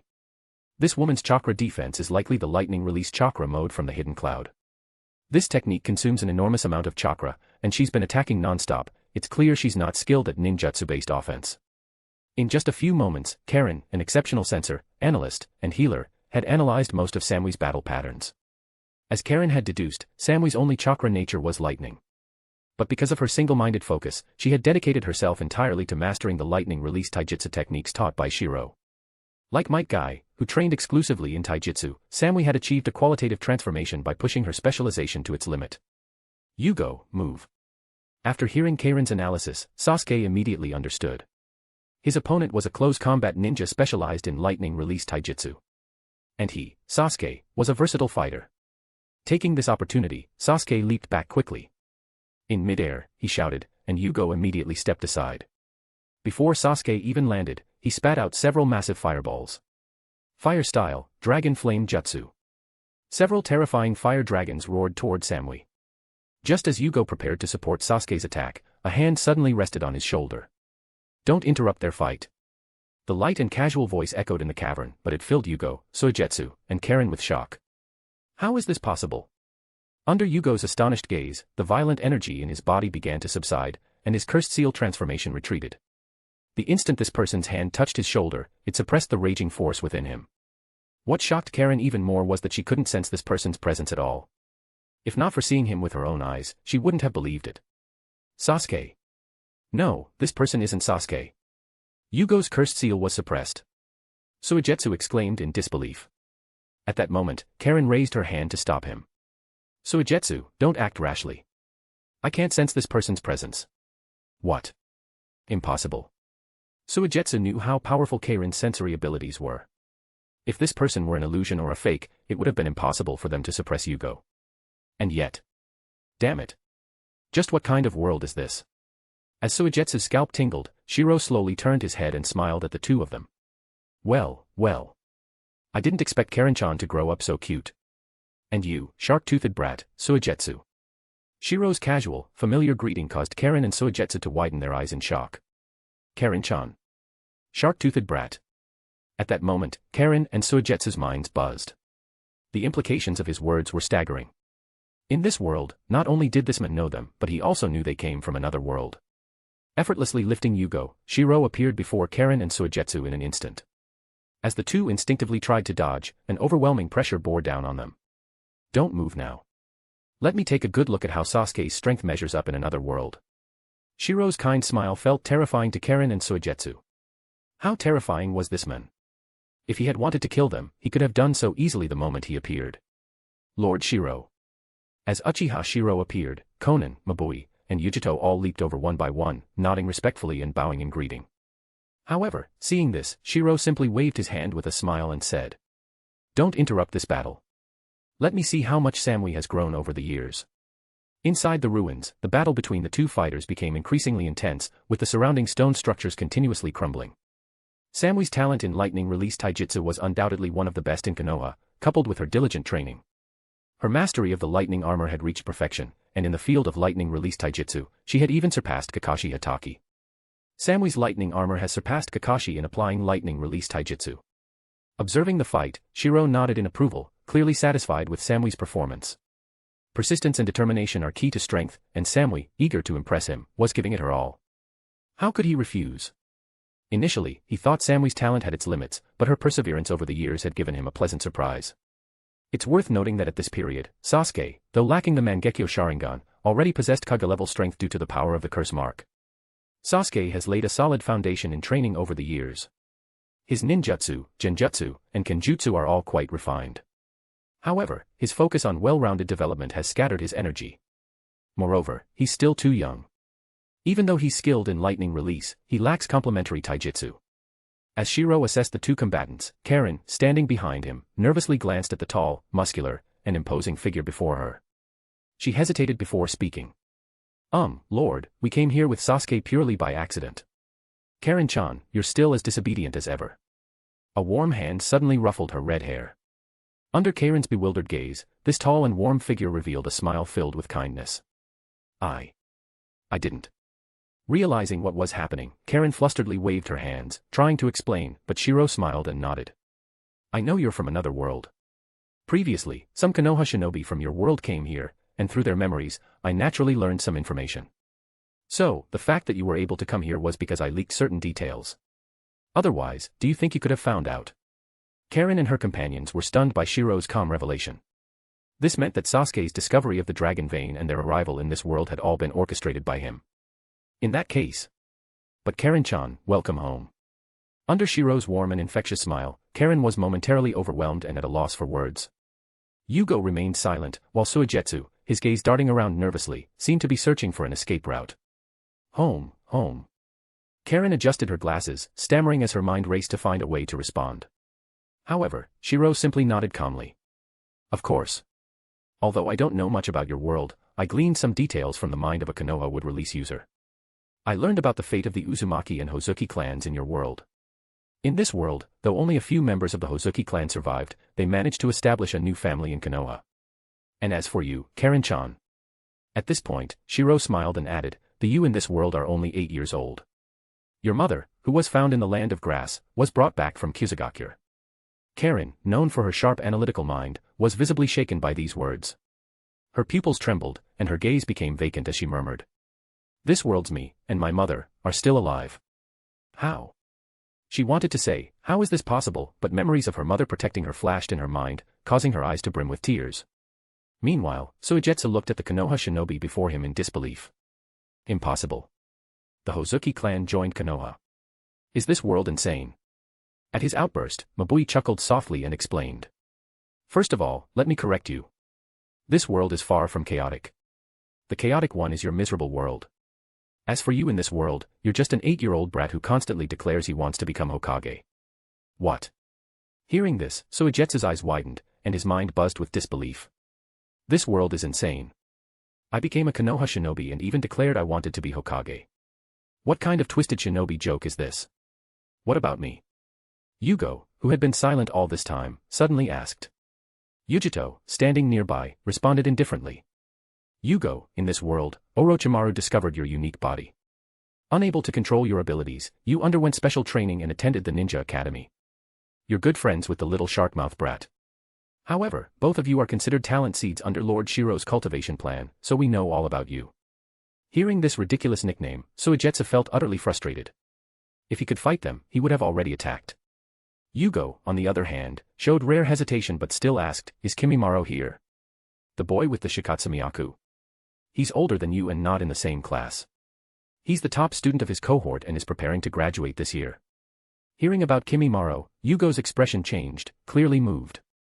With all this new information about this world, Yugo and Karen were thrown into turmoil.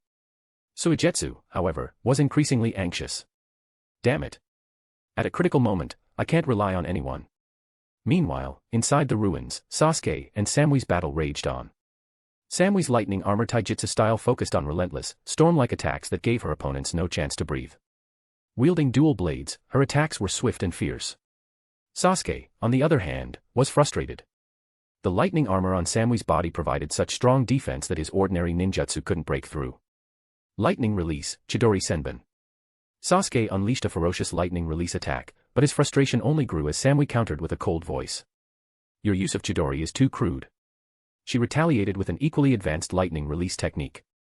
Sasuke's frustration stemmed from the fact that Samui not only knew every lightning release jutsu he did but used them even better. His combat style was entirely familiar to her, while hers was completely new to him. In the anime, he had only encountered such combat rhythm during the 5 Kage summit against the 4th Raikage. The difference was that the 4th Raikage fought with overwhelming, berserk speed, while Samui's style was a rapid, piercing assault. Damn it. Her mastery of Chidori is so refined. As their blades clashed, a streak of blood splattered from Sasuke's shoulder. His Sharingan locked onto her figure, just a little more.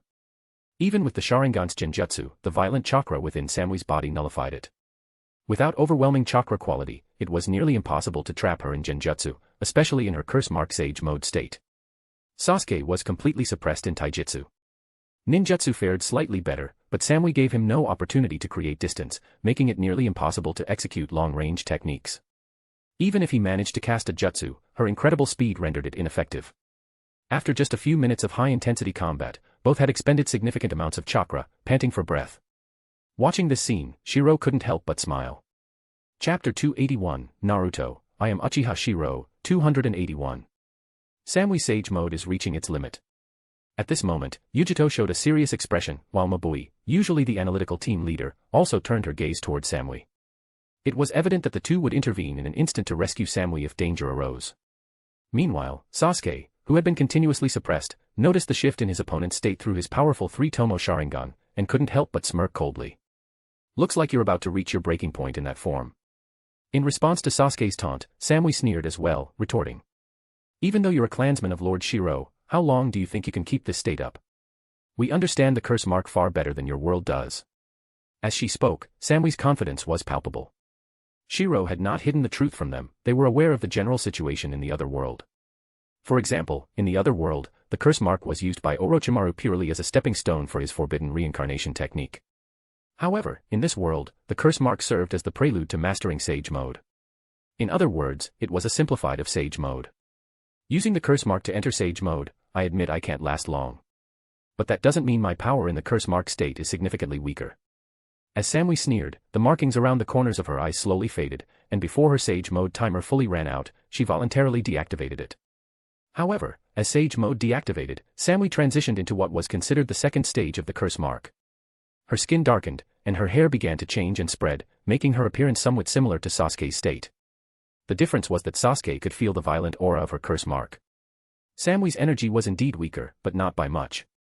More importantly, her aura had become even more ferocious. Brat. Lord Shirou said Sage Mode is the path to greater heights. The curse mark is just an entry point to Sage Mode. What I hate about this state isn't the power but how it looks, it's too ugly.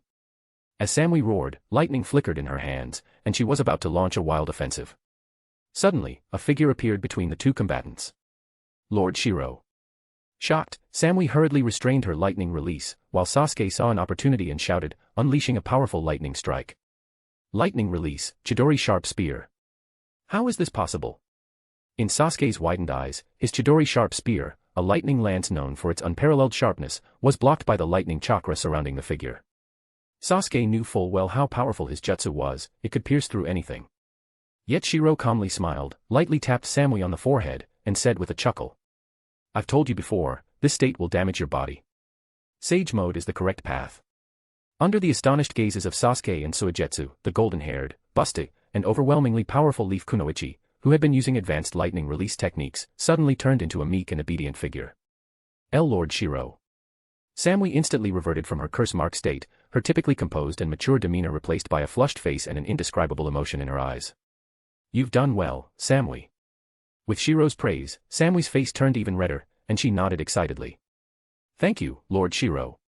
After all, in the ninja world, the main protagonists were Sasuke and Naruto. Even legendary figures like Hashirama Senju and Madara Uchiha only reached their peak in adulthood. For Samui to reach this level at her age was already impressive. Her lightning release techniques were at a quasi-Kage level, and with the curse mark or Sage Mode, she could fight on par with Kage-level opponents. Second pillar.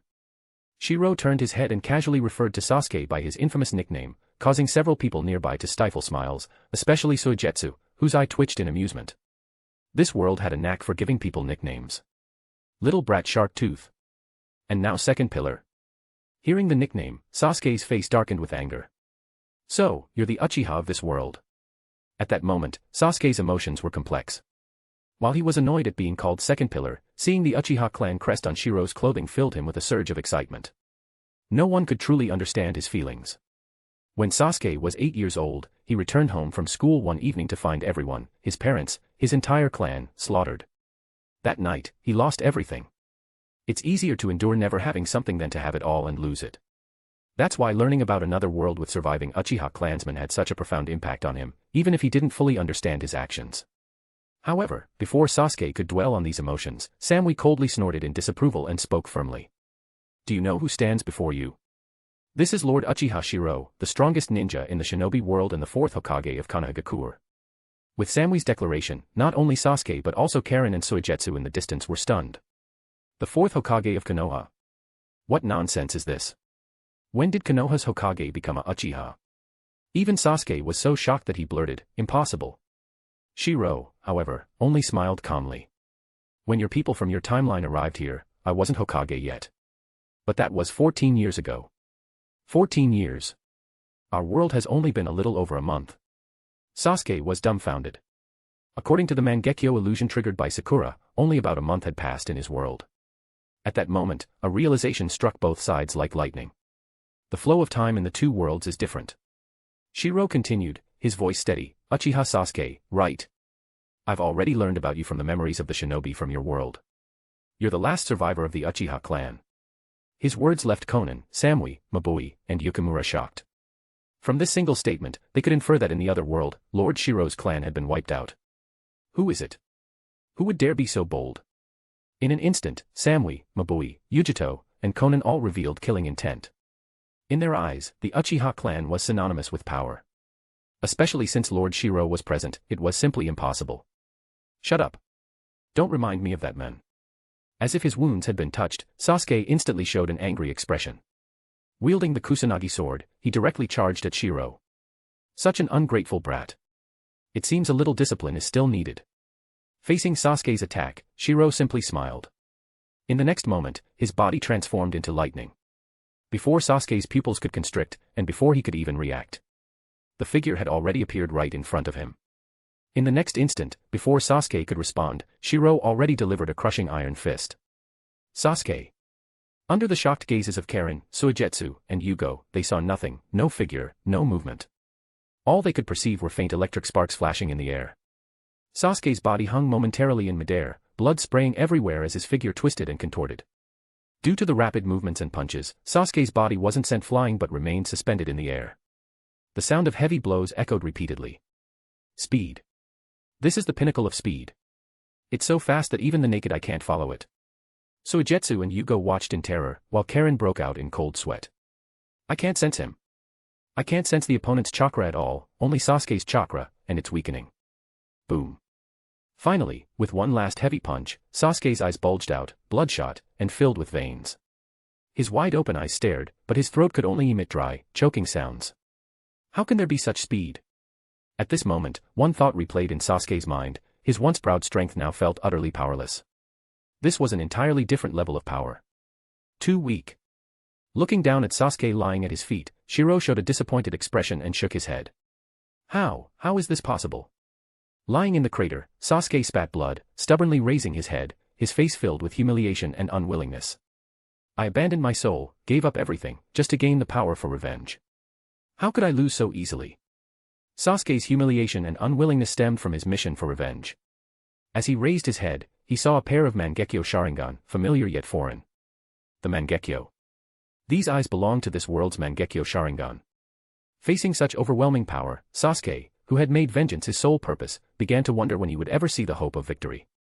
Shirou, seeing through Sasuke's current emotions, shook his head and said, "Your heart is wavering. Are you doubting the insurmountable gap of the Mangekyo? Do you think all of this is just the power of the Mangekyo?" Looking into Sasuke's unwilling eyes, Shirou shook his head helplessly. Only by witnessing Sasuke's defiant and vengeful gaze could one truly understand the determination of the original Sasuke. He wasn't Kakashi, who failed to see the darkness of the village as a child and couldn't let go of it as an adult. Nor was he Naruto Uzumaki, the protagonist who, even after being treated so poorly by the village, could still smile and forgive those who killed his parents. He was Uchiha Sasuke. A ninja whose sole purpose was revenge. A pure and more realistic person. Weakness and ignorance are not barriers to survival, arrogance is. Seeing the expression in Sasuke's eyes, Shirou sighed and shook his head. Have you never questioned it? The powerful Uchiha clan, even in your world, based on what I've learned from the memories of Konoha's wood-style users, it's clear. The Uchiha clan's strength. Could a mere pair of newly awakened Mangekyo eyes truly destroy them? The Uchiha clan, who sought to overthrow Konoha's authority, were wiped out by a 13-year-old child. Have you never doubted this? The soul-piercing words echoed, causing Sasuke's pupils to shrink rapidly. Was the clan wiped out by Itachi? Could a 13-year-old Uchiha Itachi annihilate a clan? In that instant, the memory of the night of the massacre replayed in Sasuke's mind, causing him to let out a pained scream. However, as his three-tomo Sharingan spun wildly, ultimately, Shirou sighed as he saw the result. Instead of awakening the Mangekyo, Sasuke's curse mark went berserk. Heh, how interesting. Suddenly, a hoarse voice came from within Sasuke, causing Karen and Suigetsu in the distance to turn pale with fear. Oh, Orochimaru. Lord Orochimaru? Unlike Karen and Suigetsu's terrified expressions, Konan and Mabui frowned in confusion. From a distance, Sasuke let out a painful scream as the three-tomo curse mark on his neck erupted, releasing a massive white snake. Oh. Amid Sasuke's agonized cries, Orochimaru resurrected himself through the curse mark and unleashed the 8 branches technique. In the massive dragon vein cavern, a terrifying 8-headed white snake appeared the next moment. Heh, how amusing. Another world, a new Mangekyo Sharingan. This world is truly fascinating. Emerging from the mouth of one of the 8-headed snakes, Orochimaru appeared, looking out at this new world with excitement. Orochimaru, it seems that the version of you from another world has taken a different path. Seeing the 8-headed serpent, Shirou smiled faintly. In the next moment, the Mangekyo in his eyes spun, and the crimson Susanoo appeared. From skeletal structure to muscles, and finally its armor. Susanoo, 3rd stage. The upper body Susanoo wielded two divine weapons in its hands, immediately causing Orochimaru to reveal a look of fear. That sword. Could it be the Totsuka blade? Looking at Orochimaru, Shirou nodded calmly and said, "Although we are not enemies, you are far too troublesome. If I don't show some strength, I doubt you from the other world will calm down enough to talk." The Orochimaru from the other world had long been blinded by his obsession with the Sharingan, his mind consumed by it. However, upon seeing the Totsuka blade that could seal him, Orochimaru's expression turned wary. Yet, as a major antagonist with undeniable composure, Orochimaru's fear gradually gave way to a raspy smile. "Heh, it seems this world is even more interesting. From what you've said, the me of this world seems to have gotten along quite well with the Hokage." Looking at Orochimaru, Shirou smiled and teased. "I'm sure things will become even more interesting. The collision of your two minds will surely produce fascinating ideas, don't you think, my Root Division commander?" Upon hearing these words, Orochimaru's guarded expression softened slightly, and he even showed a hint of interest. "Head of the Root Division. It seems the me of this world has replaced Danzo. No. It should be that we joined forces in a coup and took back Konoha together. The exchange between ambitious individuals is always this succinct." Despite the seemingly ordinary words, they caused Orochimaru's emotions to shift, from greed at the start, to apprehension, and finally to a hoarse smile. The eight-headed serpent and Susanoo slowly dissipated, revealing the figures of Orochimaru and Shirou amidst the ruins. "Heh, this is so interesting. I can hardly wait." Beneath Orochimaru's excited smile, the earlier conversation had revealed several pieces of information. The Orochimaru of this world seemed to have discovered a different path to immortality and was even willing to serve under this Hokage's command. If they continued fighting now, while he wouldn't die, after all, he had made preparations in another world, being sealed in this world would prevent him from learning anything further. No one could understand his pathological way of thinking. Chapter 282, Naruto, I am Uchiha Shirou, 282. Konoha. In the shadowy base of the Root Organization, under Orochimaru's supervision, the lowest levels of the research facility had been expanded several times over. This is fascinating, immortality. This is true immortality. Orochimaru, who had crossed over from another world and was obsessed with the Sharingan, now had a crazed glint in his eyes, filled with fervor and excitement. Sharingan, Mangekyo, would release, and even the Hyuga, how interesting, so very interesting. As the Orochimaru from another world spoke with manic excitement about the Sharingan, the Orochimaru of this world, upon encountering his counterpart, revealed a similarly twisted smile when their thoughts collided. Fascinating, truly fascinating. The me from another world took a completely different path. This is incredibly valuable for research. In the underground base, the two Orochimaru stared at one another, both displaying sickly, greedy smiles. They could no longer contain their eagerness to study each other, driven by a mad desire to understand what kind of existence the other world truly was. For someone like Orochimaru, power was merely a byproduct of pursuing his dream. His true goal was singular, uncovering the ultimate truth of the ninja world. Even immortality was nothing more than a necessary tool for his endless quest for the truth of the ninja world. At the same time, the Team Hibi, who had also traveled to this world, found themselves in Konoha. The Ninja Academy. Mom.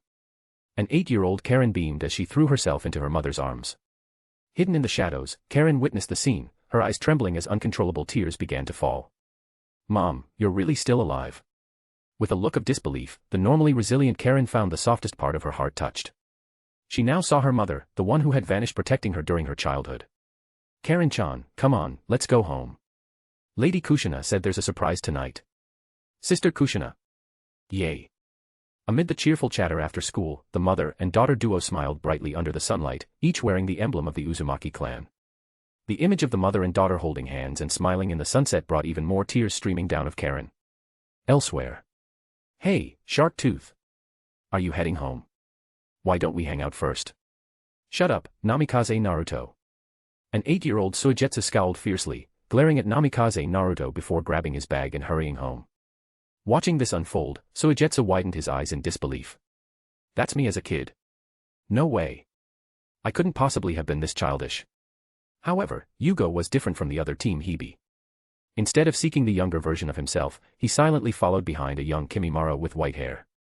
As the sun set, it felt as if some invisible force was pulling the Team Hibi members apart, each going their own way.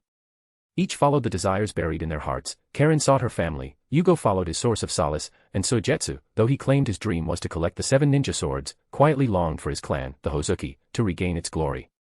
In his world, the Hozuki clan had vanished, but in this world, though Suigetsu wore a mask of disdain and scoffed coldly, his feet quietly followed the younger version of himself home.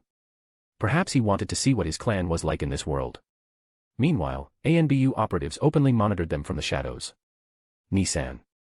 Sasuke found himself frozen in place, staring in disbelief. 13-year-old Itachi approached with a warm smile to pick up his younger brother from school. In front of others, Sasuke tried to maintain his composure, but as soon as they rounded a corner, a pure, childlike smile broke across his face. "Who are you?" But just as Sasuke was lost in thought, a cold, familiar voice pierced the air.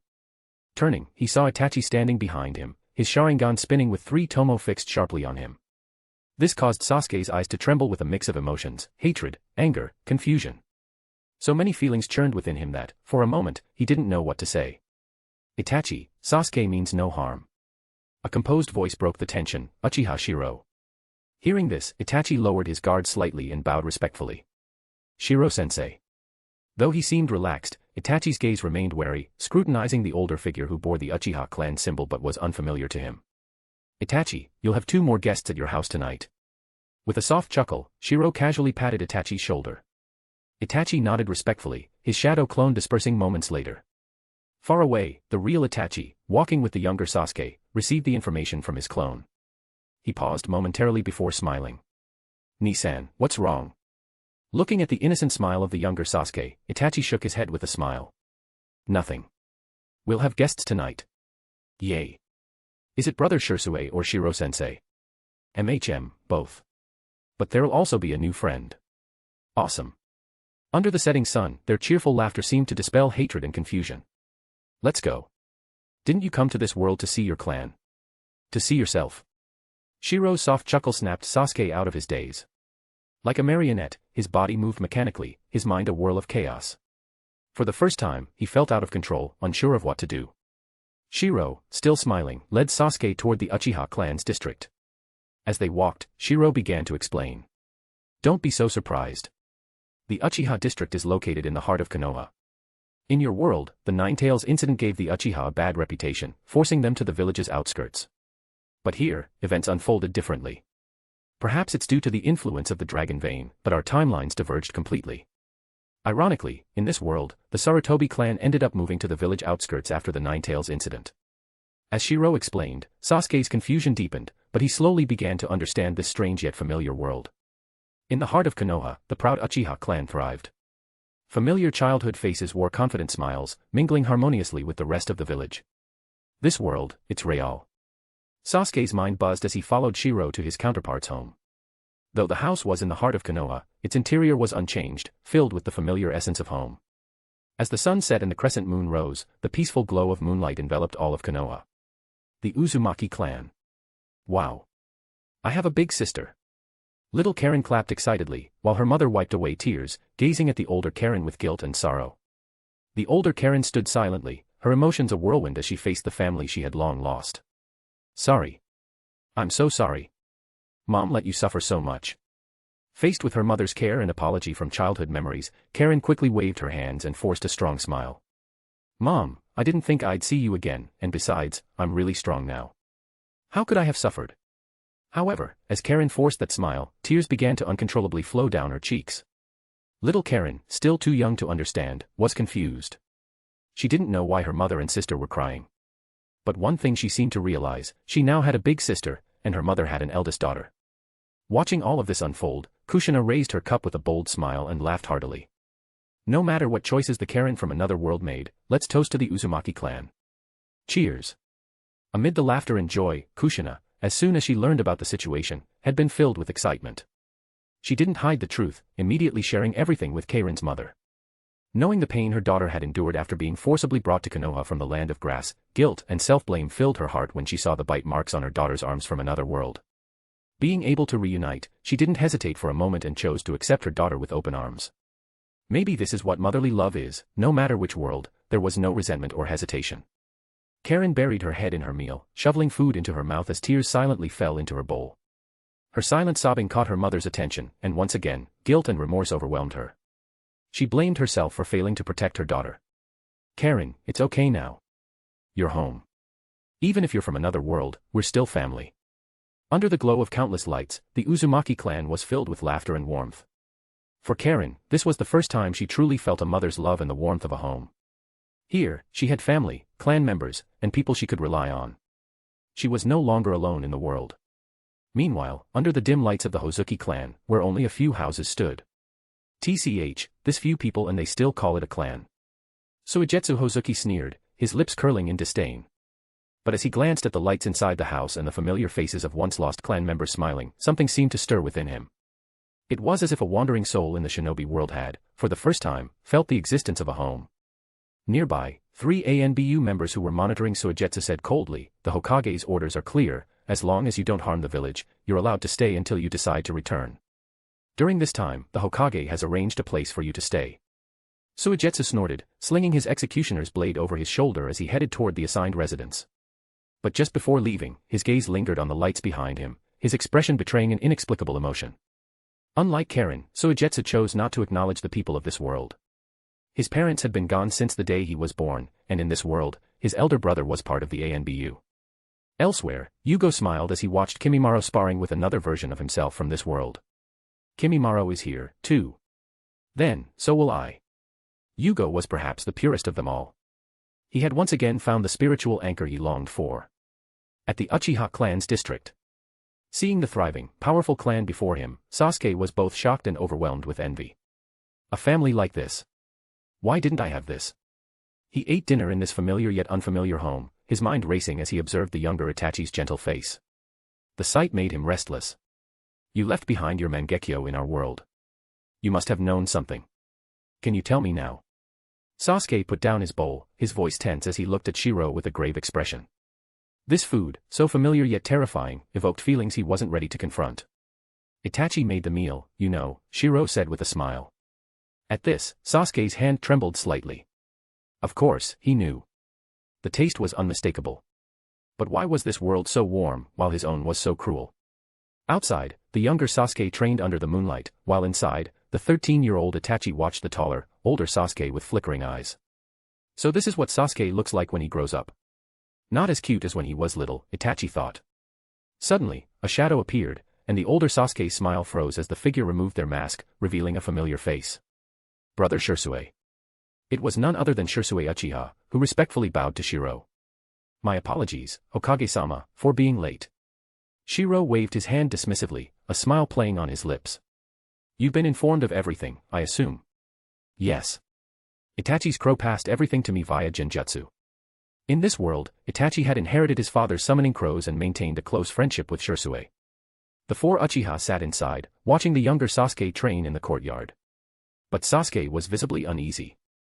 On one side was the gentle Shirou, and on the other, Itachi's furtive, frequent glances at him. Unable to bear it any longer, Sasuke finally spoke up, his voice steady yet strained.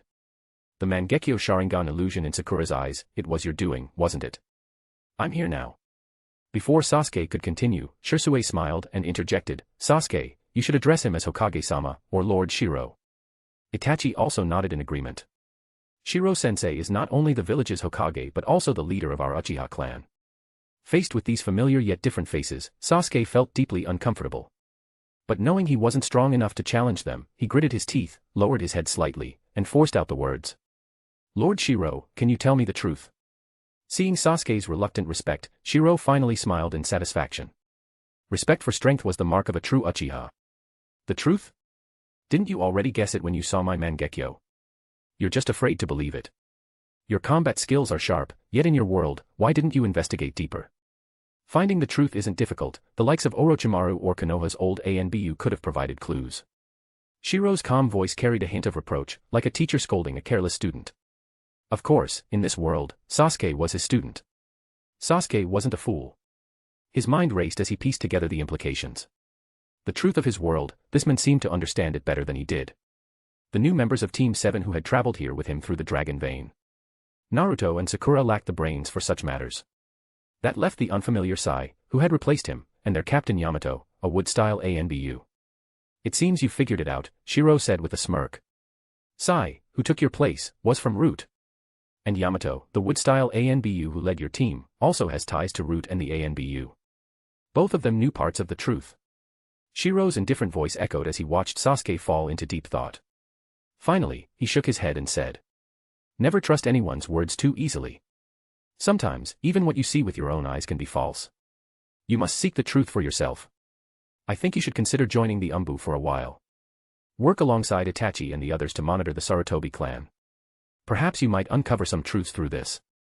Beneath Shirou's calm smile, it had already been 8 years since he succeeded as Hokage. However, the voices of opposition within certain clans had reached their peak. Chapter 283, Naruto, I am Uchiha Shirou, 283.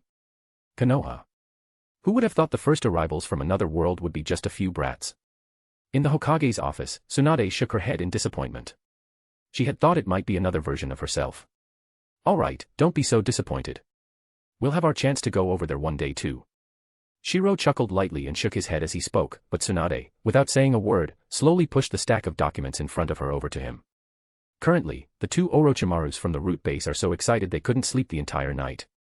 They're constantly discussing and analyzing the development of the two worlds. Speaking of the collision of ideas between the two Orochimarus, Tsunade couldn't help but shake her head. Although they come from two different worlds, they don't seem unfamiliar with each other. Based on the data from Orochimaru's research, the time flow between the two worlds is gradually stabilizing. The last time-space crossing spanned 16 years, while only about a month passed in the other timeline. According to their predictions, due to the opening of the passage between the two spaces, the next resonance of the two worlds' dragon veins is expected to occur in 5 years.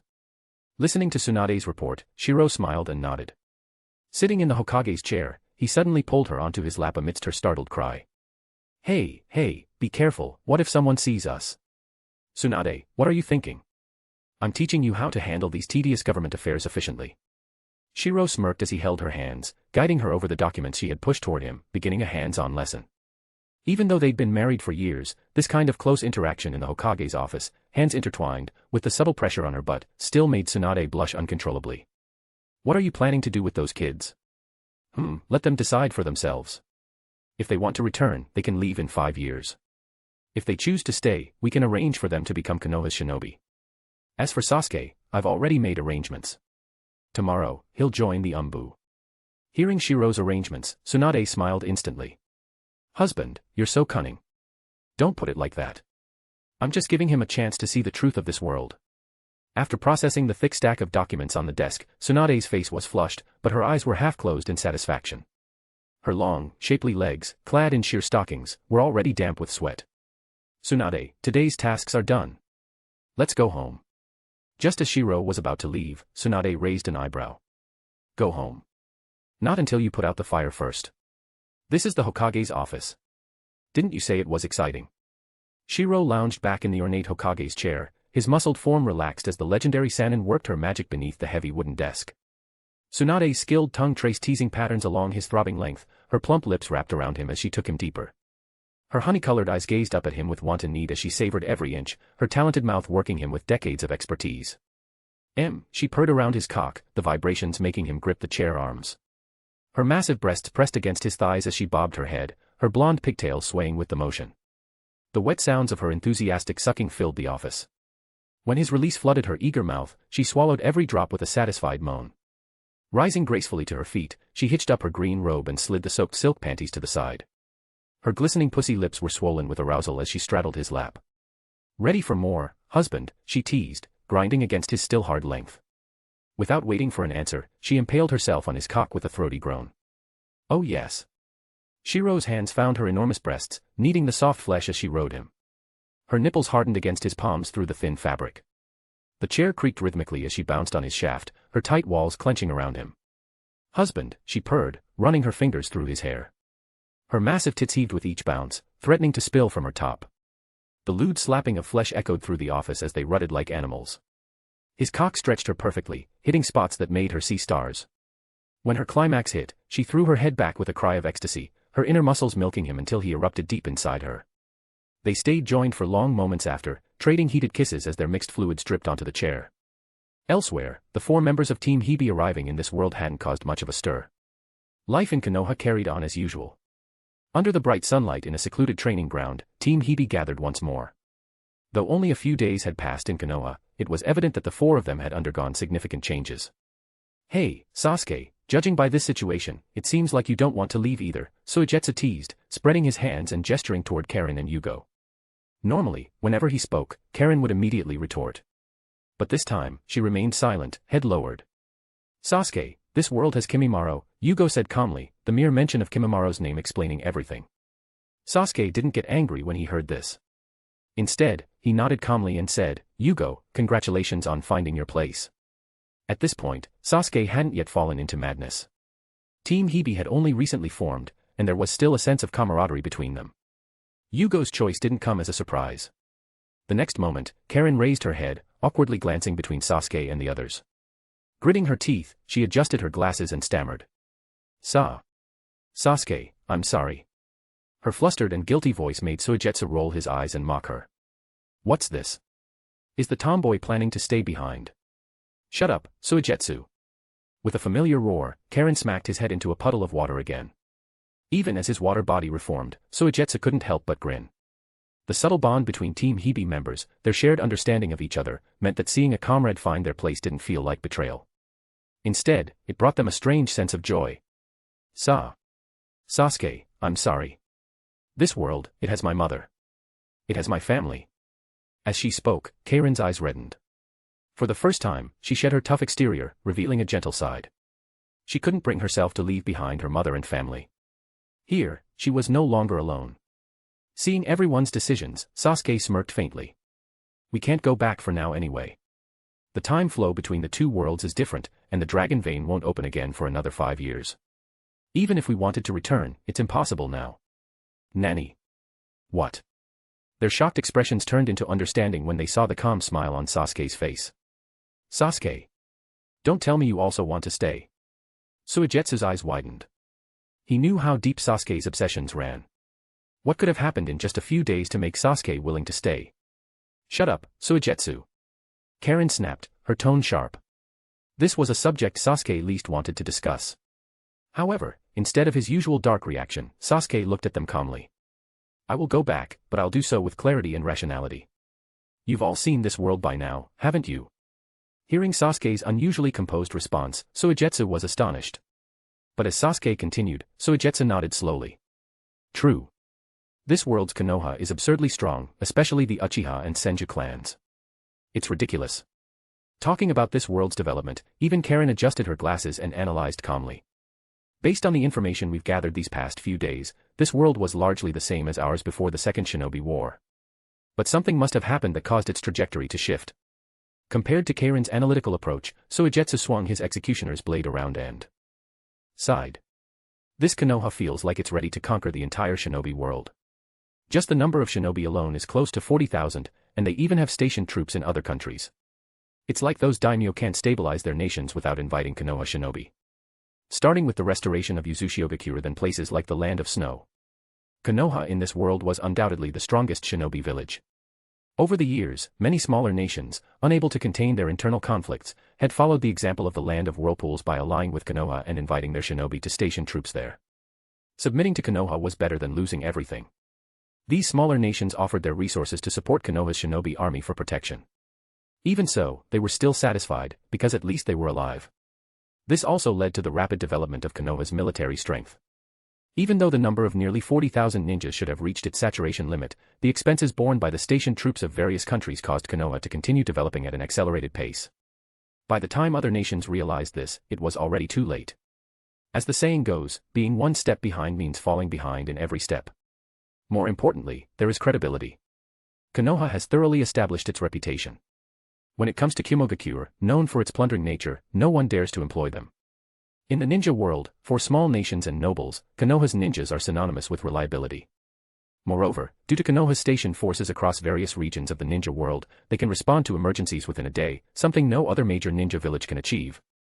At the training ground, in front of the wooden stakes, the 4 members of Team Hibi exchanged information with one another, gaining a deeper understanding of Konoha's strength in this world. This is terrifying. I feel like Konoha might conquer this world in the future, Suigetsu blurted out. Deep down, however, he also wanted to stay here, as revitalizing the Hozuki clan was his obsession. Sasuke, Konoha has arranged for me to adapt to the Umbu for a while. After that, I'm going to become a Jonin instructor, Suigetsu said excitedly, unable to conceal his thoughts. But the next moment, his face changed, and he exclaimed in panic, "Oh no! Suigetsu!" A roar came, followed by a terrifying force. A mass of water in the training ground was relentlessly pummeled. It was Karen who had exploded in anger. How dare you? You want to stay here too, yet you're mocking us. Karen shouted furiously. Sasuke, watching this scene, shook his head in resignation, clearly used to it. No matter which world it is, strength is the ultimate rule of survival. So let's focus on becoming stronger. Only by becoming stronger can we protect everything we've lost and couldn't protect before. Sasuke said this calmly, glancing at the three of them. What he said surprised them, but they also found it unsurprising. I've decided to join this world's Konoha Umbu and accept the teachings of the clan. Within 5 years, I'll become much stronger, and then I'll return to our original world. I'll uncover the truth. His determined voice echoed. After days of contemplation, Sasuke seemed to have noticed some inconsistencies. Could Itachi, who had just awakened the Mangekyo Sharingan, really have the ability to wipe out the clan without alerting anyone? And the faces of the clan members in this world, so familiar, once again gave him a sense of familial warmth. Kushina-sama is preparing to take me as her disciple. She said she'll teach me the Uzumaki clan's sealing techniques, Karen said with a smile after hearing Sasuke share his plans. Team Hibi did not fall out despite going their separate ways, which finally eased Karen's biggest concern. Uzumaki. It seems like you, this rude woman, have already taken that surname, Suigetsu teased. Shut up, Suigetsu. I'm from the Uzumaki clan, so of course, I should inherit that name, Karen retorted proudly. Her face lit up with excitement and pride as she talked about her full name, Uzumaki Karen. In this world, she not only had family but also belonged to a prestigious clan in the ninja world. I'll continue following Orochimaru-sama and learn to control the energy within me first, Yugo said in his usual calm tone. Given his uncontrollable rampages, it was a certainty that he'd be monitored in Konoha. At this moment, seeing that everyone had their plans, the 4 members of Team Hibi couldn't help but smile. No matter what, let's all work hard in these 5 years. Let's do our best. In the remote training ground, the Team Hibi formed for revenge in another world now shared a moment of levity in this one.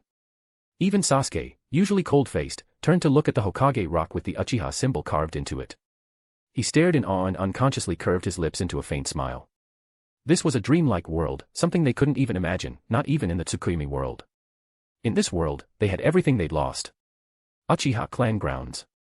Sasuke, come with me to report to the Umbu tonight, said Itachi, who was just 13 years old, as he looked at older Sasuke from another world standing before him.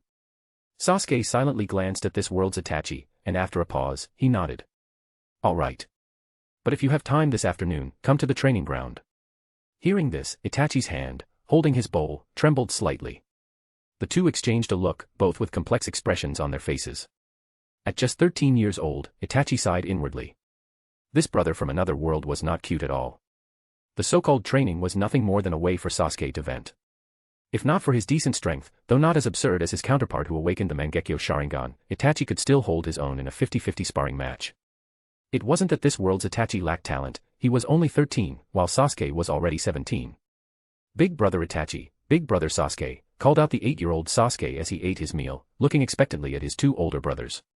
Despite being unfamiliar with the sudden appearance of another brother, he was slowly getting used to it.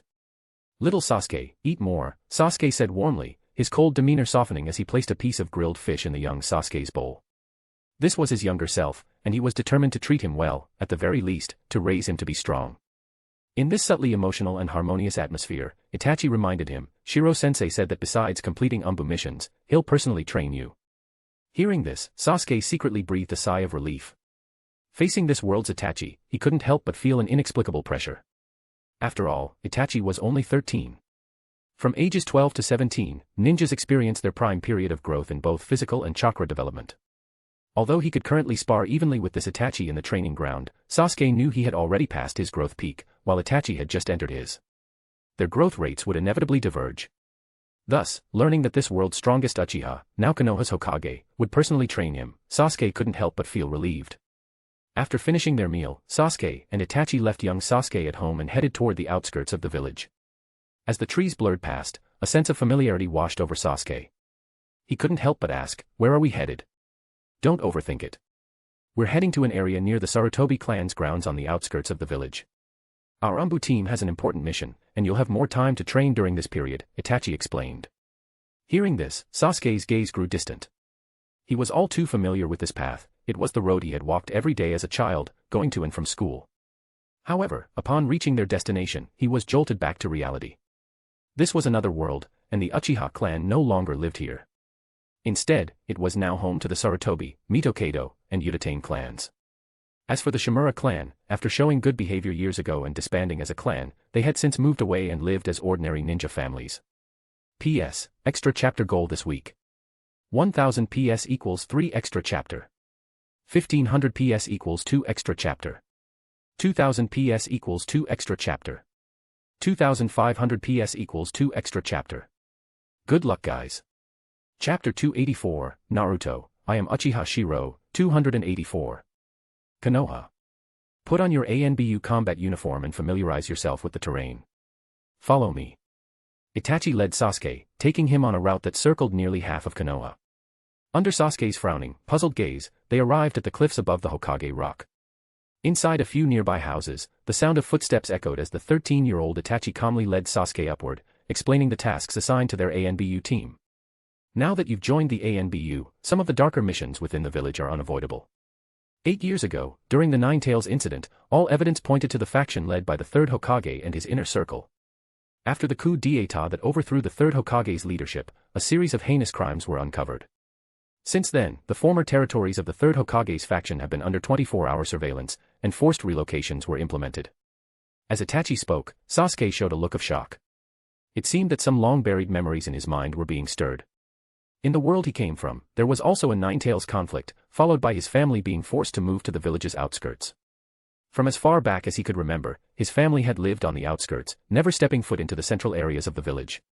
The sound of a door opening brought him back to the present. Itachi led him into a secret room.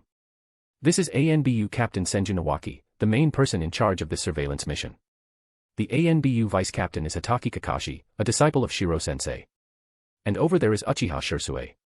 Inside the secret room, with a warm smile, Itachi introduced the ANBU members to his younger brother, who was technically older than him in this timeline. Among the residents of Konoha, only a few people knew about the 4 members of Team Hibi coming from another timeline, and the information was strictly classified. Welcome, new member. Wow, another Uchiha genius. I'm so jealous. I heard he's the Hokage's new disciple. He must be incredibly strong. At that moment, Sasuke stood there, dazed, as the ANBU members greeted him warmly. Among them were familiar faces, Uchiha Shirou, whom he knew as a brother figure, and the white-haired Hatake Kakashi. Sasuke, from today onwards, you're one of us. Under the lively welcome ceremony, Sasuke, feeling stiff and slightly out of place, officially joined Konoha's ANBU. However, only a select few knew his true identity, people like Senju Nawaki and Kakashi. This is the surveillance mission.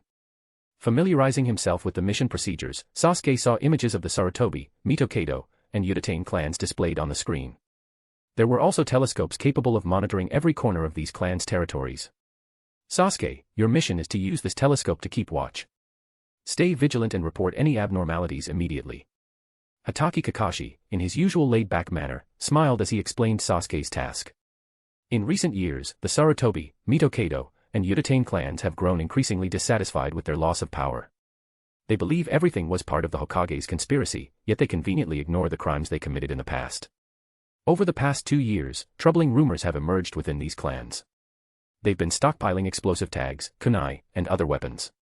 That's why the village has stationed many ninjas here, with the ANBU, route, and the police force maintaining a constant state of readiness.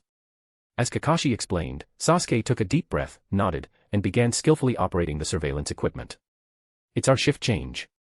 Captain Kakashi, we'll take our leave now. After a few members left, the room was left with just Kakashi, Itachi, and Sasuke. The atmosphere shifted slightly. But Kakashi, ever the master of lightening the mood, casually observed the screens and joked lazily. Don't worry too much. While ANBU does take on some shady missions, surveillance tasks like these are pretty easy. We have plenty of time to train. This is part of the Hokage's plan to optimize the village. For talented young ninja in their prime, he tries to assign missions that allow ample time for training. Though we're monitoring our villagers, sometimes that's just how it is. Over the past 2 years, we've discovered that some individuals have secretly been trading with ninjas from other villages. Kakashi's relaxed tone eased the tension in the room. The trio began to feel more comfortable. What's that?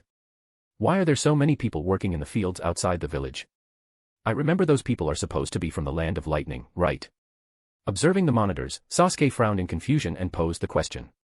Seeing this, Itachi smiled and explained to his younger brother, who carried a heavy heart. Slavery is quite common in the ninja world, although it's mostly practiced by nobles. In the past, even the Hyuga main family had some, but after certain events, they stopped. However, the Sarutobi and the other two clans purchased a significant number of these slaves. Some of the areas designated for them even claim to oppose discrimination, though they're still under surveillance. Kakashi, more mature in his perspective, added.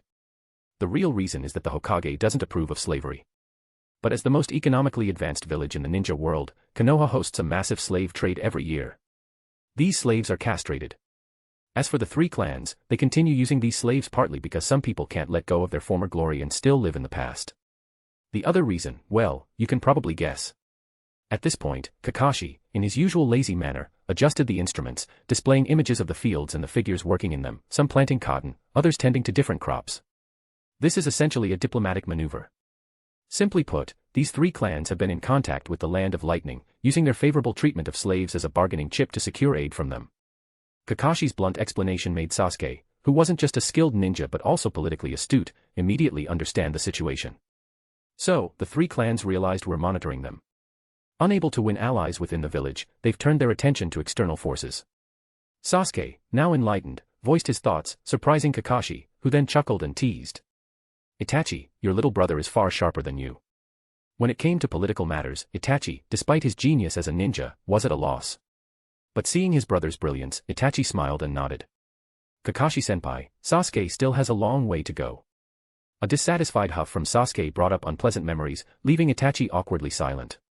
Kakashi, still amused, waved it off and pulled a red book from his ninja pouch. Sasuke, take this book.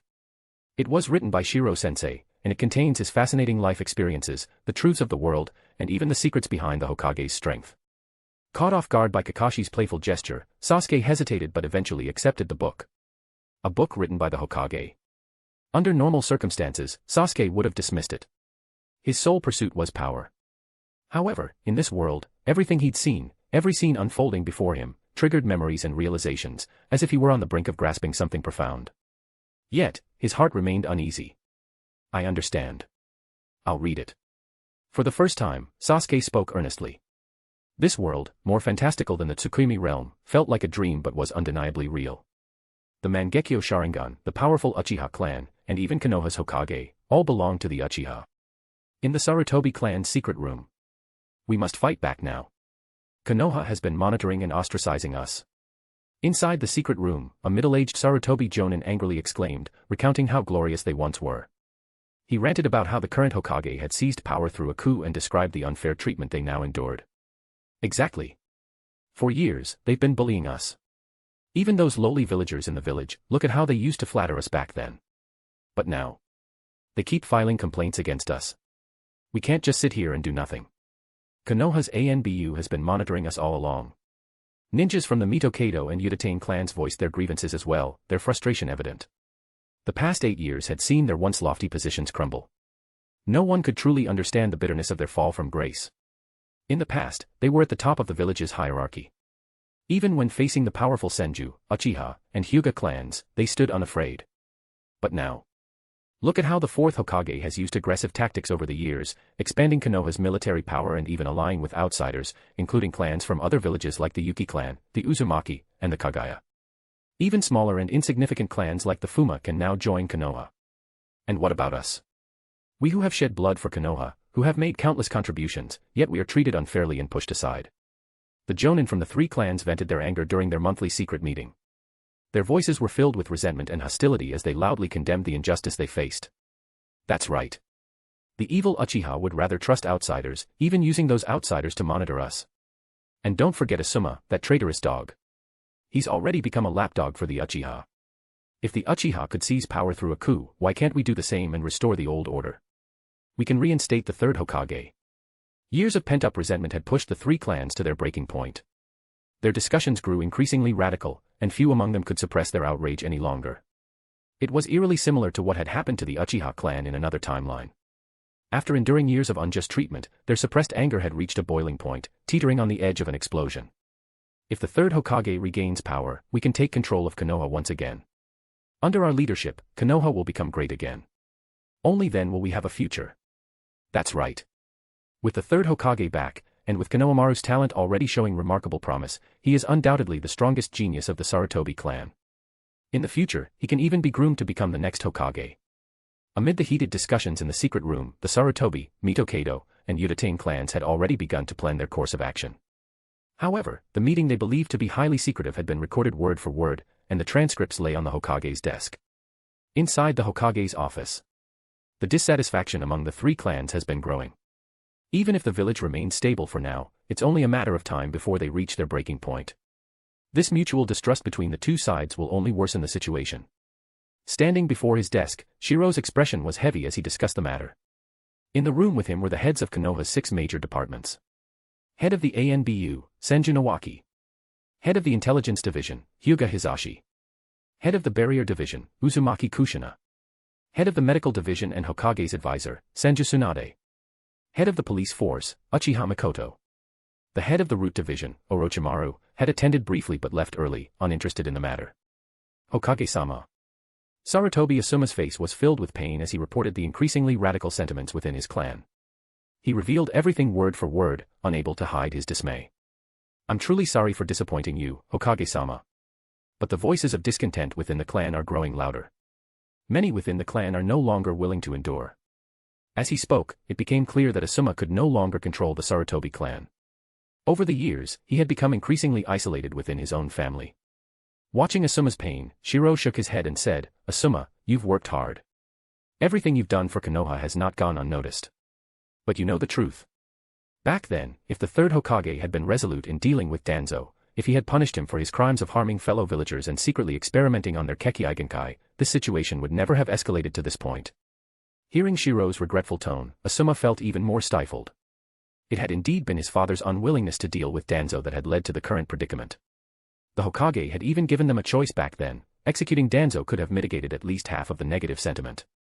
Asuma, Danzo is still in prison. If the three clans are willing, I am prepared to extend my trust to them once again, but only if the third Hokage is willing to make a decision. Shirou's solemn words caused Asuma's face to light up with excitement. Thank you, Hokage-sama. The Hokage was willing to trust them once more and give them a chance. If the third Hokage made the decision to execute Danzo, even though it was 8 years too late, it could still help reduce some of the lingering hostility. As long as both sides could ease tensions, there was still hope for reconciliation. Asuma, I believe you embody the true will of fire of Konoha. Hearing Shirou's heartfelt words, Asuma's spirit soared. He nodded repeatedly, energized by the Hokage's trust. Thank you, Hokage-sama. After Asuma respectfully left and the doors to the Hokage's office closed, Tsunade, who had been watching coldly, scoffed. Husband. The Sarutobi, Mitokado, and Uchiha clans are plotting a coup to reclaim power from the village. Perhaps playing the role of the bad cop, or simply expressing her frustration, Tsunade made her stance clear. Chapter 285, Naruto, I am Uchiha Shirou, 285. Inside the Hokage's office. In the past 2 years, the three clans have secretly been stockpiling explosive tags, kunai, and other strategic resources. If they aren't planning a coup, then why are they hoarding these items? The head of the Intelligence Division, Hyuga Hisashi, spoke in a deep, serious tone, almost directly implying that the upper echelons of the three clans were collectively harboring intentions of treason. Otherwise, how could there be such large-scale movements? The leader of the Umbu, Senju Nawaki, nodded in agreement and said gravely. According to intelligence from within the three clans, Sarutobi Asuma has almost been completely ostracized. Also, in the prison, if not for the barrier you personally set up beforehand, brother-in-law, we wouldn't have been able to detect it. There have been multiple intrusions by a mysterious figure. When the mysterious intrusions into Konoha were mentioned, the expressions of everyone present became grim. As the head of the barrier division, Uzumaki Kushina also had a heavy expression as she said. Based on the fluctuations in the barrier, this isn't just someone familiar with our defenses. This is within the realm of spacetime ninjutsu, only such a technique could allow for such secrecy. Spacetime ninjutsu, combined with secret communications with Danzo, connected all the clues in their minds to one individual. The true culprit behind the Ninetales incident. Shirou nodded solemnly. All departments must heighten their vigilance. At the same time, the Umbu, Root, and police force should each secretly prepare an elite squad ready to respond to emergencies at any moment. Conan, go immediately and summon Namikaze Minato. He's the only one who has fought this person before. Understood. As Conan left to release the messenger hawk, Uchiha Makoto, the head of the police force, cast a silent glance at everyone else. While the others were reluctant to directly address certain issues, Makoto, being an Uchiha, had no such reservations. Hokage-sama, the mysterious individual has been secretly contacting Konoha's criminal, Shimura Danzo, and there have been signs of rebellion from the Sarutobi clan and 2 others for over 2 years now. We must prepare for the worst. I even suspect that the mysterious figure is manipulating these 3 clans from behind the scenes. Her words caused the already grim expressions of the group to darken further. Shirou, noticing Mikoto's demeanor, couldn't help but twitch at the corner of his eye. Mikoto was truly sharp. After learning about the situation with the Uchiha in the other world, she became more critical of the 3 clans. Of course, this suspicion was something no one could confirm. After a moment of contemplation, Shirou spoke firmly. The mysterious figure possesses space-time ninjutsu and might target the Nine Tails again. Strengthen the covert protection of Sasuke. We absolutely cannot allow another Nine Tails disaster to occur. Understood. The leaders of each division, Umbu Chief Senju Nawaki, Intelligence Chief Hyuga Hisashi, Barrier Division Chief Uzumaki Kushina, Medical Division Chief Senju Tsunade, and Police Force Chief Uchiha Mikoto, nodded in unison. Although Shirou didn't say much, preparations were already in place. If the 3 clans made any sudden moves, they would be annihilated immediately. Hisashi, don't forget to inform the Yamanaka, Nara, and Akimichi clans to be ready. I trust they'll make the right decision. As Shirou's voice echoed in the room, Hyuga Hisashi showed a deferential expression. Yes, Hokage-sama. As the others left with their respective tasks, only Tsunade, Mikoto, Kushina, and Shirou remained in the office. Kushina, ever playful, teased. Hokage sa. She deliberately dragged out the words, making Shirou shake his head with a smile. Kushina, while we're working, use proper titles. But since we've finished discussing business, I'll let it slide this time. Despite being the leader of the Uzumaki clan and head of the Barrier Division, Kushina still acted like a playful girl around him. With a mischievous smile, she walked up to him, pouting slightly. Anata, I knew you'd spoil me. After all, I'm the Hokage's wife. Alright, let's discuss the serious matter now.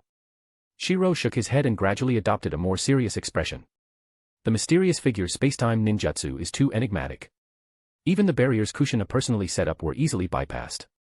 And now, the person left in the prison isn't Danzo anymore. Damn it. The bait was taken. Kushina was the first to show dissatisfaction, while Tsunade, standing nearby, smirked coldly and said. At the very least, we finally uncovered clues about this mysterious person after all these years. And Asuma may not be trustworthy. At the very least, he didn't report his contact with the mysterious figure. The 4 of them, discussing both Sarutobi Asuma and the mysterious figure, all wore solemn expressions. After some thought, Shirou murmured, perhaps Asuma has already prepared for the worst. The mysterious figure might be his last bargaining chip. Just like Uchiha Itachi in the original timeline, joining a secret organization alone to protect his younger brother, while simultaneously serving as a warning to the village. In a hidden forest belonging to the Sarutobi clan.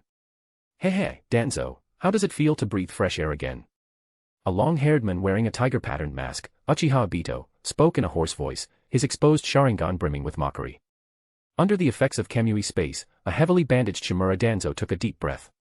Looking up at the Hokage rock in the distance, his single remaining eye burned with boundless hatred. Damn it. Konoha has fallen into the hands of the accursed Uchiha. The Hokage rock bore 4 faces, but Hiruzen Sarutobi's sculpture remained faceless. Beside it stood the distinct visage of Uchiha Shirou. This sight filled Shimura Danzo with endless hatred and rage. Danzo, over the past 8 years, the Uchiha have extended their influence into every corner of Konoha, even the Ninja Academy and the Jonin advisors. Even if you resist, you're unlikely to succeed now. Uchiha Obito's words were meant to provoke, and Danzo responded with a cold, sinister laugh. You freed me just to have me help you deal with Uchiha Shirou. Or are you saying you can't defeat him yourself? Danzo wasn't naive. Both he and Obito had a common enemy, which was why Obito had released him. However, as Danzo schemed about using Obito, the latter let out a mocking laugh. Danzo, you're still dreaming of using me to take back Konoha. You're such a fool, consumed by your obsessions. Enough, Danzo. No matter your ambitions, remember our agreement. Don't worry. I have nowhere else to go now.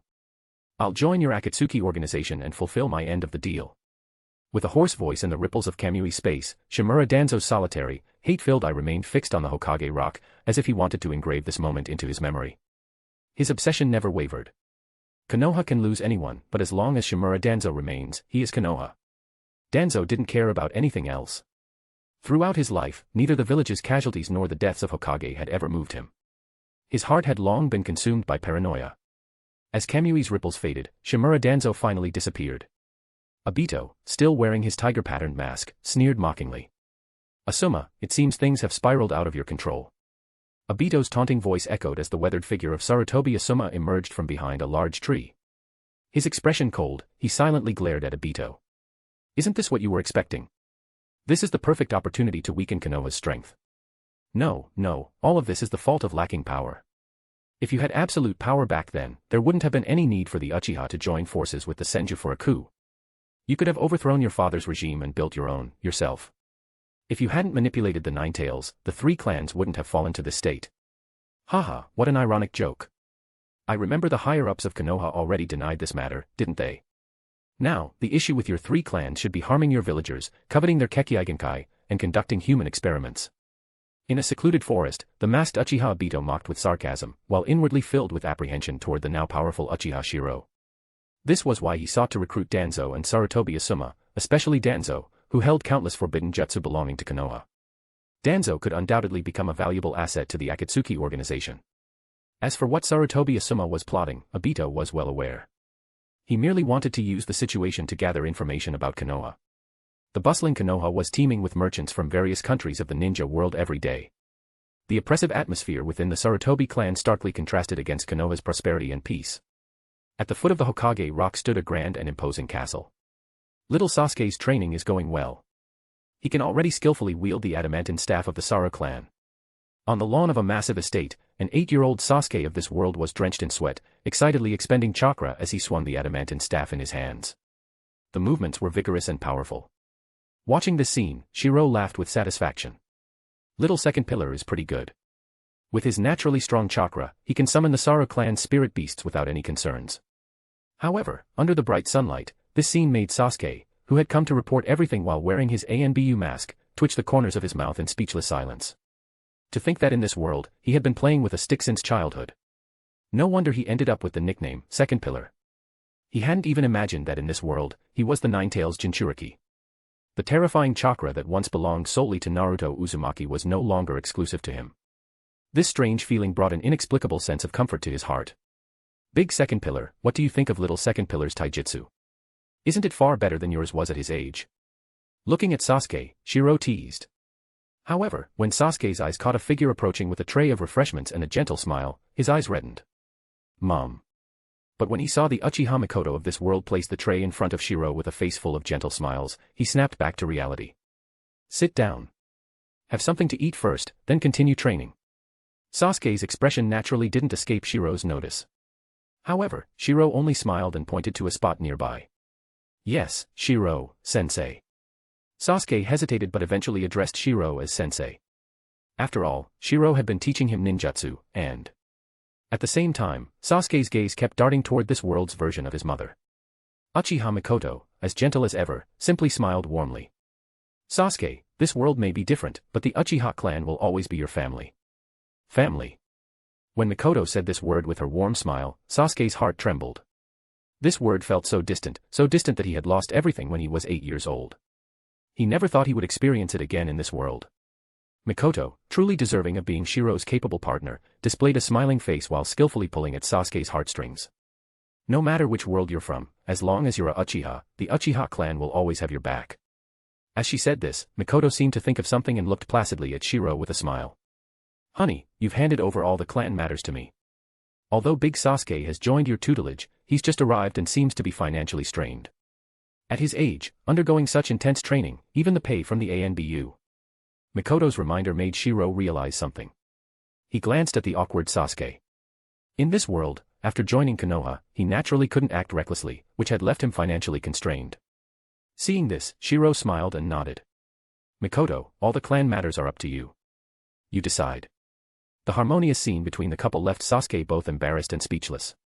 For some reason, he didn't feel any resistance or aversion in his heart. This world's mother was still as gentle as ever, and happy. Since that's the case, as a 3-Tomo Sharingan clan member with Jonin-level strength, he can be allocated, housing and... With Mikoto's warm smile, Sasuke, who had done nothing since arriving in this world, was suddenly showered with benefits. While he felt at a loss, he also felt the warmth of family again in his heart. Mikoto's sharp mind ensured that she didn't go overboard. She didn't give too much but instead provided the standard benefits of being a Uchiha clan member. After all, with ninja-level investigative skills, giving too much would seem insincere. Treating him as a normal clan member made Sasuke feel genuine warmth. When Kushina returned, Mikoto, smiling warmly, went to chat with her in the castle. The closeness of their relationship left Sasuke looking hesitant to speak. What? Do you think I'm just using strength to suppress them? Noticing Sasuke's expression, Shirou revealed a nostalgic smile. His next words left Sasuke speechless. Mikoto awakened her Mangekyo Sharingan for me. Just that one sentence left Sasuke completely silent. A smart person like him could deduce everything from that. The awakening of the Mangekyo, the timing. That meant in this world, his mother had awakened the Mangekyo before Uchiha Shirou but had willingly stayed in the background. And this wasn't his world. Yet, when his peripheral vision caught the happy smile of this world's mother, Sasuke also smiled, letting go of everything. Shirou-sensei, please take care of me. Letting go of his past burdens, Sasuke bowed respectfully. Shirou smiled in satisfaction. I've got a good sense of your strength. You're skilled in everything, but you're a bit lacking in every aspect. Your true specialty is speed, so I'll teach you my lightning-style body techniques. And since you've lost your curse mark, your strength has significantly decreased. 3 days from now, go to the Hokage's office. Tsunade will provide a better curse mark formula. This new curse mark will also guide you toward training in Sage mode. At this stage, Uchiha Sasuke's strength had already reached Kage level. To grow stronger, he only needed to specialize in 1 or 2 areas. By enhancing speed with lightning-style body techniques and advancing the curse mark toward Sage mode, he would avoid becoming overly reliant on incomplete methods while allowing his future Mangekyo Sharingan abilities to stack and grow even stronger. This was the proper way to train, rather than dabbling in a bit of everything. Mastering every skill often left one weaker in the long run, as the truly useful abilities turned out to be the ones they had specialized in. Chapter 286, Naruto, I am Uchiha Shirou, 286. A secluded training ground. 2 streaks of lightning flashed rapidly. Uchiha Sasuke, dressed in his dark ANBU combat uniform, was battered and bruised, yet he didn't dare let his guard down. Too slow, way too slow. Without the Sharingan, are you just useless? The Sharingan is your ability, but the battlefield changes in an instant. You have no idea what kind of enemies you'll face in the future. Drawing your blade isn't for show. Too many tricks. If you're pursuing ultimate speed, then your swordsmanship must focus on being the fastest. Under the rapid flashes of lightning, Sasuke was on the defensive, dodging continuously, while Shirou swung his blade relentlessly using only the back of the blade, his eyes closed and relying purely on perception. It's just a shadow clone, how can it be this fast? Sasuke panted heavily as he dodged, though he couldn't avoid the occasional strike from the blade's back, leaving bruises on his body. This lightning armor is a technique I developed by referencing the lightning chakra mode of the Hidden Cloud Village. It's a more difficult jutsu to master, but that doesn't mean it's inherently stronger than theirs. What makes it strong is the user. Sasuke, your talent is impressive, but it's wasted. Ninjutsu, genjutsu, taijutsu, even if you have high talent in all 3, they'll only burden you. Lightning Release Taijutsu, however, combines lightning release with taijutsu. With the same amount of time spent training, it can. So my requirement for you is this, your fire release is sufficient just relying on your natural talent. As for genjutsu, as a Uchiha with the Sharingan, if you need to rely on it, then your training would be a waste. Shirou's stern voice instructed Sasuke relentlessly. Gasping for air, Sasuke forced himself to focus and said, I understand. I will prioritize lightning release taijutsu and supplement it with the Sharingan. After some time, Sasuke appeared as if he had been pulled out of water, panting heavily on the training ground. It had to be said, Sasuke was a hard-working genius. Compared to Uchiha prodigies like Shisui and Itachi, Sasuke's early years were lackluster. However, with a solid foundation and no reliance on the protagonist's plot armor, at this age, Sasuke's strength was the result of steady, deliberate effort. Sasuke, I've already helped you remove the embedded consciousness within your special chakra. It won't affect you anymore. Now, continue training at this intensity. As Shirou's shadow clone dispersed, Sasuke was left alone in the training ground, still gasping for breath. Lightning Release Taijutsu supplemented by the Sharingan, huh? Sasuke shook his head silently. Until he unlocked the Manjiki Sharingan, his current plan had to be to prioritize Lightning Release Taijutsu, with his 3-Tomo Sharingan playing a supporting role. Looking back at the original series, it's not hard to see that before gaining his power-ups, Sasuke's battles were highly tactical and focused on strategy. Sasuke-sama. At that moment, a soft and hesitant voice came from the side of the training ground. Sasuke turned to see who it was, and his expression grew complicated. Lady Mikoto and Lady Tsunade instructed me to wait here for you every day during your training.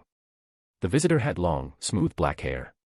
Although her appearance wasn't particularly striking, she had the kind of gentle beauty that was pleasing to look at, an image of a kind and caring kunoichi. Sasuke-sama, please relax. I'm using medical ninjutsu to ease your muscle fatigue. Hearing her soft voice, Sasuke reluctantly nodded.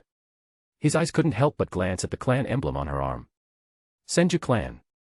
If it had been anyone else, Sasuke would have outright refused. But this was an arrangement by the head of the Konoha police force, Uchiha Mikoto. A soft smile, so much like the one in his memories, paired with a comment about his age and the suggestion of meeting someone for marriage. Sasuke couldn't bring himself to refuse. Senju Rei, a medical ninja of the Senju clan and a special Jonin, was a year older than Sasuke. Her personality was similar to that of a caring older sister, with a gentle smile that reminded Sasuke of his mother. Rei, you don't need to call me Sasuke-sama. Uncharacteristically, Sasuke averted his gaze. At that moment, the usually silent boy seemed lost in thought. And, right now, I just want to grow stronger and uncover the truth in my heart. Understood, Sasuke-kun. Her soft and understanding voice filled the air as Sasuke lay back on the grass, staring blankly at the sky. For the first time in a long time, his heart felt calm in this world. In the previous world, his heart had only known hatred. It was as if this world was the one he had never dared to dream of.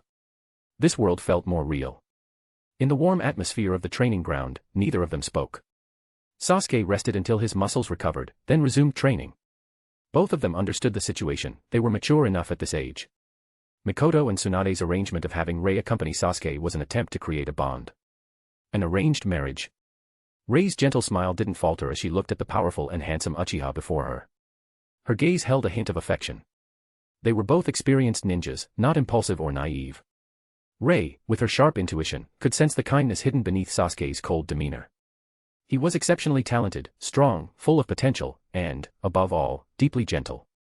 Now that she had found someone she admired, her personality wouldn't allow her to hesitate. She would express her feelings through actions rather than allowing familial obligations to dictate her path. Both of them understood. Sasuke was solely focused on uncovering the truth, while Rei was willing to wait patiently. Perhaps, during this time, Sasuke's heart had already begun to form ties to this world. He was starting to accept it. Here, he had a family. Here, he had his clan. Here, he had his kind and caring brother. Here, he had everything he had lost but could now protect. Hokage's office. The setting sun bathed the office in its glow, but the atmosphere inside was heavy. Uchiha Shirou, seated behind the desk, wore a deep frown. Asuma, has it come to this? Sarutobi Asuma, his expression pained and resolute, nodded heavily. His voice was hoarse as he said. Please forgive me, Lord Hokage. The clan has learned that the village plans to deploy additional troops to the land of fields, and they see this as the village's weakest point. Discussions about a coup have already begun. Before Asuma could finish, Senju Tsunade slammed the desk in anger. Her face was filled with a chilling fury. Outrageous. They dare use us as an excuse. Konoha was founded by the Senju and Uchiha clans. Who dares speak of a coup? And after everything they've done, do they not feel even a shred of guilt? The Senju and Uchiha only sought to set things right. If this were truly a coup, your three clans and the Shimura clan would have been wiped out long ago. Tsunade was truly enraged. These ungrateful fools, she had already shown mercy by not holding them accountable for their actions in the past. Now they dared to push their luck. As one of Konoha's founding clans, the Senju endured exclusion and persecution from these old fools. Why didn't we revolt back then? And now it's their turn, and suddenly they feel it's unfair. Seeing Tsunade's fiery anger, Shirou quickly tried to calm her down. Tsunade, now is not the time to get angry. Asuma, on the other hand, lowered his head in shame and spoke hoarsely. Lord Hokage, I apologize. Shirou shook his head with a look of melancholy, his voice tinged with regret. Asuma, do you know? When I implemented this punishment on your four clans, it wasn't just for revenge. It was the Third's and Danzo's original idea. I thought this might wake you up. Shirou's somber tone echoed in the room, making Asuma feel even more guilt-ridden. Indeed, back then, his father and Danzo had intended to use those very methods against the Uchiha clan. They should have understood the lesson. But reality had strayed far from expectations. 5 years ago, I learned from you about the intense conflicts within the three clans. They believed this was the revenge of the Uchiha. To prove otherwise, and even to resolve these conflicts, the village made enormous sacrifices. At this point, Shirou shook his head and said, based on Danzo's actions, the Shimura clan is the least deserving of forgiveness. But 5 years ago, we deliberately relaxed restrictions on the well-behaved Shimura clan, intending to show the three clans the village's attitude. Yet unexpectedly. If not for the Shimura clan, Sarutobi Asuma had previously harbored some doubts. Was this truly revenge? But the fact that even the Hokage had forgiven the Shimura clan showed that the village had no intention of seeking revenge. All these years, the 4 clans exiled to the outskirts were treated fairly. Among them, the Shimura clan had shown the most positive behavior and earned forgiveness, but the other 3 clans failed to see this. Instead, they spent their days scheming about a coup. Hokage-sama, it is we 3 clans who have failed your expectations. Hearing Sarutobi Asuma's guilty plea, Shirou shook his head and said, "No. It is your 3 clans that have failed the village's hopes and trust in you. The village has always hoped your clans would turn back. Is power truly so tempting? Why can't you be like the Shimura clan?" Seeing Shirou's pained expression, Sarutobi Asuma felt even more guilty, filled with deep hatred for his own clan, as well as the Mito-Kato and Uchiha clans. Why? The Hokage had given you chances again and again. Why couldn't you cherish them? Even after using the Shimura clan as an example. Why couldn't you let go of your extreme emotions and behave like the Shimura clan? Hokage-sama, I will join forces with the mysterious individual to eliminate the unstable Sarutobi clan. Sarutobi Asuma made a painful decision, and Shirou fell silent. After all, the 3 clans had already prepared for a coup. The Sarutobi clan's intentions to rebel were already highly sensitive. Now, coupled with evidence of collusion with the true culprit behind the Ninetales attack, the case was as solid as iron. In any other shinobi village, such actions would warrant immediate and ruthless suppression. With deep pain, Sarutobi Asuma resolved to eradicate the evil within his clan for the sake of the village. Hokage-sama, the mysterious individual has been confirmed as the true culprit behind the Ninetales manipulation. This person has also rescued the criminal Shimura Danzo and established a secret organization, for the sake of the village. Watching Sarutobi Asuma walk this path, Shirou couldn't help but sigh.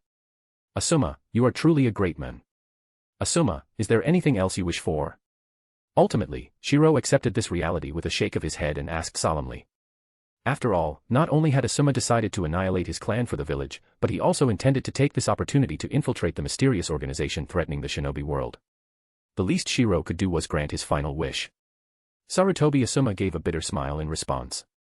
I only ask that Hokage-sama spare my elder brother's child, Konohamaru. He's still young and knows nothing. Hearing this, Tsunade, standing nearby, shot a cold gaze, her heart burning with anger. Your elder brother's child is young, but what about the other children? Humans are selfish. In the end, Sarutobi Asuma chose to protect his blood. He had no children himself, so Konohamaru was essentially the last bloodline of their family. However, Shirou shook his head, leaving Asuma in utter despair. Konohamaru was his final hope. But in the next moment, Shirou's words brought tears streaming down Asuma's face. Asuma, for those who seek to destroy the village's peace and plot rebellion, as the Hokage of Konoha, I will resolutely eliminate them. But there are too many innocents within the 3 clans. Not just Konohamaru, there are civilians and those who only wish to live simple, peaceful lives. The surveillance data from the past few years clearly shows this. These people are part of Konoha. At this point, Shirou exuded a commanding aura, glaring at Sarutobi Asuma and declaring, I, the Hokage of Konoha, will never allow anyone to harm our comrades, nor will I allow anyone to destroy our home. Hokage-sama. At this moment, Sarutobi Asuma's body trembled, tears of gratitude streaming from his reddened eyes. At the same time, his hatred for his father and his clan's wickedness deepened. The Hokage truly bore no thoughts of revenge. Otherwise, at this point, there would be no reason to spare these despicable individuals, even at the risk of backlash from the entire world. However, after this incident, Konoha can no longer have the surnames Sarutobi, Mito-Kato, or Uchiha. Those who remain will have their family names abolished, dispersed as civilians into the village. Hearing the Hokage's magnanimous words, Sarutobi Asuma nodded repeatedly in gratitude. Thank you, Hokage-sama. Asuma, are you truly willing to take the risk of infiltrating this mysterious organization? Hokage-sama, there's no need to say more. With my clan acting like this, I, Sarutobi Asuma, have no face left to stay in the village. Besides, we finally uncovered clues about this mysterious individual. For the sake of the village. Seeing Asuma's resolute expression, Shirou remained silent. In the end, within the Hokage's office, Sarutobi Asuma solemnly nodded before leaving. As the oppressive atmosphere lingered, Tsunade revealed a look of anger after Asuma's departure. Husband, I told you long ago that you shouldn't give these beasts any chances. They dared to plot rebellion. Do they think Konoha belongs to the Sarutobi clan? This was what infuriated Tsunade most. The Senju clan had produced 2 consecutive Hokage, yet they had never been so shameless. And now, the Sarutobi clan, what were they compared to the Senju? For a family that dared to rebel, Tsunade harbored nothing but deep disdain. Extermination was the only solution. However, Shirou shook his head, soothing Tsunade. Tsunade, perhaps this comes down to differences in background. The Senju and Uchiha, as the strongest clans in the Shinobi world, naturally possess a certain pride. But the Sarutobi clan was merely a second-rate clan. After the third Hokage came to power, they expanded recklessly, and over 20 years of indulgence made them believe the village belonged to them. Humph. Aren't you afraid of leaving behind hidden dangers? Tsunade snorted coldly, shooting Shirou a glare. While no one wanted such events to occur, now that it had come to this, why let them live? Yet Shirou narrowed his eyes and smiled. Tsunade, killing them might be a good solution, but keeping them alive also has its benefits. The remnants of the three clans amount to only a few dozen civilians, burdened with the stigma of treason. These people would be eager to abandon their surnames. With a calm demeanor, Shirou explained. To outsiders, his actions seemed merciful. But for the three clans, only a few dozen ordinary people remained, exiled to the outskirts for generations. They had no sense of clan loyalty and only wanted to live simple lives. The ones with clan loyalty were the shinobi. Moreover, among those who remained, women could be easily integrated into society through marriage. As for the men. At this thought, Shirou narrowed his eyes. Asuma's expression had already revealed everything. Are you planning to make the coup public? Tsunade suddenly realized something, expressing shock. A coup was a disgraceful event for any shinobi village, typically concealed from the public. However, Shirou nodded calmly.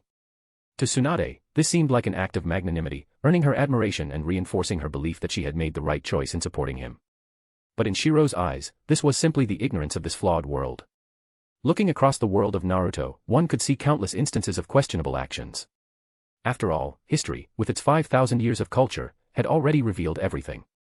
Chapter 287, Naruto, I am Uchiha Shirou, 287. The news of the Sarutobi clan's coup had already reached the upper-level ninjas of Konoha. For a moment, the ninjas who received this information all showed solemn expressions. This situation was different from previous coup intentions or preparations. This time, it was an undeniable confirmation that action was imminent. Inside the Konoha Security Division office, Minato Namikaze remained silent for a while, but eventually, a resolute look appeared in his blue eyes. Asuma. You know that I will never allow anyone to destroy the village. Standing before him, Sarutobi Asuma nodded silently. I understand. Likewise, I will not allow anyone to ruin the peace of the village. Looking out the window at the twisted, dissatisfied, and malevolent expressions within his clan, Asuma felt a wave of disgust in his heart. Once the coup happens, the Hokage may mercifully spare more people, but Asuma knows one thing clearly. Would hatred truly disappear? Even among civilians, there were blood ties between individuals, and there were even brothers and friends on both sides. Hatred would only continue to spread, though it might remain hidden. Thus, trying to preserve more members of the Sarutobi clan's bloodline would be extremely difficult. Leaving the roots intact only allows the weeds to grow back. Asuma understood this principle well. Hatred spreads like wildfire. Hokage-sama, for the sake of the village, I will handle everything.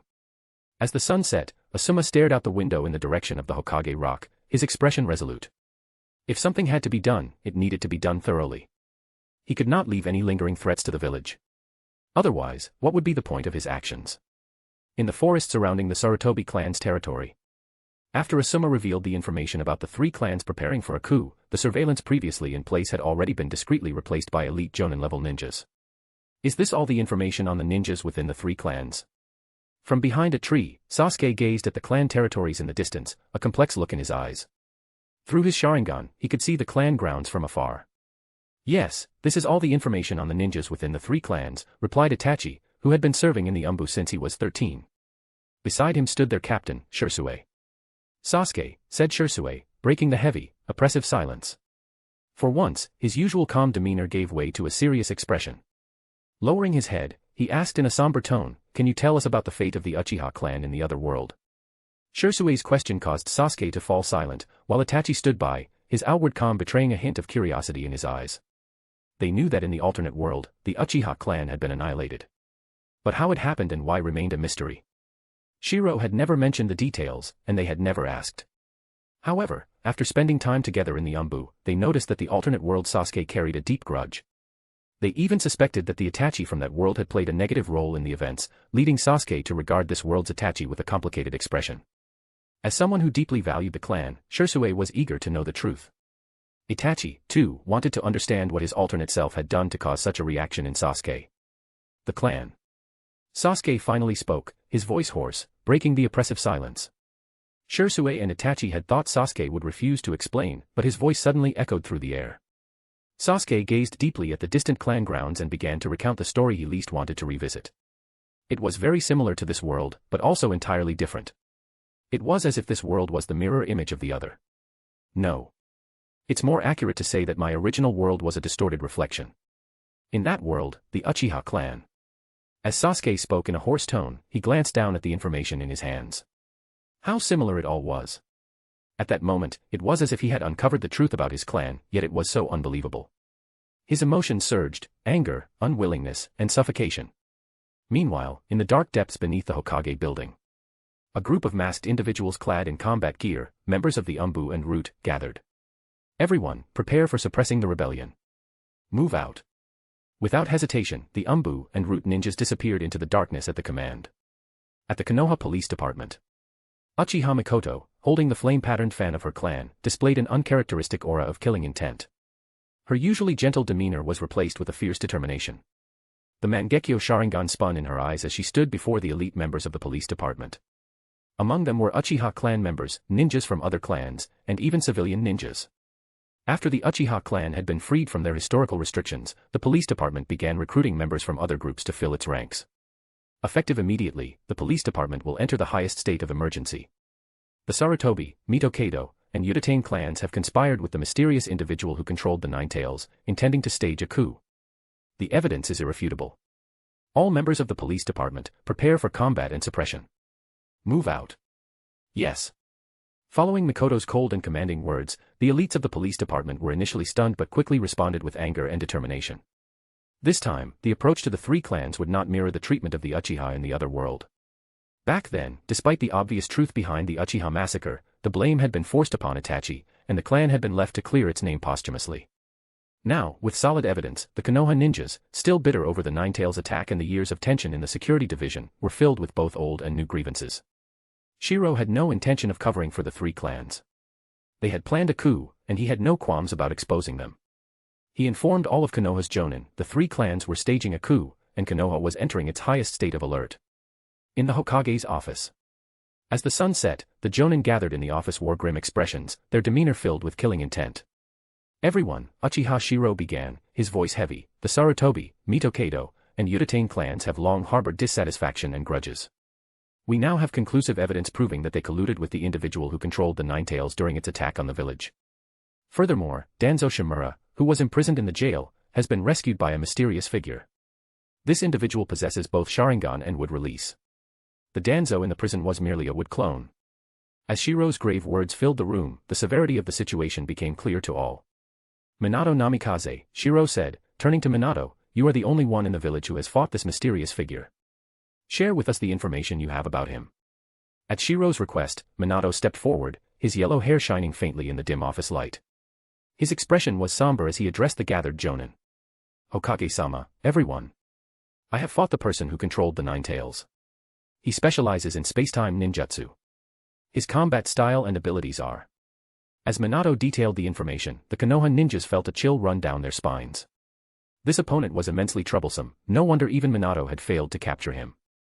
Hokage-sama. Minato said after finishing his report, his expression even more serious as he looked back at Shirou. As Konoha's Hokage, Shirou scanned the room, his gaze sharp as he addressed the Jonin. Everyone, Konoha has grown to become the undisputed leading village in the ninja world. We have earned the right to stand proudly above all others. Yet now, some wish to destroy everything we've worked so hard to build. Tonight, all the Jonin, prepare for battle. At the same time, a barrier will be activated around the perimeter. Your mission is to protect the village, under no circumstances can the flames of war reach it. Yes. The Konoha Jonin responded in unison, their voices heavy with determination. Even they were filled with rage at such a vile act of rebellion. The Sarutobi clan's grounds. As night gradually descended, Sarutobi Asuma calmly held a cigarette between his lips, gazing at the clan grounds before him with a tranquil expression. Haha, Asuma, it seems you don't trust your Hokage, do you? A mocking voice echoed as ripples appeared in the space behind him, revealing the figure of Uchiha Obito wearing his signature tiger-patterned mask. You've moved the timeline forward by more than an hour. Uchiha Obito looked at the rugged Sarutobi Asuma in front of him with a mocking gaze. The original plan was to start at 8 o'clock, but now it wasn't even 7 yet. However, facing Uchiha Obito, Sarutobi Asuma let out a cold laugh and rasped.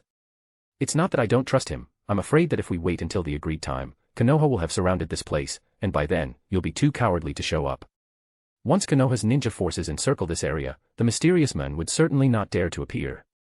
This would lead to casualties in suppressing the rebellion of the three clans.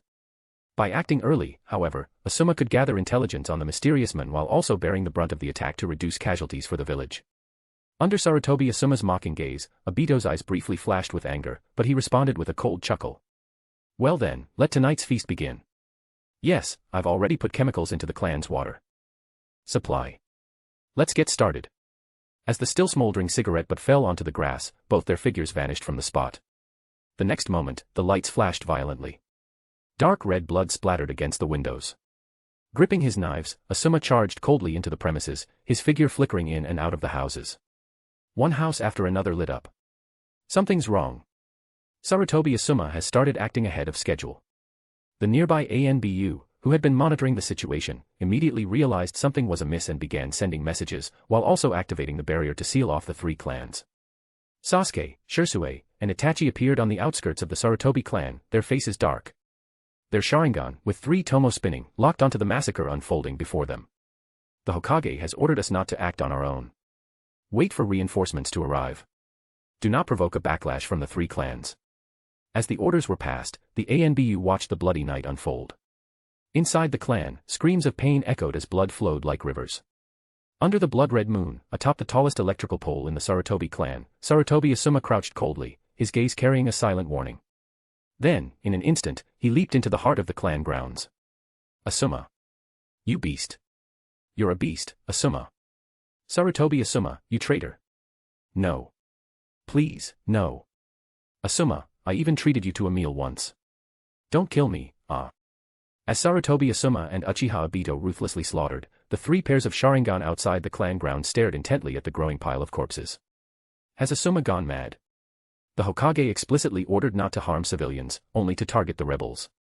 For Shirou and Itachi, the scene before them was shocking. However, for Sasuke, witnessing this familiar blood-soaked night, his expression twisted beneath his mask. The 3 tomo in his Sharingan spun wildly, and the scenes before him overlapped with his painful memories. This is the fate of the Uchiha clan. And now, it's happening again. Under the crimson moon, the night of annihilation played out once more. For Sasuke, the horrifying experience wasn't directed at the Uchiha this time, but it led him to consider another possibility. This realization caused his mental defenses to crumble. In the shadows, a pair of Mangekyo Sharingan watched the 3 of them, calm and unmoving. Shirou and Itachi, still stunned by the unfolding massacre, were jarred back to reality by Sasuke's description. In that brief moment of distraction, a surge of spiritual energy invaded their minds. The Sarutobi Shrine. With blood-soaked hands trembling, Asuma pushed open the shrine doors. Inside, a figure seemed to have been waiting for him. Asuma, you've finally come. Sarutobi Hiruzen knelt inside, his back against the door. He was dressed in the robes of the Hokage, complete with the Hokage's hat. When the screams had first erupted within the Sarutobi clan, Hiruzen had known. Yet he remained unmoved, calmly changing into the attire he had long prepared for this moment. Seeing his father fully prepared, Asuma's blood-stained face twisted into a grotesque smile. Father, as you wished, for your warped and twisted will of fire, I have personally destroyed our clan. I will now become Konoha's sinner. And you, father, you will finally be satisfied. You will exit the stage as a heroic Hokage. Tears streamed down Asuma's face as he roared at his father in fury. Why? We had a chance. If you had acted from the beginning to cut down the ambition within the clan, none of this would have happened. As Asuma's voice broke with rage, Hiruzen, still wearing the Hokage's hat, shouted coldly. Asuma, I am the 3rd Hokage of Konoha. I failed to prevent the evil of the Uchiha from shrouding Konoha in darkness. That is my failure. Looking at his father's stubbornness, Asuma laughed bitterly, his smile filled with grief. His father loved himself, loved being the 3rd Hokage, a hero, more than he loved his clan, his village, or anything else. In Hiruzen's cloudy eyes, there was a hint of relief. Finally, he would no longer have to endure this pain. In his mind, this rebellion by the 3 clans would serve as a massive political stain for Uchiha Shirou, who would never allow the truth to come to light. Instead, it would be explained as Sarutobi Asuma conspiring with a mysterious figure to destroy the Sarutobi clan. Thus, Hiruzen would exit the stage as a hero. He believed his son was merely infiltrating the enemy for the sake of the village. In the future, when the truth was revealed, Hiruzen imagined he would be remembered as a Hokage who had died heroically by his son's hand, sacrificing himself for the village. This distorted, extreme belief truly existed. Where leaves dance, the fire burns eternal. The fire will continue to illuminate the village and cause new leaves to sprout. With blood splattering everywhere, Asuma collapsed in tears, trembling as he looked at his blood-soaked hands and the lifeless figure of his father lying in a pool of blood. Chapter 288, Naruto, I am Uchiha Shirou, 288. Under the Blood Moon. Sarutobi Konohamaru, returning home from school, seemed to sense something strange. His expression was dazed, and upon entering the clan grounds, the eerie and unsettling silence made him feel an overwhelming sense of fear. Suddenly, he saw two figures lying in the shadows, and his pupils narrowed in shock. Uncle Ota. The stillness of the clan grounds was broken by Konohamaru's terrified cry. His voice trembled as he stared at the blood-stained scene before him. Grandpa. Uncle Asuma. Everyone. Konohamaru's body quivered as he stood amid the desolation that had overtaken the Sarutobi clan. Corpses littered the area. In a panic, he sprinted wildly through the streets of the clan grounds. His frantic shouting seemed to grant him a sliver of courage. With desperation driving him, he ran toward his home. At that moment, a shadow appeared atop a utility pole. A figure crouched there, and two streams of blood dripped slowly from the eyes. Reacting instinctively as a ninja, Konohamaru whipped his head around, but the figure on the pole was gone. His panic deepened, and he hurried toward his house. Uncle Asuma. Guided by his instincts, Konohamaru called out to the one person in the clan he felt was his strongest support. The young boy stumbled clumsily, rushing toward home in a state of confusion and terror. Meanwhile, the blood moon seemed to reflect the shadow of a Mangekyo Sharingan. On the Sarutobi clan's utility pole, the three tomo in the eyes of Itachi and Uchiha Shirou spun wildly. The truth, Itachi. I will uncover the truth. Three figures from the Umbu Black Ops were watching the scene. Beneath their masks, Sasuke stared at the sight before him, as if the truth was beginning to emerge in his mind. Another world's clan. A mirrored world. A raspy voice echoed, while the Mangekyo Sharingan in the eyes of Itachi and Shirou spun rapidly. Their minds replayed the information Sasuke had shared. The Uchiha clan of another world. The scene before them was eerily similar to what Sasuke had described. The key difference was that, in this world, the Hokage was wise and just, while in the other world, the Sarutobi clan and the third Hokage's regime were corrupt and decaying. Behind them, Uchiha Shirou appeared. His Mangekyo Sharingan rotated slowly as he watched the changes in the three with a heavy expression. They could only stare helplessly at the blood-soaked night before them. The horrifying scene around them seemed to overlap with the Uchiha clan of Sasuke's world. Though they knew it was a different world, their cries for help remained silent, and they could do nothing but watch. This was a genjutsu, partly Sasuke's, depicting his memories of the Uchiha clan massacre, and partly enhanced by Shirou's genjutsu. The two had subconsciously blocked out their memories of this world, leaving them in a dreamlike state where many recollections were suppressed. They only remembered that they didn't belong to this world, but the bloodshed surrounding them felt all too real. Impossible. How could the clan end up like this? In his despair, Shirou, whose natural talent allowed him to awaken the Mangekyo Sharingan, reached a critical point. Within this hyper-realistic illusion, the tomo in his eyes spun so violently that they began to merge into a single pattern. My power. I must change this. Meanwhile, Itachi's mind was flooded with images of Sasuke. The Konohamaru before him seemed to overlap with his memories of Sasuke, and the corpses surrounding him mirrored the devastation of his clan. Is this Sasuke's heart? Under the blood moon, the three Umbu figures atop the utility pole stared down with blood-red eyes. This is the Uchiha's fate in another world. A voice came from behind them. It was Uchiha Shirou, his Mangekyo glowing as he gazed calmly at the scene. And the truth. In response to Sasuke's low, hoarse voice, Shirou shook his head and sighed. The truth is something you must uncover for yourself. Those words made Sasuke's mind race. He seemed to have guessed something, and his Mangekyo Sharingan took on a more ferocious appearance. I need to return and ask Itachi myself. At that moment, Itachi finally understood why the Sasuke of another world harbored such deep resentment. He also realized the gravity of the situation. If not for Shirou-sensei, would the Uchiha clan have ended up like this as well? A shiver ran down Itachi's spine as he considered the horrifying possibility. He imagined Sasuke frantically running home, only to find that everyone was dead. This wasn't a mere what-if scenario, it had happened in another world. I will never allow anyone to destroy this world. When Itachi raised his head, his blood-red eyes revealed a Mangekyo Sharingan in the shape of a pinwheel. Shirou-sensei. Under the illumination of 3 pairs of Mangekyo Sharingan, Shirou showed a rare expression of satisfaction. The massacre of the Sarutobi clan had awakened the Mangekyo in Sasuke, Itachi, and Shisui. Without Sasuke from another world revealing the truth, the emotional impact might not have been this profound. But Sasuke had told them what had truly happened in his world. Although the mysterious figure escaped, and although Konoha suffered the loss of countless ninjas from the Sarutobi, Mitokedo, and Uchiha clans, the awakening of 3 Mangekyo Sharingan will undoubtedly make Konoha stronger. By comparison, the loss of 3 clans was a small price to pay for the birth of 3 Mangekyo Sharingan. It was a significant gain. Amid the desolation of the Sarutobi clan grounds, Konohamaru finally arrived at his house. Terror filled his eyes as he saw the front door wide open, with blood trails leading inside. With trembling legs, he slowly stepped into the house. At that moment, a flash of cold light caught his eye. Uncle. Sarutobi Asuma, his face covered in blood, emerged coldly from the shadows. The gleam of his chakra blades, the flying swallow, reflected in the dim light. The blades were stained with fresh blood. Uncle. The whole clan. They're all dead. Konohamaru stared at his uncle in disbelief. Driven by an instinctive desire for safety, he cautiously moved closer. Uncle. Just as Konohamaru reached out to embrace the one person he thought he could rely on, a sudden flash of cold light passed by. His pupils dilated as his body froze in fear. He couldn't believe what was happening. A sharp pain stung his cheek as blood trickled down. The flying swallow had grazed his face and embedded itself in the wooden door behind him. With a thud, Konohamaru collapsed to the ground in shock, staring in terror at his uncle, who radiated an icy aura. You uncle. It's me, Konohamaru.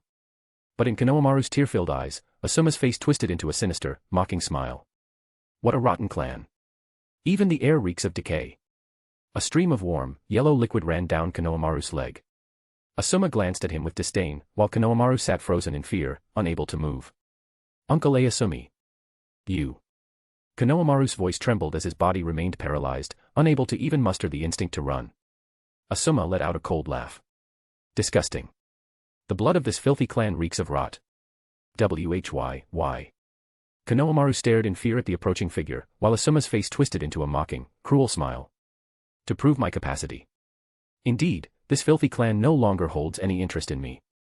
Sarutobi Asuma slowly walked past him, looking at Konohamaru as if he were a despised piece of trash, before heading to the door and pulling out his flying swallow blade from the wooden frame. You. Why did you slaughter the clan? Finally summoning some unknown courage, Sarutobi Konohamaru turned around and screamed hysterically. But what greeted him was a pair of cold, icy eyes at close range, along with a stabbing pain in his abdomen. A fist landed heavily on his stomach. At that moment, Asuma grabbed Konohamaru with one hand, lifting him to eye level, a cruel smile spreading across his face. You're not even worth killing right now. Sarutobi Asuma sneered coldly, tossing Konohamaru aside like a piece of trash.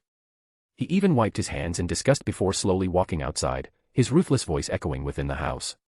The Sarutobi clan today is such a disappointment. Parasites nurtured by Konoha's blood and flesh, so dark and vile that they make me sick. Konohamaru, my foolish nephew. If you want to kill me, then hate me, curse me, and live on in disgrace. Keep running, keep surviving, just so you can live. And one day, when you have the same strength and capacity as me, come find me. No. In the house, Konohamaru was on the verge of collapse, snot and tears streaming down his face. He stared in terror at his father, lifeless in a wheelchair, and his mother, lying in a pool of blood. Outside, under the moonlight, tears streamed down Sarutobi Asuma's cruel face. Asuma. Under the blood-red moonlight, the figure of Shirou appeared before him, with 3 ANBU members standing behind him. At this point, Sarutobi Asuma had no strength left to resist. Lord Hokage. Looking at the anguished Sarutobi Asuma, Shirou shook his head and sighed. Asuma, I've told you before, while the 3 clans are guilty of treason and colluding with the enemy, the ordinary people of those clans are not. At the same time, countless shadowy figures appeared around the 3 clans' compounds, ANBU, Root, and Konoha police officers rushing to suppress the rebellion. Shisui, rescue any survivors with all your might. From this moment on, the Sarutobi, Mitokedo, and Kohara clans will no longer exist in Konoha. Yes. As Shisui's cold, hoarse voice echoed, Sarutobi Asuma, kneeling on the ground, trembled slightly. Asuma, the mysterious individual has already escaped. What do you plan to do next? Shirou's heavy voice reverberated, shocking the kneeling Sarutobi Asuma, who had lost the will to resist. He had imagined every possible outcome but had never expected that, at this moment, the Hokage would still spare him. After all, if they eliminated him now, everything would end. I plan to join the mysterious group called the Akatsuki. I will stay there and monitor them. As his hoarse voice echoed, Shirou silently shook his head and stepped aside, creating a path. He gestured to Itachi and said in a low voice. Give Asuma a set of ANBU clothes. Itachi personally escorts him out of Konoha. Yes. Afterward, Shirou led Sasuke and slowly walked toward the Sarutobi clan's compound, leaving behind a reassuring statement for Asuma. The Sarutobi, Mitokado, and Koharu clans conspired with a mysterious individual to rescue Danzo and attempted a coup. Sarutobi Asuma acted independently, carrying out an inhumane massacre. While his actions protected the village, they were also extremely brutal. From today onward, he is classified as an S-rank dangerous ninja in Konoha and is forbidden from entering the Land of Fire. Shirou's voice echoed over the three clans, while Sarutobi Asuma, now wearing an ANBU uniform and mask, glanced back at his clan in Konoha, tears streaming down his face. Under the personal escort of Itachi, he quietly left Konoha village. It was another night of massacre, but it left three individuals with very different impacts. In this world's clan massacre, Sarutobi Asuma was not listed as a rogue ninja because the evidence of the three clans' collusion and treason was undeniable. As countless fully armed Konoha shinobi surged into the three clans' compounds, one after another, they were shocked to find the ground littered with corpses. This is. Asuma colluded with outsiders to massacre the clans. The Hokage has ordered us to rescue any survivors. The three clans colluded with a mysterious individual to stage a coup. Everyone, stay vigilant. Amidst the loud shouts, the countless Konoha shinobi cautiously searched for survivors. On the blood-soaked streets, the Hokage, Uchiha Shirou, stood coldly at the entrance, receiving constant reports from the shinobi. Lord Hokage, so far, only Konohamaru and 13 other households have survivors. These 13 households are all civilian families, and the survivors are all young women. Do everything you can to save them. Seal off the clan compounds, and leave no corner unchecked. Yes. Walking along the streets and seeing the countless corpses, Sasuke, wearing a mask, fell silent behind him. Sasuke, have you found the truth you were looking for? Shirou's voice echoed in his ears, but this time, Sasuke shook his head and said in a low voice. Lord Shirou, you've said before that even what you see with your own eyes can be false. This is a completely different world, and if the third Hokage of this world is as corrupt as the one in mine. Although Sasuke didn't finish his sentence, his meaning was clear. This world and his own were completely different. A decayed regime and upper echelons studying the Sharingan, that meant there were many hidden truths behind his world's Uchiha clan massacre. Seeing Sasuke remain calm even after awakening the Mangekyo Sharingan, Shirou smiled in relief and sighed, nodding slightly. Sasuke, congratulations on learning to control your emotions. You are now a qualified shinobi. However, since you've just awakened your Mangekyo Sharingan, after tonight, I will grant you 3 months of leave as Hokage. Take that time to stabilize your emotions and reflect on everything. Within the three clans' compounds, Kakashi Hatake looked at the sea of corpses, his face heavy as he sighed and shook his head. The corruption of power has made people lose sight of themselves. Meanwhile, Minato Namikaze returned, panting heavily. Upon seeing Shirou in the distance, he shook his head and sighed. Lord Hokage, the mysterious individual was very cautious and has already escaped. A coup attempt ended quietly just like that. But within the three clans, countless Konoha shinobi wore grim expressions, for this time, their Hokage had hidden nothing. Among them, the shinobi of the Yamanaka, Nara, and Akimichi clans felt chills down their spines, silently alarmed. Chapter 289, Naruto, I am Uchiha Shirou, 289. On the second day, just as dawn broke, a piece of news sent shockwaves through Konoha. The Sarutobi, Mitokado, and Uchiha clans were discovered colluding with the mysterious figure who orchestrated the Nine-Tails attack on the village. They also aided in breaking the notorious criminal Danzo out of prison, intending to stage a coup. The Sarutobi clan was annihilated by Asuma Sarutobi in collaboration with the mysterious figure.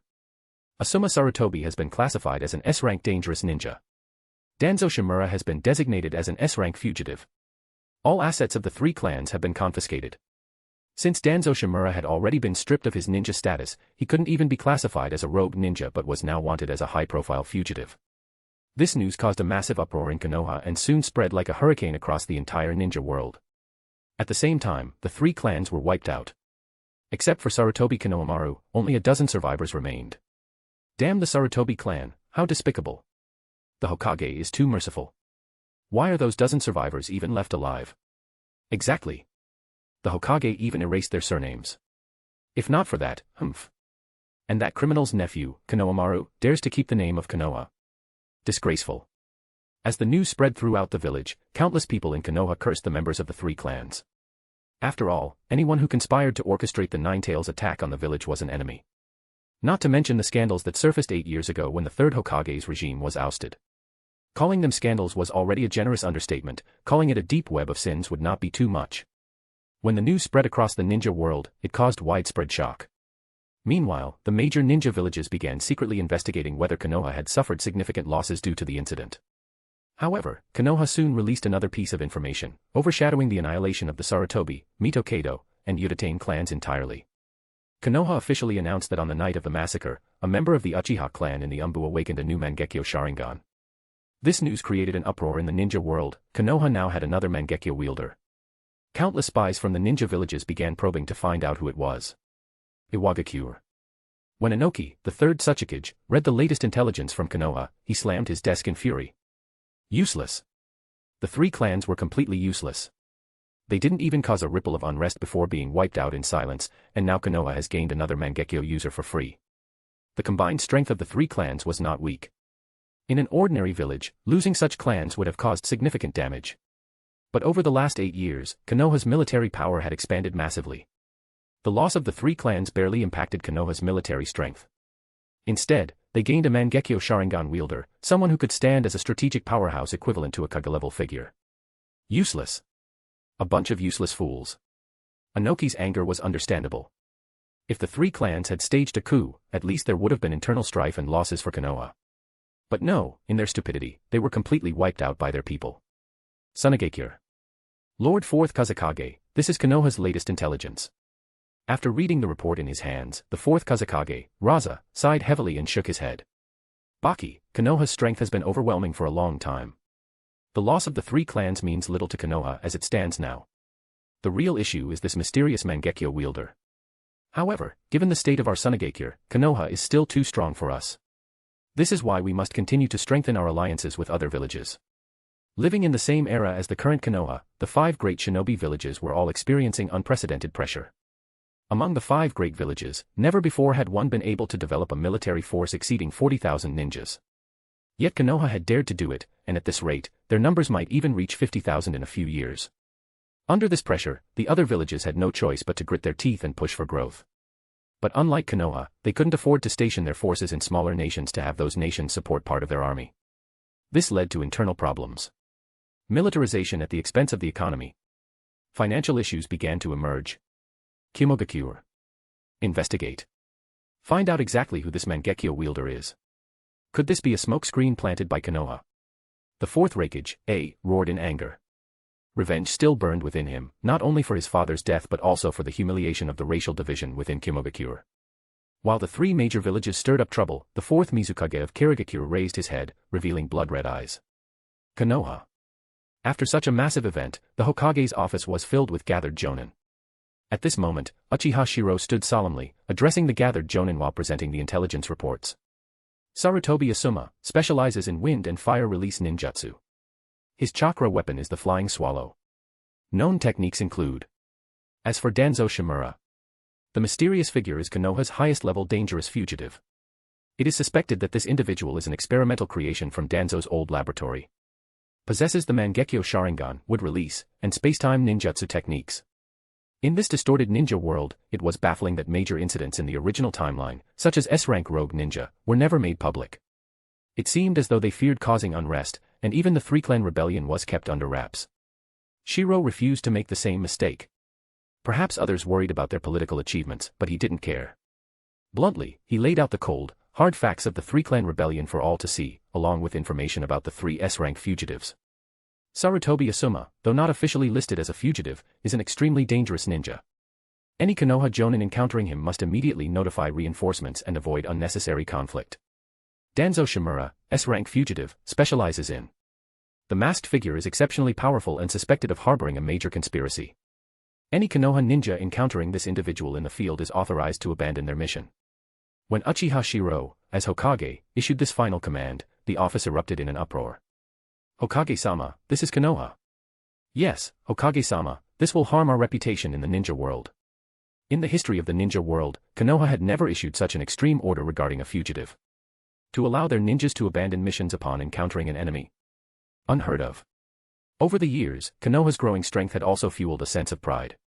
However, Shirou silenced the chaotic office with a single piercing glance. His overwhelming aura commanded instant obedience. I will never sacrifice the lives of Konoha ninjas for the sake of empty pride. Under no circumstances will I tolerate unnecessary casualties. If you lack Kaga-level strength or techniques to counter space-time ninjutsu, retreat immediately.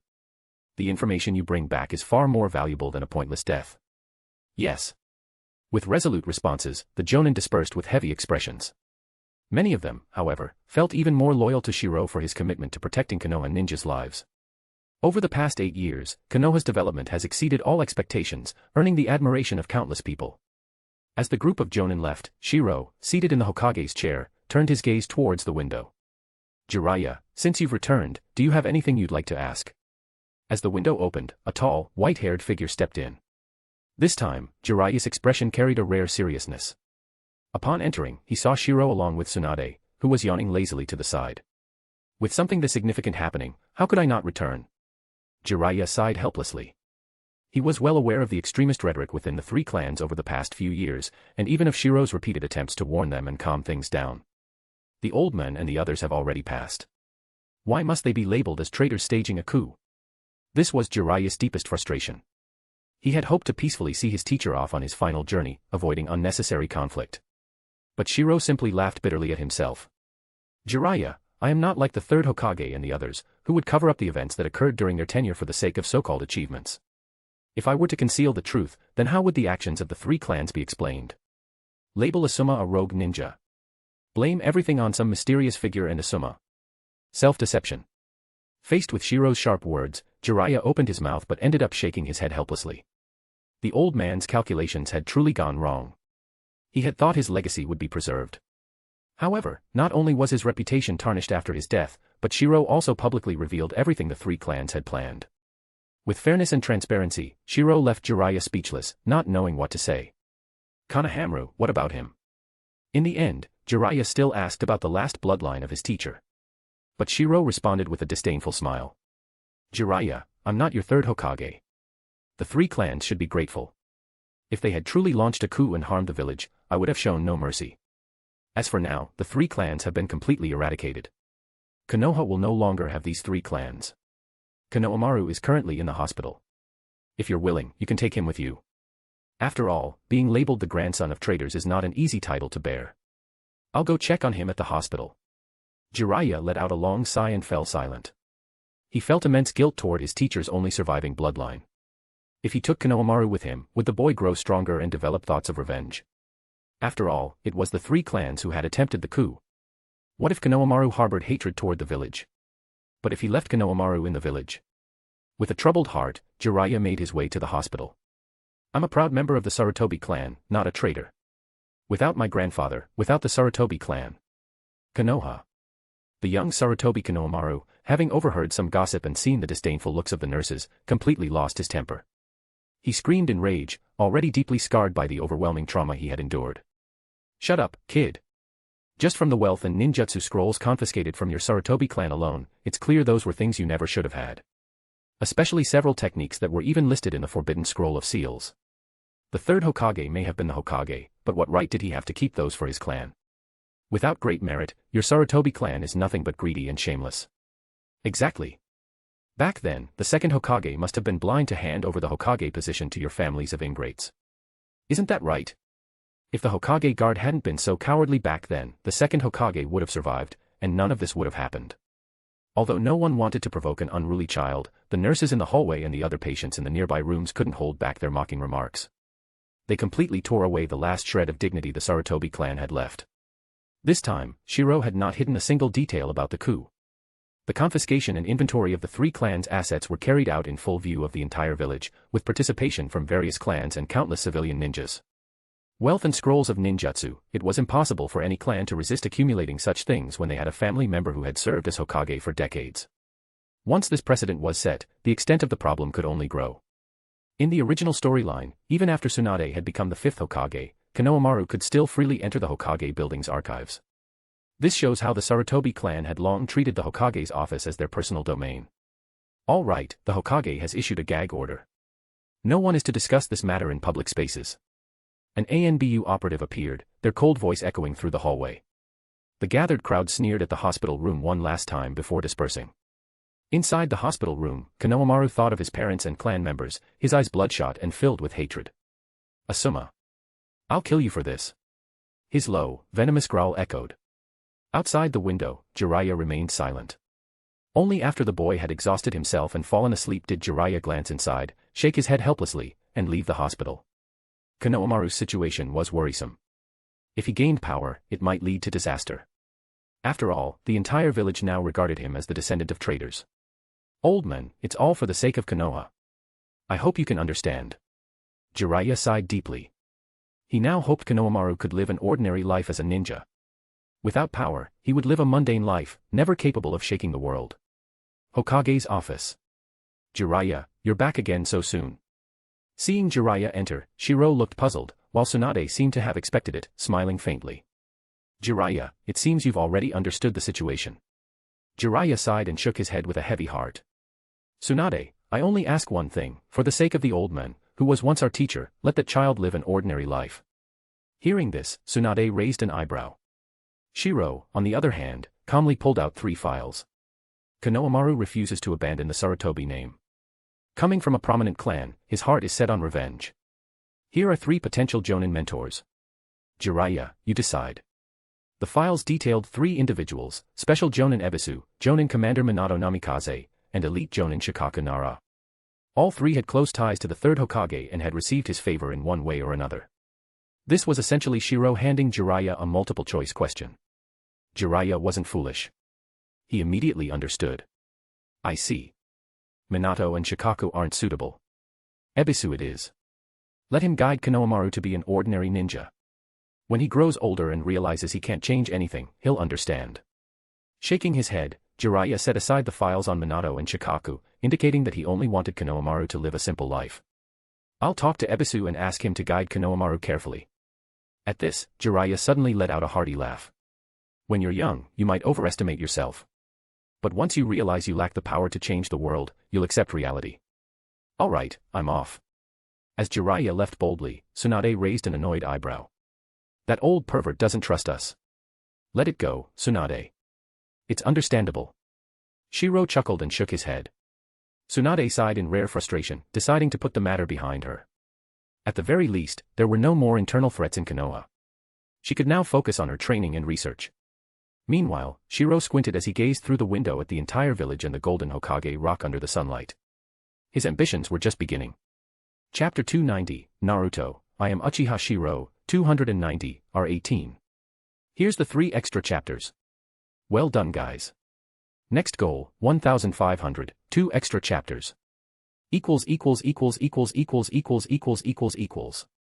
Time flies by swiftly, 4 years have passed in the blink of an eye, and once again, it's time for the graduation exams in Konoha.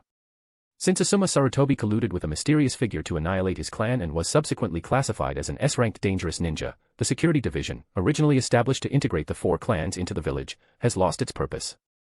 As a result, the security division was disbanded, and the police department once again took over all of Konoha's security matters. Additionally, the police department is no longer an exclusive division of the Uchiha clan but has become a department open to all Konoha ninjas. In just a few short years, the ninja world has undergone earth-shaking changes. Konoha has continued to develop rapidly. Under Uchiha Shirou's 12-year tenure as Hokage, the village's economy has reached unprecedented heights, and its military strength has grown to a staggering force of over 50,000 ninjas. At the same time, Konoha has absorbed an incredible number of Kekkei Genkai ninjas from across the ninja world, particularly from the Land of Water. Kekkei Genkai ninjas have poured into Konoha as if fleeing from disaster, settling down, and fully integrating into the village. In just a few years, clans that once belonged to Kirigakure, such as the Kagaya, Yuki, and Hozuki clans, have completely become part of Konoha. Hokage's office. The office was surrounded by secure and reliable barriers. However, a peculiar sound emanated from within. In the dimly lit Hokage office, Shirou reclined in the Hokage chair as 2 of the most beautiful kunoichi lavished attention upon him. Mei's soft lips wrapped around his throbbing member, her tongue swirling expertly as she took him deeper, emerald eyes gazing up submissively. Her auburn hair spilled across his thighs as his fingers tangled in those silky strands, guiding her eager motions. MMMPH, slurp. Hokage-sama. Mei moaned around his cock, the vibrations making him throb. Meanwhile, Pakura pressed against him hungrily, her mature curves molding to his muscled form as they shared a passionate kiss. Her tongue danced with his as his free hand roamed her body, squeezing her full breasts through her clothes, making her gasp into his mouth. The heat of her skin burned through the fabric. "Please, take me." Pakura breathed between kisses. "Let me prove my devotion." Shirou growled with need, helping Pakura straddle his lap. She slowly lowered herself onto his steel-hard length, crying out as he stretched and filled her virgin passage. Her inner walls clenched around him like a vice as she took him to the hilt. "So, big, she moaned, beginning to ride him with increasing urgency. Her breasts bounced hypnotically with each bounce. Mei watched wide-eyed, blushing furiously at the erotic display before her. The wet sounds of their coupling filled the office as Pakura's pace grew frantic. Shirou gripped her hips, thrusting up to meet her. I'm going to." Pakura cried out as her climax hit, inner muscle spasming around him. The sensation pushed Shirou over the edge and he erupted inside her with a grunt of pleasure. With Pakura resting contentedly on the office couch, Mei eagerly returned to pleasuring Shirou. Her tongue lapped at his shaft, cleaning their combined essences as she worked to restore his hardness. Let me serve you properly now, Hokage-sama." Shirou pulled her up into a deep kiss, his hands roaming her curvaceous form. He squeezed her full breasts through her dress, making her gasp as he pinched her hardened nipples. His mouth traced down her neck, leaving marks of possession as she squirmed against him. "Oh, please." Mei whimpered as his fingers slipped between her thighs, finding her already dripping with arousal. He teased her sensitive flesh, making her buck against his hand. "Bend over the desk," he commanded huskily. Mei obeyed, placing her palms on the wooden surface and arching her back invitingly. Shirou slid her soaked panties down her legs, his fingers returning to probe her virgin entrance. "You're so wet," he growled, positioning himself behind her. His thick cock pressed against her, making her tremble with anticipation. Slowly, he pushed forward, stretching her untouched passage. "Oh gods!" Mei cried out as he claimed her virginity, her inner walls clenching around his invading length. Shirou groaned at her incredible tightness, forcing himself to go slow despite his burning need. "So big, feels so good." She moaned as he began to move, starting with gentle thrusts that gradually increased in intensity. Her breast swayed with each impact as he picked up the pace. "Yes. Yes. Harder." Mei begged, pushing back to meet his thrusts. The sound of flesh meeting flesh echoed through the office along with their passionate cries. Shirou gripped her hips tightly, pounding into her willing body as she screamed in ecstasy. "Hokage-sama," she wailed as her first penetrative orgasm crashed over her. Her convulsing pussy drove Shirou wild with pleasure as he approached his peak. With a final savage grunt, Shirou buried himself to the hilt inside her quivering pussy. His cock pulsed violently as he erupted, flooding her womb with thick ropes of hot cum. Mei whimpered and moaned as she felt each spurt paint her inner walls.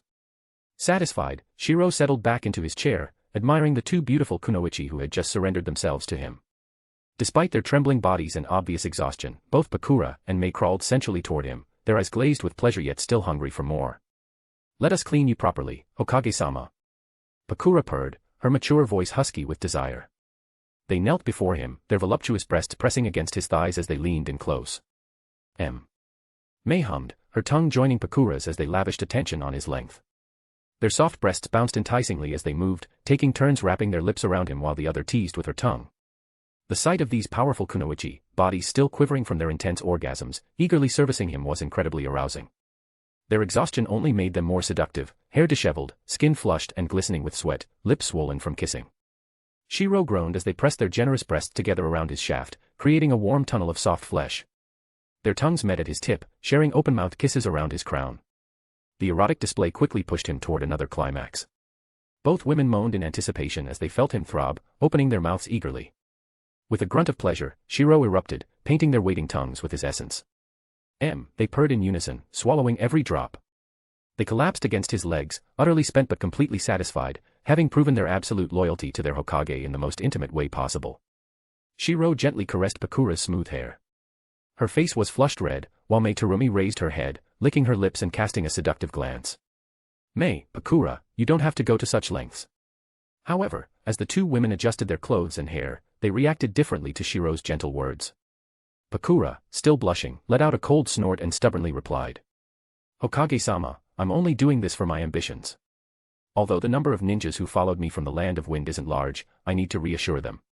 Besides, my ambitions go far beyond this." Hearing Pakura's response, Mei Terumi chuckled seductively, covering her mouth with a hand as she teased. "Oh my, Sister Pakura, your words weren't so tough just a moment ago." You. Pakura was utterly flustered by Mei's teasing, her expression awkward. Shirou, however, merely smiled warmly, reaching out to gently smooth Pakura's hair away from her forehead. Faced with such gentle and considerate actions, Pakura felt conflicted but remained defiant as she said. You don't need to treat me like this. I'm only here because of my ambitions. You promised me I'd become the new Kazekage. Shirou smiled and nodded in response to her stubbornness. Of course, my beautiful Kazekage. But before that, I think you should take care of your stockings. Suddenly, Mei Terumi let out a soft laugh. Looking down, Pakura's long legs, clad in black stockings, had visible dripping semen on them, making her even more embarrassed. Before she could react, Shirou extended his hand. With a gentle application of warm fire-style chakra, the stains were quickly dried. Hokage-sama, unlike Sister Pakura, I would never act so unromantic. I only feel heartache for you, Shirou-sama. Mei's flirtatious voice whispered in his ear, her breath warm against his skin. Shirou affectionately stroked her long hair, smiling indulgently. All right, there's no need for you both to try so hard. This ninja world has been chaotic for far too long. My ambition, although it may bring war, will ultimately bring eternal peace. And beyond all the political alliances, we are still family. Pakura remained silent, her expression unreadable, while Mei Terumi's emerald green eyes narrowed into crescent moons as a smile spread across her face. What an adorable man, brimming with ambition. Konoha's ambitions had become well known throughout the ninja world in recent years. Both Mei Terumi and Pakura were women with ambition and ability. When they sensed someone approaching from outside, their expressions immediately turned serious.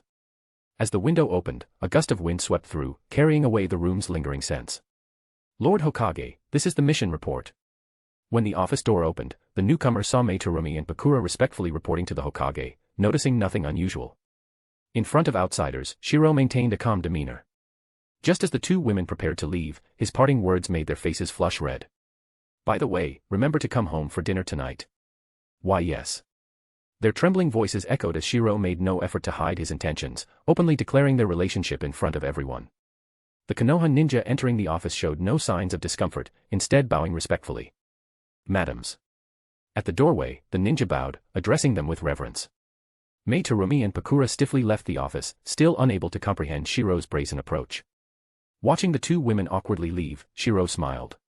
Such trivial tactics. Truly, this distorted ninja world was nothing to be taken seriously. Ninja Academy. Wow. I knew it, Hinata came in first again, and Sasuke and Naruto tied for second. Well, it's because big sister Hinata's monstrous strength is terrifying. The classroom was filled with excited chatter as students eagerly eyed the ninja headbands on the podium. Even the usually aloof Uchiha Sasuke showed a hint of excitement. Hinata, thank you so much for tutoring me these past few weeks. Without your help, I don't know what I would have done, Sakura Haruno said gratefully. 4 years ago, Sakura had lost her parents and, as an orphan, had developed a humble and gentle personality, far from the bratty temper she might have had under their care. Hinata, dressed in a bold and striking outfit, exuded the aura of a boss in the classroom. She waved dismissively at Sakura's gratitude and said with bravado. Sakura, we're all comrades here. If anyone bullies you, just shout out my name, Hyuga Hinata. The sight of the confident and powerful Hinata made many students look at her with admiration. Coming from a prestigious clan and possessing immense talent, her only flaw might be her appetite, which was the source of her monstrous strength and chakra reserves. All right, everyone, settle down. We'll now distribute the headbands. Remember, the top 30 students in the year will have the chance to visit the Hokage Tower with their teacher to register for their graduation photos. If you're lucky, you might even meet the Hokage or your squad leader. Encouraged by the teacher, the classroom erupted in excitement. Even the usually composed geniuses Naruto Uzumaki and Sasuke Uchiha couldn't help but smile. In neighboring classrooms, similar scenes unfolded as other graduating students received their headbands. These moments were reflected in a crystal ball, displaying the most outstanding young ninjas of this generation. In the Hokage's office, surrounded by Konoha ninjas, many smiled warmly at the sight of these promising youths. Who would have thought the top student this year would be a girl from the Hyuga clan? Scratching his silver hair lazily, Kakashi Hatake, now 26 and retired from the Umbu, remarked with a playful tone. Upon hearing Hatake Kakashi's teasing, Hyuga Hizashi, who rarely nodded in agreement among the crowd, praised. Hinata has had a big appetite since she was young, which led to her exceptional talent and a physique far superior to her peers. I heard that during the taijutsu assessment this time, the little girl smashed the entire sparring arena with a single punch and was directly ranked first.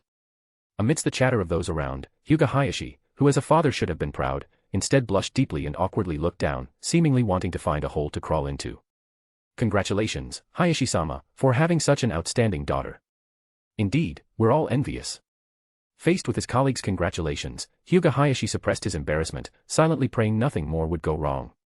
Yet, at that very moment, the crystal ball displayed an image of Hyuga Hinata. In an instant, the Hokage's office fell completely silent. Countless Jonin lowered their heads and closed their mouths, but their faces betrayed expressions of barely restrained laughter. Even Shirou had to look down to stifle his amusement. Inside the crystal ball, the young Hinata was dressed provocatively, her developing figure already strikingly apparent despite her age. A short skirt, red lips, there was no trace of the traditionally conservative upbringing of the Hyuga clan. She looked every bit like a rebellious delinquent girl. Even Minato Namikaze averted his gaze, as everyone knew full well Hyuga Hayashi's rigid and traditional personality. No one could have expected him to have such a rebellious daughter. Minato even felt a sense of relief, thinking to himself, thank goodness Naruto's personality is so much like mine, no rebellious streak. Otherwise, I'd be worrying myself to death. The Hyuga girl is quite cute, Shirou said with a smile, attempting to ease the awkward atmosphere while watching the changes in the crystal ball showing the 12 rookies. This is the Ninja Academy graduation season. You all know that the role of the leading Jonin is to cultivate more talent for the village, so I won't waste time on unnecessary talk. The rest of the ninja team assignments have been finalized. This particular team, however, has been evaluated as the one with the greatest talent and potential. These are the materials, take a look for yourselves. Today's assistant, Konan, respectfully distributed the documents to the gathered Jonin. Ah. Lord Shirou, is this team assignment serious? Sasuke and Naruto in the same team. Among the group, the most experienced and capable Jonin, Kakashi Hatake, looked utterly baffled. Shirou, however, nodded with a smile. Of course, it's serious. I can't think of anyone more suitable than you, Kakashi. Sasuke's identity as the Nine-Tails Jinchuriki was an extremely well-guarded secret, but Kakashi, as a trusted confidant, was well aware of it. What left the other Jonin shocked, however, was that their Hokage had better choices available.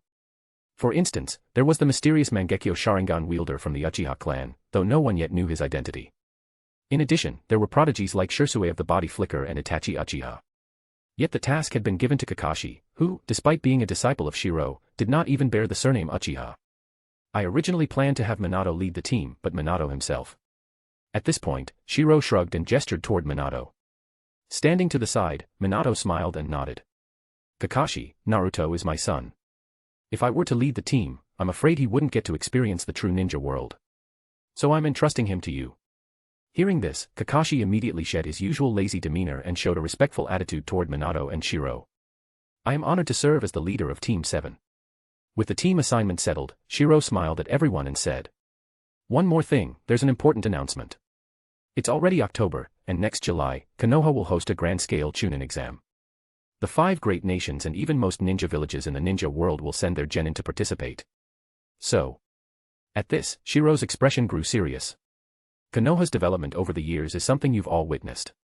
Our growing military strength has made countless ninja villages wary of us, with 3 major villages even forming secret alliances to counter us over the years.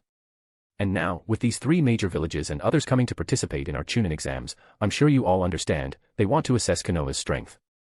Looking at everyone, Shirou displayed a confident smile.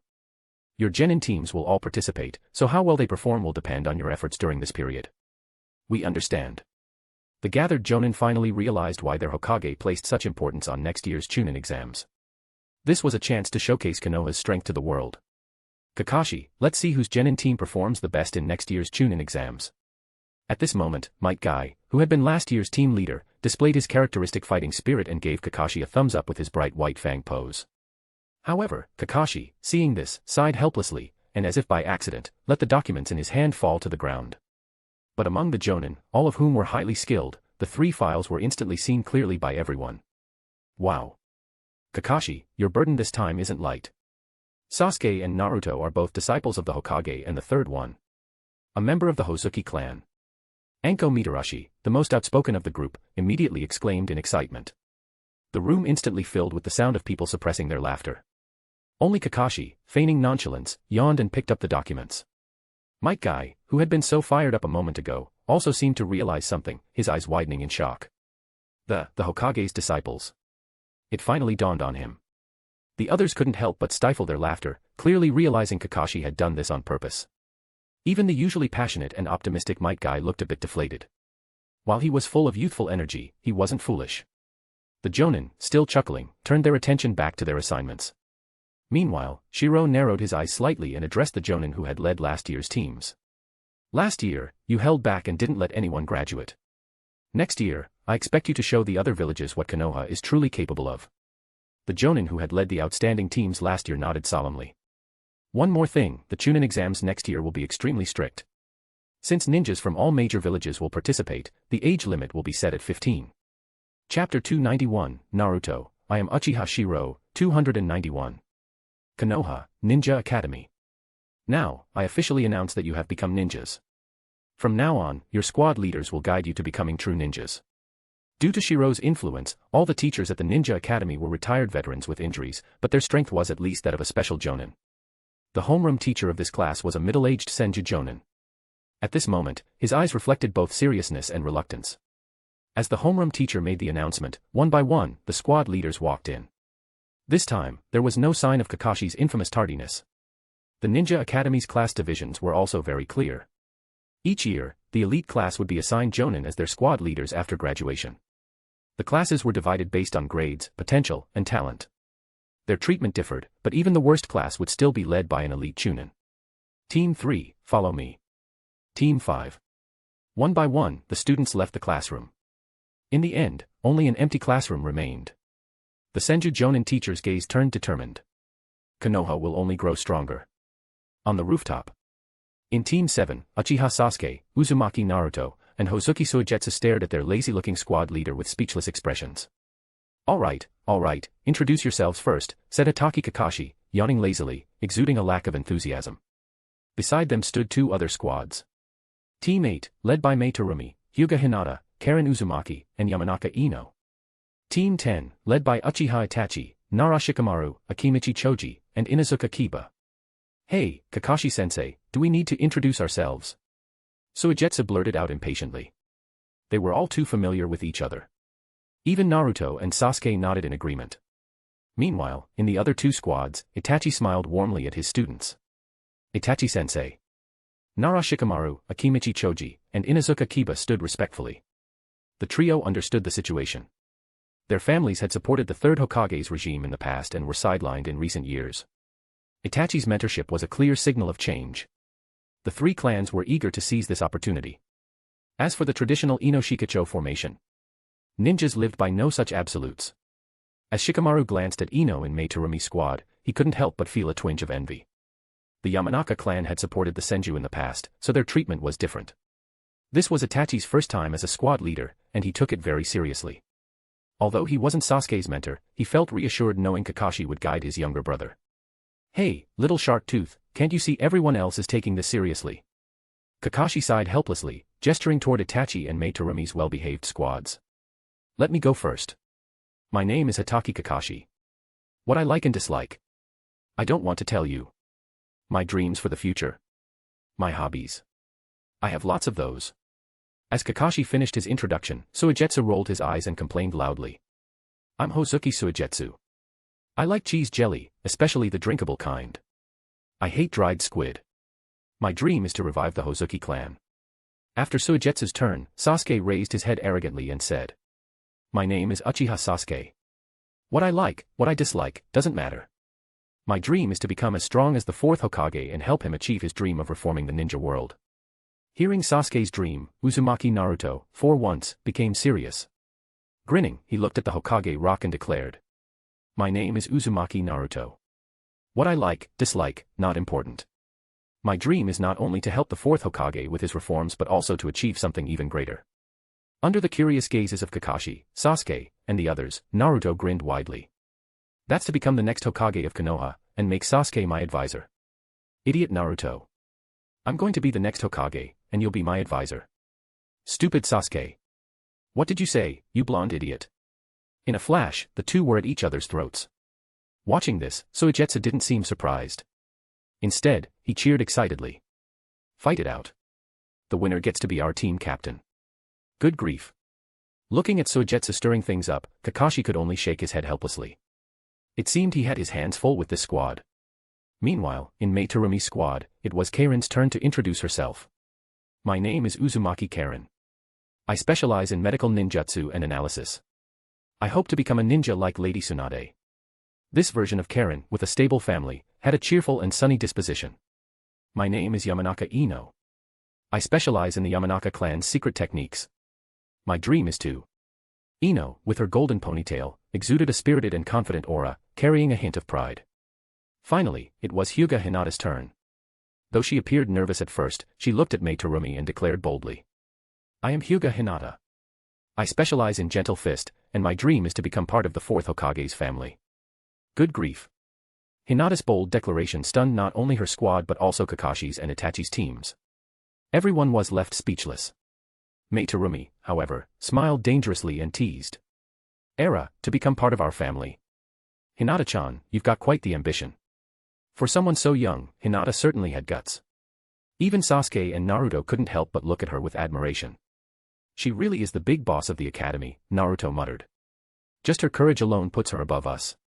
To ease the awkward atmosphere, Itachi smiled and suggested. How about we all gather tonight? Next year's Chunin exams won't just be one-on-one battles. Working together will be essential. Kakashi nodded in agreement. Good idea. Next year's Chunin exams are going to be exciting. Everyone understood. The upcoming exams were no longer just internal competitions but would involve external challenges. Building alliances early was crucial. Great. Let's take them to the Hokage building for graduation photos and invite Shisui later. Alright, I'll invite Guy. After finalizing their plans, Itachi and Kakashi turned to Mei Terumi. How about treating everyone to dinner tonight? Mei smiled and was about to agree when Kakashi, breaking his usual lazy demeanor, respectfully added. Of course, only if it's alright with you, Sensei no Okuzen. Good grief. That single line from Kakashi made Mei blush furiously. Caught off guard, she instinctively nodded. Fine, my treat. Yay. Barbecue tonight. Suigetsu excitedly shouted, and the other boys quickly joined in, laughing and creating a lively scene. Amid the cheerful crowd, only Mei Terumi suddenly realized, in a bit of a daze, that she had somehow become the one treating everyone. As she noticed Kakashi's respectful demeanor and Itachi's modest smile, Mei finally pieced things together. Narrowing her eyes, she revealed a look of realization. No way. She had invited Pakura's squad out tonight, but she couldn't be the one to foot the entire bill. Meanwhile, Uzumaki Kushina, who loved lively gatherings, came to her mind as Mei schemed silently. Behind her, Itachi glanced calmly at Kakashi. Kakashi's gaze seemed to say, look, someone's offering to treat us. However, although Itachi understood everything perfectly, he lowered his head and pretended not to notice. Instead, he turned to his students and said. Come on, thank Mei Terumi-sensei. Thank you, Mei-sama. Amid the students' excited laughter, only Kakashi secretly felt a headache. Itachi is tough to deal with, he's making me take the fall here. At the Hokage building. As a reward for the top 30 graduates, they were allowed to take graduation photos at the Hokage building. Under the setting sun, excitement filled the air as the students gathered in the building. The current Hokage of Konoha was widely recognized as the strongest ninja in the world, not only in terms of power but also in how they developed the village. It's my turn now. While the students excitedly took photos, in the underground base of the Hokage building. Why aren't you pregnant yet? Wearing a white lab coat, Senju Tsunade frowned as she looked at the data report. Mei Terumi, who was lying on the examination table, could only let out a helpless sigh. Tsunade-sama. But upon seeing Tsunade raise an eyebrow in warning, Mei quickly corrected herself. Tsunade-ne, I've been trying my best. Hearing Mei's explanation, Tsunade looked disappointed and shook her head. I knew it. After discovering that Shirou's body was devouring and assimilating bloodlines, causing his own to revert to an ancestral state, it's clear that he's entered a stage of life evolution. The legends say that advanced lifeforms are extremely difficult to reproduce, but I didn't think it would be this hard. Tsunade sighed helplessly. This was a critical matter, she needed to investigate whether the descendants of the Sage of Six Paths faced a similar issue of inheriting only one bloodline. At the same time, Tsunade frowned in thought. Logically, given how many descendants the Sage of Six Paths had, this shouldn't have been a problem. So where was the issue? Could it be? A bold hypothesis formed in Tsunade's mind, Shirou's ancestral bloodline regression wasn't linked to the Sage of Six Paths but to something even higher. Could there be a life form of a higher level than the Sage of Six Paths? This thought startled Tsunade. If it were true, the secrets of this world were far greater than she had ever imagined. Mei Terumi got up from the bed, preparing to leave. Just as she was about to step out, Tsunade called out to her. Hey, husband truly cares about you. While part of your relationship may be driven by mutual interests, I hope you understand this. Mei froze for a moment upon hearing this. When she turned back and saw Tsunade's serious expression, a smile spread across her face. Of course. A man with such ambition is quite the challenge to conquer. Hearing Mei's teasing remark, Tsunade's stern expression relaxed into a faint smile. Oh, by the way, Sister Tsunade, where's Sister Kushina? I think she'd love to join us tonight. At the mention of Kushina, Tsunade raised an eyebrow and replied with a somewhat forced smile. Join you? No need to make it so complicated. Just gather at my house. The backyard is perfect for a barbecue. Let Kushina know and tell her I won't be home tonight. Got it. Mei left with a smile on her face, but before leaving, she made sure to dig a little pit for Kushina. Mei had managed to rope Pakura into her plans about having Shirou's child, claiming it was all for the grand fusion of the land of wind and the land of water. The logic was sound. If the people of Konoha saw that the Hokage family included members from both the land of water and the land of wind, it would symbolize fairness and equality. This approach had indeed worked. Ever since Mei and Pakura moved in, ninjas from the land of water and the land of wind visiting Konoha had visibly relaxed, as if they had found a pillar of support. Sister Kushina, let's see how you explain this to Sister Tsunade tonight. With a sly smile, Mei leisurely walked down the corridor of the Hokage building. Meanwhile, in the underground base, Tsunade also smiled faintly. After Mei left, a red-haired figure peeked out from the doorway. Sister Tsunade. Has Sister Mei left? Seeing Kushina, Tsunade smirked and replied, she's gone. Hearing this, Kushina let out a long sigh of relief and patted her chest. Phew, that was close. All I did last time was take a few photos her first time as a keepsake.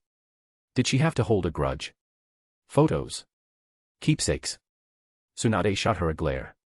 Kushina, trying to smooth things over, clung to Tsunade's arm and said sweetly. Sister Tsunade, it was all for Shirou's sake. Besides, haven't you noticed how his body has become increasingly abnormal over the years? It's like he's regressing to the Sage of Six Paths ancestral state. Enough. There's a legend that the rabbit goddess ate a divine fruit from the heavens before giving birth to the Sage of Six Paths.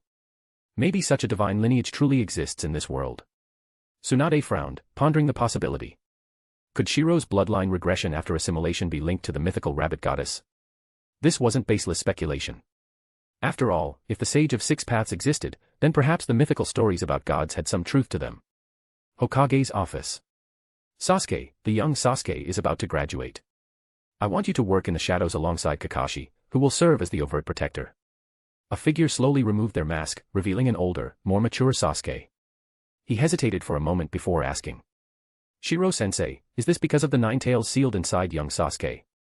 Shiro nodded slightly, his face grave. The fact that young Sasuke is a Jinchuriki hosting the nine tails has been well concealed, but the truth will come out eventually. No one can predict what might happen when it does. With you and Kakashi working together, I'll feel more at ease. I understand. Sasuke nodded respectfully. For the sake of protecting his younger self in this world, he harbored no resistance to such assignments. Shiro nodded as well, satisfied. Over the years, Sasuke's strength had grown significantly, and with Kakashi by his side, they made a formidable team.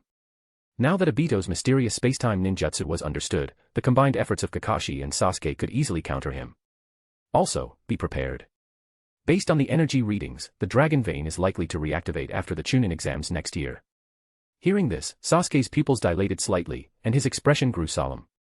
Thank you, Shiro-sensei. The mention of the Dragon Vein stirred a mix of emotions within him, attachment to this world and resentment toward the other one. Even knowing he could return, he couldn't help but feel reluctant. This world had given him a second chance. A family, a clan, and a village that truly cared for him. It was nothing like the other world, filled with darkness and conspiracy. Chapter 292, Naruto, I am Uchiha Shirou, 292. Konoha. In a luxurious tavern, a fervent disabled ninja stood on stage, gripping a red-covered book titled My Struggle, delivering an impassioned speech. What kind of world do we live in? A world of powerful ninjas. Yet, also a world of impoverished ninjas. Aging ninjas suffer from poverty and hardship. They don't know how to produce or create, yet for the sake of the village, for the sake of their families, they chose to become tools as ninjas. But everything changed after a certain person appeared. The status of ninjas began to find a new voice in the ninja world, treating ninjas, seen as mere tools, as flesh and blood people, not as emotionless machines. As the fervent figure continued to spread his excitement, this scene was visible from a private room on the second floor of the tavern. Sasuke, it's only been a few years since we arrived in this world, and yet you've changed so much, said the sharp-tongued Sojetsu, resting his executioner's blade on his shoulder while gesturing towards Sasuke. Sasuke remained calm, his face unreadable, though his sharp eyes stayed fixed on the speech being delivered downstairs in the tavern. This sight caused the other three in the room to feel a wave of emotion. In the 4 years since their arrival, Uchiha Sasuke, Suigetsu Hozuki, Yugo, and Karen Uzumaki, once known as Hibi Squad, had matured greatly. The four, now taller and more composed, had come together once again. Karen, once impulsive, had undergone significant transformation over the years. "Hey, Sasuke, why did you call us together this time?" Suigetsu, now 20 years old but still as talkative as ever, smirked and opened his mouth to say more when he was abruptly interrupted by Karen, who could no longer maintain her ladylike demeanor. "Shut your filthy mouth, Suigetsu!" Karen roared, punching him hard. Her fiery eyes blazed with anger as she slammed Suigetsu's head into a puddle of water. Suigetsu, wide-eyed, shouted in disbelief, "I knew it. There's no way you'd ever stop being a violent woman. Enough." At that moment, Sasuke's cold voice echoed through the room, immediately halting the bickering between Karen and Suigetsu. Throughout it all, Yugo sat quietly, observing the familiar scene without saying a word. Turning around, Sasuke took a deep breath and said in a steady voice, "The Hokage has approached me. The Dragon Vein's energy fluctuations suggest that after next year's Chunin exams, we'll be able to return." When Sasuke mentioned the Dragon Vein, the other three were momentarily stunned.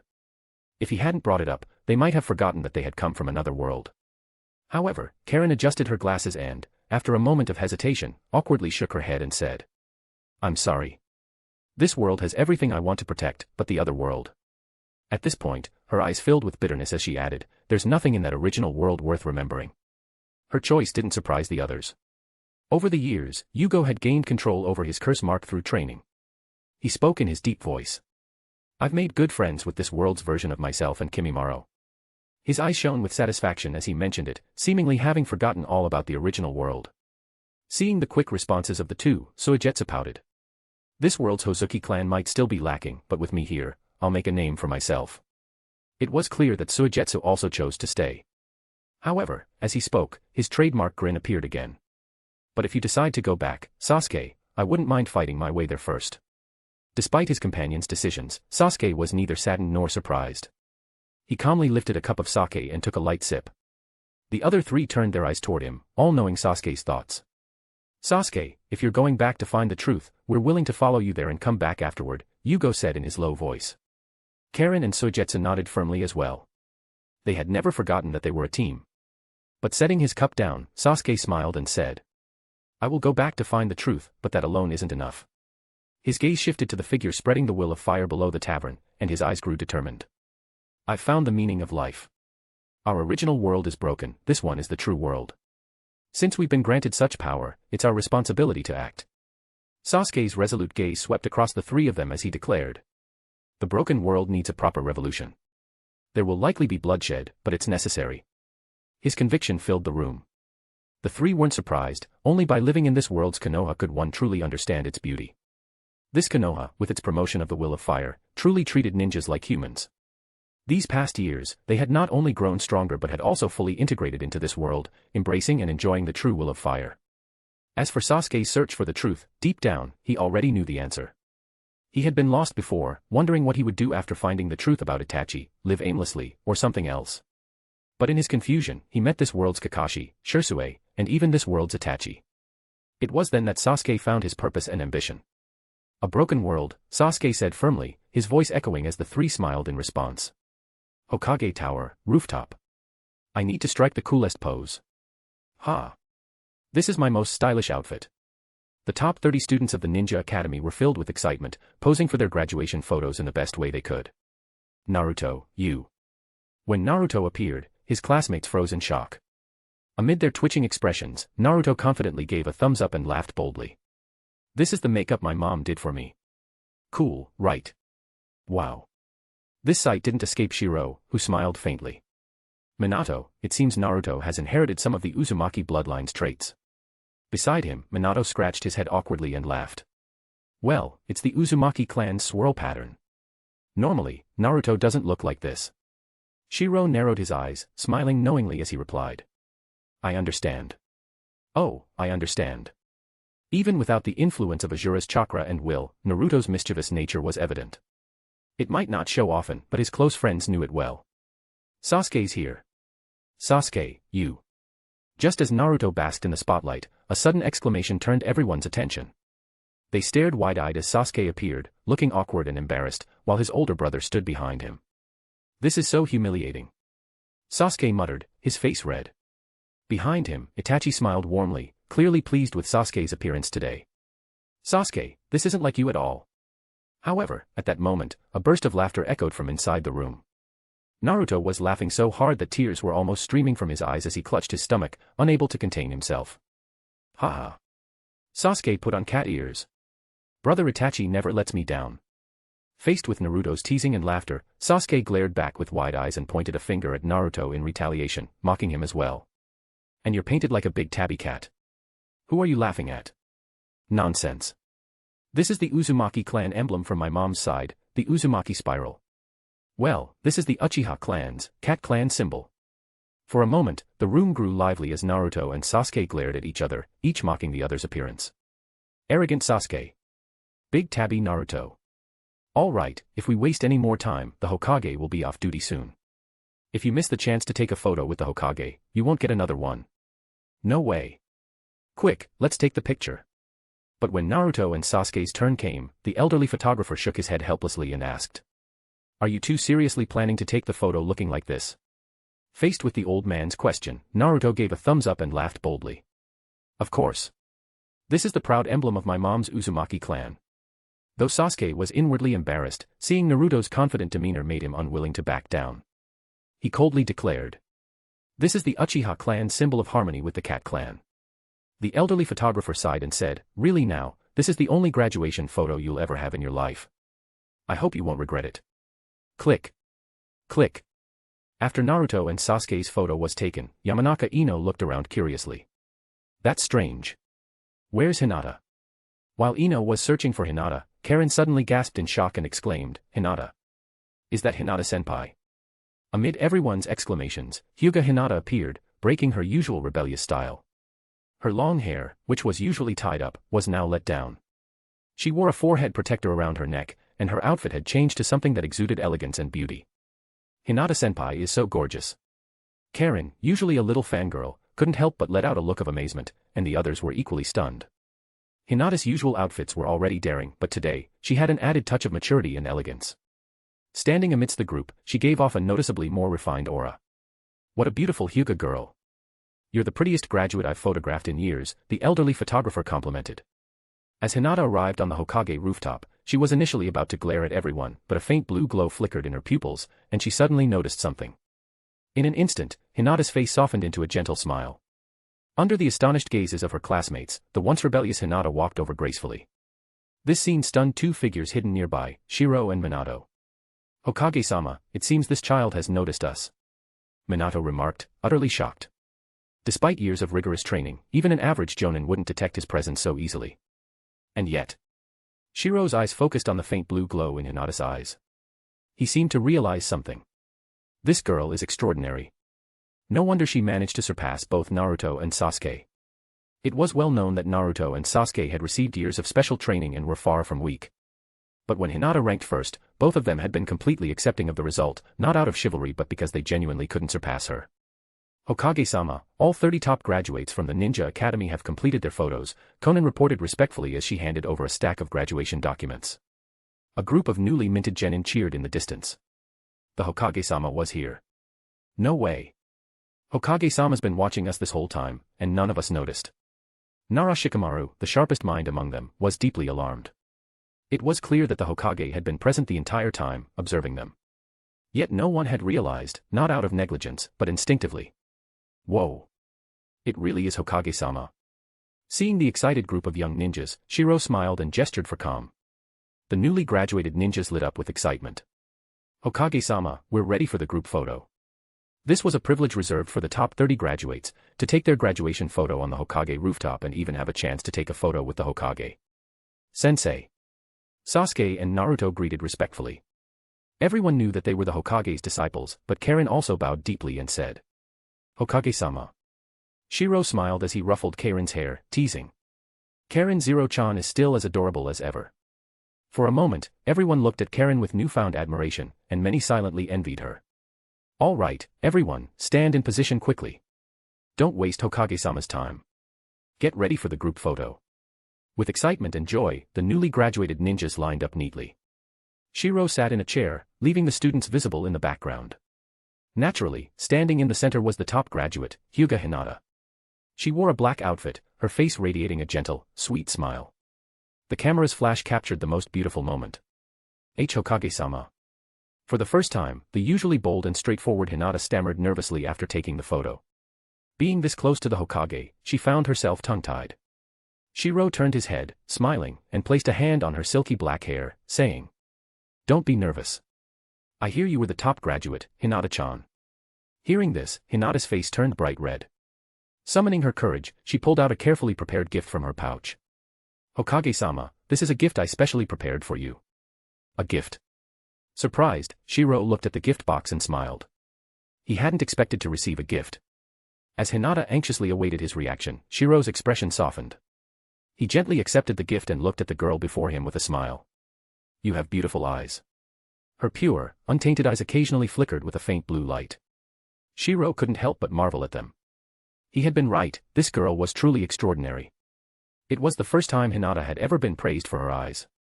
In the Hyuga clan, activating the Byakugan often made veins bulge around the eyes, which was considered unattractive.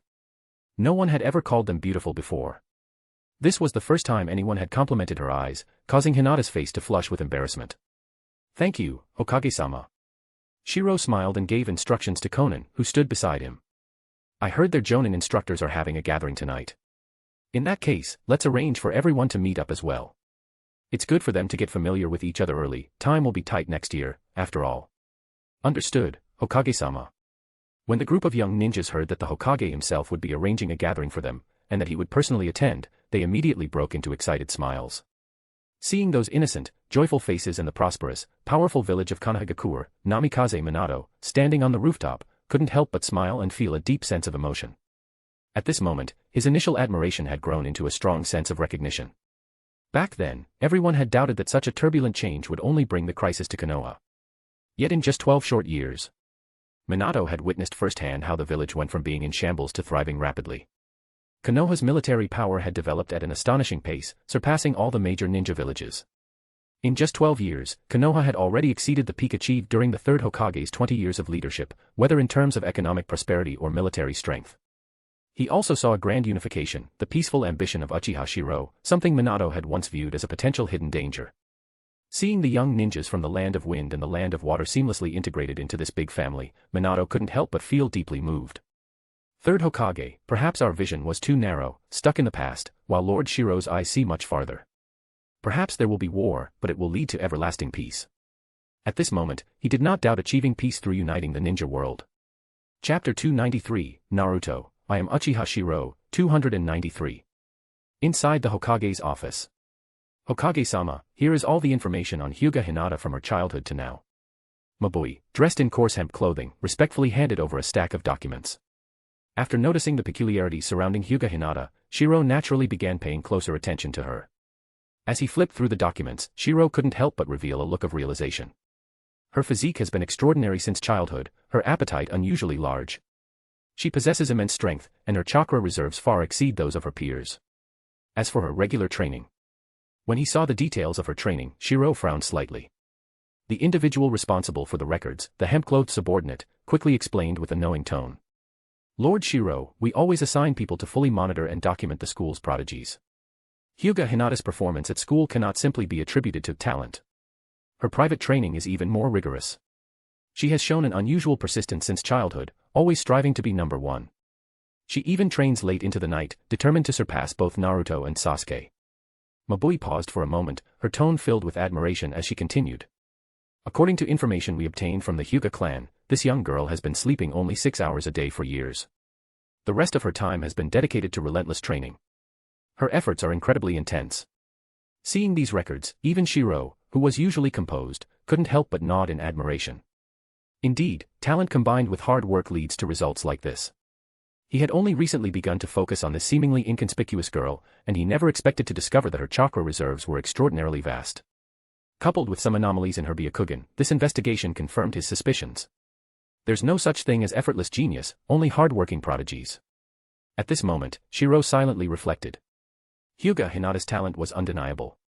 Years of relentless, intense training and proper nourishment had likely awakened her latent potential. No wonder even Naruto and Sasuke, who had been trained by him and Minato, were being overshadowed. In terms of innate ability, Naruto and Sasuke's talents were unquestionable. But Hinata's talent was clearly on par with theirs.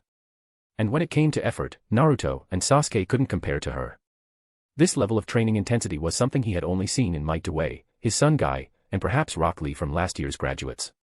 Although Naruto and Sasuke were under their guidance, they were still young. I didn't expect to uncover such a prodigy. I almost missed it. At this moment, Shirou was deeply moved. It was a reminder that relying solely on prior knowledge and intelligence was dangerous. This world had already changed drastically. If Hinata lacked targeted guidance in the future, no matter how hard she worked, she would eventually be surpassed by Naruto and Sasuke. But since he had discovered her potential now, he certainly wouldn't allow such talent to go to waste. From today onward, Hyuga Hinata's file will be classified as S-rank secret. Also, her younger sister's talent shouldn't fall far behind. Upgrade her classification to A rank. Understood. Mabui bowed respectfully.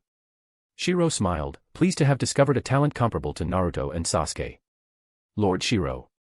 At this moment, Mabui hesitated before pulling out another investigation report. Shirou raised an eyebrow in curiosity. Mabui bowed her head and spoke in a low voice. Following your orders, we began investigating Sarutobi Konohamaru after noticing his chakra growth spiked unnaturally fast following the massacre of the Sarutobi clan. Although the Sarutobi clan is now extinct, it can be speculated that his body contains traces of Senju and Uzumaki bloodlines. Based on past records from Root and the ANBU, there was a potential Uzumaki candidate for a Jinchuriki. However, those records were subsequently destroyed. After reading the investigative report and hearing her explanation, Shirou sneered coldly. Just another case of borrowing power that doesn't belong to them. Beneath Shirou's cold smile, his thoughts solidified. There's no such thing as geniuses without reason, there's always a story behind it. Hyuga Hinata's abilities could be attributed to a reawakening of her ancestral bloodline, as the Byakugan traces back to the Sage of Six Paths. But the Sarutobi clan? They held no such heritage. In the original story, Konohamaru's chakra reserves were absurd, almost comparable to a mini Jinchuriki. So, Hokage-sama, should we? Mabui lowered her head and whispered as if suggesting whether to increase surveillance or something more drastic. Shirou smiled and waved dismissively. Borrowed power never lasts. Its disappearance is only natural. Mabui maintained a respectful expression as if she hadn't heard anything. Nightfall, in a luxurious barbecue restaurant. Kakashi Hatake looked at the lively scene in front of him, his face showing surprise. It's bustling here. Hey, Kakashi. We were waiting for you. Might Guy's passionate shout invited Kakashi over. Once seated, everyone smiled and greeted one another. I didn't expect all of you to be here, Kakashi remarked casually. Might Guy laughed proudly. Since we weren't on missions, Hokage-sama arranged for us to gather. Sitting next to Might Guy was Kabuto Yakushi, wearing glasses and a warm smile. Now donning the Konoha forehead protector, he was a Jonin of the village. Kakashi-senpai, it's Hokage-sama's idea for us to help our Genin teams get acquainted. After all, the next Chunin exams are only half a year away. Seeing Kabuto, Kakashi smiled. Oh. I didn't expect you, as Orochimaru-sama's former assistant, to have time for a gathering like this. Kabuto nodded slightly, still smiling. He and Shisui had been leading teams for the past 2 years. Kabuto's team consisted of Kidomaru, Sakan and Yukon, and Jirobo. Shisui's team, on the other hand, included Yugo, Kimimaro, and Sai. Haha. Kakashi, let's settle this in the next Chunin exams. Might Guy laughed heartily, a proud look on his face. He was confident in his team's strength. Might Guy's team consisted of Niji Hyuga, Rock Lee, and this year's addition, Shino Aburame. Hokage-sama is something, gathering all of the prodigies from the past 3 years, Kakashi muttered, his eye twitching as he glanced at the long table of genin. It felt almost unfair. Hey, Kakashi, have a drink. Tonight's meal is courtesy of the 2 Hokage wives. Amid the cheerful laughter, Terumi-me and Pakura, though slightly embarrassed by the title when in Shirou's presence, couldn't help but feel a sense of pride when they were outside. Hokage-sama is full of schemes. Assigning me to lead Hinata Hyuga, Karen Uzumaki, and Ino Yamanaka. His plans are so obvious I can hear them from here. Terumi-me's hearty laughter and teasing made it clear everyone understood the reasoning behind these arrangements. This Jonin gathering, organized by Uchiha Shirou, was not just a casual get-together. It was a rare opportunity, as missions often kept everyone busy. Meanwhile, at the genin table, introductions were being made. A cheerful, blonde-haired girl, Temari, waved enthusiastically and smiled brightly. Some of us don't know each other well, so let me introduce us. I'm Temari, and my teammates are Tenten and Hakuyuki. Our instructor is Pakura-sensei. For the Chunin exams next year, we might need to team up to face outsiders. Temari, who grew up in Konoha since childhood, did not have a drastic change in personality despite being abandoned. Instead, she became more independent, excelling in both character and strength. As Temari introduced them, Tenten and Haku smiled and waved to everyone in greeting. Our teacher is Jonin Kurinai Yuhi. This is my teammate Hataru, and the new addition this year, Sakura Haruno. I'm Tayuya, Tayuya said with a prideful look, revealing the cursed mark on her neck, as if to declare to everyone, I'm a genius who can withstand Lord Shirou's cursed mark. This is the passion of youth. Sure enough, no matter where he went, there was always someone to liven up the mood. Rock Lee enthusiastically shouted, pointing to his two teammates. Our teacher is Jonin Might Guy, and my teammates are the genius Niji Hyuga and the new addition this year, Shino Aburame. Sai, with a fake smile, pointed to his team leader, Jonin Shirsue Uchiha, and said with a laugh. My squad members are Kimimaro and Yugo. As the genin introduced themselves to each other, smiles gradually appeared on everyone's faces. After all, they were all Konoha ninjas, and they knew that next year's Chunin exams would pit them against enemies from other nations across the ninja world. Naturally, this gathering became an opportunity for everyone to get to know each other better. For Konoha. For the strongest Hokage. Cheers. As Hinata Hyuga raised her glass with a smile, everyone followed suit, raising their drinks and shouting cheers. Even Kimimaro, usually reserved and cold, showed a fanatical gleam in his eyes at the mention of the Hokage. Naruto and Sasuke, who were already familiar with most people, exchanged glances upon seeing their comrades for next year's Chunin exams. If Kimimaro, Yugo, and Temari were to lose, then their enemies would indeed be ridiculously strong. After several rounds of drinks and amidst the lively atmosphere, the Jonin exchanged smiles, reminiscing about Konoha's rapid growth and strength over the past 10 years. Meanwhile, the genin became more acquainted with each other. As the meal neared its end, the doors suddenly opened. Hokage-sama. Shiro-sensei. As Kakashi stood up, the lively atmosphere instantly quieted. Uchiha Shirou and Minato Namikaze entered with smiles on their faces. Seeing everyone rise to greet them, Shirou raised his hand to stop them and waved with a smile. This is a rare gathering. It's not working hours, so no need to be so formal.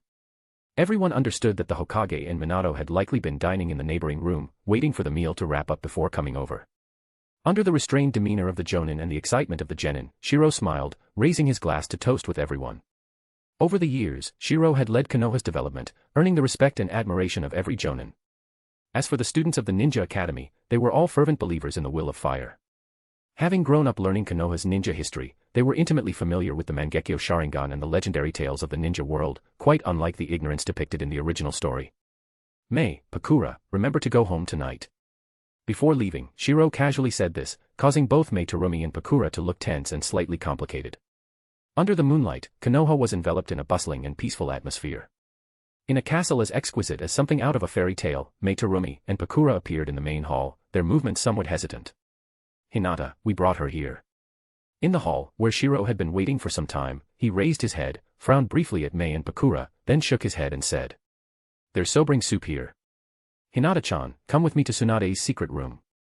Before attending the gathering, Shirou had secretly instructed Mei, which led to this scene. Sobering soup. Mei and Pakura were taken aback, but their hearts warmed when they saw the thermos of sobering soup prepared on the hall's table. This sobering soup had been prepared in advance.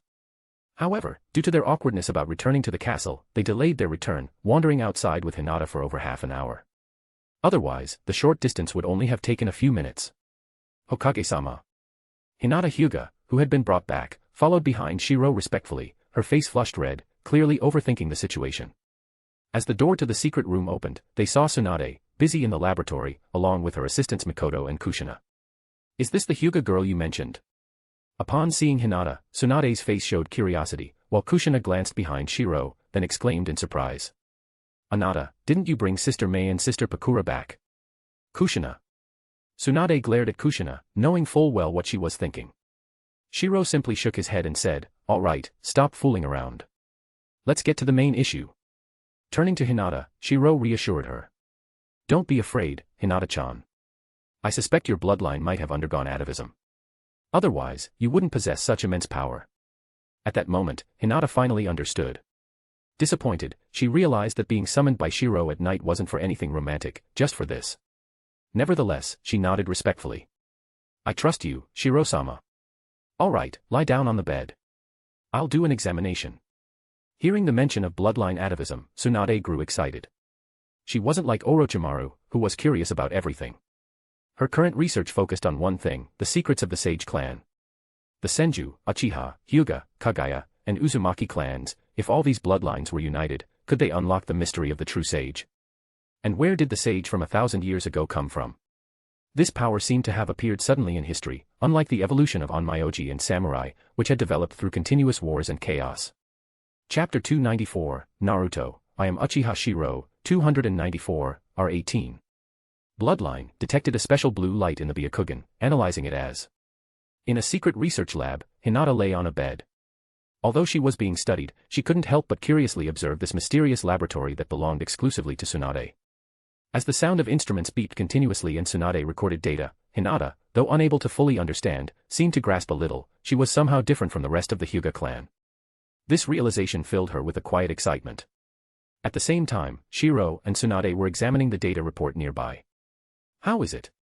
Faced with Shirou's curiosity, Tsunade frowned and lowered her voice to reply seriously. You were right. This girl's bloodline is indeed undergoing atavism. Compared to others in the Hyuga clan, to put it simply, her bloodline is the purest among them. It's like the difference between the Uchiha clan's 3 Tomo Sharingan and the Mangekyo Sharingan. Her body contains only a trace of atavistic bloodline, and if it weren't triggered by certain factors, it might never have been noticed. Hearing this, Shirou seemed to understand and handed over Hinata's information. Here's Hinata's profile. When Tsunade saw the detailed report, she couldn't help but exclaim in realization. No wonder. This little girl has consistently trained day after day for years, pushing her potential to the limit. Coupled with the Hyuga clan's abundant resources to nourish her body, this must have activated the trace of her atavistic bloodline. Over the years, Tsunade's research had been supported by Konoha, and not to mention, there was Orochimaru as well. In the field of researching the bloodlines of sage descendants, she was unrivaled in the ninja world. But what lies beyond the Hyuga clan's Byakugan? The Uchiha have the Mangekyo, but among the 3 major dojutsu, the Byakugan doesn't seem to have any equivalent evolution. Tsunade couldn't help but feel frustrated, angrily muttering, damn it. It's all because of the wars. So much history has been lost or destroyed. However, Shirou, standing to the side, shook his head and teased. The entire ninja world is like a hodgepodge. Before the Warring States period, most clans only recorded their history, and even those were often exaggerated or self-glorifying. Between the endless wars and lack of proper historical preservation, much has been lost. Even our Uchiha and Senju clan records only document major events, while the rest are just myths and legends no one cared to preserve. As he said this, Shirou's expression turned disdainful. Short as the 1,000-year history of the ninja world was, it had gone through multiple periods of historical discontinuity. Forget 1,000 years, just 300 years ago, the entire ninja world was clueless, with no idea of its history. Even more absurdly, the glorious history of the Senju and Uchiha clans as Konoha's founders was only 7 or 8 decades old. Yet by the time the story began, the entire ninja world was already oblivious. This spoke volumes about the world's flawed structure. Seeing Shirou's look of contempt, Tsunade couldn't help but agree, nodding. Exactly. Because of that, much of the information is fragmented or completely missing. But it doesn't matter.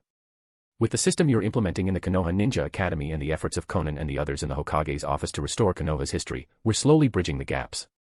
Shirou's ambitions gave Tsunade hope for future change, which explained why she had largely stepped back from managing Konoha in recent years. Back to the point.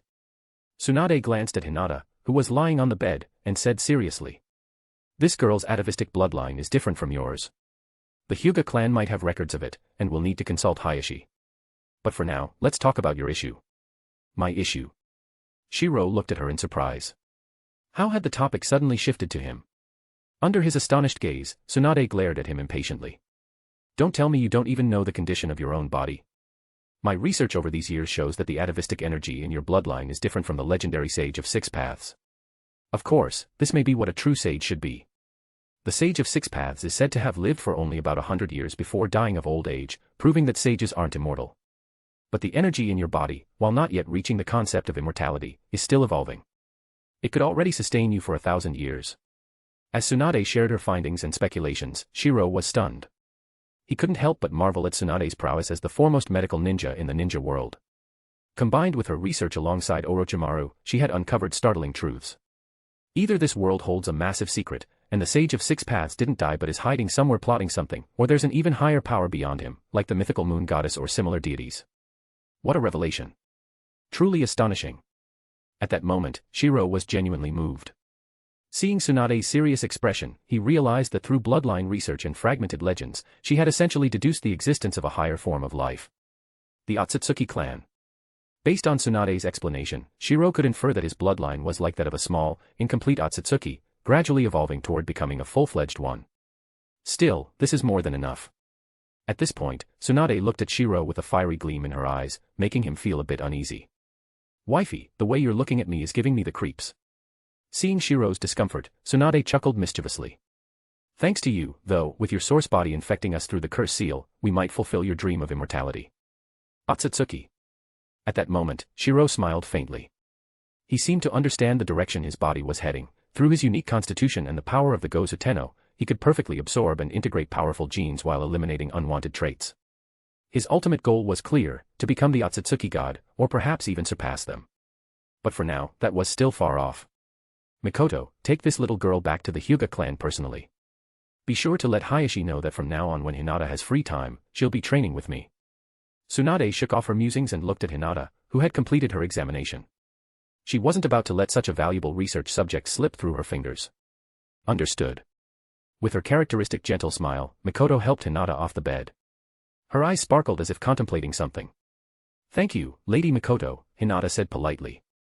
After Hinata left, Shirou, Tsunade, and Kushina exited the lab, chatting as they walked. Good thing we discovered this early. Otherwise, this Hyuga girl's talent would have gone to waste. With her formidable physical constitution and immense chakra reserves, if she trains properly, she'll rival Naruto and Sasuke in the future, Tsunade remarked casually. As they returned to the lounge, Kushina noticed a gift box that Shirou had casually placed on the table. "What's this?" "A gift from Hinata-chan when we took the graduation photo earlier." "I see." Kushina smiled casually and began unwrapping the gift. But the moment she uncovered its contents, her expression froze. Tsunade, noticing her reaction, raised an eyebrow in curiosity. "What is it, Kushina?" Kushina's initial shock gave way to a sly smile as she looked up at Shirou, teasing. "This is quite a precious gift, Anata. You'd better treasure it and make sure not to lose it." As she slowly pulled the gift from the box, Tsunade narrowed her eyes and looked at Shirou with a mischievous grin. Well, husband, this is something to be treasured." Shirou's eyes widened in shock as he looked into the gift box. Inside was a set of private photos, clearly self-taken at home. Despite her young age, the contents showcased a wide variety of styles, sexy, gentle, and cute outfits, all impressively diverse. Without answering their teasing, Shirou's strong arms wrapped around his gorgeous wife's curvaceous bodies, their delighted giggles filling the air as he carried them to their shared bedroom. Tsunade's massive breasts pressed against his chest while Kushina's plump ass rested in his palms, both women already squirming with need. The moment the door clicked shut, clothes started flying. Tsunade's lips crashed into Shirou's first, her tongue dancing with his as her fingers worked his shirt buttons. Not to be outdone, Kushina pressed herself against his back, her hot breath on his neck as she reached around to stroke his hardening cock through his pants. Someone's excited already," she purred. Shirou groaned as 4 skilled hands roamed his body. He reached back to grab handfuls of their assets, Tsunade's legendary breast spilling between his fingers as he kneaded them roughly, while Kushina's tight ass got similar treatment. Their moans harmonized beautifully. Soon they were all gloriously naked. Tsunade's huge tits swayed hypnotically as she crawled onto the bed, her dripping pussy on full display. "Come fuck me first, husband," she beckoned with a sultry smile. Kushina's hands wrapped around Shirou's throbbing member, stroking him as she whispered filthy promises in his ear. Shirou positioned himself between Tsunade's spread thighs, groaning as he slowly sank his full length into her soaking wet heat. "Oh yes," she cried out, back arching off the bed. Kushina knelt beside them, offering her breasts to Shirou's hungry mouth as he began thrusting. "That's it, Anata, fuck her hard," Kushina encouraged, moaning as Shirou sucked and bit her sensitive nipples. Her fingers found her clit, pleasuring herself with the erotic sight. Tsunade's massive tits bounced with each powerful thrust, her walls clenching around him. "I'm gonna come." Tsunade screamed, her whole body shuddering as waves of pleasure crashed over her. The feeling of her pussy spasming around him pushed Shirou over the edge, and he buried himself to the hilt as he filled her with hot ropes of cum. Kushina licked her lips hungrily. "My turn next," she purred, already positioning herself on all fours. Shirou positioned himself behind Kushina's upturned ass, drinking in the sight of her glistening folds. His skilled fingers teased her entrance, making her gasp and push back needily against his hand. "Oh, Anata, more." She moaned as he slipped 2 fingers deep inside, curling them to hit her sweet spot. "So wet for me already," he growled, his cock throbbing as her inner walls clenched around his probing digits. He lined himself up and slowly pushed inside her tight heat, making Kushina cry out in pleasure. Her massive breasts swayed beneath her as he started a steady rhythm, his hands gripping her plumpest cheeks. Tsunade pressed her naked body against his back, her hard nipples dragging across his skin as she kissed and sucked at his neck. "Fuck her harder, husband," she whispered hotly in his ear, reaching around to pinch and twist Kushina's nipples. "Make her scream, hee." Shirou grabbed a fistful of Kushina's long red hair, pulling back as he increased his pace. The sound of skin slapping against skin filled the room along with their moans. "Yes. Yes. Harder." Kushina begged, pushing back to meet each brutal thrust. Just then, the bedroom door opened to reveal Mikoto, who froze at the erotic sight before her. Her cheeks flushed crimson but she couldn't look away, unconsciously licking her lips as she watched Shirou rail Kushina senseless. "Welcome back," Tsunade purred, sauntering over to grab Mikoto's hand. She pulled Mikoto toward the bed, already working on removing her clothes. Kushina's walls clamped down as she came hard, screaming Shirou's name. The feeling of her pussy milking his cock triggered his release, flooding her with his hot seed. But seeing Mikoto being stripped by Tsunade had him hardening again almost immediately. Mikoto's usual reserved demeanor melted away as Shirou claimed her mouth in a passionate kiss, her arms wrapping around his neck to pull him closer. Her proper lady facade crumbled, replaced by raw need as their tongues danced. Tsunade and Kushina exchanged knowing smirks, they loved seeing their normally composed co-wife come undone like this. "Please, take me." Mikoto moaned between heated kisses. Shirou was happy to oblige, spreading her creamy thighs and positioning himself. She cried out as he filled her, her back arching off the bed. His hands found her full breasts, kneading the soft flesh as he set a steady rhythm that had her gasping his name. Kushina and Tsunade crawled up beside them, their eyes dark with renewed arousal. Kushina's delicate fingers traced the muscles of Shirou's chest and arms while Tsunade's tongue traced patterns on his shoulders. Their touch spurred him to thrust harder, making Mikoto writhe beneath him. "Oh. Honey."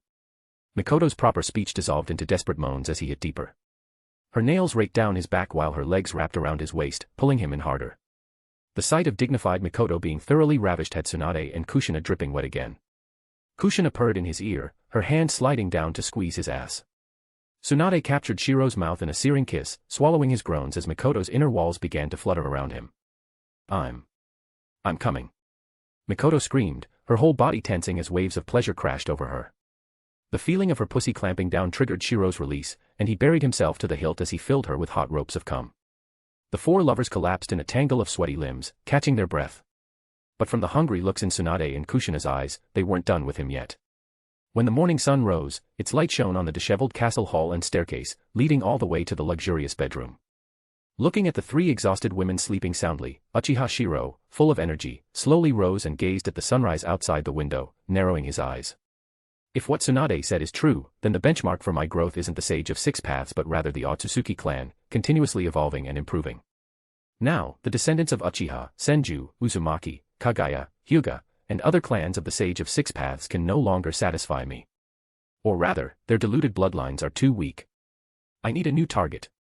At that moment, Shirou's goal became clear. He narrowed his eyes, staring at the rising sun, and murmured.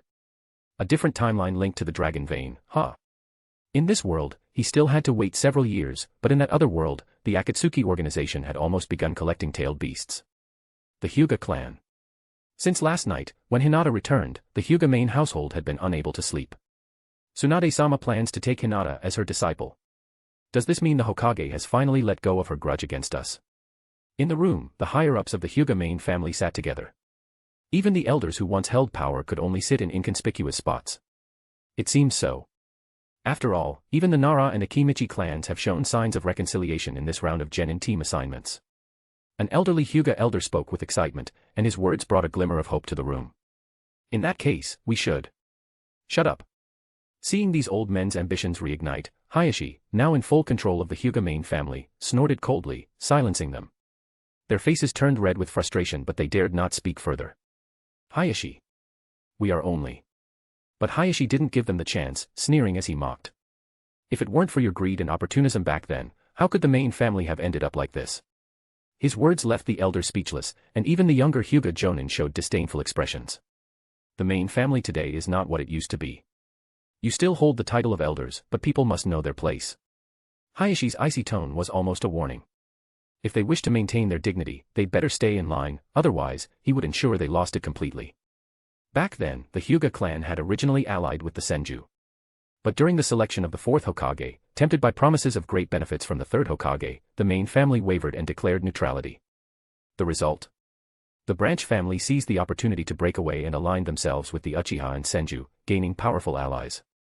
After Uchiha Shirou took power, the Sarutobi clan had the hardest time, but the most awkward position belonged to the Hyuga main family.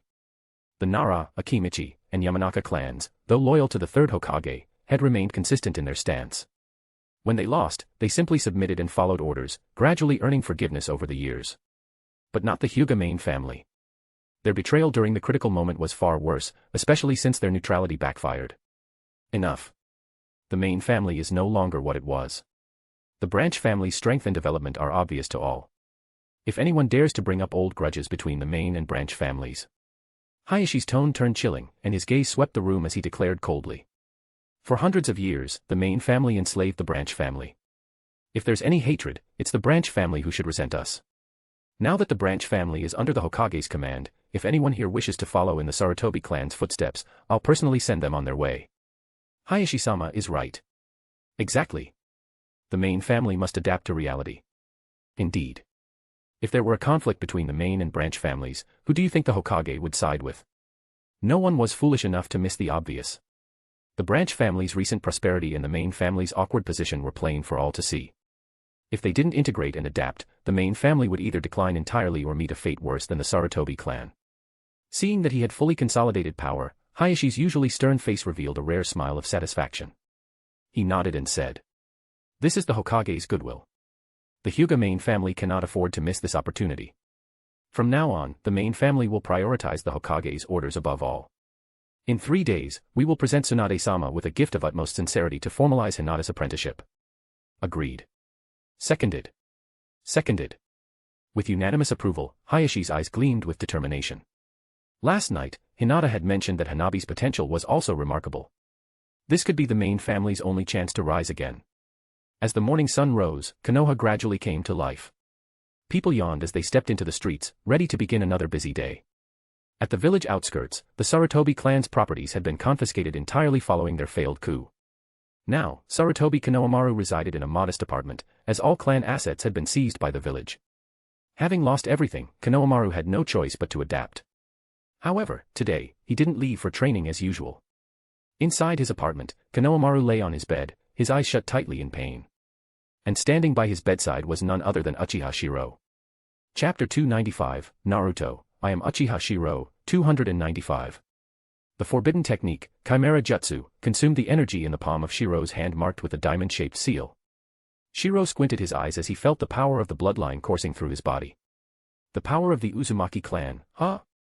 To be more precise, it's the awakened power of the Uzumaki bloodline. No wonder Konohamaru was so exaggeratedly strong at a young age in the original story. In the original story, Konohamaru's performance could be described as a miniature version of Naruto.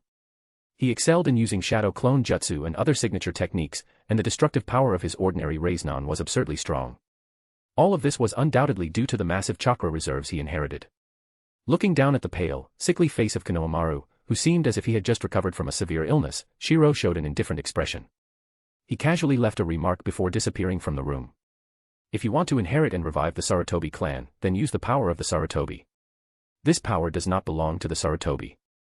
As the sunlight poured onto his face, the extremely fatigued Konohamaru slowly opened his eyes. Seeing the sun high in the sky, he suddenly widened his eyes in panic. "Oh no, I'm going to be late." Just as Konohamaru exclaimed and prepared to get out of bed, a sudden wave of dizziness and weakness overwhelmed him, nearly causing him to fall off the bed. What's wrong with my body? Could it be that I trained too late last night and fell ill? Shaking his head weakly, Konohamaru washed his face, which seemed to make him feel a bit better, and then headed towards the ninja academy. From beginning to end, Konohamaru only thought that he had caught a simple illness. He was completely unaware that the bloodline power within him had been entirely extracted. What remained in his body now was purely the Sarutobi bloodline. Perhaps nothing would seem out of the ordinary for a while, but as time passed, Konohamaru would eventually notice that the growth rate of his chakra would slow down, becoming incomparable to what it was before. Even if Konohamaru realized something was wrong later, he would only feel regretful, assuming it was due to overtraining or simply his natural talent. In the ninja world, there were far too many cases of people overtraining and exhausting their bodies. There were also those whose chakra surged explosively for a period in their youth. This duration depended on individual talent. For some, it could last a year, for others, only a month or two. At the root base. In a brightly lit laboratory, two Orochimarus were immersed in their research.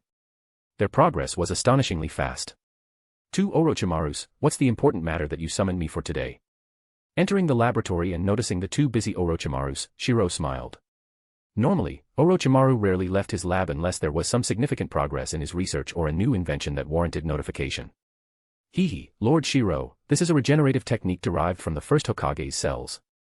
As soon as Shirou entered, the two Orochimarus, wearing excited expressions, pointed at their new research results and began explaining. With Tsunade's data included, this regenerative serum can rapidly promote cell division in injured ninja tissues, achieving regeneration. Of course, each dose of the serum is incredibly precious. The first Hokage's cells are far too aggressive, and ordinary ninjas simply can't adapt to them. However, this serum is diluted many times and provides a temporary burst of energy. As he listened to Orochimaru's explanation, Shirou began to understand the structure of this regenerative technique. Although it was still based on the cells of the first Hokage and White Zetsu, the serum worked by converting the energy within the cells into a one-time burst, enabling injured ninjas to regenerate limbs or other body parts. In simple terms, it was a one-time use solution. Once the serum was used, there would be no remaining cells left in the body. After all, ordinary ninjas couldn't fuse with this energy. The cost of producing this serum is so high that only Jonin could afford it. Chunin and Genin simply don't have the resources. A breakthrough in regenerative technology. However, upon hearing Shirou's remark, Orochimaru let out a raspy laugh and said, Lord Shirou, this world has always been survival of the fittest. Shirou naturally understood the meaning behind Orochimaru's words, and he couldn't help but smile and shake his head. I doubt you summoned me here just for this. Under Shirou's curious gaze, the Orochimaru from the alternate world licked his lips and said in his raspy voice. Lord Shirou, I've come across some information that might interest you. Seeing Shirou's intrigued expression, Orochimaru 2.0 slowly revealed his discovery. Edo Tensei. This forbidden technique was perfected in my original world, but during my research recently, I discovered that this world's second Hokage and others had also been summoned using a crude method. I suspect. Beneath Orochimaru's raspy smile, this statement caused Shirou to narrow his eyes. A Konoha forbidden technique. Someone other than us has used it. I see. Understanding the two Orochimaru's hint, Shirou smiled. However, as he turned to leave, his eyes glimmered with thought. Edo Tensei. In this world, there were only two people he could think of who might be using this technique. Danzo Shimura. Asuma Sarutobi. It seems like it's that old fox Danzo. Hehe, things are getting more and more interesting. This toy is becoming more entertaining. As Shirou walked out of the root base, basking in Konoha's warm sunlight, he squinted his eyes and smiled. For Danzo to prepare Edo Tensei at this time, it must have something to do with next year's Chunin exams. The Chunin exams, huh? If that's true, it saves me the trouble of thinking up other ways to intimidate the ninja world. Kimogakure. In the Raikage's office, the fourth Raikage, A, was holding Konoha's invitation. The tone of the letter, especially its commanding language, as if Konoha stood above all the other Kage, made his face dark with anger. Uchiha Shirou is too arrogant. Does he think Konoha can sweep through the ninja world? The commanding tone infuriated the fourth Raikage, making him roar in rage. Raikage-sama, what about next year's Chunin exams? A cautious voice from one of the Kimogakure ninjas asked. The fourth Raikage angrily shouted in response. I'm not stupid enough to send our elite ninjas to play along with Uchiha Shirou's farce. What Chunin exams? It's just a scheme by Uchiha Shirou. Does he think no one can see through it? After all, Konoha had developed rapidly over the past 12 years. The balance of power in the ninja world had shifted. Iwagakure. So, old man, what do you think about Konoha's Chunin exams this time? Kuratsuchi, already showing glimpses of her future as the Tsuchikage, asked as she held the finely crafted invitation scroll with a smile. Meanwhile, the third Tsuchikage, Inoki, sitting at his desk, sighed and shook his head. What's there to think about? It's nothing more than Konoha flaunting its strength to the ninja world. We're not going to join in on this nonsense. Hearing this, Kuratsuchi widened her eyes and pointed to the final note on the scroll. Hey, old man, that's not fair. I'm only concerned about you. The scroll mentions a 5-Kage summit to discuss the future of the ninja world amidst the current chaos. Seeing his granddaughter's impatience, Inoki sighed. A 5-Kage summit? For Uchiha Shirou to organize something so grand, he must have big plans. Based on his personality, I'd bet Konoha will start a war to dominate the ninja world within 3 to 5 years. In just 12 short years, Konoha had grown its ninja numbers to over 40,000, nearly 50,000. But even more concerning was the number of Kage-level ninjas in Konoha, far surpassing what the other 4 villages combined could muster. Old man, are you planning to go? Aren't you afraid you won't come back? Seeing his granddaughter's worried expression, Inoki smiled warmly and shook his head. You don't understand. It's not just about the pride. More importantly, if we stay behind, the entire ninja world will unite and launch a war of suppression. But Uchiha Shirou's ambitions are far from simple. With the pride of the Uchiha clan. Just watch. Uchiha Shirou will likely dominate everyone with absolute power. He's not such a short-sighted person. After seeing her grandfather's confidence, Kuratsuchi scratched her head and pouted. Look at you bragging, old man. Don't you usually hate the Uchiha clan the most? Hearing his granddaughter's blunt words, Inoki immediately glared at her. What do you know? Between great nations, there's no such thing as love or hate, only interests. And this time, at the 5 Kage Summit, at worst, we'll just recognize Konoha as the #1 ninja village in the world. As long as Uchiha Shirou is alive, we'll behave ourselves. It's not like we haven't done this before. Inoki spoke bitterly, his eyes turning red as he looked at Konoha's intelligence reports. Why does Konoha have so many Kage-level powerhouses? And look at our village. Thinking about this, Inoki raised his head and sighed in frustration. I'm already this old, yet the village still has no successors. Konoha truly is a cradle of geniuses. Humph. Seeing her grandfather's envy, Kuratsuchi raised her fist confidently. Old man, just hand the Tsuchikage title over to me. Don't worry, I'll listen to you and outlast Konoha's Hokage someday. Ridiculous. You. Inoki glared at his granddaughter, his mustache twitching in anger. Kuratsuchi frowned in dissatisfaction. Hey, old man, what's wrong with me? You said to yourself that my talent and strength are enough. Give me a few more years, and I'll be able to handle things on my own. Are you worried I'll sell Uwagakure or something? P.S. I think you will. The banter between grandfather and granddaughter lightened the heavy burden Inoki carried as the village leader. A faint smile appeared in his eyes, and the corners of his mouth curled up slightly. All right, old man. Let me give you a shoulder massage. Sitting in the office all day, be careful you don't drop dead one day. Though her words were blunt, Kuratsuchi was still a filial granddaughter. She walked behind her grandfather and began massaging his shoulders. Inoki, gazing out the window with a sigh, murmured. Kuratsuchi, your grandfather is useless. I fear I'll leave your generation with a Konoha so strong it's suffocating. Having lived since the era of the first Hokage, he knew this pressure all too well. If we really can't win, I'll offer Iwagakure as a dowry. I refuse to believe Uchiha Shirou wouldn't be tempted. You. Kuratsuchi's bold remark left Inoki red-faced with rage, his eyes bulging. This granddaughter of his, she's not as cute as when she was little anymore. Land of Wind, Sunagakure. Amidst the endless sandstorms, in the meeting room of the 4th Kazekage's office, a tense atmosphere filled the air. A barrier was set up around the room, where the 4th Kazekage Raza, along with senior elders Chiyo and Ebizo, sat in heavy discussion. Danzo. Do you realize you're a wanted criminal in Konoha? How dare you show up here? Chiyo, known for her fiery temper, immediately lashed out upon seeing the visitor. Her sharp gaze was filled with hostility. Raza secretly praised her boldness. Chiyo was truly reliable in moments like this. Standing before them was Shimura Danzo. With one eye wrapped in bandages, he coldly observed the Kazekage and Chiyo. Chiyo, Kazekage. I have come with sincerity this time. Your Sunagakure hasn't been doing well these past years, has it? Danzo's cold smirk deepened as he slowly revealed his purpose. After listening to his plan, Chiyo and Ebizo's expressions darkened, while Raza's solemn demeanor suggested he had already been in contact with Danzo. You're insane. Do you even know how strong Konoha is right now? If you want revenge, don't drag Sunagakure into this. Despite her grudge against Konoha, Chiyo wasn't foolish enough to take such a reckless risk. But Danzo wasn't foolish either. He wouldn't approach Sunagakure without proper preparation. Then what if we add Kirigakure to the equation? What? Hearing Danzo mention Kirigakure, both Chiyo and Ebizo were visibly shocked. That's not enough. Do you even know how many Kage-level powerhouses Konoha has right now? And what if we add one more thing? As Danzo uttered those words, Chiyo's pupils constricted. Her earlier anger was merely a front, but this time, she was genuinely shaken. That forbidden technique.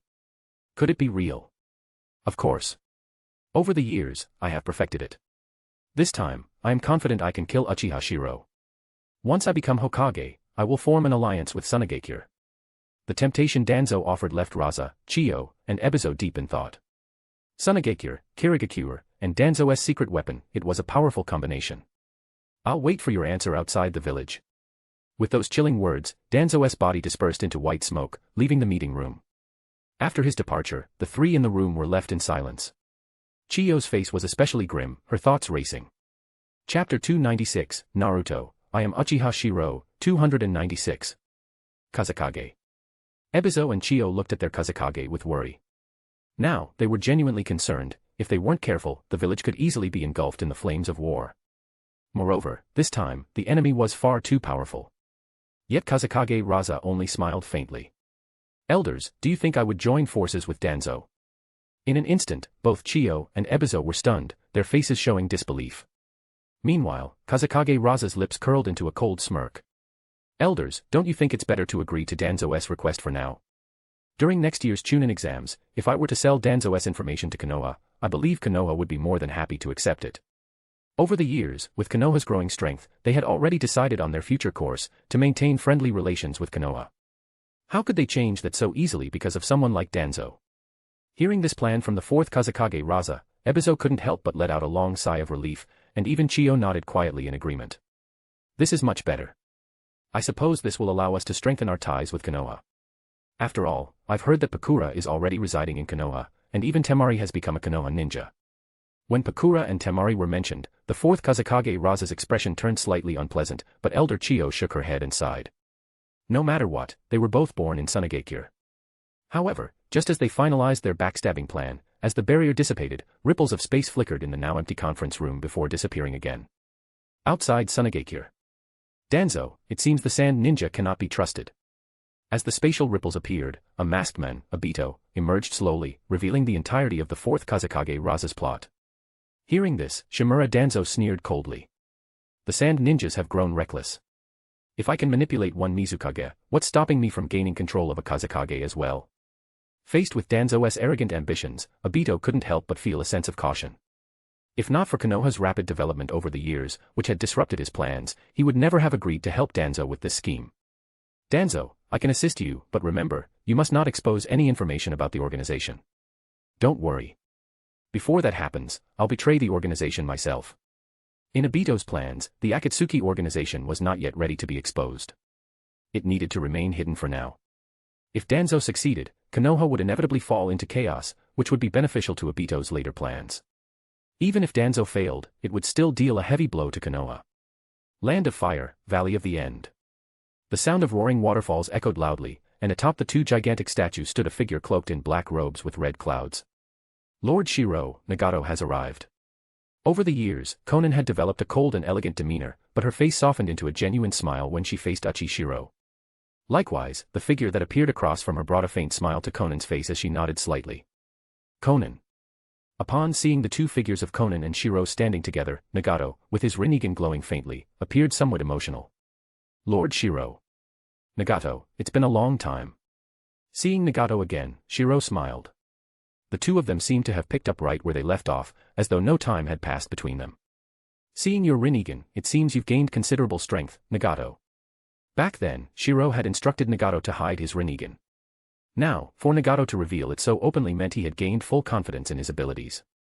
Sitting in his wheelchair, Nagato looked at Konan and Shirou standing together, a wistful smile forming on his face. Lord Shirou, Nagato's legs. Looking at the frail and wheelchair-bound Nagato, Konan couldn't help but feel sorrowful. However, Nagato smiled indifferently and said, "This is merely the price of growth." As Nagato recounted his experiences, Shirou came to understand what he had gone through over the years. Nagato and Yahiko had initially created the Akatsuki organization together. Later, they faced betrayal at the hands of Hanzo of the Salamander from the Hidden Rain village. This time, despite Konan's absence, many Akatsuki members were still captured by Hanzo. However, Yahiko chose to resist rather than surrender. In the end, the Akatsuki was almost entirely wiped out. At the critical moment, Nagato unleashed the power of the Rinnegan, driving Hanzo away. After hearing Nagato's story, Shirou sighed deeply and said, "I didn't expect so much to have happened over these years. It seems, Nagato, you've come to usher in the downfall of the demigod this time." Nagato didn't deny it. He nodded silently, then said in a low voice, "Lord Shirou, that masked man claims to be Uchiha Madara." Hearing Nagato mention this, Uchiha Madara, Shirou sneered mockingly. Someone who hides in the shadows dares to call himself a Uchiha Madara. But Nagato, for you to take such a great risk to come here this time, you must have something important to discuss, don't you? Nagato nodded honestly. Over the years, he had matured and changed in many ways, but his dream of pursuing peace had only grown stronger. Lord Shirou, your actions over the years have been bold, revealing the ambition in your heart. I admit your vision of peace is effective, but it's far too long-term. Just like the first Hokage, no matter how much you unify the Shinobi world, Lord Shirou, how old will you be by then? Or worse, after your death, what will become of the Shinobi world? You must know, after the first Hokage's death, the Shinobi world erupted into an unprecedented war. Nagato's resolute demeanor was striking as he directly voiced his doubts about Shirou's plans. Indeed, Konoha had grown powerful, capable of sweeping through the Shinobi world like autumn leaves. However, in Nagato's eyes, the mighty god Uchiha Shirou was still mortal. Even the Sage of Six Paths could not escape the cycle of life and death. Lord Shirou, you once said that as long as there are emotions and desires in this world, even if you unify the Shinobi world and establish your ideal system, what then? Have you thought about the aftermath? The prosperity of the land of fire, the deserts of the land of wind, the bitter cold of the land of water. These are all sources of discontent. When the throne of the heavens you create can no longer suppress these grievances. Listening to Nagato's words, Shirou couldn't help but smile and sigh. Nagato, you've truly grown. I didn't expect that upon our reunion, you and I would share the same ideals. You found your path rather than blindly following someone else. Hearing Shirou's words, Nagato's expression became emotional. Back then, it was Shirou who had taught him not to place his will in the hands of others and to learn to think for himself. Now, with Shirou's statement, it was clear he acknowledged the validity of Nagato's concerns. Lord Shirou, there is an opportunity now. The masked man's scheme involves creating an ultimate weapon to intimidate the Shinobi world. If, before the end, we can find a ninja capable of inheriting our ideals, we can pass them down through generations. The throne of the heavens would continue to deter the Shinobi world, bringing about true and everlasting peace. Looking at Nagato's excited demeanor, he had spent years pondering the true philosophy of peace. He admitted that Shirou's ideology was correct, but it was not entirely right.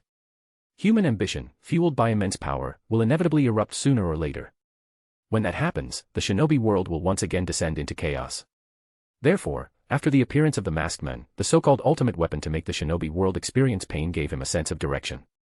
As long as this ultimate weapon is in the right hands and passed down through generations, as long as it is not lost or a new Shinobi god does not emerge, the Shinobi world can remain in its current state.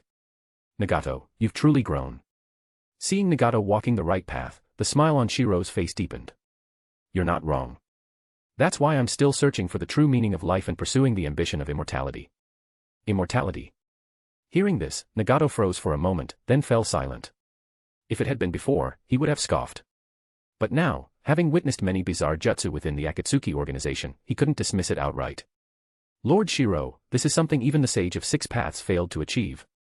While the Shinobi world may have many strange forbidden techniques, to truly achieve immortality. At this point, Nagato shook his head.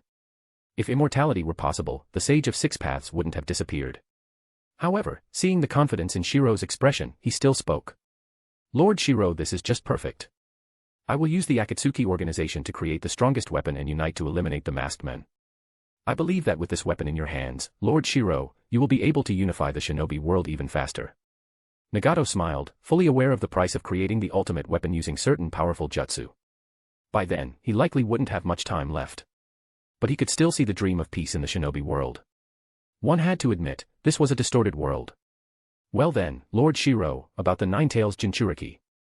At this moment, Nagato hesitated slightly, clearly trying to persuade Shirou to give up the Nine-Tails. However, Shirou shook his head and said, You should already know the identity of the Nine-Tails Jinchuriki. He is my disciple, Uchiha Sasuke, so I cannot hand him over to you. Hearing this, Nagato was visibly disappointed. He opened his mouth, wanting to say that bloodshed was necessary for peace in the Shinobi world, but ultimately, he didn't voice it. Seeing Nagato's expression, Shirou smirked slightly and said, While I cannot give you the Nine-Tails of this world, the Nine-Tails of another world is yours for the taking. The Nine-Tails of another world. Hearing this, Nagato was stunned. Shirou then revealed the secret of the other world, leaving Nagato in shock. The dragon vein connects to another world. This revelation was even more shocking than his possession of the Rinnegan. Nagato took a long time to process it, and then his expression turned excited. Shirou, however, smiled. The journey to conquer another world was far too vast for him alone. I see.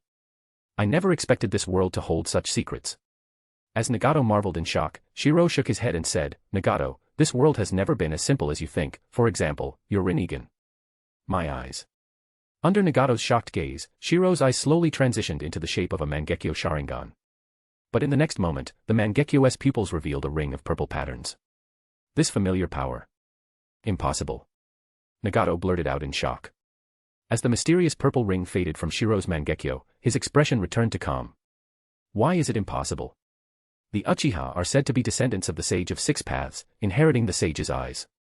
The ultimate evolution of the Sharingan is, naturally, the legendary Rinnegan. In contrast, your Uzumaki clan's bloodline. At this point, Shirou stared deeply into Nagato's eyes and lowered his voice. Nagato, there's something wrong with your eyes. This statement struck Nagato's mind like a thunderclap, causing countless memories to flash through his head. His eyes had a problem. Above the eternal Mangekyo Sharingan, it has now been confirmed that the Rinnegan is the next stage, the legendary Sage's eyes, the Rinnegan. Shirou, who had already reached the pinnacle of power, had only awakened a fraction of Rinnegan's potential, but it was enough. In the current Shinobi world, there were only a handful of individuals capable of threatening him, but even that wasn't enough. To grow even stronger, he needed to recruit more people to join his righteous and peaceful will of fire. Nagato. I remember you saying that the Akatsuki organization was established for the peace of the Shinobi world. Even the name Akatsuki was given by me. Although you are not a ninja of Konoha, you have inherited the true will of fire. The red clouds on the Akatsuki robes prove that I was not mistaken about you. Now, as the Hokage of Konoha, I formally invite the leader of the Akatsuki organization to join us. Although Nagato was still in shock, he did not refuse Shirou's invitation.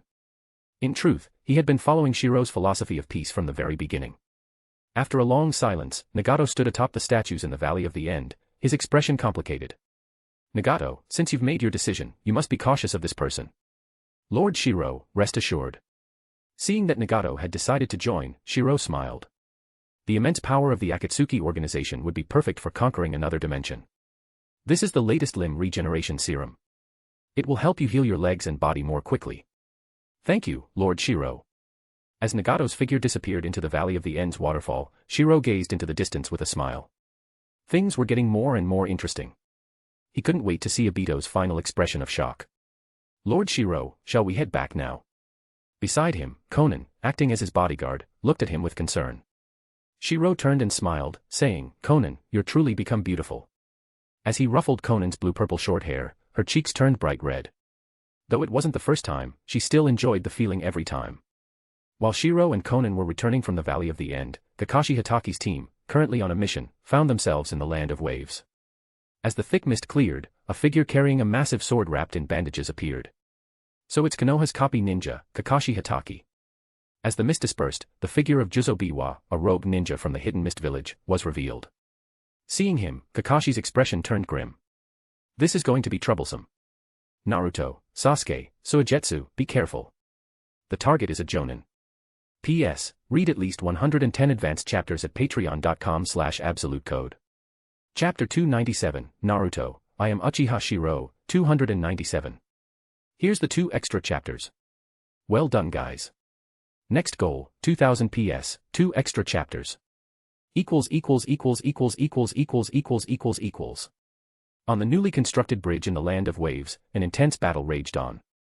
==========================================================================================================================Damn it. Kakashi-sensei, are you alright? On the bridge, Sasuke, Naruto, and Suigetsu were fighting fiercely against Juzo Biwa, their faces filled with anger. Meanwhile, Kakashi Hataki was trapped in a water prison, looking rather disheveled. Kakashi, you let your guard down. Although Kakashi appeared anxious while trapped by a water clone's water prison jutsu, a faint trace of calmness flickered in the depths of his eyes. As the three on the bridge fought desperately, struggling to keep up with Juzo Biwa's relentless attacks, this entire scene was being observed clearly by a masked Sasuke Uchiha, hidden in the shadows. Even in this world, Kakashi has his usual bad habit. Under his mask, Sasuke twitched the corner of his eye in exasperation, though the subtle smirk curling his lips betrayed his amusement. The version of himself in this world was far stronger, both in terms of fundamentals and overall skill. He also noticed that this version of himself had only just awakened the Sharingan. The Nine-Tails Jinchuriki, huh? Heh, Naruto, it seems this time, that powerful force won't belong to you. Watching the young yet determined version of himself on the bridge, using solid tactics and precise moves, the masked Sasuke couldn't help but smile. The version of himself in this world seemed brighter and more confident. At the head of the bridge, Jizo was starting to feel frustrated. His earlier clash with Kakashi had drained a significant amount of his chakra, leaving him unexpectedly tied down by these three kids. Jizo roared, brandishing his massive executioner's blade with ferocious strength. Sasuke! I see it. Taking advantage of Naruto and Suigetsu's coordinated distractions, the young Sasuke, with his newly activated Sharingan, seized the opportunity. With a sharp cry, he pulled and bit down hard with his fingers and teeth. In an instant, a rapidly spinning shuriken whizzed through the air, revealing the thin steel wires attached to it. Jizo expression darkened as he realized what was happening. Before Jizo could react, Suigetsu, who had been holding him off, flashed a bloodthirsty grin. The next moment, the sharp wires tightened, binding both Jizo and Suigetsu together. Jizo quickly tried to block with his executioner's blade, but Suigetsu's body transformed into water, avoiding any real harm. Naruto. At Sasuke's sharp command, both Naruto and Sasuke had already finished forming hand seals for their respective jutsu. Fire style, Dragon Flame Jutsu.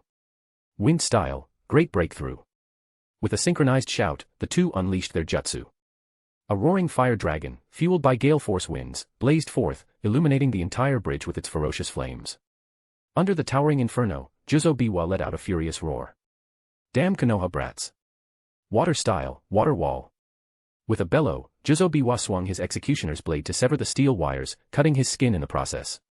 Despite the injuries, he managed to unleash his water-style jutsu just in time.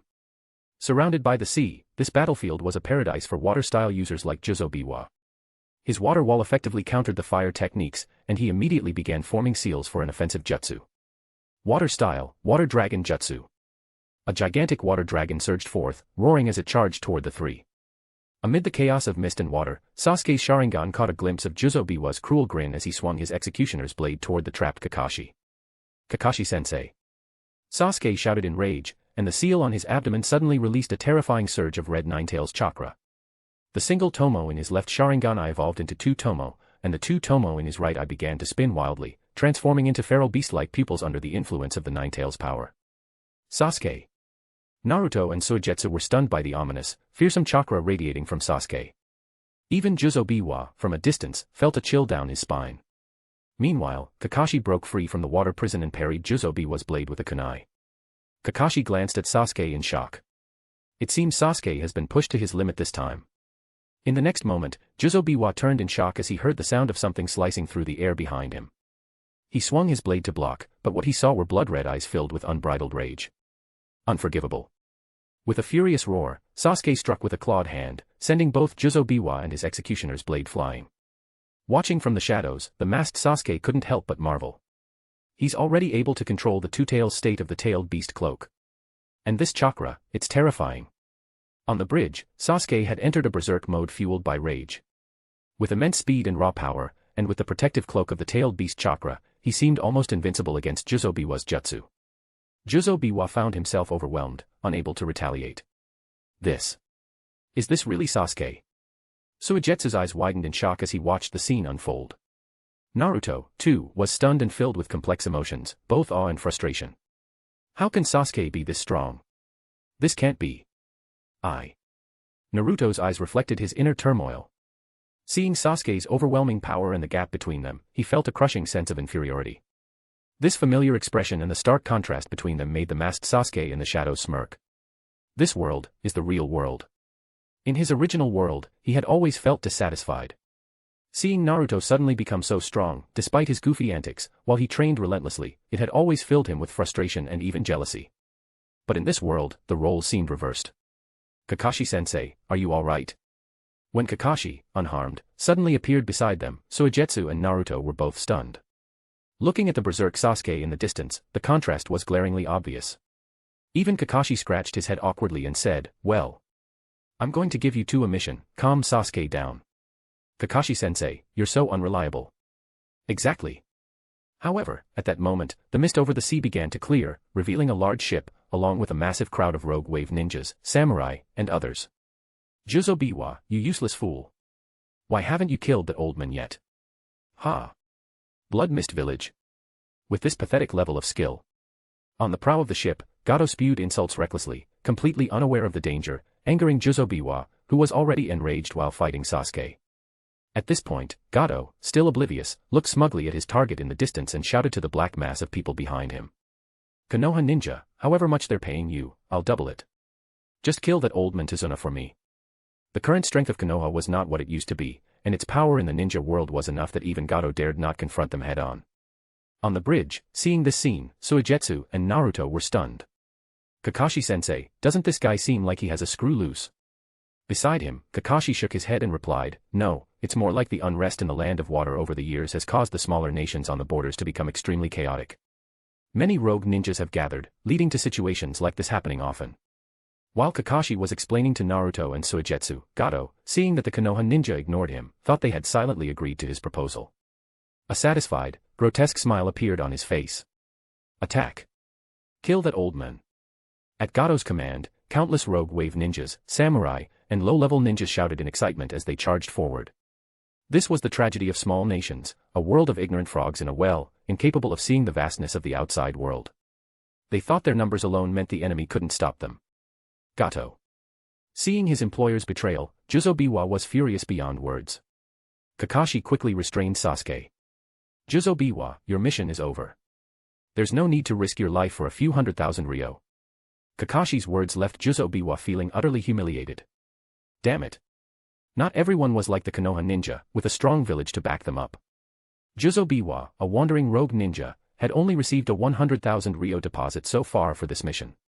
Where was the rest of the money supposed to come from? Juzo realized he had been thoroughly cheated this time. Without hesitation, he cast a murderous glance at Gato and his crowd and chose to retreat. "Kakashi-sensei." Sasuke, seeing that Kakashi was unscathed, gradually calmed down from his rage. Yet, his rational mind seemed to have realized something, and his tone grew heavier with frustration. But Kakashi, being who he was, a ninja with the potential to become a Kage, simply furrowed his brows and said solemnly, "Sasuke, our mission isn't over yet. Protect the client and take care of these rogue ninjas." Kakashi's ability to shift focus was nothing short of masterful. In the shadows, Sasuke watched his younger self being so easily deceived by Kakashi and couldn't help but show a helpless expression. On the bridge, under the combined strength of Naruto, Suigetsu, and Sasuke, the rogue wave ninja's screams of pain and despair echoed continuously. It was a one-sided massacre that forced the ignorant frogs in a well to finally see the vastness of the ninja world. "Row, hurry up, row." Gato, realizing the situation was turning against him, panicked and tried to flee. However, a grotesque figure suddenly emerged from the mist. The demon. Juzo's fearsome figure appeared. With a swing of his massive blade, blood splattered everywhere, and Gato's lifeless eyes were filled with disbelief. He never imagined he would be killed by the very mist ninja he had hired. After killing Gato, Juzo prepared to escape quietly. However, a crackling sound of lightning suddenly echoed in the thick mist. With a muffled grunt, the sound of a weapon dropping reverberated, and the ship fell silent. With a whistling noise in the air, a black shadow suddenly fell, plunging into the ground right in front of Suigetsu, who widened his eyes in shock. It nearly impaled him. Kakashi, observing the massive executioner's blade and the now silent ship in the water, scratched his head and shook it. That temper is as unpleasant as ever. Little Sasuke is still much cuter. Kakashi muttered complaints to himself while sighing inwardly. The Sasuke from the other world had suffered so much, burdened and oppressed.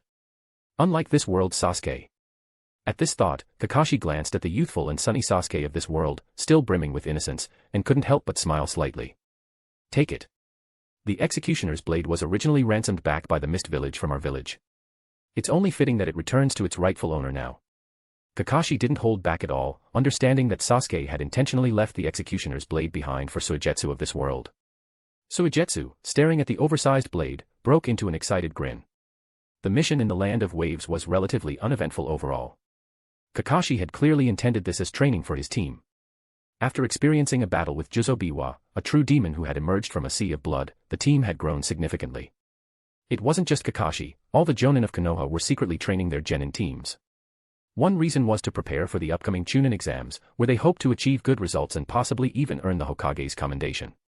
Another reason was pure competitiveness and rivalry, which drove the Jonin to push their genin harder. This, of course, made life tough for the new graduates. Fresh graduates not only had to train rigorously but also had to be tempered by the brutal reality of ninja combat. Those who had graduated a year or two earlier were slightly better off, as most were assigned to intensive training regimens. Konoha, Hokage's office. Konan's heart races as she straddles her beloved Lord Shirou in the Hokage's chair, her fingers tangling in his hair as she presses herself against him. Her soft lips find his with desperate need, drinking in his taste like the sweetest sake. Lord Shirou. She moans between passionate kisses, grinding her hips against him. Shirou's strong hands roam possessively over her curves, squeezing her ass through her robes, making her gasp and arch into his touch. The way he claims her body sends shivers of delight down her spine. Being able to serve and pleasure her Lord Shirou like this is everything she's ever wanted. Please, let me worship you properly. Konan whispers hotly against his ear before sliding sensuously down his body. On her knees before him, she looks up with adoring eyes as she frees his throbbing cock. Her delicate fingers wrap around his thick shaft, stroking reverently. May I taste you, Lord Shirou? She asks breathlessly. At his nod of permission, she engulfs him in her warm, wet mouth with a moan of pure satisfaction. Her head bobs eagerly as she worships his cock with her tongue, savoring every inch like it's the most precious thing in existence. The sounds of her enthusiastic sucking fill the office. Shirou groans and grips her hair as she takes him deeper, her throat relaxing to accommodate his full length. She looks up at him with complete devotion in her eyes as she services him, her arousal soaking through her panties. Nothing makes her happier than bringing her Lord Shirou pleasure. When he finally erupts in her mouth with a grunt, Konan drinks down every drop of his hot cum like it's sacred nectar, making sure not to waste a single precious drop. She continues gently sucking and cleaning him with her tongue until he's completely spent. Thank you for blessing me with your seed, Lord Shirou, she whispers reverently, resting her head on his thigh as she catches her breath. Shirou gently stroked her short, bluish-purple hair with a gentle smile. Today, Konan was dressed in ultra-thin purple stockings and high heels, prompting a smile to spread across Shirou's face. Looking at Konan, Shirou spoke softly with a sigh. Konan, I've told you many times. After training and work, go home early and rest at night. A thin layer of sweat appeared on Konan's forehead. Hearing his words, she bit her lip and nodded, her voice trembling. Lord Shirou, I'm fine. Konan stammered, her expression shy and captivating. Only Konan and the others knew just how hard-working their Hokage was. Every day, he trained tirelessly. Most of the time, it was shadow clones managing the office, while the real Shirou was at the training grounds, never slacking for even a single day. Konan, you're truly adorable. Shirou smiled indulgently. Konan sighs contentedly as Shirou lifts her onto his lap, her body still tingling from pleasuring him. His strong hands find her delicate feet, encased in their silken purple stocking, and begin to caress them with expert attention. Chapter 298, Naruto, I am Uchiha Shirou, 298. Konoha. On the Hokage rock, Mei Terumi squinted her eyes, enjoying the sunlight. A gentle spring breeze swept by as her fingers lightly brushed her hair. The prosperity of Konoha, and this kind of atmosphere. I wonder when Kirigakure will ever experience something like this. Mei Terumi muttered to herself. She had almost completely witnessed Konoha's rise from the very beginning. Especially the integration of the various clans in the ninja world, there was no exclusion, distrust, or internal conflict. In just a little more than a decade, even the bloodline ninja clans from Kirigakure had fully become part of Konoha. Still thinking about Kirigakure? Appearing behind Mei Terumi, Shirou gently combed through her silky hair, his expression full of care. Mei Terumi, however, let out a bitter laugh and sighed, no matter what, the land of water is still my homeland. A decaying village. A stagnant pool of water that has long since rotted. Over the years, Kirigakure's policies have caused countless tragedies. Shirou-sama, perhaps you are right. A decaying ninja village, a crumbling ninja world, what it needs is a complete redefinition. Mei Terumi looked at the bustling streets of Konoha. She noticed the clan symbol of the Yuki clan and the emblem of the Kagaya clan. Now, they had all taken root in Konoha. The people who once lived under the bloody mist now wore smiles on their faces in Konoha. So, my dear Mei Terumi, would you be willing to inherit the title of 5th Mizukage and join me in changing this world? Hearing Shirou's teasing tone, Mei Terumi couldn't help but show a charming smile, her voice laced with seduction. All right then.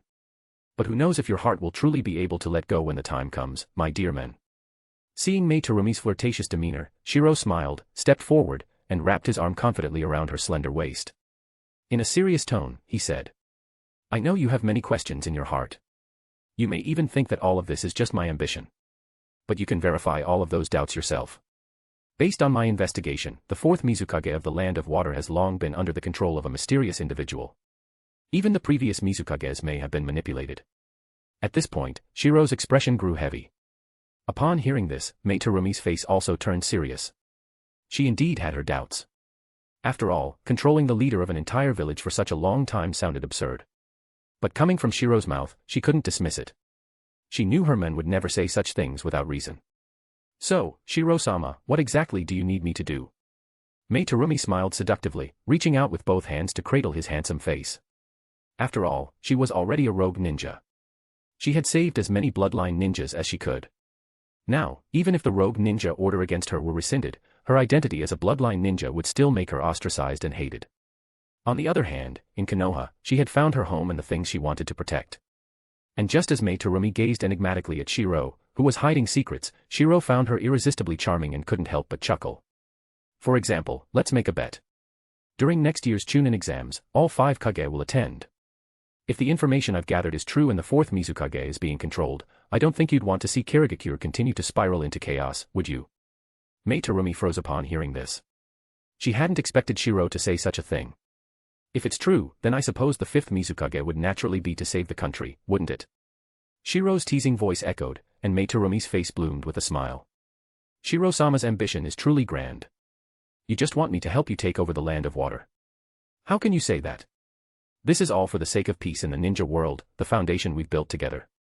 When Shirou elevated his ambitions to the lofty goal of world peace, Mei Terumi wrapped her arms around his neck and couldn't help but laugh coquettishly.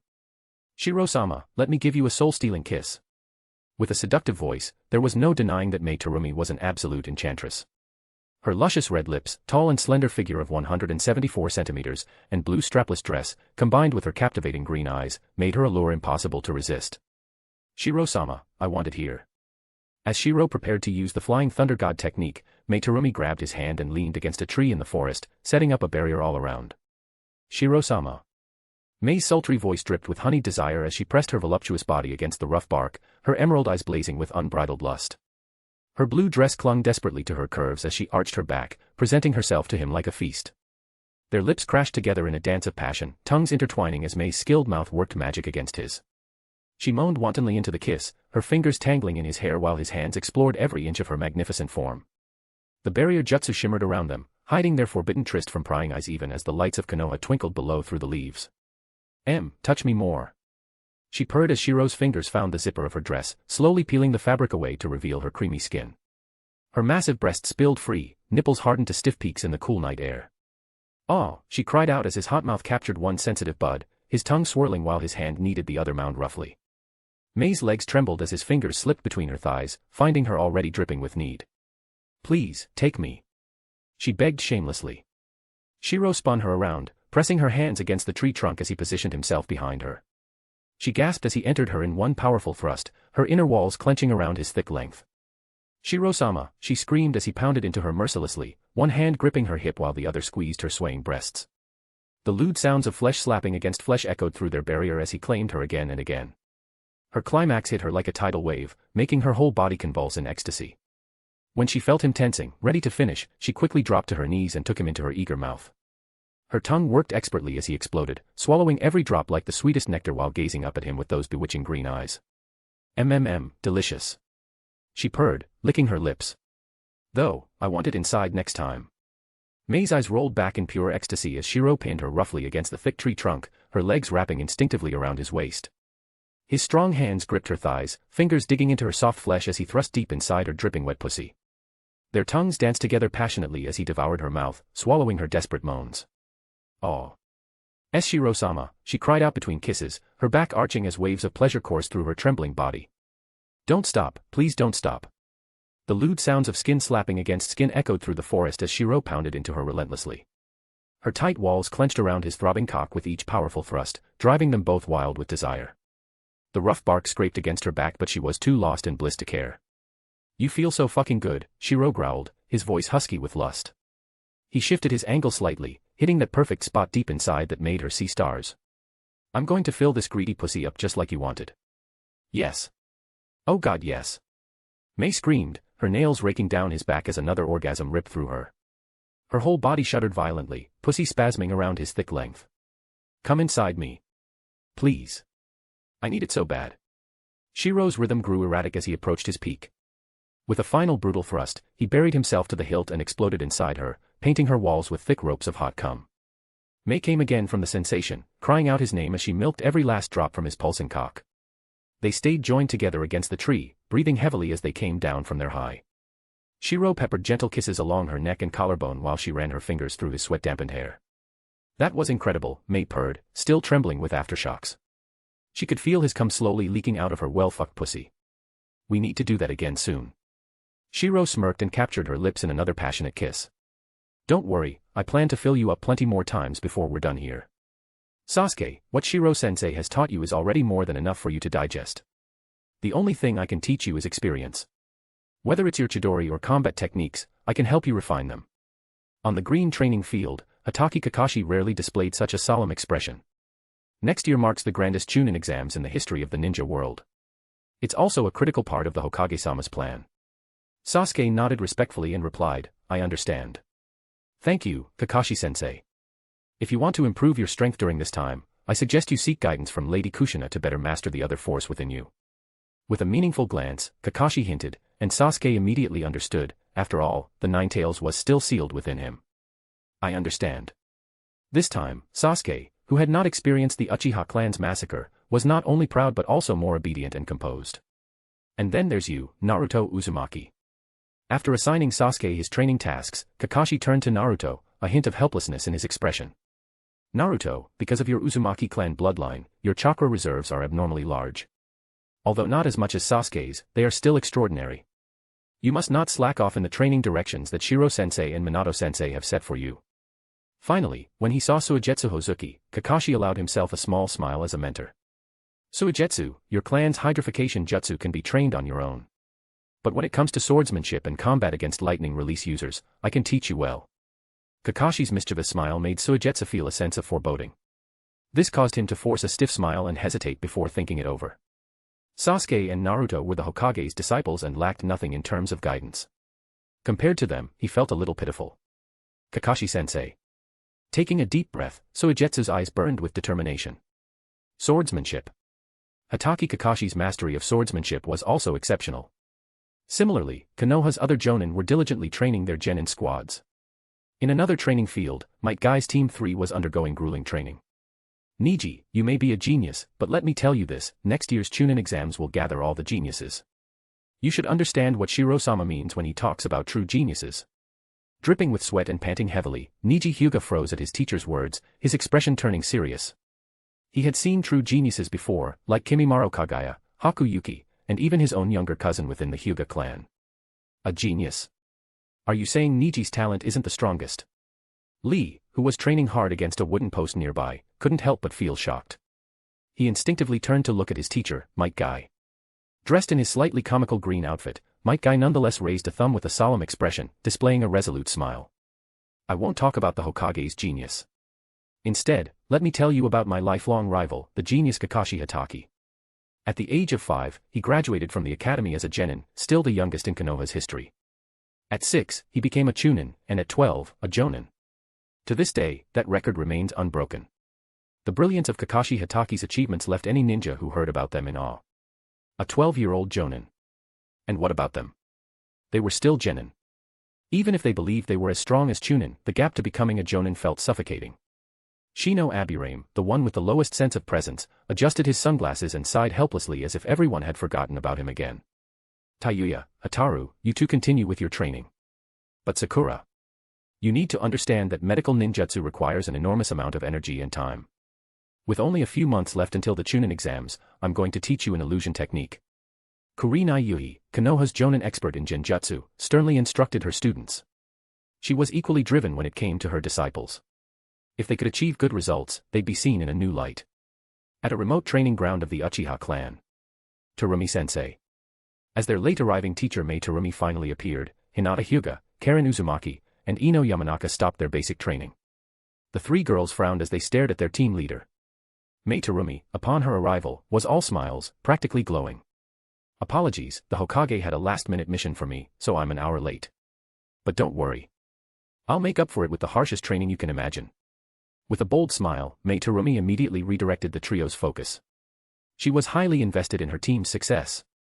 After all, her husband had entrusted her with leading the squad, and the surnames of these three were enough to signify their importance. Everyone was training hard, preparing for the Chunin exams 4 months later.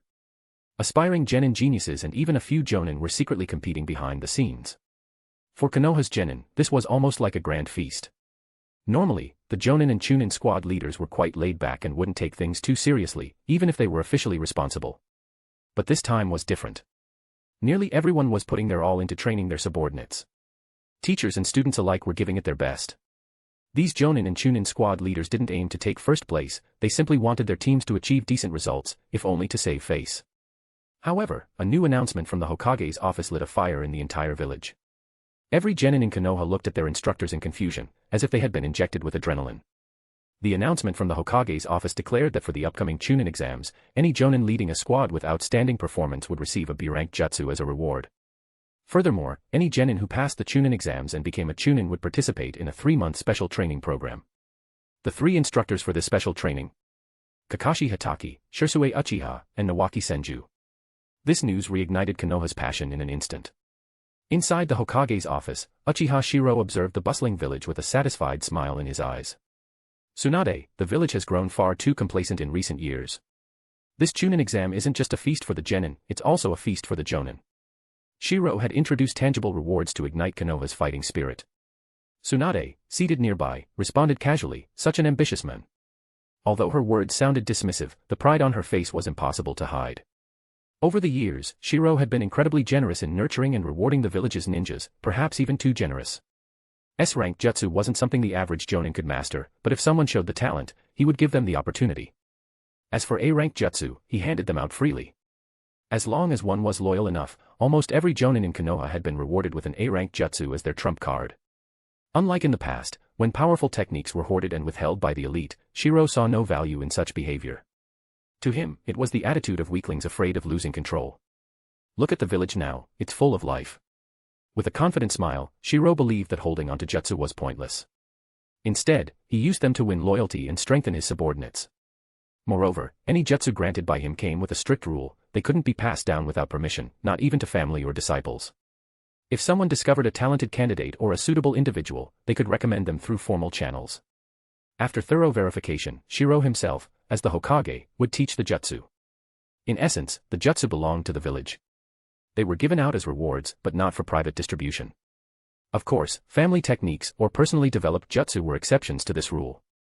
Wait a second, that smell. Suddenly, Tsunade sniffed the air and caught a familiar scent. Her eyes widened as she exclaimed. "It's that vixen Mei Terumi scent." "Tsunade, you were the one who approved it back then." "Humph." I agreed, yes, but I agreed to nighttime visits, not during the day. Seeing Tsunade's reaction, Shirou couldn't help but smile gratefully. Tsunade, Kushina, and Mikoto were the 3 women he trusted most in his life. Tsunade's current behavior wasn't out of jealousy, it was her way of warning Mei Terumi not to overstep her bounds. In this dynamic, Tsunade played the bad cop, allowing Shirou to maintain his image as the good cop. Chapter 299, Naruto, I am Uchiha Shirou, 299. Konoha. In the month of June, Konoha was bustling with people coming and going. Dignitaries and merchants from all corners of the ninja world surged into the village. Even nobles and daimyos from distant small nations arrived one after another.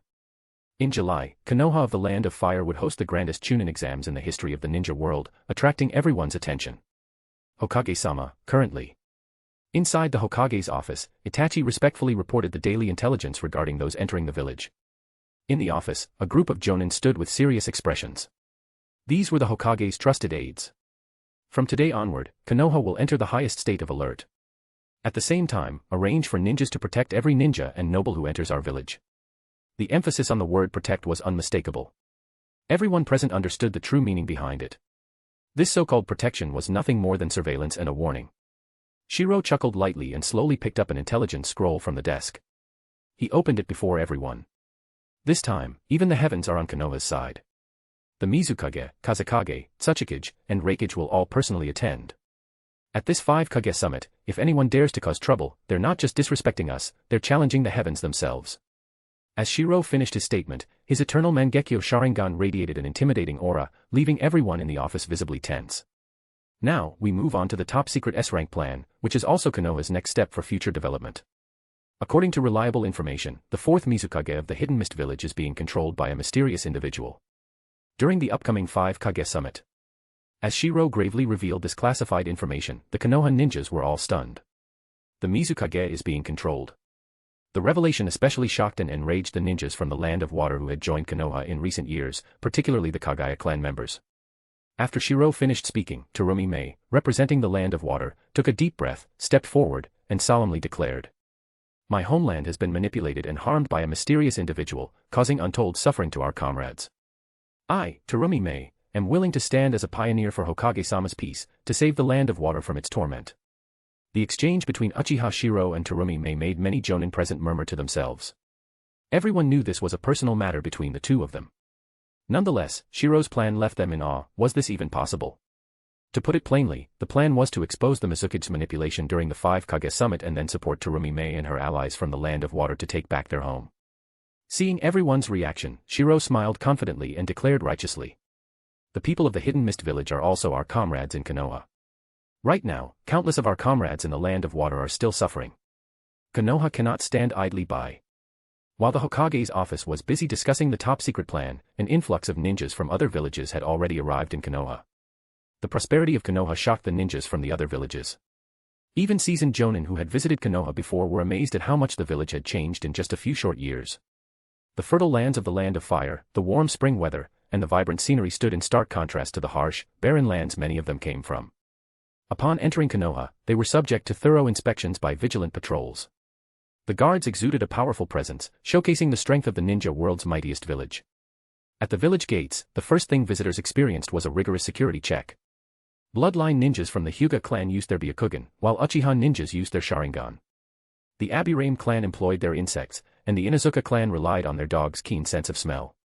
It was nearly impossible for anyone to slip through using transformation jutsu or similar techniques. Even the accommodations provided to guests, though decent, were heavily monitored. ANBU operatives were stationed on the rooftops, while patrol squads kept a close watch outside the hotels. There was no attempt to hide the surveillance, it was a blatant warning, don't cause trouble, or you'll pay with your life. On a quiet street in Konoha. Ouch. You little brat. Kankuro, wearing a forehead protector from the hidden sand village and sporting purple face paint, lifted a small boy with one hand, mocking him. Ouch. The boy, trembling under Kankuro's overwhelming presence, struggled angrily. It was Konohamaru. Though he had lost his status as the third Hokage's grandson and the prestige of the Sarutobi clan, this loss had twisted his mindset. He was determined to restore his family's glory, making him even more sensitive. Damn it. Let go of me, you ugly freak. I am Sarutobi Konohamaru. Konohamaru shouted in anger but with little confidence, which caused Kankuro to smirk. Upon hearing Konohamaru's surname, Kankuro's expression turned mocking. Sarutobi. I think I've heard of it, or maybe I haven't. Turning to his squad, Kankuro sneered, prompting the other genin to laugh. Kankuro, wasn't there a clan in Konoha that tried to stage a coup 5 years ago and got wiped out?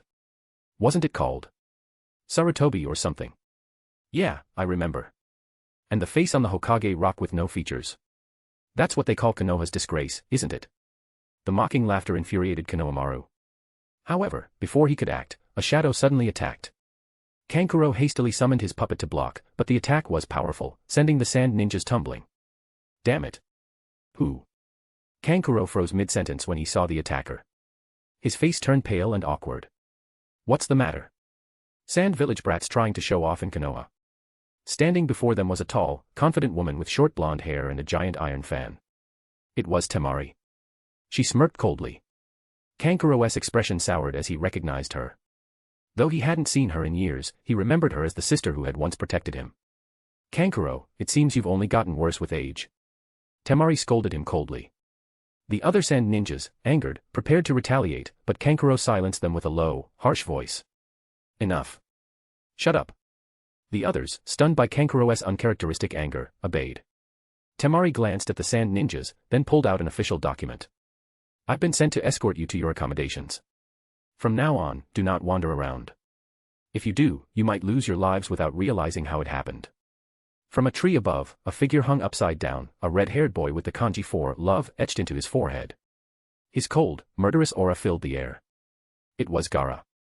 Temari sneered at him. Hiding in a tree, Gaara. You're not as cute as you were when you were a kid. At her words, the sand genin froze in shock. Gaara. Cute. These words were taboo. Gaara, staring at Temari, felt an inexplicable mix of irritation and familiarity. Gaara. Kankuro, fearing that Gaara might lose control, quickly appeared on a tree and lowered his voice to relay Temari's information. At that moment, a strange light flickered in Gaara's pupils as he looked at the gallant woman before him. It was his sister. He had heard stories about her, the sister their father had abandoned, who had then been taken in by Konoha, betraying Sunagakure and becoming a Konoha ninja. Meanwhile, Konohamaru, who had just been bullied, glared at the scene before him, feeling as though everyone was ignoring his existence. These outsiders are so arrogant. I order you, capture them at once. Konohamaru shouted in rage, his fury ignited by the words of these sand ninjas earlier. However, facing Konohamaru, Temari coldly retorted. Shut up. Temari's indifferent and dismissive attitude led her to walk away with the sand ninjas, leaving Konohamaru standing there alone. Damn it. Damn it. Konohamaru lowered his head, his eyes filled with humiliation and rage. If my grandfather were still alive, if the Sarutobi clan still had its power. Sand ninjas. And you traitorous woman who betrayed the sand village, what right do you have to? Before he could finish his insult, a gust of wind swept past. In an instant, Konohamaru let out a muffled groan as the force slammed him into a nearby tree. If I hear you run your foul mouth again, next time, it won't be just the wind grazing your forehead, it'll be your pathetic head rolling on the ground. Temari's cold voice echoed as Konohamaru, trembling with fear, felt strands of his hair fall from his forehead. Swallowing hard, Konohamaru stiffly turned his gaze toward the tree behind him, where the marks of a wind blade were etched into the bark. His eyes filled with deep terror. No matter how much anger he felt, he dared not utter another word. Temari, leading the sand ninjas to their lodging, handed them a map and warned. This map shows the areas where you're allowed to roam around the village. After issuing her warning, Temari turned and left, clearly in a bad mood. The group of sand ninjas exchanged glances and decided to wait in their lodging for their superior to arrive. Once outside, Temari walked over to a bench under a large tree with a calm expression. She placed her massive 3-star iron fan by her side. It seems the sand ninjas are becoming more and more impressive, Kankuro. I didn't expect that after all these years, you've learned how to bully people.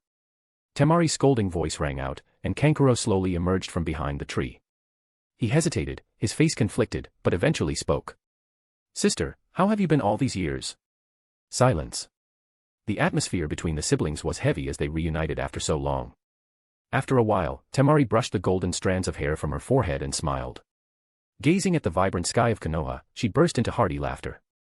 Kankuro, can't you see how prosperous Konoha is? There are no sandstorms here, no dry weather, and, most importantly, no disgusting filth. Kankuro understood what his sister meant. Although they were still young, the memories of a ninja's childhood were deeply ingrained. Back then, he could clearly remember how his sister had always protected him. He remembered her full of smiles, saying she wanted to go to Konoha and promising to bring him gifts when she returned. But she never came back. At first, people said she had died in Konoha, killed by rogue ninjas. Years later, rumors spread that his sister had become a traitor to the Sand Village, a dog of Konoha. As Kankuro grew older and became a ninja himself, he started hearing different stories and investigating on his own. He discovered the truth: their father and the village had abandoned Temari. Kankuro, you've grown up. And Gaara, too. But you're not as cute as you were when you were little. Earlier, Temari had kept her face cold in front of others. But now, she smiled, finally feeling at ease. No matter what, she had seen her two brothers again. I'm a ninja of Konoha now. Here, I have Lady Kushina as my mentor and Lord Shirou. I'm doing well too, Kankuro replied. Gaara and I are both genin of the village, under Maki-sensei. The siblings shared their experiences over the years, though their conversation felt somewhat distant. While they spoke, Temari's gaze occasionally drifted toward the tree above them. Gaara, hidden in the tree, had heard everything. Enough, Temari said abruptly. There's no need to sugarcoat it. The current state of the Sand Village is rotten. They abandoned our hero, Pakura-sensei, and cast out a sister who only wanted to protect her family. Kankuro, you might be doing okay, but only because you're not important enough to be noticed. And Gaara. Her words pierced through the facade, leaving Kankuro awkwardly speechless. She was right. Compared to his sister and Gaara, Kankuro's talent was unremarkable. Although he hadn't suffered overt mistreatment, he had been largely ignored.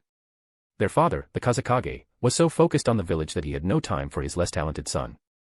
Kankuro grew up lonely, finding solace only in his studies and a few friends at the ninja academy. The three siblings had reunited, but Gaara remained silent, hidden in the tree.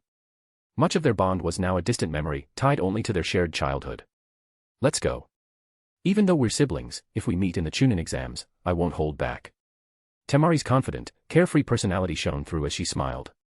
For her, seeing her brothers doing well was enough. As for Gaara. As Temari left, Her words echoed in Gaara's ears, making his eyes tremble with emotion. I'm sorry, Gaara. I couldn't protect you. The sound of sand softly falling to the ground filled the air. Watching her disappear into the distance, Kankuro let out a bitter laugh. Gaara, did you know? Father always believed my talent would surpass hers. That's why he abandoned her. And she was cast out because she tried to protect me. This guilt and self-blame had haunted Kankuro for years. Gaara, however, coldly glanced at the fading figure and said in an icy tone. Ninjas are nothing but tools. Emotions are unnecessary. Chapter 300, Naruto, I am Uchiha Shirou, 300. Konoha, Chunin exams. This time, the scale was unprecedented, never before in the history of the ninja world. A total of over 600 genin from various ninja villages signed up to participate, a staggering six-fold increase compared to the original 100-plus participants in the past. After all, Konoha's current strength was overwhelming, commanding respect and fear throughout the ninja world.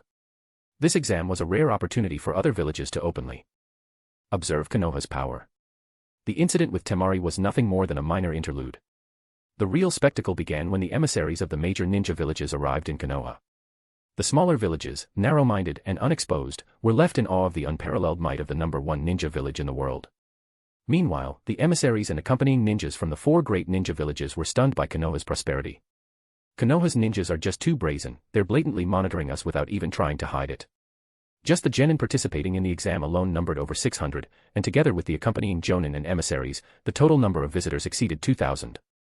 Although accommodations were arranged quite reasonably, complaints inevitably arose within the lodgings. One ninja grumbled, unable to contain his frustration. His companion, however, sighed helplessly and said, "Just let it go. Konoha isn't targeting only us, they're even treating the 4 great ninja villages the same way. Let it be." On the rooftops of the apartment and the surrounding buildings, Konoha ninja openly monitored the visitors. The sheer number of them was astonishing. Each day, patrols of Konoha ninja passed by, numbering in the dozens. If anyone dared to complain, they would often find themselves under the piercing gaze of multiple Sharingan eyes, the oppressive aura enough to make even a Jonin's scalp tingle. All of you, listen up. By order of the Hokage, no matter what country you're from or what grudges you hold amongst yourselves, if you start any conflict within Konoha's borders, you'll be executed on the spot. The cold warning from the patrolling police force echoed through the streets. The number of Konoha ninjas monitoring the area exceeded 1,000. Konoha was making it abundantly clear, if you dared to cause trouble, you'd be annihilated without hesitation. All right. At least Konoha is safe enough. Let's just relax for now. As long as we don't stir up trouble, we're free to wander around. Inside the Hokage's office. Hokage-sama, all the emissaries and genin squads from the major ninja villages have arrived. The only ones left are the Kage of the 4 great ninja villages, who are still on their way. The Chunin exams are ready to commence. Hearing the report from the ANBU, Shirou chuckled wryly. Tsunade, just look at these people. They know how to make an entrance, don't they? They insist on showing up at the last minute to flaunt their status. As the ANBU left, Tsunade, who had been reviewing documents in the office, raised an eyebrow at Yo's remark. TCH. A bunch of self-important relics living in their former glory. Soon, there won't even be a 5 great ninja villages anymore, there will only be Konoha. Tsunade slammed the documents onto the desk and locked eyes with Shirou, her gaze brimming with pride. Wow, Tsunade. That's some serious swagger, Shirou said, giving her a thumbs up. Since Shirou became Hokage, Tsunade had initially stepped back to reduce her influence. However, as Shirou's efforts brought Konoha to unprecedented heights, Tsunade began to show her true colors. When Konoha lacked absolute strength, Tsunade would publicly emphasize the village's preference for peace. Now that Konoha had unmatched power, Senju's ambitions were evident for all to see. She now declared that Konoha would take the first step for peace in the ninja world, just as the Senju clan had done when transitioning from the Warring States period to the era of ninja villages. Overflowing with swagger. Shirou teased, but Tsunade shot him a sharp glare, unaware of how captivating her confidence appeared. Husband, stop joking around. This time, the 5 Kage summit won't have fools like my grandfather. He had the power to unify the ninja world but chose to play house with the other villages instead. With Konoha's current military strength, they could simultaneously wage war against the 4 great ninja villages, not as defenders, but as attackers. And this was only their visible military force. In terms of individual combat power, Tsunade's confidence was unmatched. Husband, according to intelligence, the major villages are only sending participants to go through the motions. The smaller villages might take it seriously, but they don't have any valuable intel to offer. Tsunade placed a stack of intelligence reports on the desk, her crimson nails tapping on the papers. Shirou nodded in understanding. It's not like they're stupid. It's our home turf, it's normal for them to hold back. Losing even 1 or 2 geniuses would be too painful for them. The smaller villages are different, they're desperate to make a name for themselves so they can secure more missions. As Shirou spoke, Tsunade perched on the desk, her high heels and black stockings adding an air of playfulness to her imposing presence. Shirou looked up in surprise, raising an eyebrow at her bold demeanor. What's the matter, husband? I think it's time you witnessed the results of my Sage Mode training before the Chunin exams. You've mastered Sage Mode. Yes. Achieving Sage Mode requires a calm heart, and now I've reached a level where I can use it at will. I'd like to test the results this time. Tsunade spoke with a straight face, though the playful tapping of her heels contradicted her seriousness. For a moment, Shirou almost believed her. But when the markings of her Sage Mode began to appear on her face, Shirou couldn't help but smile and nod. I get it. If you can maintain this state, your Sage Mode is already ahead of everyone else. As the playful atmosphere heated up, the ANBU stationed outside the Hokage's office noticed a barrier rising once again. They exchanged glances, their expressions turning serious. Hokage-sama often activated barriers for secret meetings or research, proof of his tireless dedication to the village. From an outsider's perspective, everything Shirou did was for Konoha. Otherwise, how could the village have developed so rapidly in just 13 years? Compared to the previous Hokage, who either spied on others with a crystal ball or slacked off, the current Hokage was in a different league altogether. The first round of the Chunin exams. The venue was a massive stadium. As genin with different headbands gathered one after another, the atmosphere grew tense. Hatred between nations, the killing intent radiating from the genin, and attempts to intimidate each other made the scene overwhelmingly oppressive. Sister Pakura, I saw Kankuro and Gaara earlier, Temari said as they walked toward the exam venue. Usually bright and cheerful, Temari seemed unusually calm today. Pakura, the Jonin leading the team, paused before asking. What do you think now, Temari? In this foreign land, the two had once shared a sense of mutual loss. But now, Temari smiled confidently. Sister Pakura, I'll prove to everyone that the Sand Village's decision to abandon me was their greatest loss. I, Temari, am a genius ninja of Konoha. Having long since embraced Konoha as her home, Temari's determination shone brightly. Pakura responded with a gentle smile. Temari, I believe in you. You'll shine brilliantly. Though Pakura's attire was strikingly bold, her personality was warm and kind. The two shared a bond that had grown from mutual support to a sisterly relationship. Good luck. Good luck. The tension in the first exam venue continued to rise. Just as she pushed the door open and stepped inside, Haruno Sakura was met with a pitch-black mass of countless gazes locking onto her. The pressure from the stairs made the inexperienced Sakura, who had never been in such a large venue, nervously swallow her saliva. The 600 or so examinees present all turned their intense gazes toward the newly arrived Sakura, specifically at her Konoha ninja headband. Envy, jealousy, and even killing intent were evident in their expressions. It was clear she had been targeted. So this is what they call the strongest ninja village. What a joke. Amid the murmurs of the crowd, these lower-ranked ninjas from other villages, who had experienced Konoha's flourishing prosperity and pleasant climate over the past few days, were filled with jealousy and greed. This is human nature. However, just as Sakura was trembling with fear, a figure stepped in front of her. With red hair that fell to her shoulders like flames and a flute tucked at her waist, the girl's presence was striking.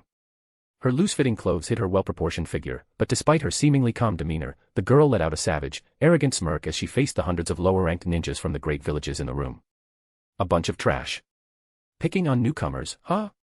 You'd better pray you don't meet me on the battlefield, or I'll make you dig out your own eyes with your own hands. Taiyuya's domineering and fiery personality was on full display as she sneered bloodthirstily, not giving the crowd the slightest bit of face. Her wild and ruthless words caused many of the lower-ranked ninjas from the major villages to avoid her gaze. Earlier, they had all displayed their dissatisfaction together, emboldened by their numbers. But now, faced with such ferocity from Konoha, many of them were panicking. Only a small number of individuals remained calm, coldly observing the scene. Sakura, didn't Kurenai-sensei say you still lack experience with bloodshed? This Chunin exam is the perfect opportunity. Taiyuya, acting like the big sister of the group, stood up for her teammate. Sakura, snapping out of her daze, looked at her ally with gratitude. Thank you, Taiyuya. However, no sooner had Sakura spoken than Taiyuya's next words froze the gratitude on her face. But honestly, it's your fault for being so useless. Kurenai-sensei has been way too soft on you. Sharp-tongued and wild. These were Taiyuya's defining traits. As a child discovered in the land of fields, she had grown up amidst the brutality of war, which naturally shaped her unruly personality. Alright, Sakura, don't overthink it. Tayuya's just like that, said Hataru, the third member of their team, with a warm smile as she stepped forward. The three of them were a team under the leadership of Kurina Yui. Hey, hey. Outsider, I heard a pack of dogs barking. Show yourselves, you cowards. With that loud, unruly voice, Soijetsu Hozuki made his entrance, carrying the massive executioner's blade. Sakura wasn't just his classmate, she was his village comrade. To see her being intimidated as soon as she arrived was unacceptable. Rather than being intimidated by the scene, Soijetsu grinned bloodthirstily, dramatically swinging the massive blade. Keh. This blade's previous owner earned the title Demon by slaughtering all the examinees in his class. I wonder how many of you will feed this thirsty blade today. For the first time, Soijetsu spoke with such arrogance. Sasuke and Naruto, who had entered alongside him, didn't retort. Instead, they crossed their arms and calmly followed him into the examination hall. That's Executioner's blade. No way. How could a mere lower-ranked ninja possibly? If this had been just a contest of presence earlier, Soijetsu's appearance with the Executioner's blade now caused a stir in the hall. As whispers spread, many began to understand the significance of the blade. The eyes that had previously been filled with envy and hatred toward the Konoha ninjas now turned into panic and avoidance. The more capable among the lower-ranked ninjas grew serious, their expressions turning grim. The Executioner's blade. For someone to have obtained this weapon, they had to be formidable. No matter how strong their connections were, they couldn't flaunt it so boldly without having the strength to back it up. Ha ha ha. This great lord has arrived. Who dares bully our Konoha ninjas? With a dog's bark, Inuzuka Kiba made his entrance alongside Akamaru, full of excitement. Akimichi Choji followed behind with a bag of chips in hand, while Nara Shikamaru, the last of the group, entered looking exasperated. Kiba, how many times do I have to tell you? Be low-key. Be low-key. One by one, teams of ninjas arrived to participate in the Chunin exam. The massive venue soon filled with groups huddling together. Naturally, the Konoha ninjas also grouped together. When a white-haired, stone-faced, and overwhelmingly powerful Kimimaro appeared, even Sasuke couldn't help but sigh. Seriously? Lord Shirou sent a monster like Kimimaro to take the exam too. Kimimaro, having overheard Sasuke, swept a cold gaze over the other ninjas before walking to the Konoha group. Sasuke, Naruto, I will prove that I am Lord Shirou's sharpest blade. Kimimaro's piercing stare sent shivers down Sasuke and Naruto's spines. Both of them were competitive by nature, yet they couldn't muster a retort against Kimimaro, at least, not until they grew stronger. Hello, everyone. We're 15 years old, the perfect age to take this Chunin exam. The ever-smiling Sai greeted everyone, accompanied by the straightforward and honest Yugo. One by one, the Konoha ninjas gathered. Kurina Yui's team, Tayuya, Sakura, Hataru. Mei Terumi's team, Hinata, Karin, Ino. Pakura's team, Temari, Tenten, Haku. Itachi's team, Nara Shikamaru, Akimichi Choji, Inuzuka Kiba. Kakashi's team, Uchiha Sasuke, Uzumaki Naruto, Soijetsu Hozuki. Shursue Uchiha's team, Yugo, Kimimaro, Sai. Kabuto Yakushi's team, Kidamaru, Sakan and Yukon, Jirobo. Might Guy's team, Niji Hyuga, Rock Lee, Shino Aburame. These were the 8 Konoha teams participating in this Chunin exam, all within the appropriate age range.